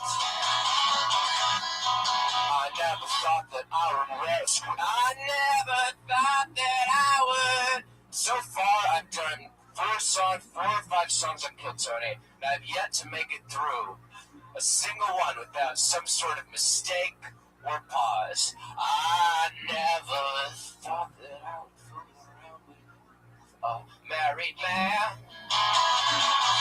You're married indeed. You're married to me.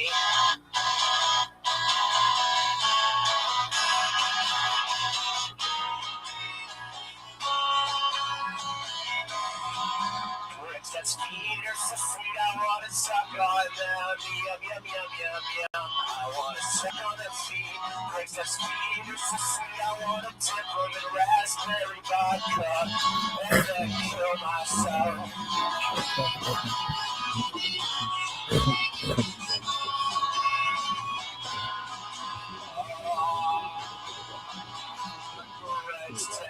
Balls are so weird, I wanna study them, I wanna study them, cause those are strange balls, Bricks, that's balls are so weird, I wanna show them off to all of my friends, and then kill myself. I wanna be your greasy babe in the morning. I wanna sop up your creamy gravy in the night. You're the king of my heart, till death do us part.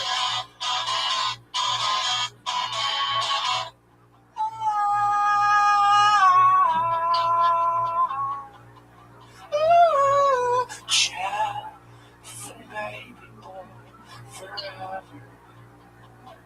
Ooh, Jeff and baby boy forever. Jeff and baby boy forever.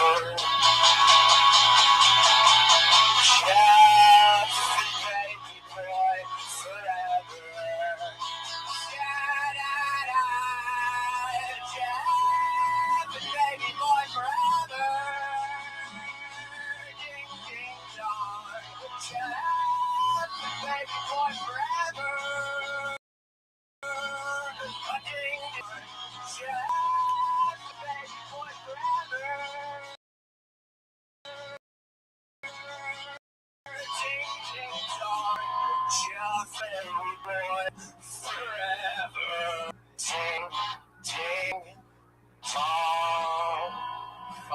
Yes. Thank you guys. Reagan, ladies and gentlemen. Holy fucking shit. Please give I the love shoe him. between span. Another Going that back is to the the World War fourth II or song something. about his best friend Greg's Excess dad. Yeah, we've heard. cans Usually and making love to him and things like that, and he still how seems this pretty term obsessed with his. moved into So ridiculous. I love him. One email more and time to now great Pat internet Reagan. He's on is Twitter at Patty Reagan. completely subjective. Websites PATTYREGAN. don't give any Sounds like Ronald Reagan, but understanding. without the It's A in the literally Reagan. So remember that when you're searching for him and finding his album on his like your watch on Twitter. you could be totally Yeah, it's a fine big and watch. then it hits some trigger or some AI mechanism or moderator or some administrator doesn't like it and you get no warning and that these systems are bad. That website should allow for a warning system or to give you guidelines as to what they consider to be storm defining. As of right now, people straight on, even though it may be technology. human created and taken a lot of time, somebody may just say it's been. We have an extremely what's the word? What the fuck? Apologetic. Jesus, no, that's not the word I was looking for. Artistic, and you're right. Gentlemen, we always have a highly efficient fucking word. Forget it. It's I was going from the technology thing. What's the what? Oh my god. Anyway, ladies and gentlemen, we always have a person keeping us safe. A head of security every single week. Put your hands together for this week's Patriot. It's one of our favorites. The one and only autistic Patriot, ladies and gentlemen.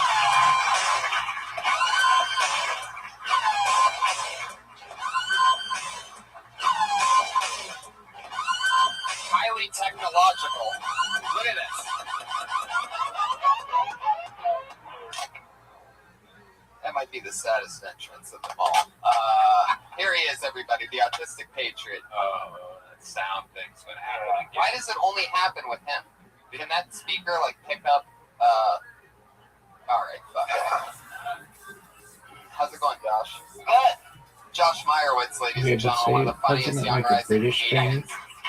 And people got sick of it. Every week we have a new guy in this suit.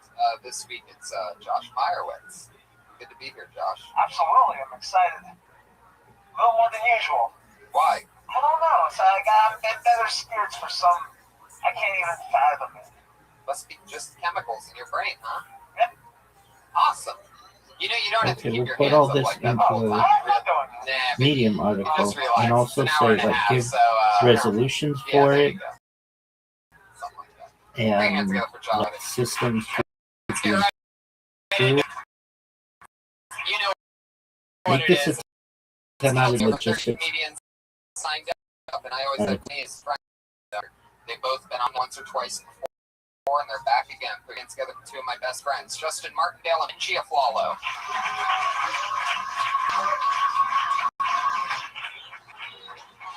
Oh shit! It certainly is. It's raining men, indeed.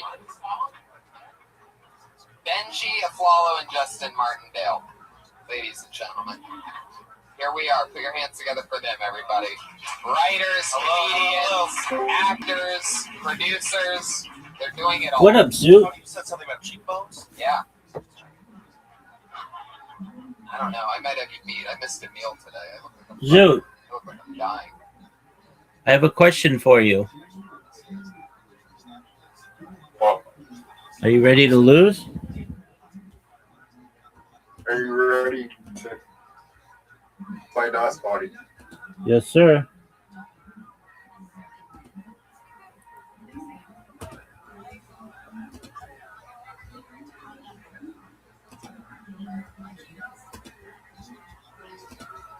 Would you like an invitation?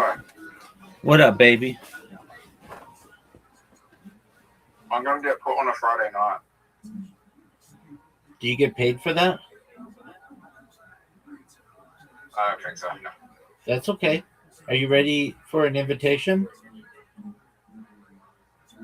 Go for Friday nights at 50 people because it's Friday night, so there's 50 to 100 people on Friday night. So that's a lot more than normal, right? Normally it's 20 to 30, and mostly the people are the comedians out ratio the audience on Monday nights. I gotcha.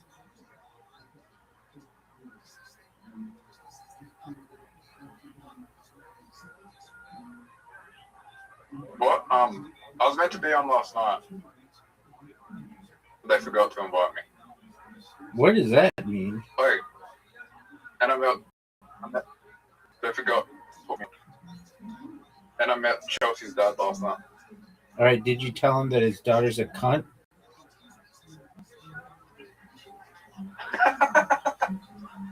Yep. Good. You don't like her because she blocked you. Yeah, she's a cunt, dude.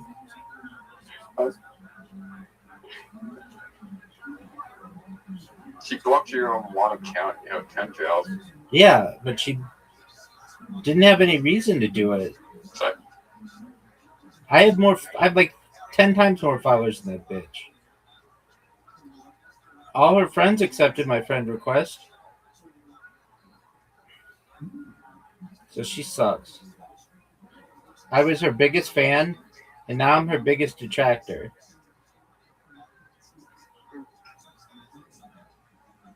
$24.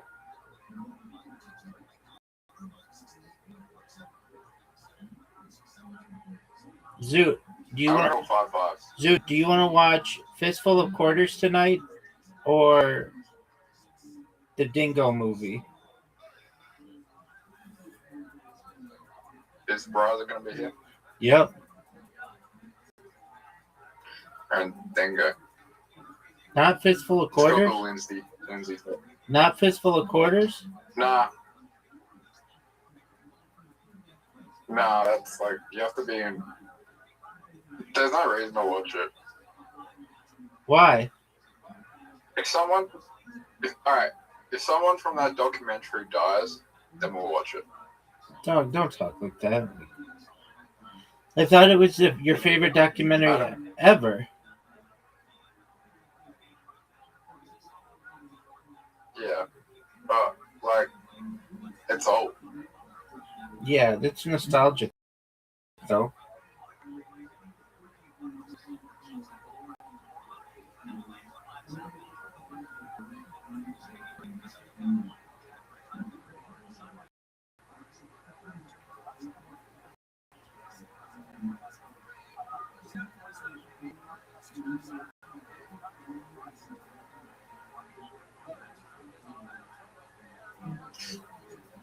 What do you think?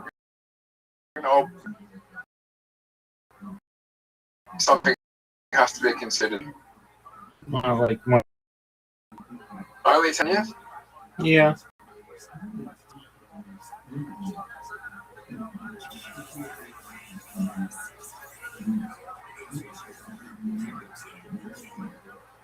What do you think the best movie ever made is?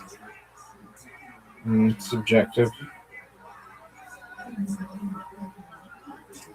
Priscilla, Queen of the Desert, just for you, Zoot.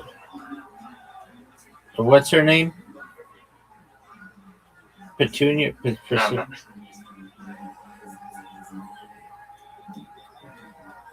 From a technical standpoint, maybe Inception. Okay. Or Tenet. The same director. Most Christopher Nolan movies, from a technical standpoint, would be the greatest movies you can make from technical standpoints. Okay. That doesn't mean the quality of the movie and the story makes it the greatest movie of all time, but from a technical standpoint, Inception is one of the most technical films out there.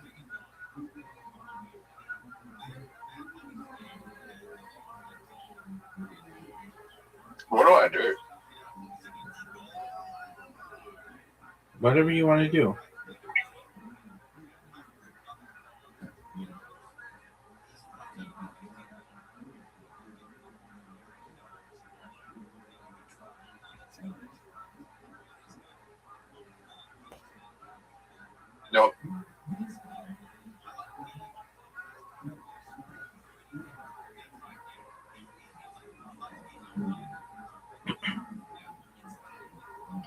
advice maybe from a technical standpoint would be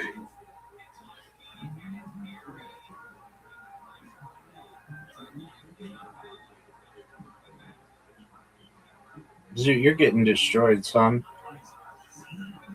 I just hit the bonus.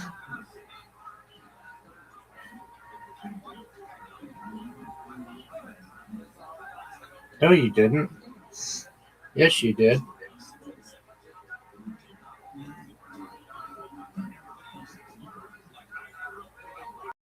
How does it feel knowing I hit the bonus with a 0?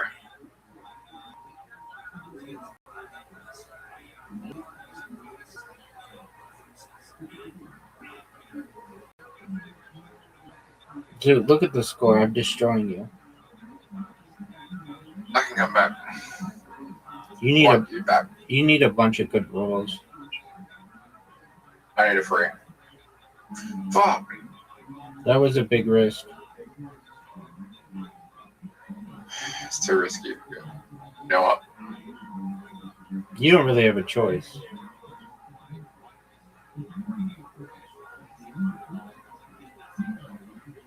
That was fortunate. You're done.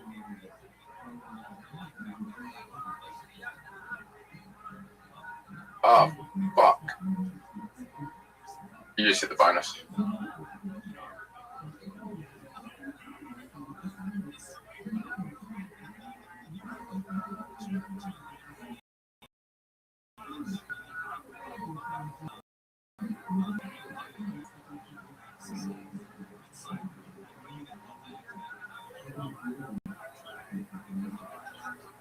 I met, yeah, Chelsea's hosting on Monday. She sucks.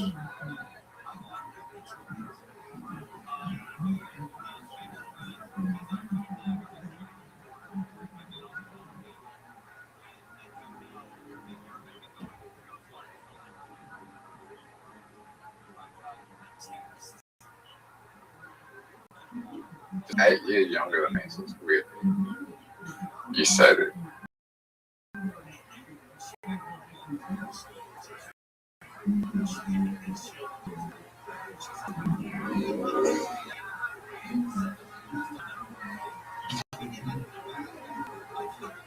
You had a slide straight. Oh, you already got it.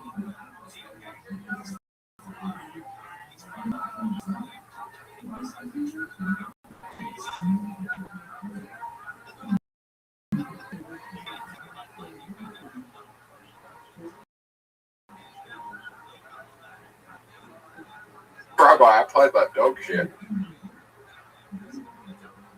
You got destroyed. Do you think that was a skill issue, or do you think that was a chance issue? Skill.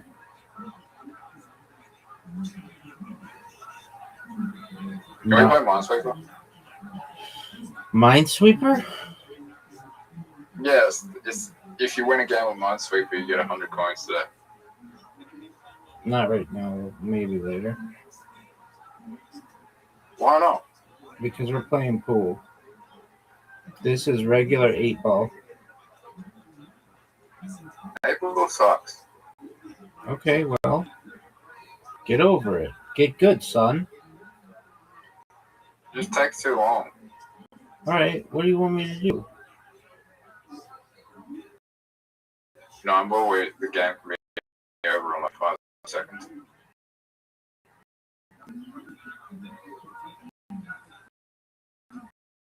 Right.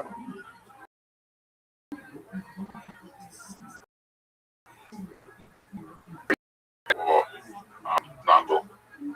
Oh, 9-ball, you can literally not hit anything the whole game and just hit. But then 8-ball, you can just win because the other person puts in the 8-ball. So, but I would say because you have to put something in if the 8-ball doesn't go in. Okay. That's a good job.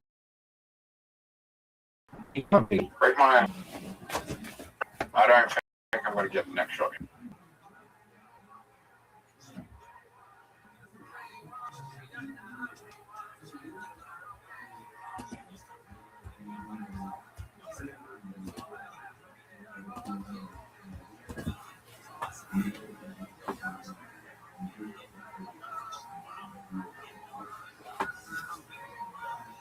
Tilly.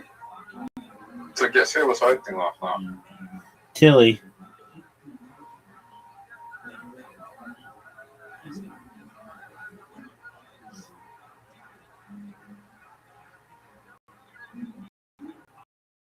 Who is hosting?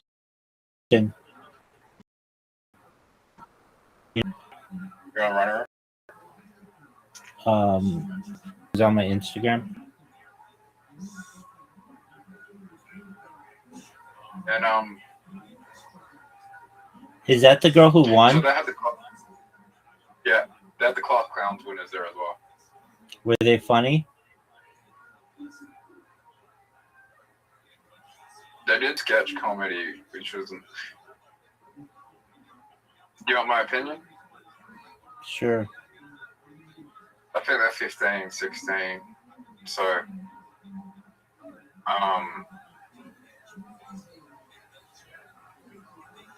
I can't judge them now. But maybe in like 3 to 5 years they'll be good. I can't judge them now.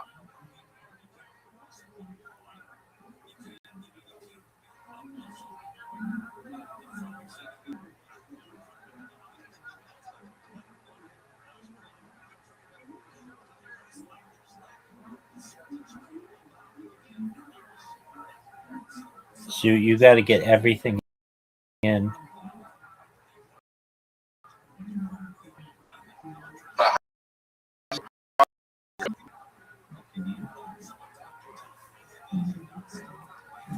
Do you think you're going to get all these in?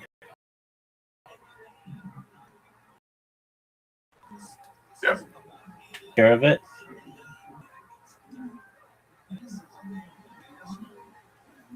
This is a tough shot, Zoot.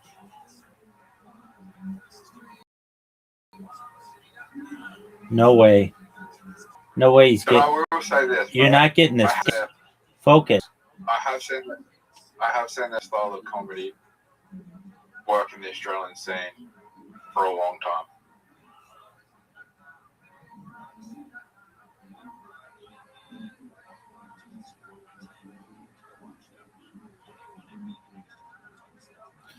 Zoot. This game is officially over. You ready for Minesweeper, son? Yep.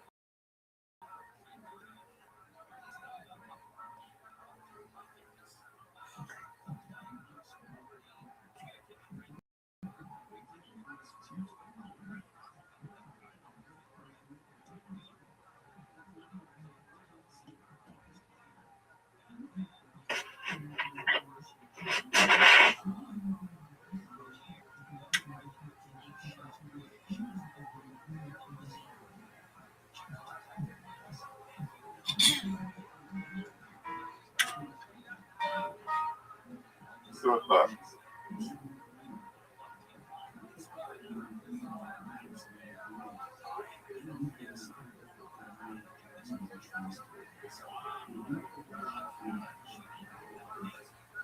How do you play this game? Rabbi, how do you play this game? You know how to play.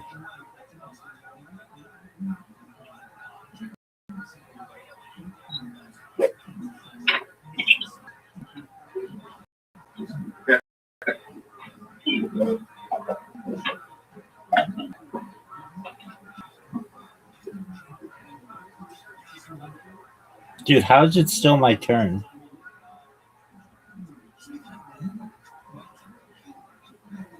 Because you hit.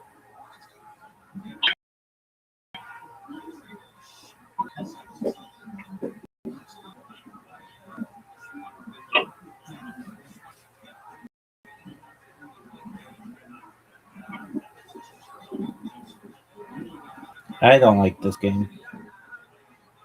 I'm not good at it.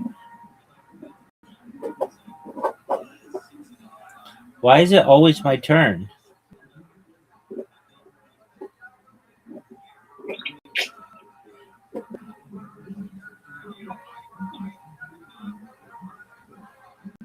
What's up?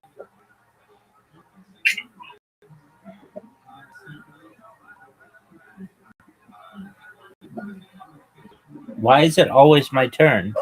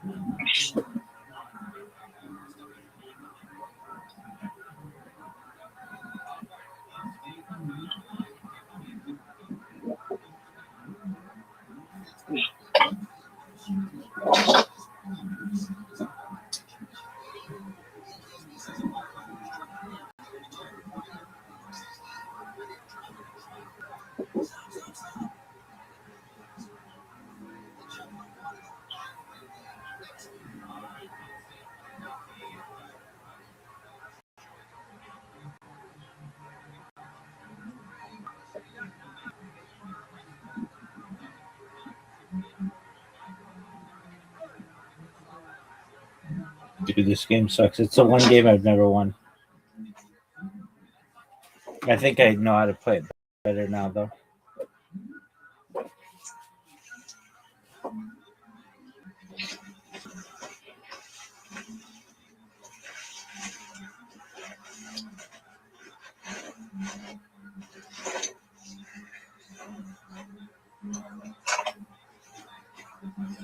Do you want to know how long till Riser's here?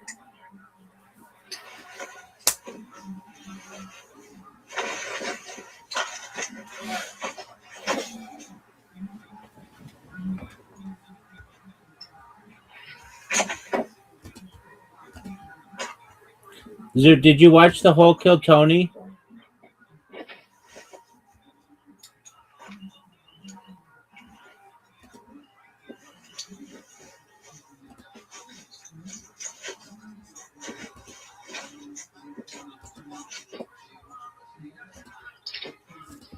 Dude, did you watch the whole Kill Tony?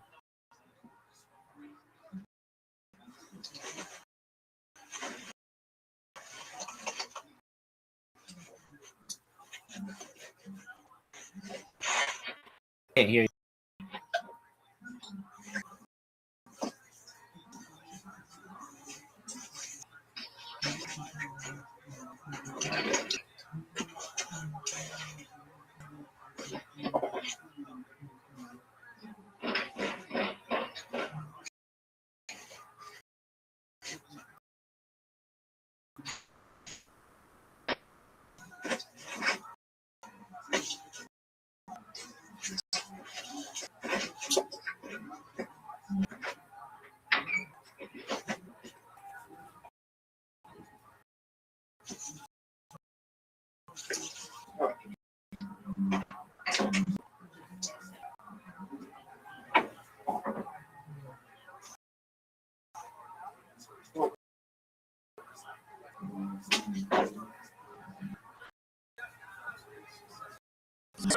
Benji, you look super healthy.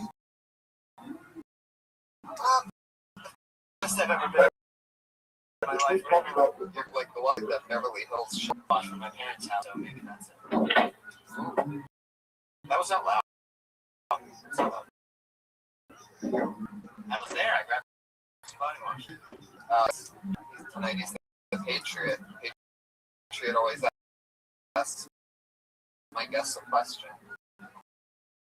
Go right ahead. Hey, Justin, how's it going? Including the late Jonah.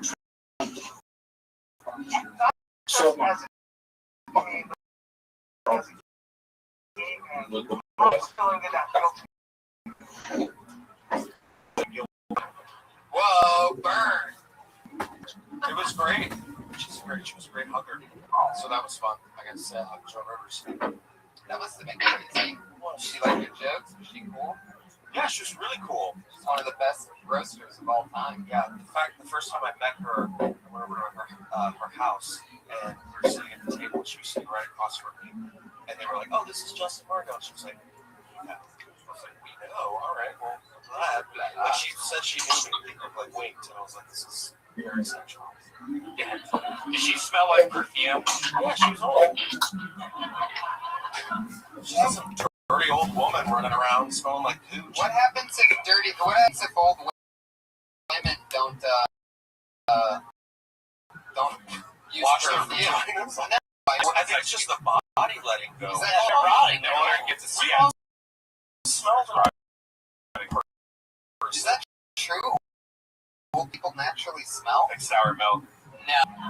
Benji, your old rich ancestors, do they smell? Well, I think he's right. Money, right? Old people wear perfume and cologne because they smell. They're rotting. They're dying. They're about to die. Yeah. When things are about to die, they smell bad. Right, like the worms are about to come out. Like, Guys, I don't want to talk about this. I don't think Josh Meyerowitz knows that we die at the end of all this. I don't want to ruin his Santa Claus. I don't want to ruin his Santa Claus moment. I don't want to be the one on a podcast. Oh, all right. You really committed, Josh. Come back. Okay. Well, first, People who don't know that you're autistic and a comedian might feel sensitive. No problem. Don't commit too hard. considering your life expectancy was 8, I think you're doing great.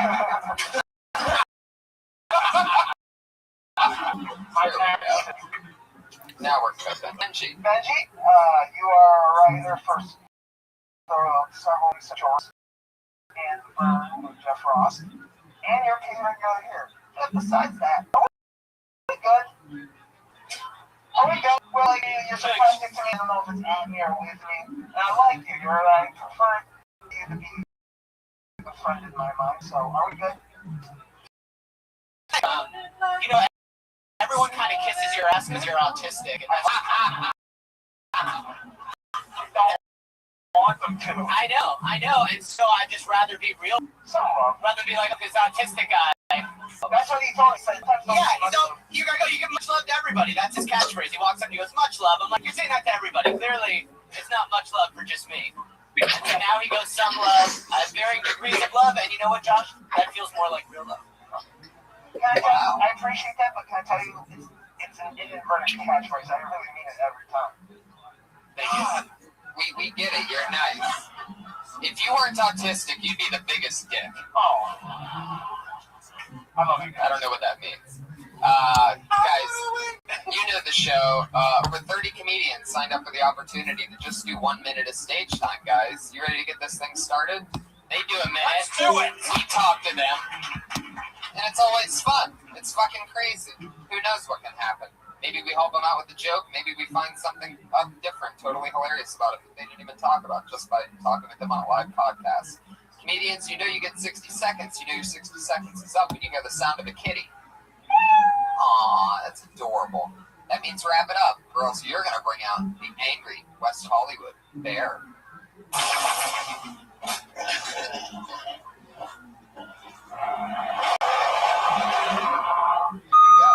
Yep. That sounds all too familiar. Absolutely. If you're used to being shot into a sonar pig area where a bear then comes in and then calls a Russian cop, but just long enough for the siren to go off one time. Guys, are you ready to get this thing started or what? It's episode 83 of Kill Tony. Your first comedian tonight goes by the name of Michael Schertzer. Yeah, Michael Schertzer! Here he comes. From the top shelf. Here he is, Michael Schertzer.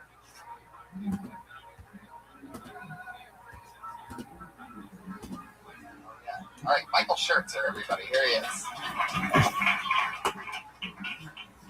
My favorite Mexican restaurant recently closed down. the staff was deported. It's been a real inconvenience for me. Thanks, Obama.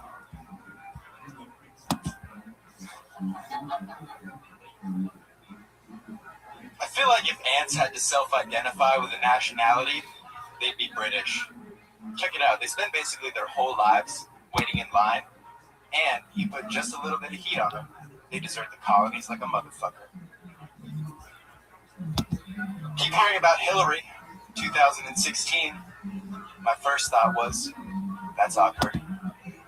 Wouldn't it be extremely terrible to have to report to work at the very same desk where your husband got a Hummer from an intern?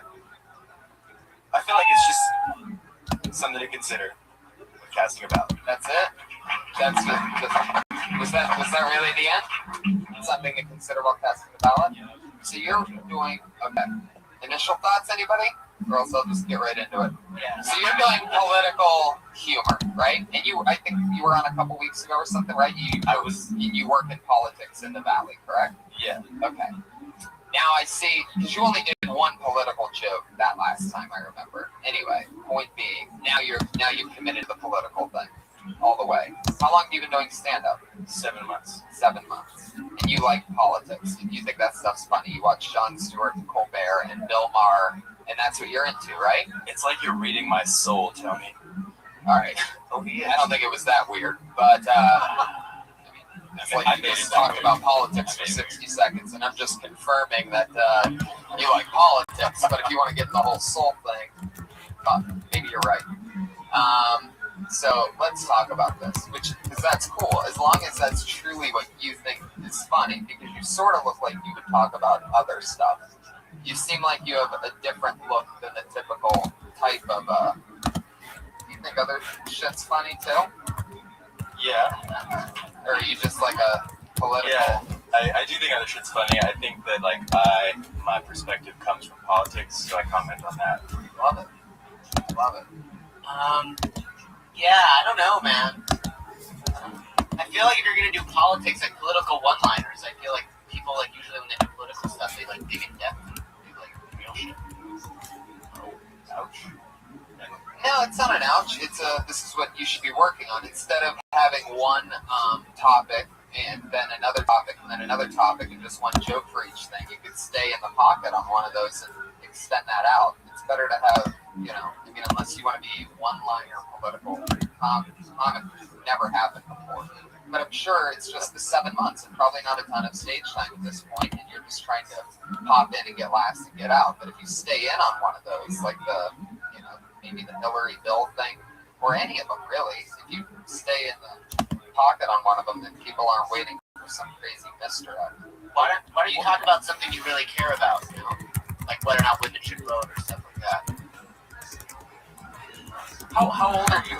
25. 25, and you've only been doing this for 7 months. That's exactly what I think, because I got the very nervous approach when you came up, and that's like the first step is just that confidence. And you've only been doing it for 7 months, so if you're like really into it, dedicated, I'd say go for it. Try to find your political voice, but again, once you get that confidence, you're going to be more confident to step out of the box and play with them. I just think that political jokes are really hard to believe coming from such a, you look like a school shooter. So, but like a hot, nerdy school shooter. It's really hard to believe. Like your eyes aren't that dead. Like you get that a lot, the school shooter thing, right? I actually do. Yeah. Maybe that's it. Mostly from police when you're walking into a school with an AK-47. But just a few times. 25. Wow. So young. You got this so tender. And you're from California? I was born in New York but raised in LA. Yeah. Wow. What do your parents do? My dad's a lawyer, my mom's a director. Wow. Damn. You did amazing. Did your mom make that war bomb movie a few years ago? What's her name? What's the coolest movie your mom's made? She made a documentary about a Burmese refugee. Okay, what's the coolest movie your mom's made? I like your style, Michael. What do you do for fun? Jiu-jitsu and... what scares you? Shoot up schools. What scares me? Yeah, what are you afraid of? Coming up here and talking to you. What else? Terrifies me. What else? You should shoot up a school, but have it be like politically motivated. I think it's a little late. I've graduated already. Right. You could be the first guy to go back and get your master's. I'd rather be the first guy to do political one-liners, maybe. Really? No, I don't think you really do. I don't think you realize what that entails. And I do have longer bits, but like there's a minute. Everybody thinks they're going to be, not everybody, most people think that start. Once you realize that, I mean, I'm talking when you very first start, and it might seem that way now, but you'll enjoy, it's very rewarding to be able to get multiple laughs on a single subject, whereas coming up with one funny thing about a thing and then moving on. And I'm not just saying, there's great one-liner comedians, great writers that have happened, even Brent Biddlecombe and all those people. Yeah, exactly. That's what. Right, but the benefit to them is that they were talking about everything in those one-liners. To combine politics and one-liners, it just doesn't mix. Politics is very testy. Like it's very like. Who should we vote for coming this next election? Who's going to be the president this next time around? To report. I think it'll probably be Hillary. Really? They've already struck a chord. I'm not saying I want it to be Hillary. For the podcast listeners, some guy just died in the corner of the room. I'm not. I don't identify with either party. I've worked for the Democrats. So you're like a Ron Paul guy. I mean, I supported Ron Paul. Like philosophically. What up, Zoo? I've totally checked out. I supported him. Actually, never mind. You're the only guy doing Ron Paul jokes instead of guy reading like New Yorker blurbs. You guys just talking about all this political crap made me just check out. That's the problem with hear me. You check out from I was checked out. I didn't even know you checked out. Awesome. All right. Double check out. Fatality. Michael, your stage presence is that of one of the lanterns, and I really like your style. Like it's really no, I'm kidding. I love you, Michael. Keep more spots and fucking keep doing it. Keep doing it. Figure out what you want to do. Don't be married to the idea of being a one-liner political comedian. For the love of God. Oh yeah, he was on last week. I remember the Twitter handle. Son of. Oh, we take it all back. We take it all back. Michael's shirts are making it a little more awkward. Just when you thought he couldn't fucking. I love you, Michael. Please don't kill yourself because of this. Please don't do that. Hey, Robot. What up, Zoot? I love seeing somebody apologize to the autistic person instead of the other way around. How did I? That's like Great, big dog, thankfully. We get to all make a wish after that or something? Like, that Sorry, I should have be some to kind of reward. close it when I was You know you're really a Okay. school shooter when you're sitting next to the autistic guy and people are like, you're a school shooter. Especially when you're next to the autistic guy How's the wearing day a going? 7-year-old Halloween. So you just asked me that, and I just answered. This looks like a new name. I'm excited about this. Put your hands together for Cyrus Natter. Should I go? Fuck yeah. Dude, do whatever you want to do. Riser's going to be here in 23 minutes. I got that peeve. I can't stand people who live in a different time period. And it works. I used to date a girl. She used to be like, I'm a career woman.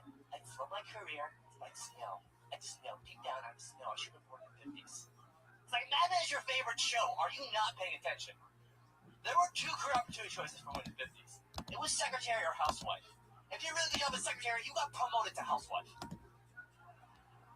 I just want to go way back in time, like the Middle Ages. Like, that's fucking. Go back to the Middle Ages. Have fun. Because every time someone tries to get part of the stake for being a witch. Like, I understand how you romanticize, like, the Middle Ages. Like, you turn on TV, you watch The Borgias, you watch Game of Thrones. You see people that are beautiful, beautiful time pieces are clean. These nude scenes, everyone's shaven. Please. If you saw some Renaissance pussy, it would look Armenian. You wouldn't know if you're supposed to fucking or falafel fries. It is. Exactly 1 minute. That's good. I like your style, Cyrus. This is your first time on the show, right? Yeah, I've been doing comedy for a while. Yeah. Where are you from? I'm from Maryland. Maryland. How long you been doing it? 2 years. Awesome. Oh, yeah. What's the scene like in Maryland? I've been in LA this whole time. Oh, okay. Yeah, I just been doing it like place will no one see me. I got back together now. Oh, there you go. Yeah. This is the show to do it. Yeah. I like your style. Yeah. How long have you played World of Warcraft?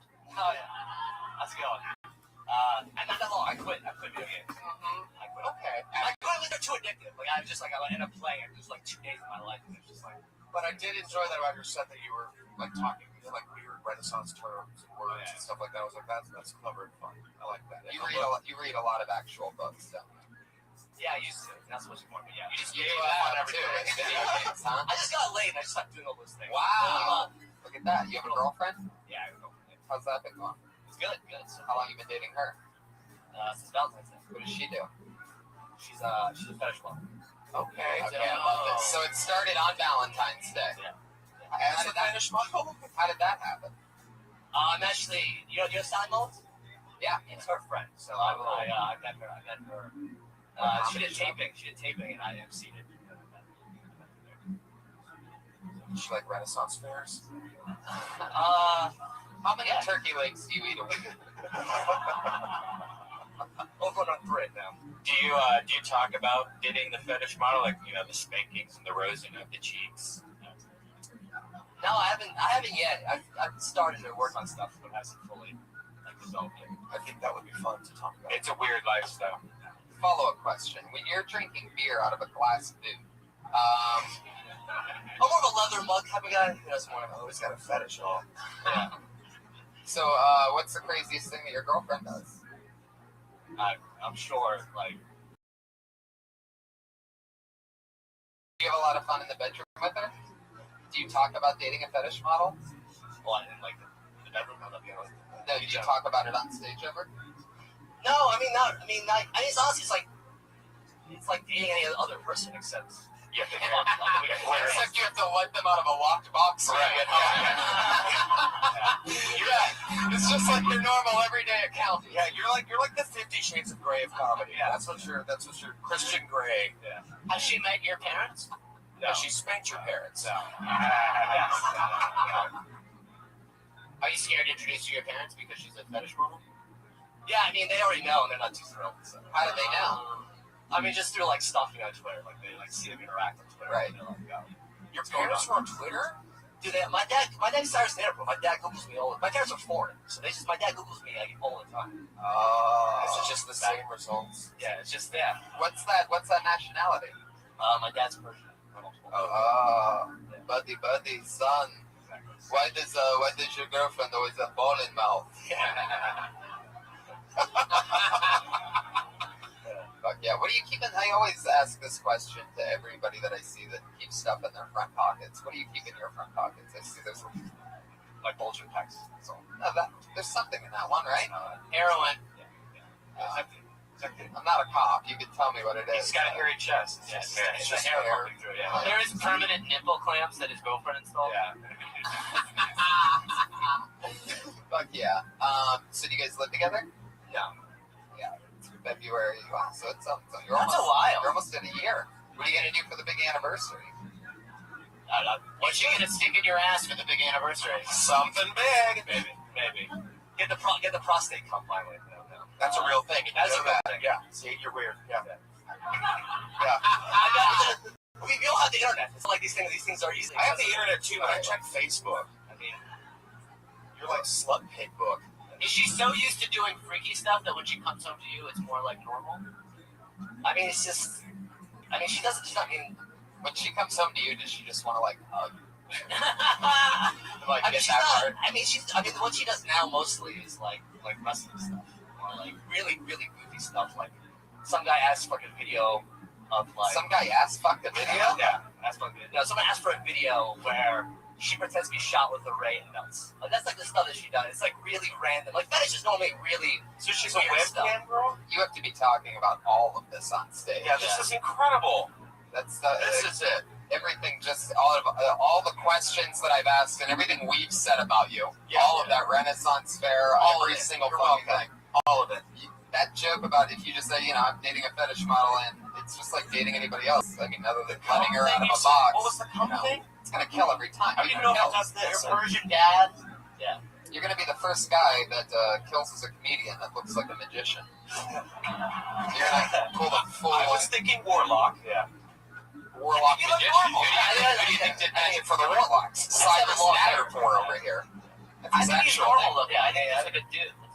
No, I can see it. You have like a fucking king in your ancestry or something. There's something weird going on. You have like some kind of creepy. Like guillotined women for fun. You look like the guy that's painted on like the jack of cards. You know what I mean? Like you're like you have the face of that guy with the sword or whatever.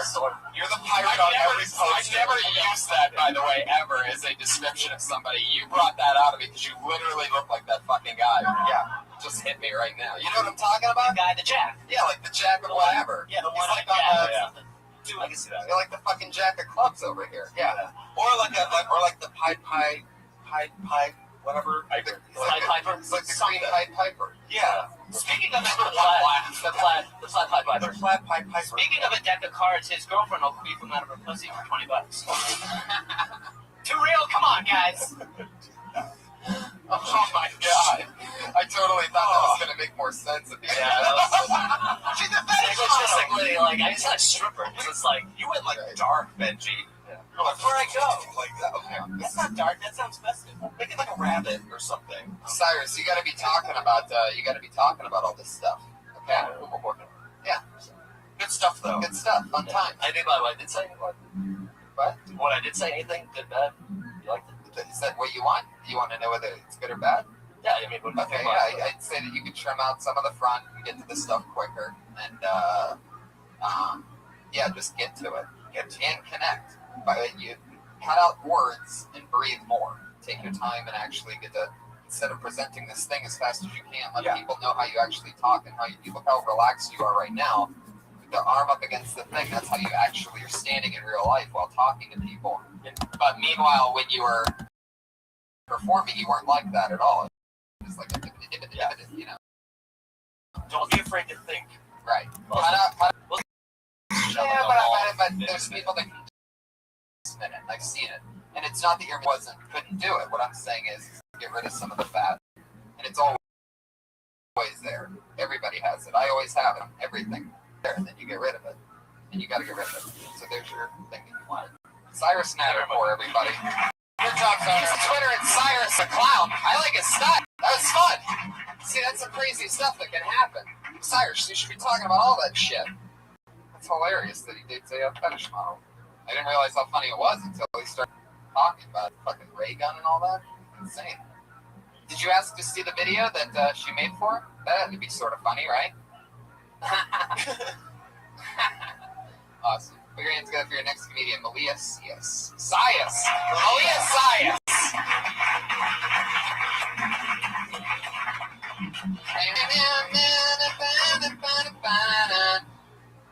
Malia Sias, everyone. All right. I'm super broke right now. I haven't had a day job since May. And I hit a new level of brokenness. I was in New York, and I was in Chelsea, and I saw one of those luxury dog hotels.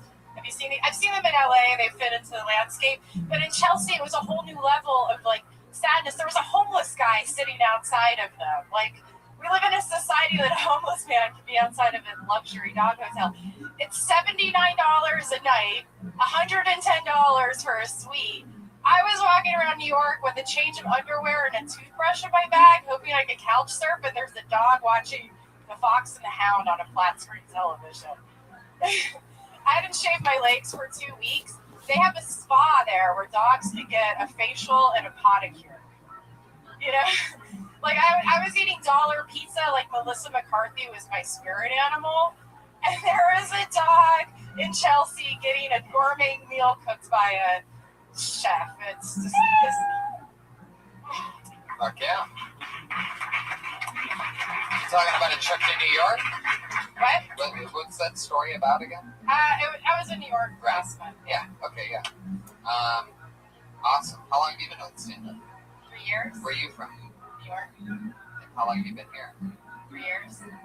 So Yeah, you left New York to come do stand-up here. Why? Yeah. I make really bad life decisions. Life's decisions? Fuck yeah. I'm really good at that. You called a guy out here? Well, I came out for a job and a guy, and I lost the job. trying to lose the guy. Oh, you're trying to lose. No, we're just like on the outs a little bit. So. What happened? I You wouldn't stop his obsession with the fetish model that yeah, I was like, I can't live up to the standards. I don't know. It's just, Yeah. You're growing your hair out on your legs. Yeah, I have really hairy legs and he couldn't stand it anymore. I don't know. Lesbians would love you. Well, How long do they love you? Have you been asked for a I kind lesbian? of dress like a guy, so I think that, yeah. You been hit on by girls? I have. It was a validation for sure. I like the whole material of the dog hotel because I've been to those before and they are really hilarious. How ridiculous they are. I don't know if I really liked how you did the comparison part because it seemed very like yeah. It just seemed too obvious or something. So maybe you can find a way to present it a little different, but using the same jokes. I had trouble following along. So you went to the dog hotel and you found out what? I was in Chelsea. Yeah. It was 30 degrees outside. Right. And I was walking and freezing, and there was a homeless guy out on the street in front of a dog hotel. And I was like, this fucking blows my mind. I've seen him in LA, and it didn't bother me as much, but to like, yeah, it's like, it's okay to be homeless outside. How much is the dog hotel per night? $79 a night. $79. Yeah. And what do you get for that? Satin sheets, a flat screen television. I looked online. Really? I'm curious. They play a TV for the dog. Oh yeah, and they also usually have webcams that you can talk back and forth to your dog. Yeah, it blew my mind. I don't think it's retarded at all. I don't think so either. I like dogs more than homeless people. Every dog I like more than homeless people. Yeah. Oh, that's true. It's true. But I did like I liked the bit about the dog watching Fox and Hound on the last Oh, thanks. I have a longer bit to it. So what did you say in the joke that you stayed there, or that? No, well, part of it was I was couch surfing. I was there for a month, and I was just kind of like, this is hilarious that I can't even afford to stay in a luxury hotel. You're more of an inconvenience. Thank you. So a small dog? What? I like I satin love dogs. sheets. So weird you're single. I love Benji takes the pro dog stance on this, and and I'm sort of with them. I mean, that's a dog hotel. She takes bigger shits than dogs, most of them. Were you looking for a hotel that night in real life? Harder to feed. I was looking for a place to stay that night. Yeah. It all worked out. Yeah, of course. Josh Meyerowitz, the Patriot. What are you thinking over there? What's going on? She wax cohesiveness as you make out. She has heart. Holy shit. The fuck? It's the first time it wasn't apologetic. I love your honesty, Josh. You just can't help it, can you? Was that bad? No, it was fucking awesome. Oh, okay. I think it would be funny too. Also, if you went the route of the hating the dog, I think it'd be kind of funny. Say if you went so extreme to actually trying to follow the dog to steal its room card. Oh yeah. And like, and then you start like dressing up, like you put on a furry costume or something and try to sneak into the hotel, and everyone's like, Your legs are already hairy, so. Yeah, you have very hairy legs. Yeah, you should totally go that Beethoven route. You also started off with a homeless person, and then you kind of played the role as the homeless person. Maybe, you know what I mean? Like you talked about the homeless person, then you were talking about how you didn't have a place to stay that night. So it was like you should just combine the homeless person and yourself somehow. Right, make it more about him. Or that way too. Right. What do you do for fun? I don't know. Yikes. I mean, you couldn't name one thing. Just a yikes. Yikes. Was that? I was just so many things I can't list them all right now. You didn't list one. Not to mention all of them. I mean, you really just said You said a hard 3 years you said What do you do for fun? It's not comedy. I like to do karaoke. Okay. What do you sing? What's your song? I like, Iron Maiden. You know you have a song that you're thinking of your second song. Iron Maiden, Run to the Hills. That's what you go to Cher, first? If I Can Turn Back Time. Holy shit. I have a long. Do you cry while singing the one from Cher? I do. Sometimes. It gets really emotional. Is there a specific guy that you think of when you're singing If I Can Turn Back Time? Your gay best friend from high school? No, but I'm going to start to focus on that. Really make my performance better. Oh, yeah. Or why you pick your karaoke song? Yeah. Like, why the fuck am I seeing shares on Turbo? How often do you do karaoke? Not as I've done it a lot in my life, so I've kind of like slowed down a little bit. Maybe like once a month now. Whoa! Really? You call that really slowing down once a month? Holy shit! You were like addicted to karaoke. That's a hilarious. That's like a. She's got addicted to karaoke. You not want to come to karaoke with the dad on Wednesday. Oh shit! I see how it goes down. She doesn't fuck around. She has a problem. Dimples. Burbank. You go to Dimples in Burbank? I haven't, but it's on my list. You haven't I go to been Big there? Fish. I like Big Fish in Glendale. You have a karaoke bucket list. That's amazing. Yeah. I don't have the words, but here, come over here. There's an iPad right here. Back time. If I could find a way. Totally gonna be a part of Kill Tony from now on. By the way. Take back those words to hurt you, and you stay. I don't know why I did the things I did. I sing everything in I can tell you only do it once a month now. I didn't say it was good. Bites like a knife, it cuts deep inside. What's that growling Words noise? are like weapons, they wound sometimes. Me criticizing karaoke, I could do this 24 hours a day. Come on, dude, go to the chorus. Come on, bring it home. I didn't want to see you go. I know I made you cry, but baby, you never turn back time. If I could find it. That's right.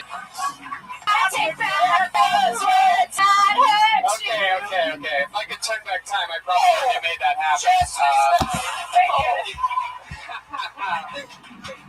Melodia, I had so much fun with you. Come back again soon. There's no way of science, everybody. Follow on Twitter at the Beast Mark. Chastity's now jazz. Oh, she got like growly instead of using like her woman voice. She's like, yeah. That comes from like the heart, man. That is a lady with demons. Yeah. That was amazing. She is a fucking. I don't know what's. She's on Twitter at the Beast Mark though, so tweet at her. Go sing some karaoke. She's trying to wean herself off of it. She's way down from her normal amount, and she only karaoke's once a month. So just changed it. And if you're a dude trying to hook up, she might be going to fuck up her relationship with you. So there you go. Josh, do you ever do karaoke? Very rarely, but I'd like to do it more. What's your song? Usually try to yeah. I have to see that. Can we just I just got to divert from the show. In that, why do we not get intergalactic in this outfit? Yeah. Do you want to get closer on this? Just this part, maybe? Is that weird? Can you just, yeah. God, shit is getting real. Well, no, we're not gonna just fucking. All right, this isn't your fucking The Voice appearance, all right? Our chairs are already turned around. I would also like to become famous this evening. No, you're gonna do intergalactic. When's the last time you went karaoke?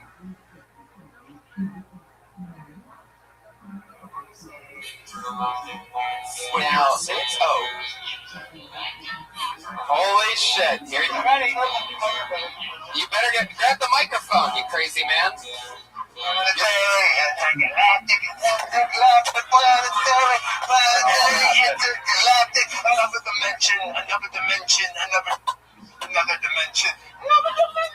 Oh, damn!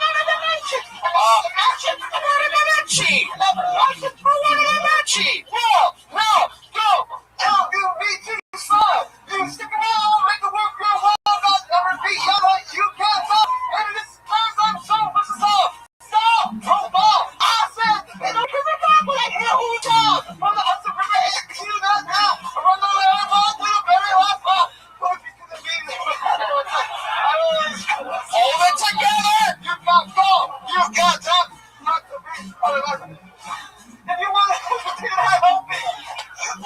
Oh shit, he's melting down. I guess yay, Josh! Thank you, guys. The autistic patriot, Josh Meyerowitz, everybody, with a little fucking intergalactic. Team Shakira. That was great. Thank you. Fantastic. Man, it's been years since you karaoke'd and you blew Malia Sias right out of the water there.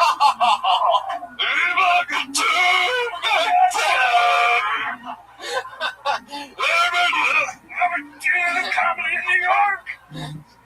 Quick, go change into a Wonder Woman costume and come back. She was taught karaoke by the great Kermit the Frog. So. I see cool smiles. Dude, I can do that. What? You can do that. I didn't know that was in your repertoire. Put your hands together for your next comedian, Bud Galloway, everybody. Here he comes.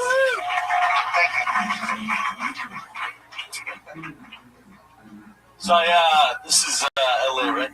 I get mistaken for celebrities sometimes. Not anybody specific, just like, oh, this guy's somebody in something, right? I realize I'm nobody in nothing pretty quickly, and it's sad.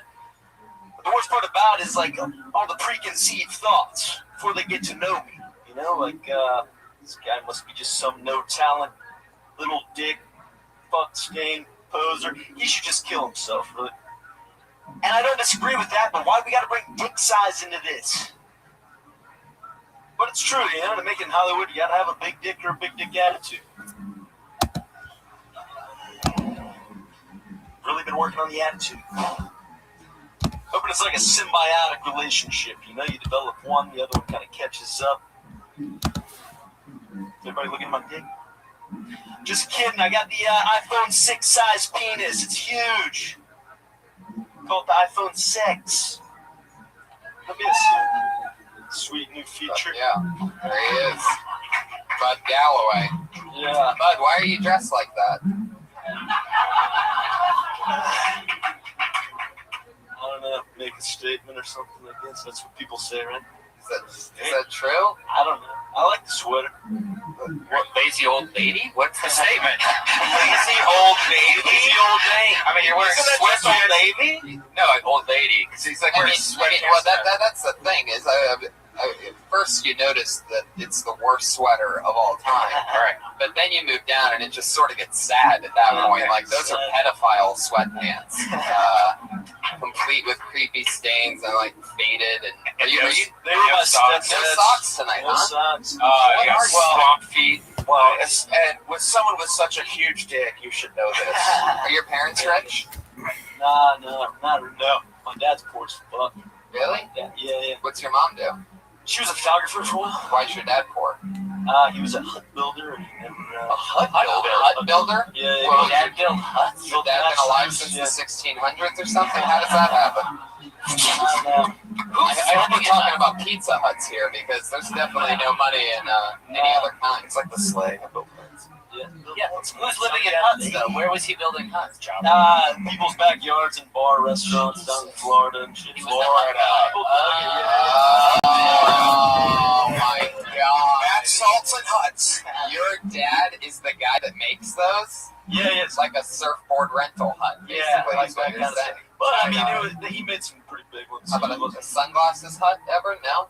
Nah, I don't think so. When Jewish people make cartoons of dumb Christian people, they're you. Where'd you get the sweater from? It was a fine. I think Goodwill.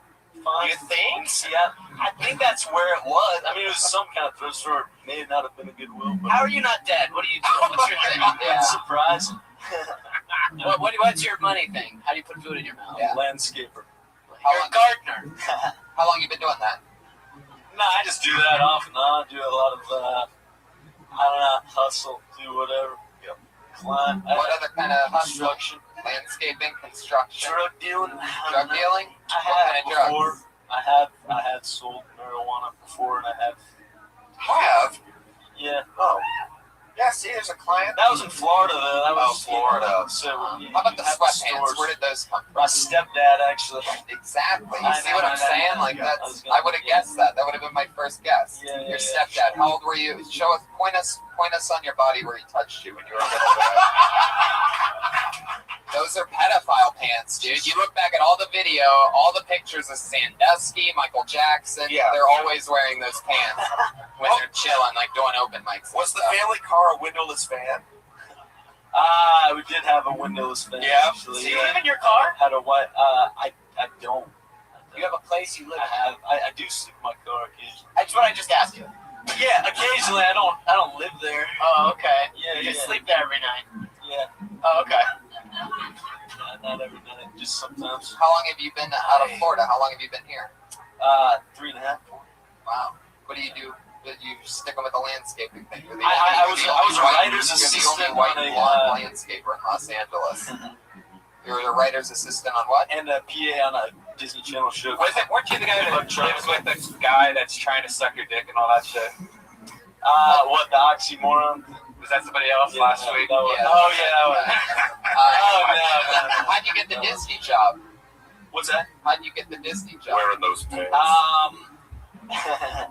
I knew a producer. How did you know a producer? My stepdad, the owner of these pants, grew up with him. See what I did there? Yeah. So Florida moved out to Hollywood because your stepdad has a friend. Right. Yeah. Look where that gets you. Now, did you get that sweater from the Goodwill in Seattle. Or here? Seattle. Seattle. Yeah. You went all the way to Seattle for that. I did. You brought that back. It was from Black Seattle. Friday. For sure. Oh. Black Friday. Those are some of the birds that are on the shirt. Toucans. Yeah. Yeah, that should be in the trash cans, if you know what I'm saying. See what I did there? I took the word cans. It didn't even make sense.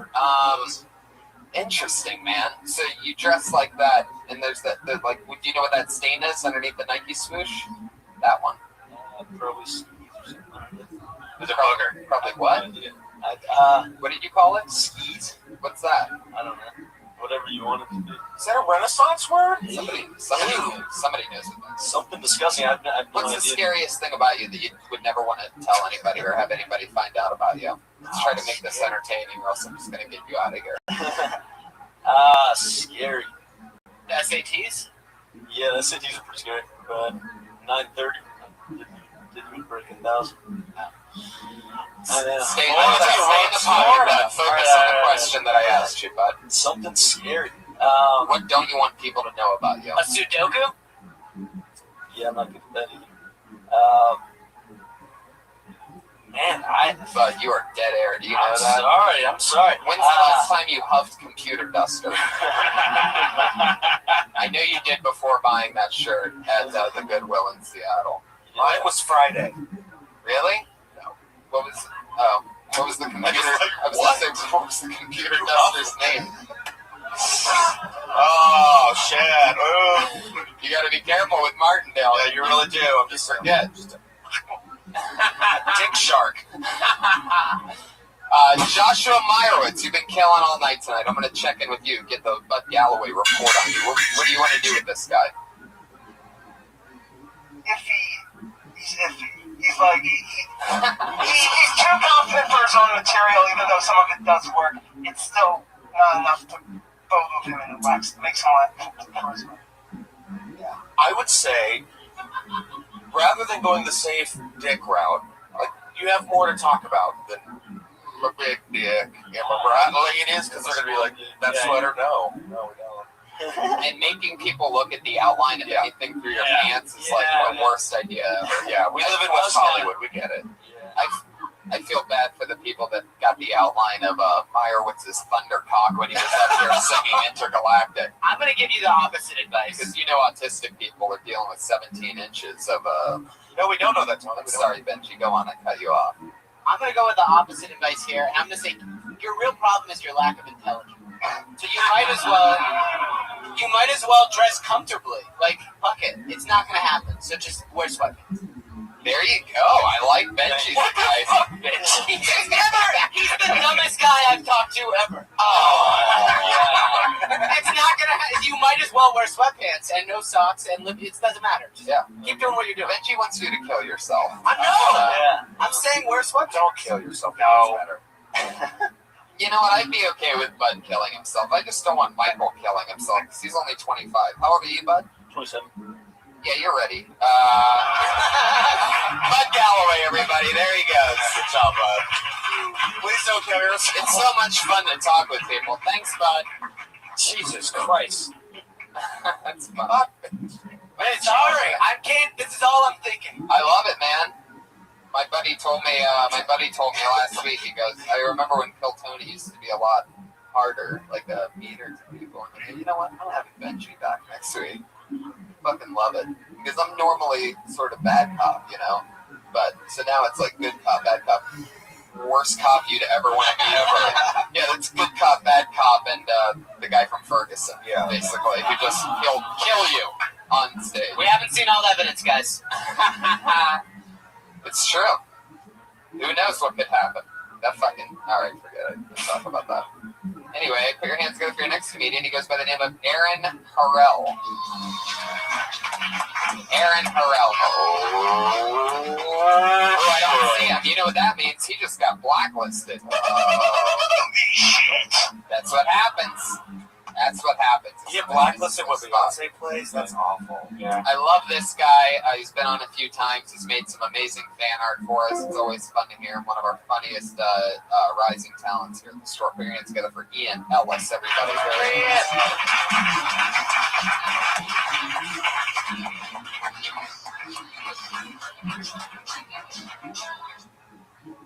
This is not the night to show up too high. There's a lot of weird shit going on. He was fucking dancing and shit. Doesn't he look like Degrassi's Drake?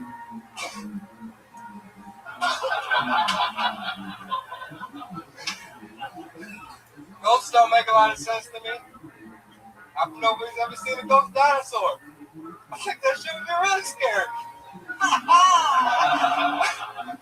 What's she outside of by a creepy little girl? I woke up to a T-Rex and blood on my wall. My house is haunted by a dinosaur. It'd be a real conundrum for the Catholic Church.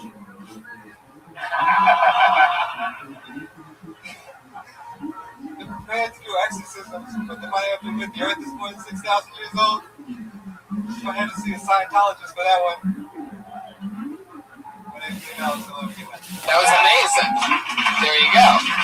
And that goes back to exactly what I was saying to, what's his name that asked earlier, Cyrus Natterpour about, he said it's only a minute, but as you can tell, Ian took his time, perhaps accidentally. I've never seen a comedian come on the show that's so high that smoke is still coming out of his mouth while he's telling the jokes, but you managed to get through it. Really funny written material. Like, that's a great idea, great premise. Where were you when you thought of that?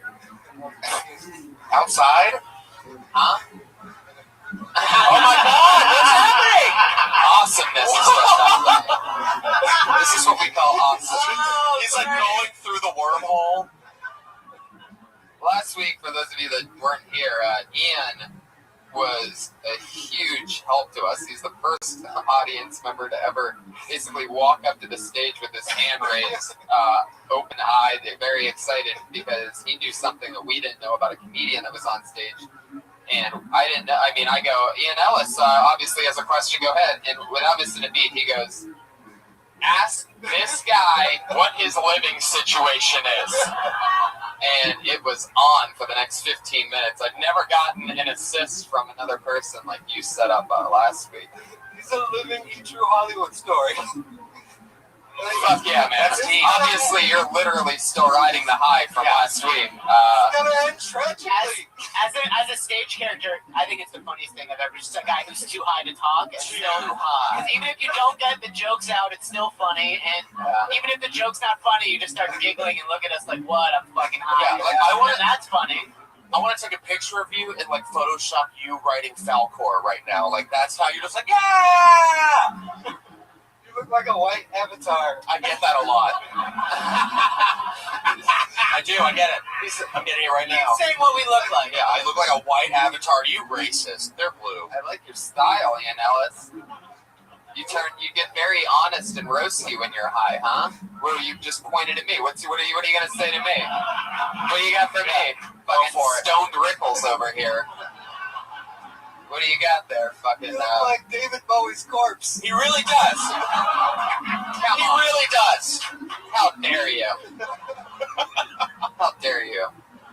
Do Red Band. David Bowie's not even fucking dead, you asshole. How can he look like his corpse? You be Ziggy What are you, is that joke from the future? Do we need a fucking, you know what the elephant means. That means I'm furious right now.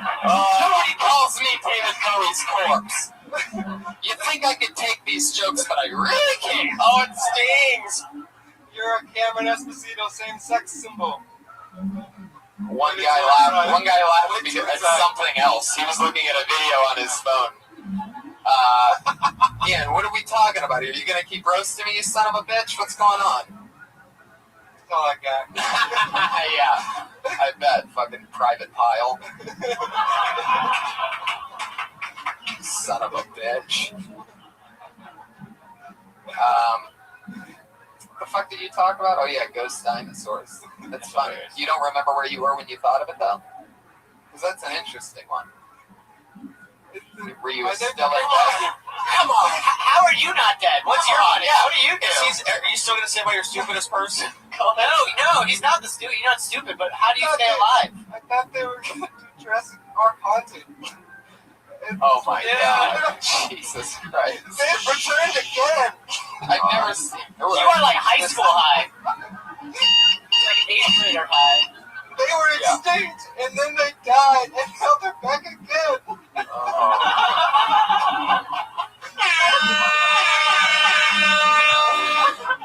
fucking love this. What else you got? Just fucking keep going.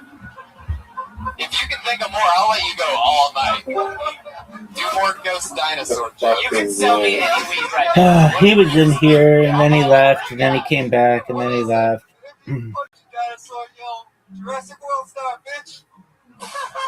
Yeah. Did you go watch the documentary? But what if they have tiny arms? I asked him, do you want to watch the Dingo one or Fistful of Dollars or Fistful of Quarters or whatever? And he said the Dingo one.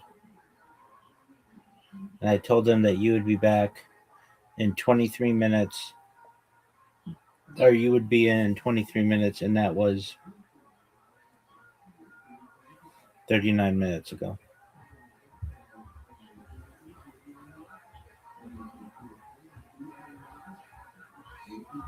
Was that the greatest story you've ever heard in your entire life?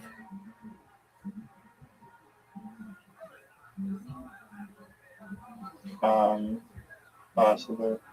Do you ever run out of space on your phone?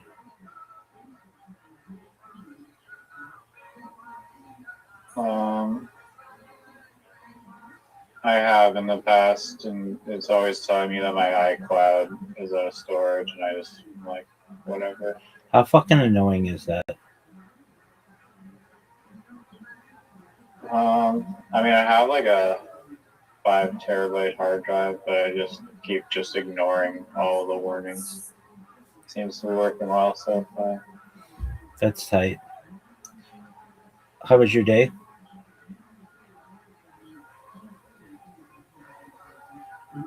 That was good. It was fucking nice as fuck outside.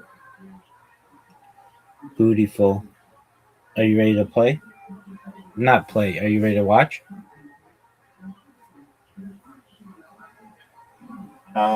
Is Zoo gonna show it? Dog, come on. Now, you have to ask yourself a question. Who the fuck knows? Alright. So, you want to start with that Zoo? I mean... I sent him a goddamn Telegram message. Okay. How long ago did you send it to him?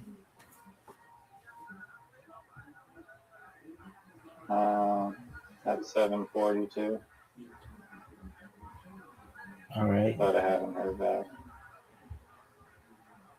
Do you think he's Jay Yorn? I'll try calling him. Try calling him. There you go.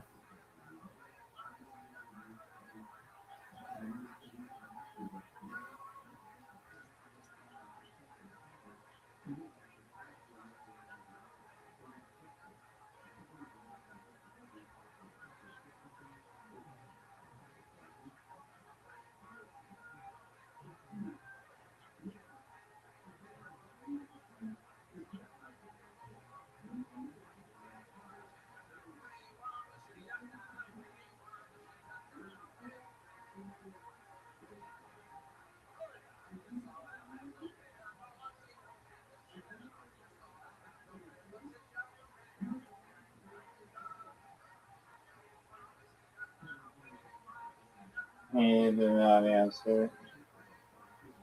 Do you think he's J Yarn? Probably. Okay, you seem very tired.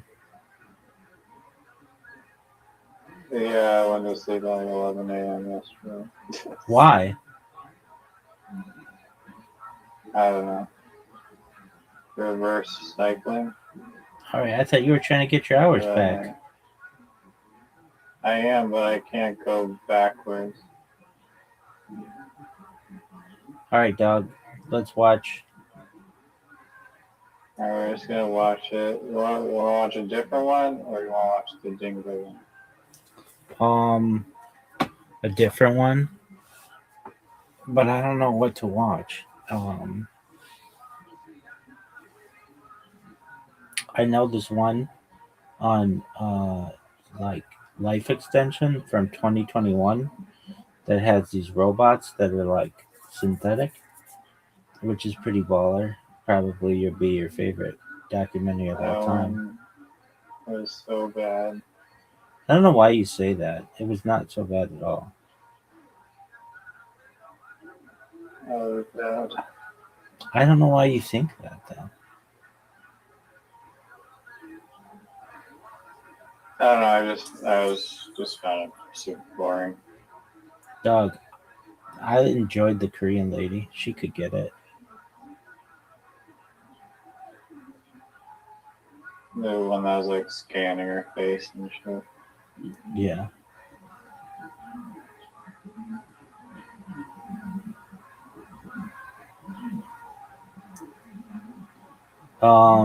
Okay, give me a second and I'll look up. I'll get some good suggestions. Maybe the best suggestions. And you can evaluate them. Well, first, let's see if Michael's out. Like a good version. Because that would be baller as fuck.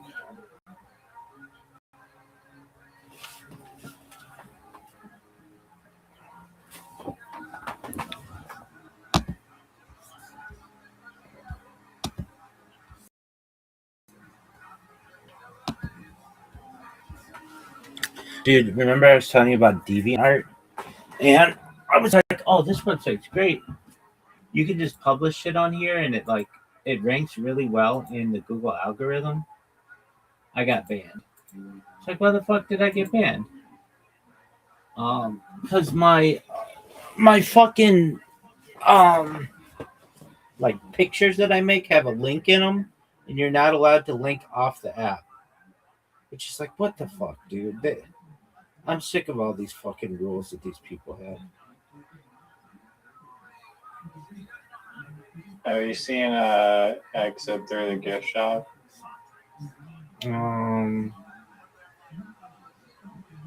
Is that about art? Yeah. What is it? It's like this French dude that is like an artist in Los Angeles, and it's just tracking his life, but the guy's like super hilarious. Haven't seen it in like a long ass time. We must watch something that neither of us. It's really. I haven't seen it in a long ass time. I don't remember anything of it.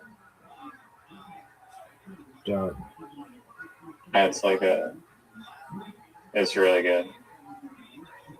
All right, just hold on. It's one of the best documentaries. Just hold on. What if I found the best version of Michael of all time? Somebody who just uploaded it this afternoon. I already watched Michael Jackson like a week ago. Yeah, but this is the movie, dog. They need to leave Michael alone. It's not even a documentary. Oh, dude, I found a perfect version of it. No, we gotta watch Michael Jackson tonight. All right, the website is themoviedb.tv. Themoviedb.tv.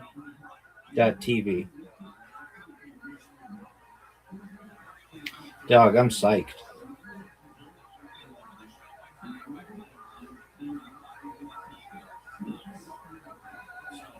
Alright, where's this fucking thing? You type in Michael, Mike. Michael. They don't have it.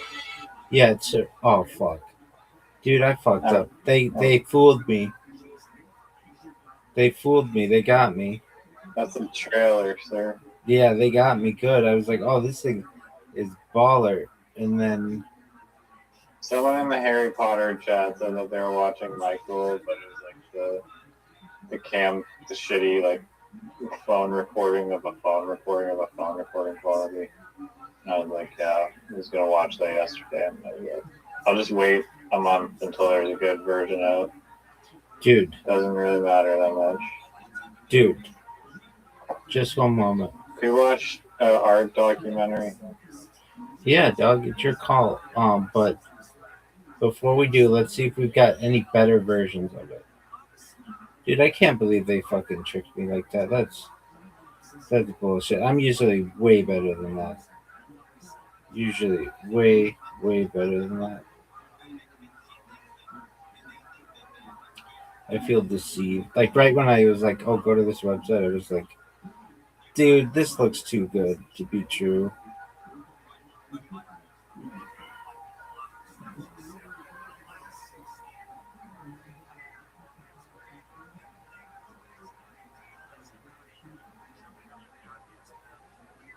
Dog, it should be illegal to fucking redirect your phone. Like, I go to some of these garbage websites and they're like, it's opening up like 15 fucking apps of mine. It's like, no, I didn't want you to open up TikTok. You shouldn't be able to do that. All right, Michael 2026. I know you don't want to watch it. I don't want to watch Michael today. We need to watch the dog eating the face one.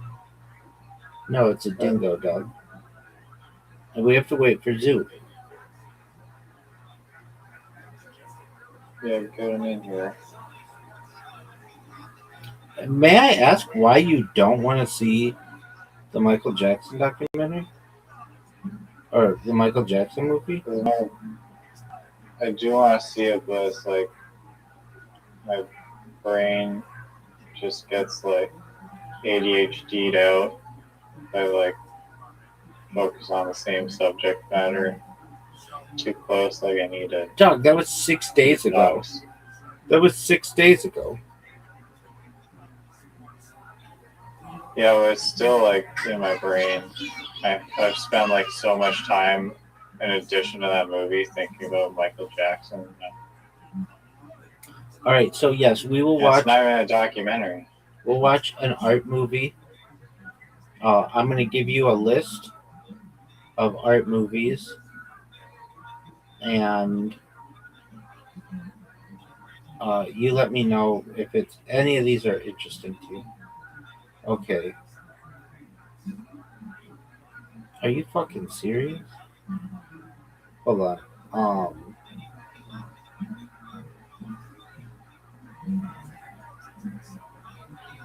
Have you really not seen Exit Through the Gift Shop? No, that's why I thought I knew about it. That's why I thought I've seen it because I had heard of it. Latest release. Okay, here we go. We've got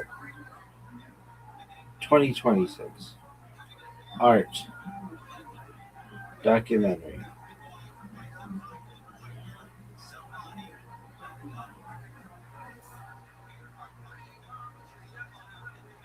All right.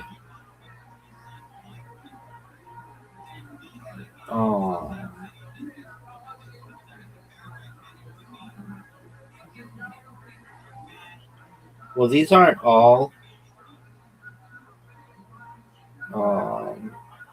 Dude, how about this one? It's called S4, the Bob Lazar story.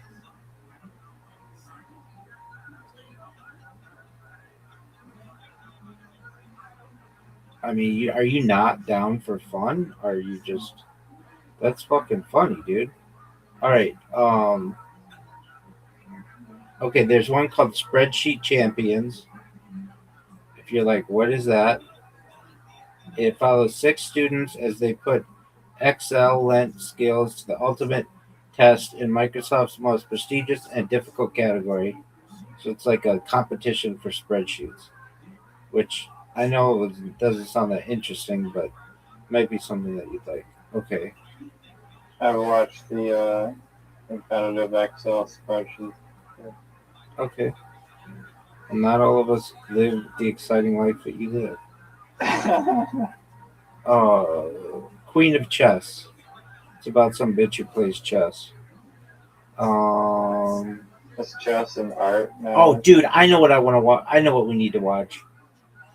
An Ernest Shackleton movie. Oh, it's not on art though. It's on like survival. Okay, well, this is just a note. Documentary. Yeah.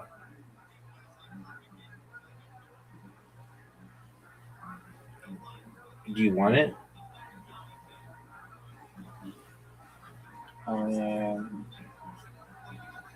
Tell me the name. Oh, well, there are a few of them. Hold on. Let's see what we've got. I bet I could find something like really good for you.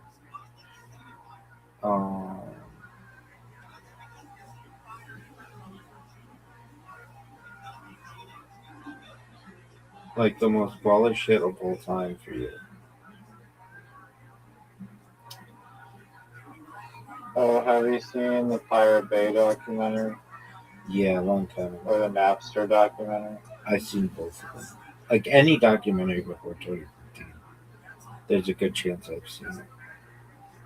Are you sure you're both referring to the ones that screened at Hot Docs? The Toronto Documentary Contest? Yeah, I'm the one who submitted them for consideration, and I have the letters around here somewhere of their appreciation. All right.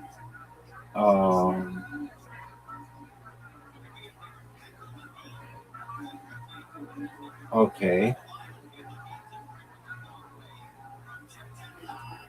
I just want it to be a newer documentary. So, what about Anunnaki origins, Sumeria to South America? Is the Anunnaki like the alien thing? Yep. It's okay if you don't watch it. I was just putting it out there. Okay, next. See, an interesting thing is sometimes the like an art documentary doesn't like say what it's about, and like you have to click on it. It doesn't have to be an art doc. Okay. Well, right now,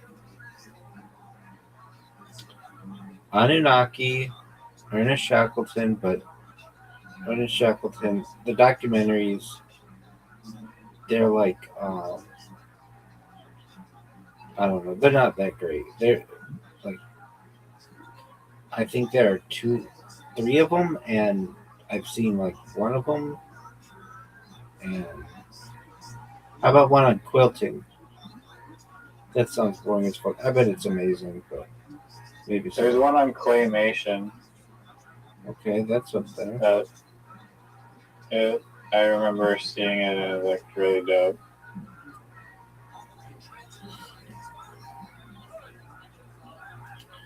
Okay.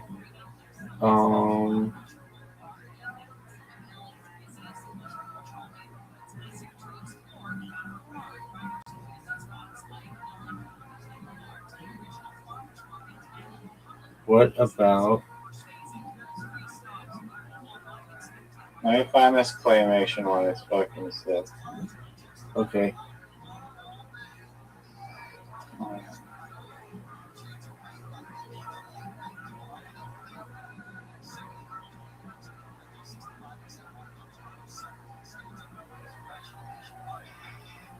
But if I find something better,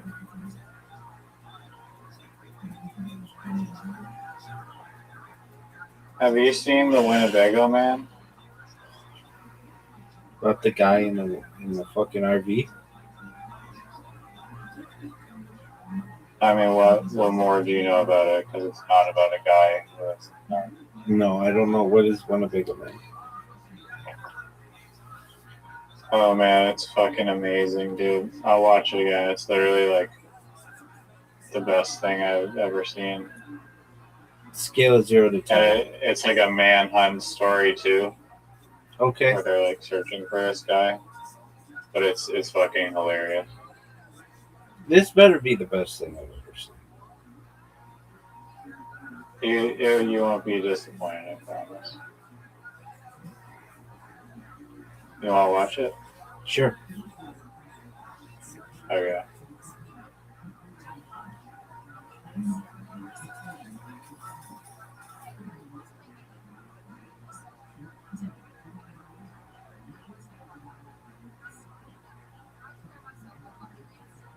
I watched this with Mama Riser, and she thought it was like hilarious.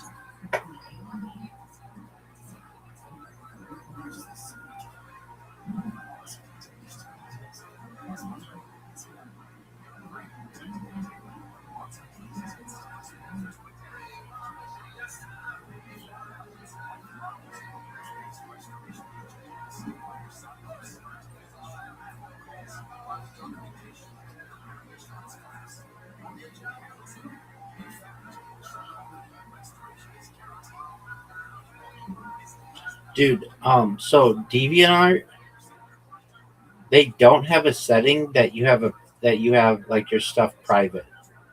Now, if you're like, why would you want it private? Don't you want all your shit out in public?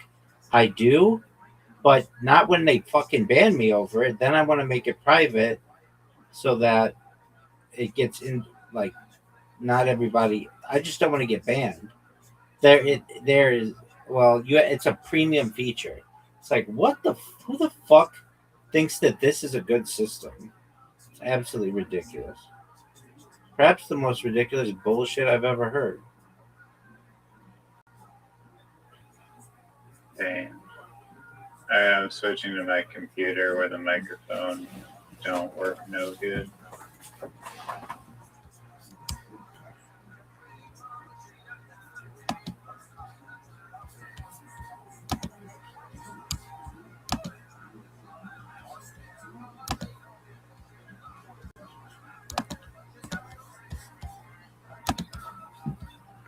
You should be able to join a Discord call on your computer and your phone at the same time, but they literally wants me to verify my fucking phone number on another account, and it's like, I don't want to give up like my phone number because I don't know. Do you know if like, can you have multiple Discord accounts with the same phone number? Dude, don't fuck around with that. Just create another Discord account, and there's this really great app that I use for temporary email addresses. They allow you to go back. You create any email address you want on this domain.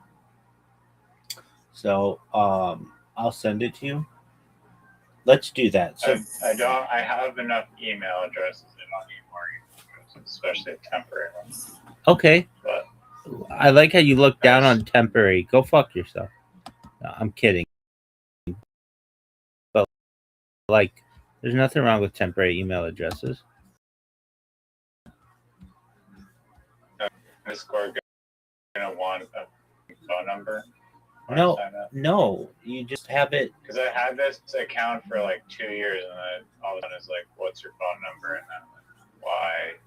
Am I gonna get locked out of my other main account if I give them the phone number on my secondary account? Don't give them your phone number. Just create a new account and do email only. I had a lot of shit on this secondary account that I wanted to not lose. No, create a brand new account. Okay. I'll wait. I guess. It doesn't take long. Sign out of this. You don't have to sign out. I think there's a way You can be logged into multiple at the same time. Okay, my phone number is already linked to this account. Don't link your phone number. Cool. It already is. I could de-link it. Okay, I mean... But I think it asks me, it just spams me and says, link your damn phone number. I see a logout button. I don't see a create new account button, but I'm just going to log it. Okay. I'm going to have to ask AI.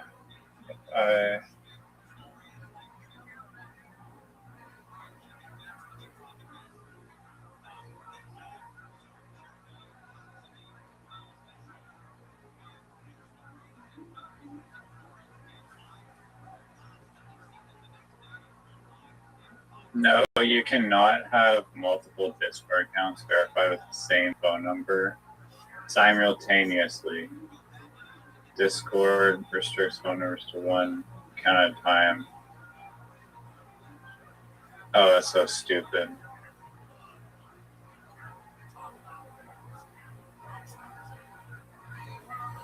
Okay. Again, just create with an email, not with your phone. I have an email. I don't need an email. I know. So don't worry about the telephone number.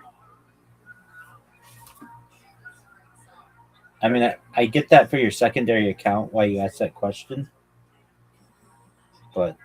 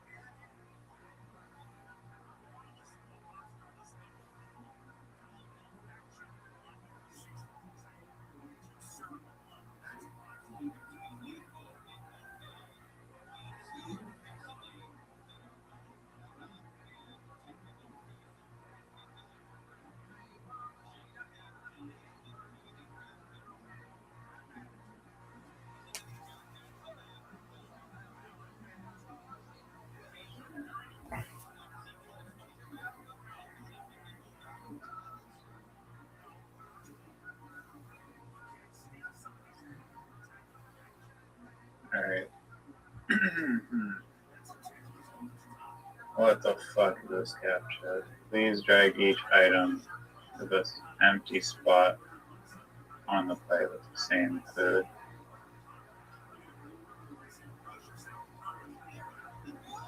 This is a weird one.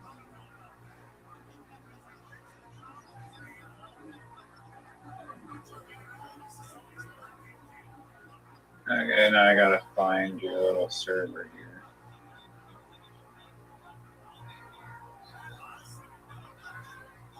Is it just /rabbi?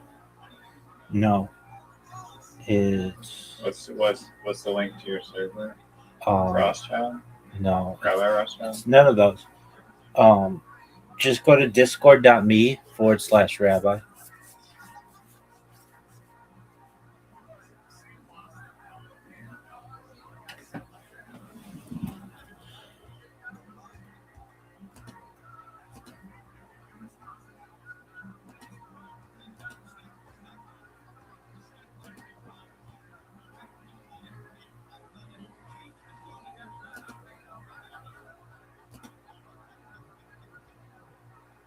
Okay. Nice.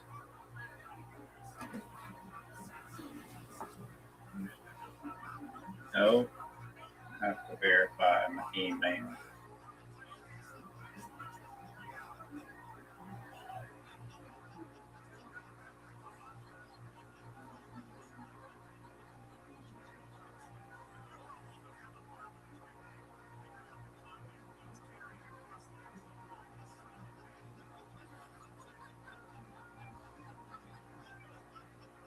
That's really dumb that you have to have I guess you don't have to have a phone number, but Those apps gave me her phone number on my other account.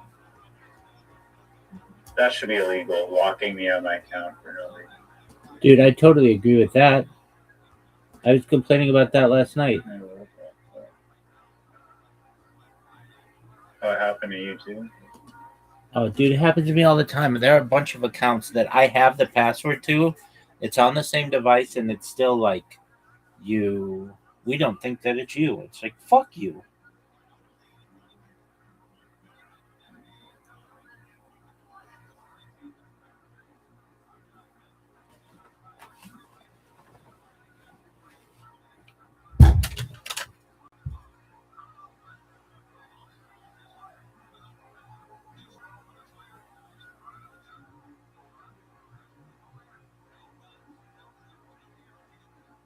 If my voice, if my microphone works on this, it'll be like all for nothing.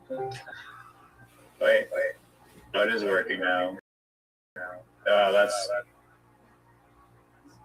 great, I guess. I mean, it did fix the computer thing, so. Turns out I don't need to be into. Okay, it's so hard to talk about that echo thing. Yeah, just mute one of them.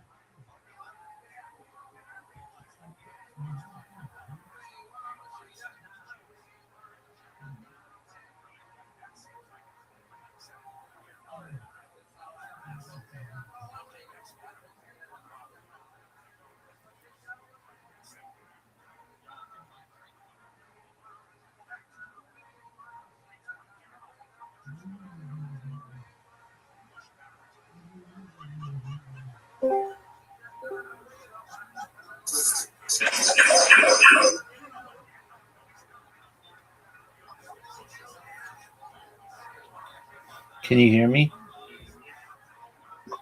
Yeah. Which account is yours? Sorry, let me mute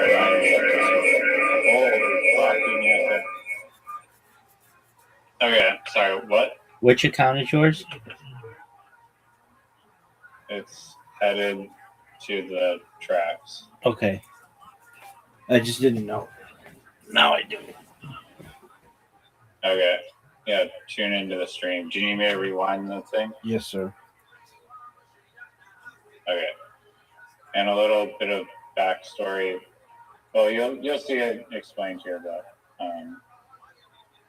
some guy in like the 80s was just made like these like viral videos, or here it explains it perfectly. So I won't spoil it. But maybe you've seen or heard of the viral video, but I don't know. From the top. Kino Lorber.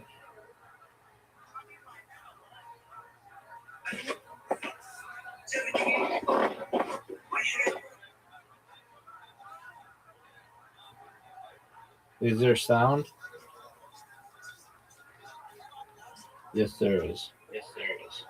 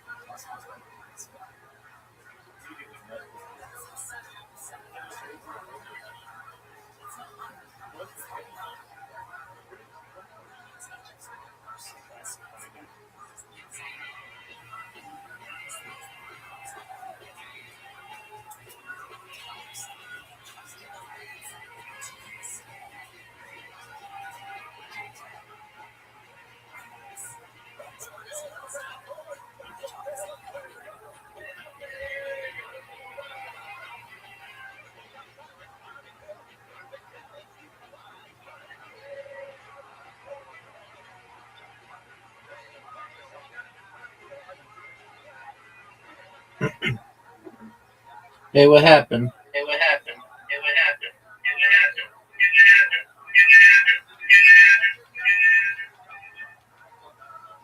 Riser, can you hear me?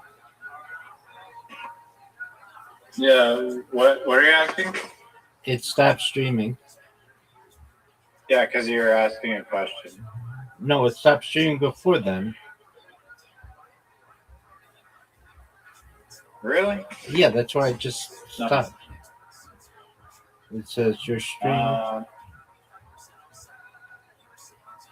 what the fuck? Okay, let me put it up again. Okay. I may have clicked out of the thing or something. Oh yeah, I went into a different tab. I don't know.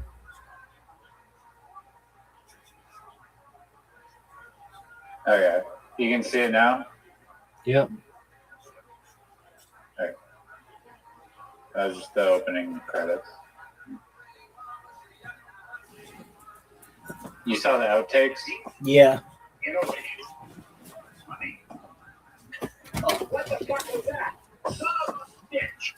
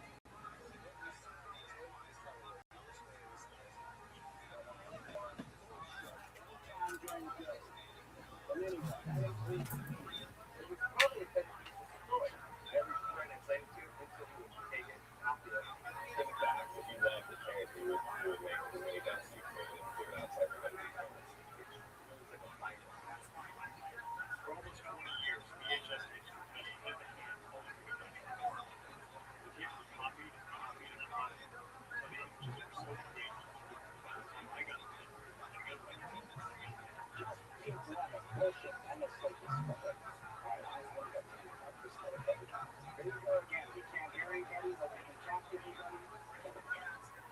watching. I started showing them whenever I got the chance. I showed on first dates. Yeah, I showed so I could do it. What the fuck was that? I even played a little photo class I teach beginners in Texas.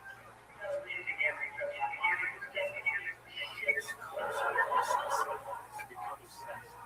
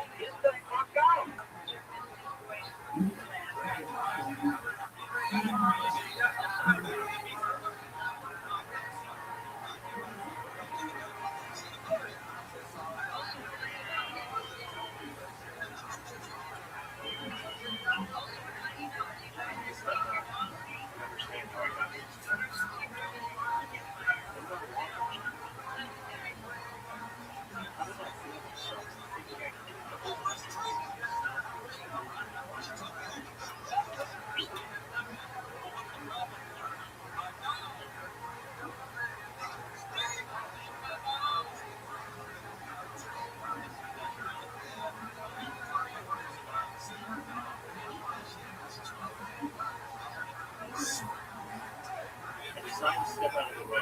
He tried to let me check from his fans, face to face. I get the idea to set up a special screening. I called you. We would like to give you a reason to come. We're just outside of Manhattan. One of those extras about Jeff.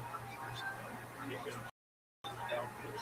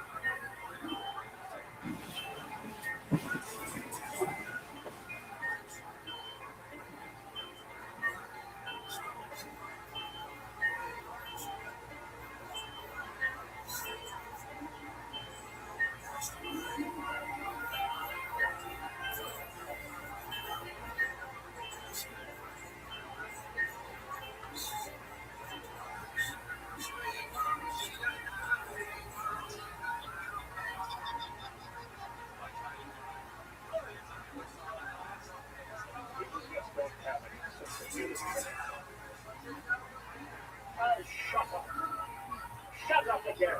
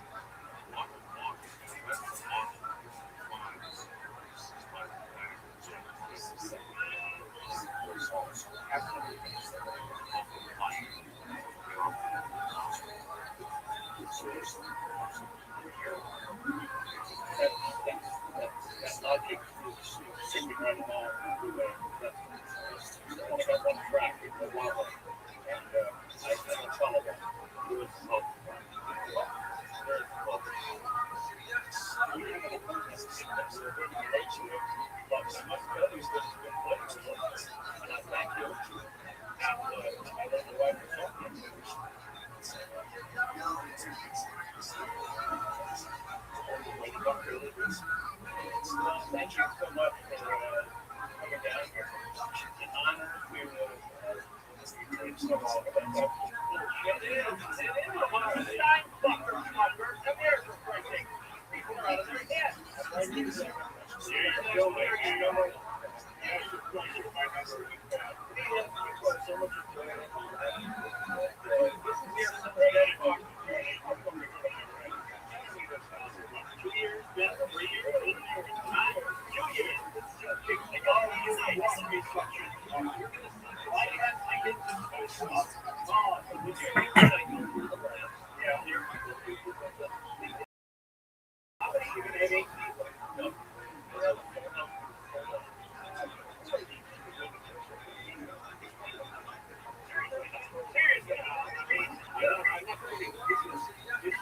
to if I'm going to do some kind of a dumb fuck talking thing to you, I'm good enough on talking.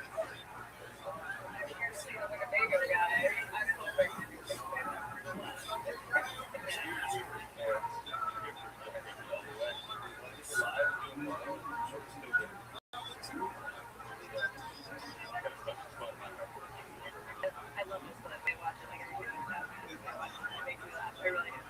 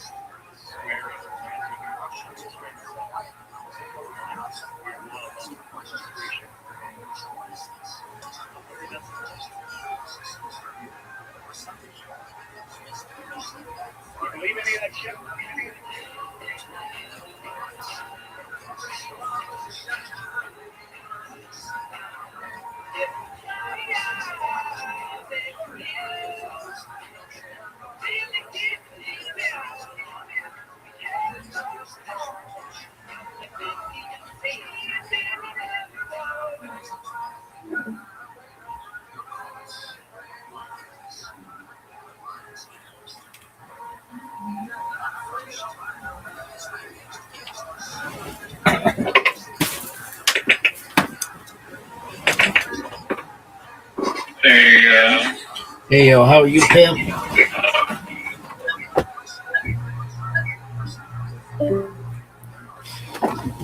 What? How are you? Good. Good to hear.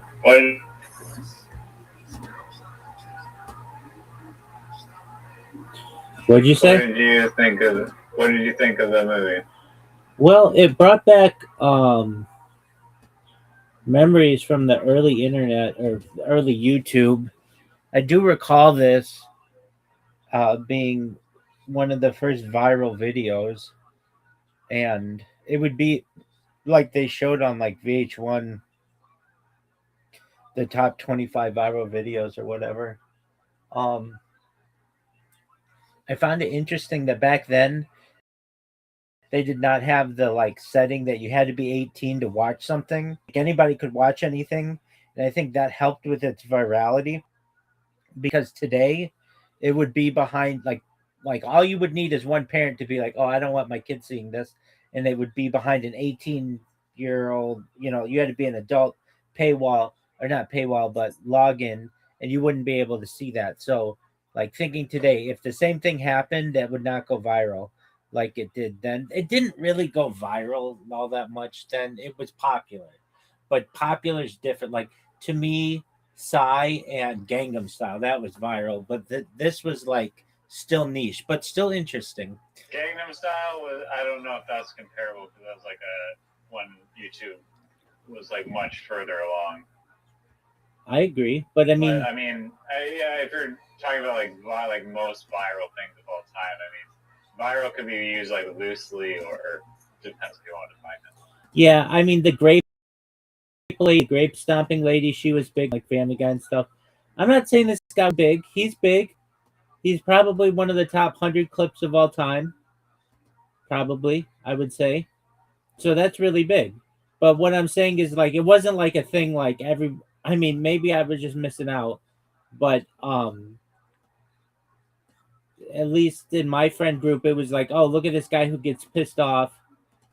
It's funny, but it's not like it didn't have like as big a cultural impact as some of the other stuff, but it was still something. Okay, so what about it?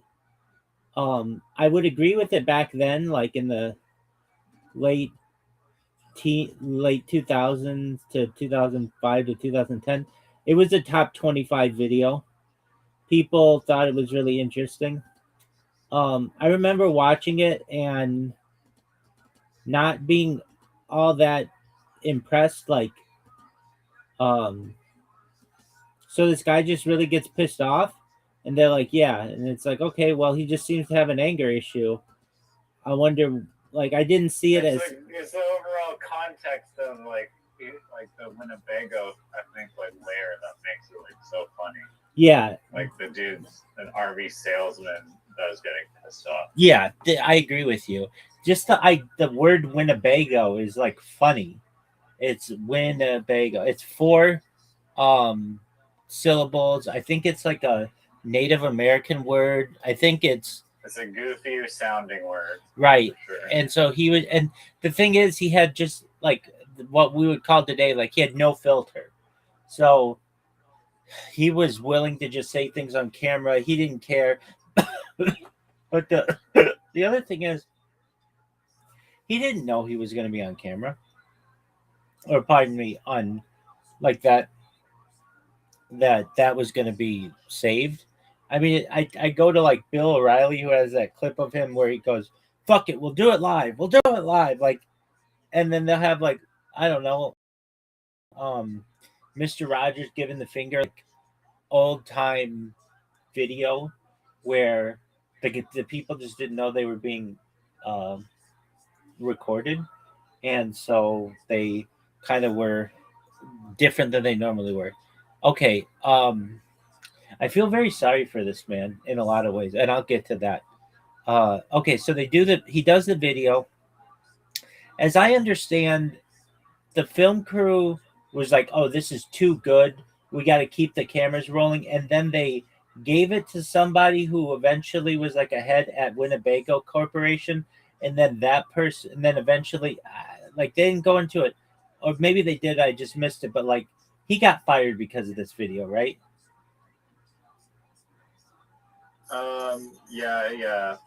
I'm pretty sure that happened, yeah. But they didn't go into that, like, it went to this guy, and then this guy, and then this guy, and then there was a meeting, and then they called him. They didn't, like, say, like, what was it like? Did they call you? Was it a letter? Did you have a meeting with HR? There was nothing like that. So I just thought that could have been done better. Okay. These guys kind of were like trolls, in my opinion. Like,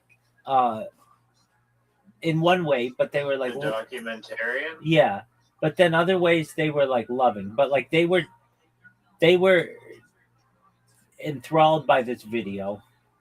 The guy uses it at the University of Texas and like to make people laugh. Like they're using this, and they wanted more. I mean, then I get that.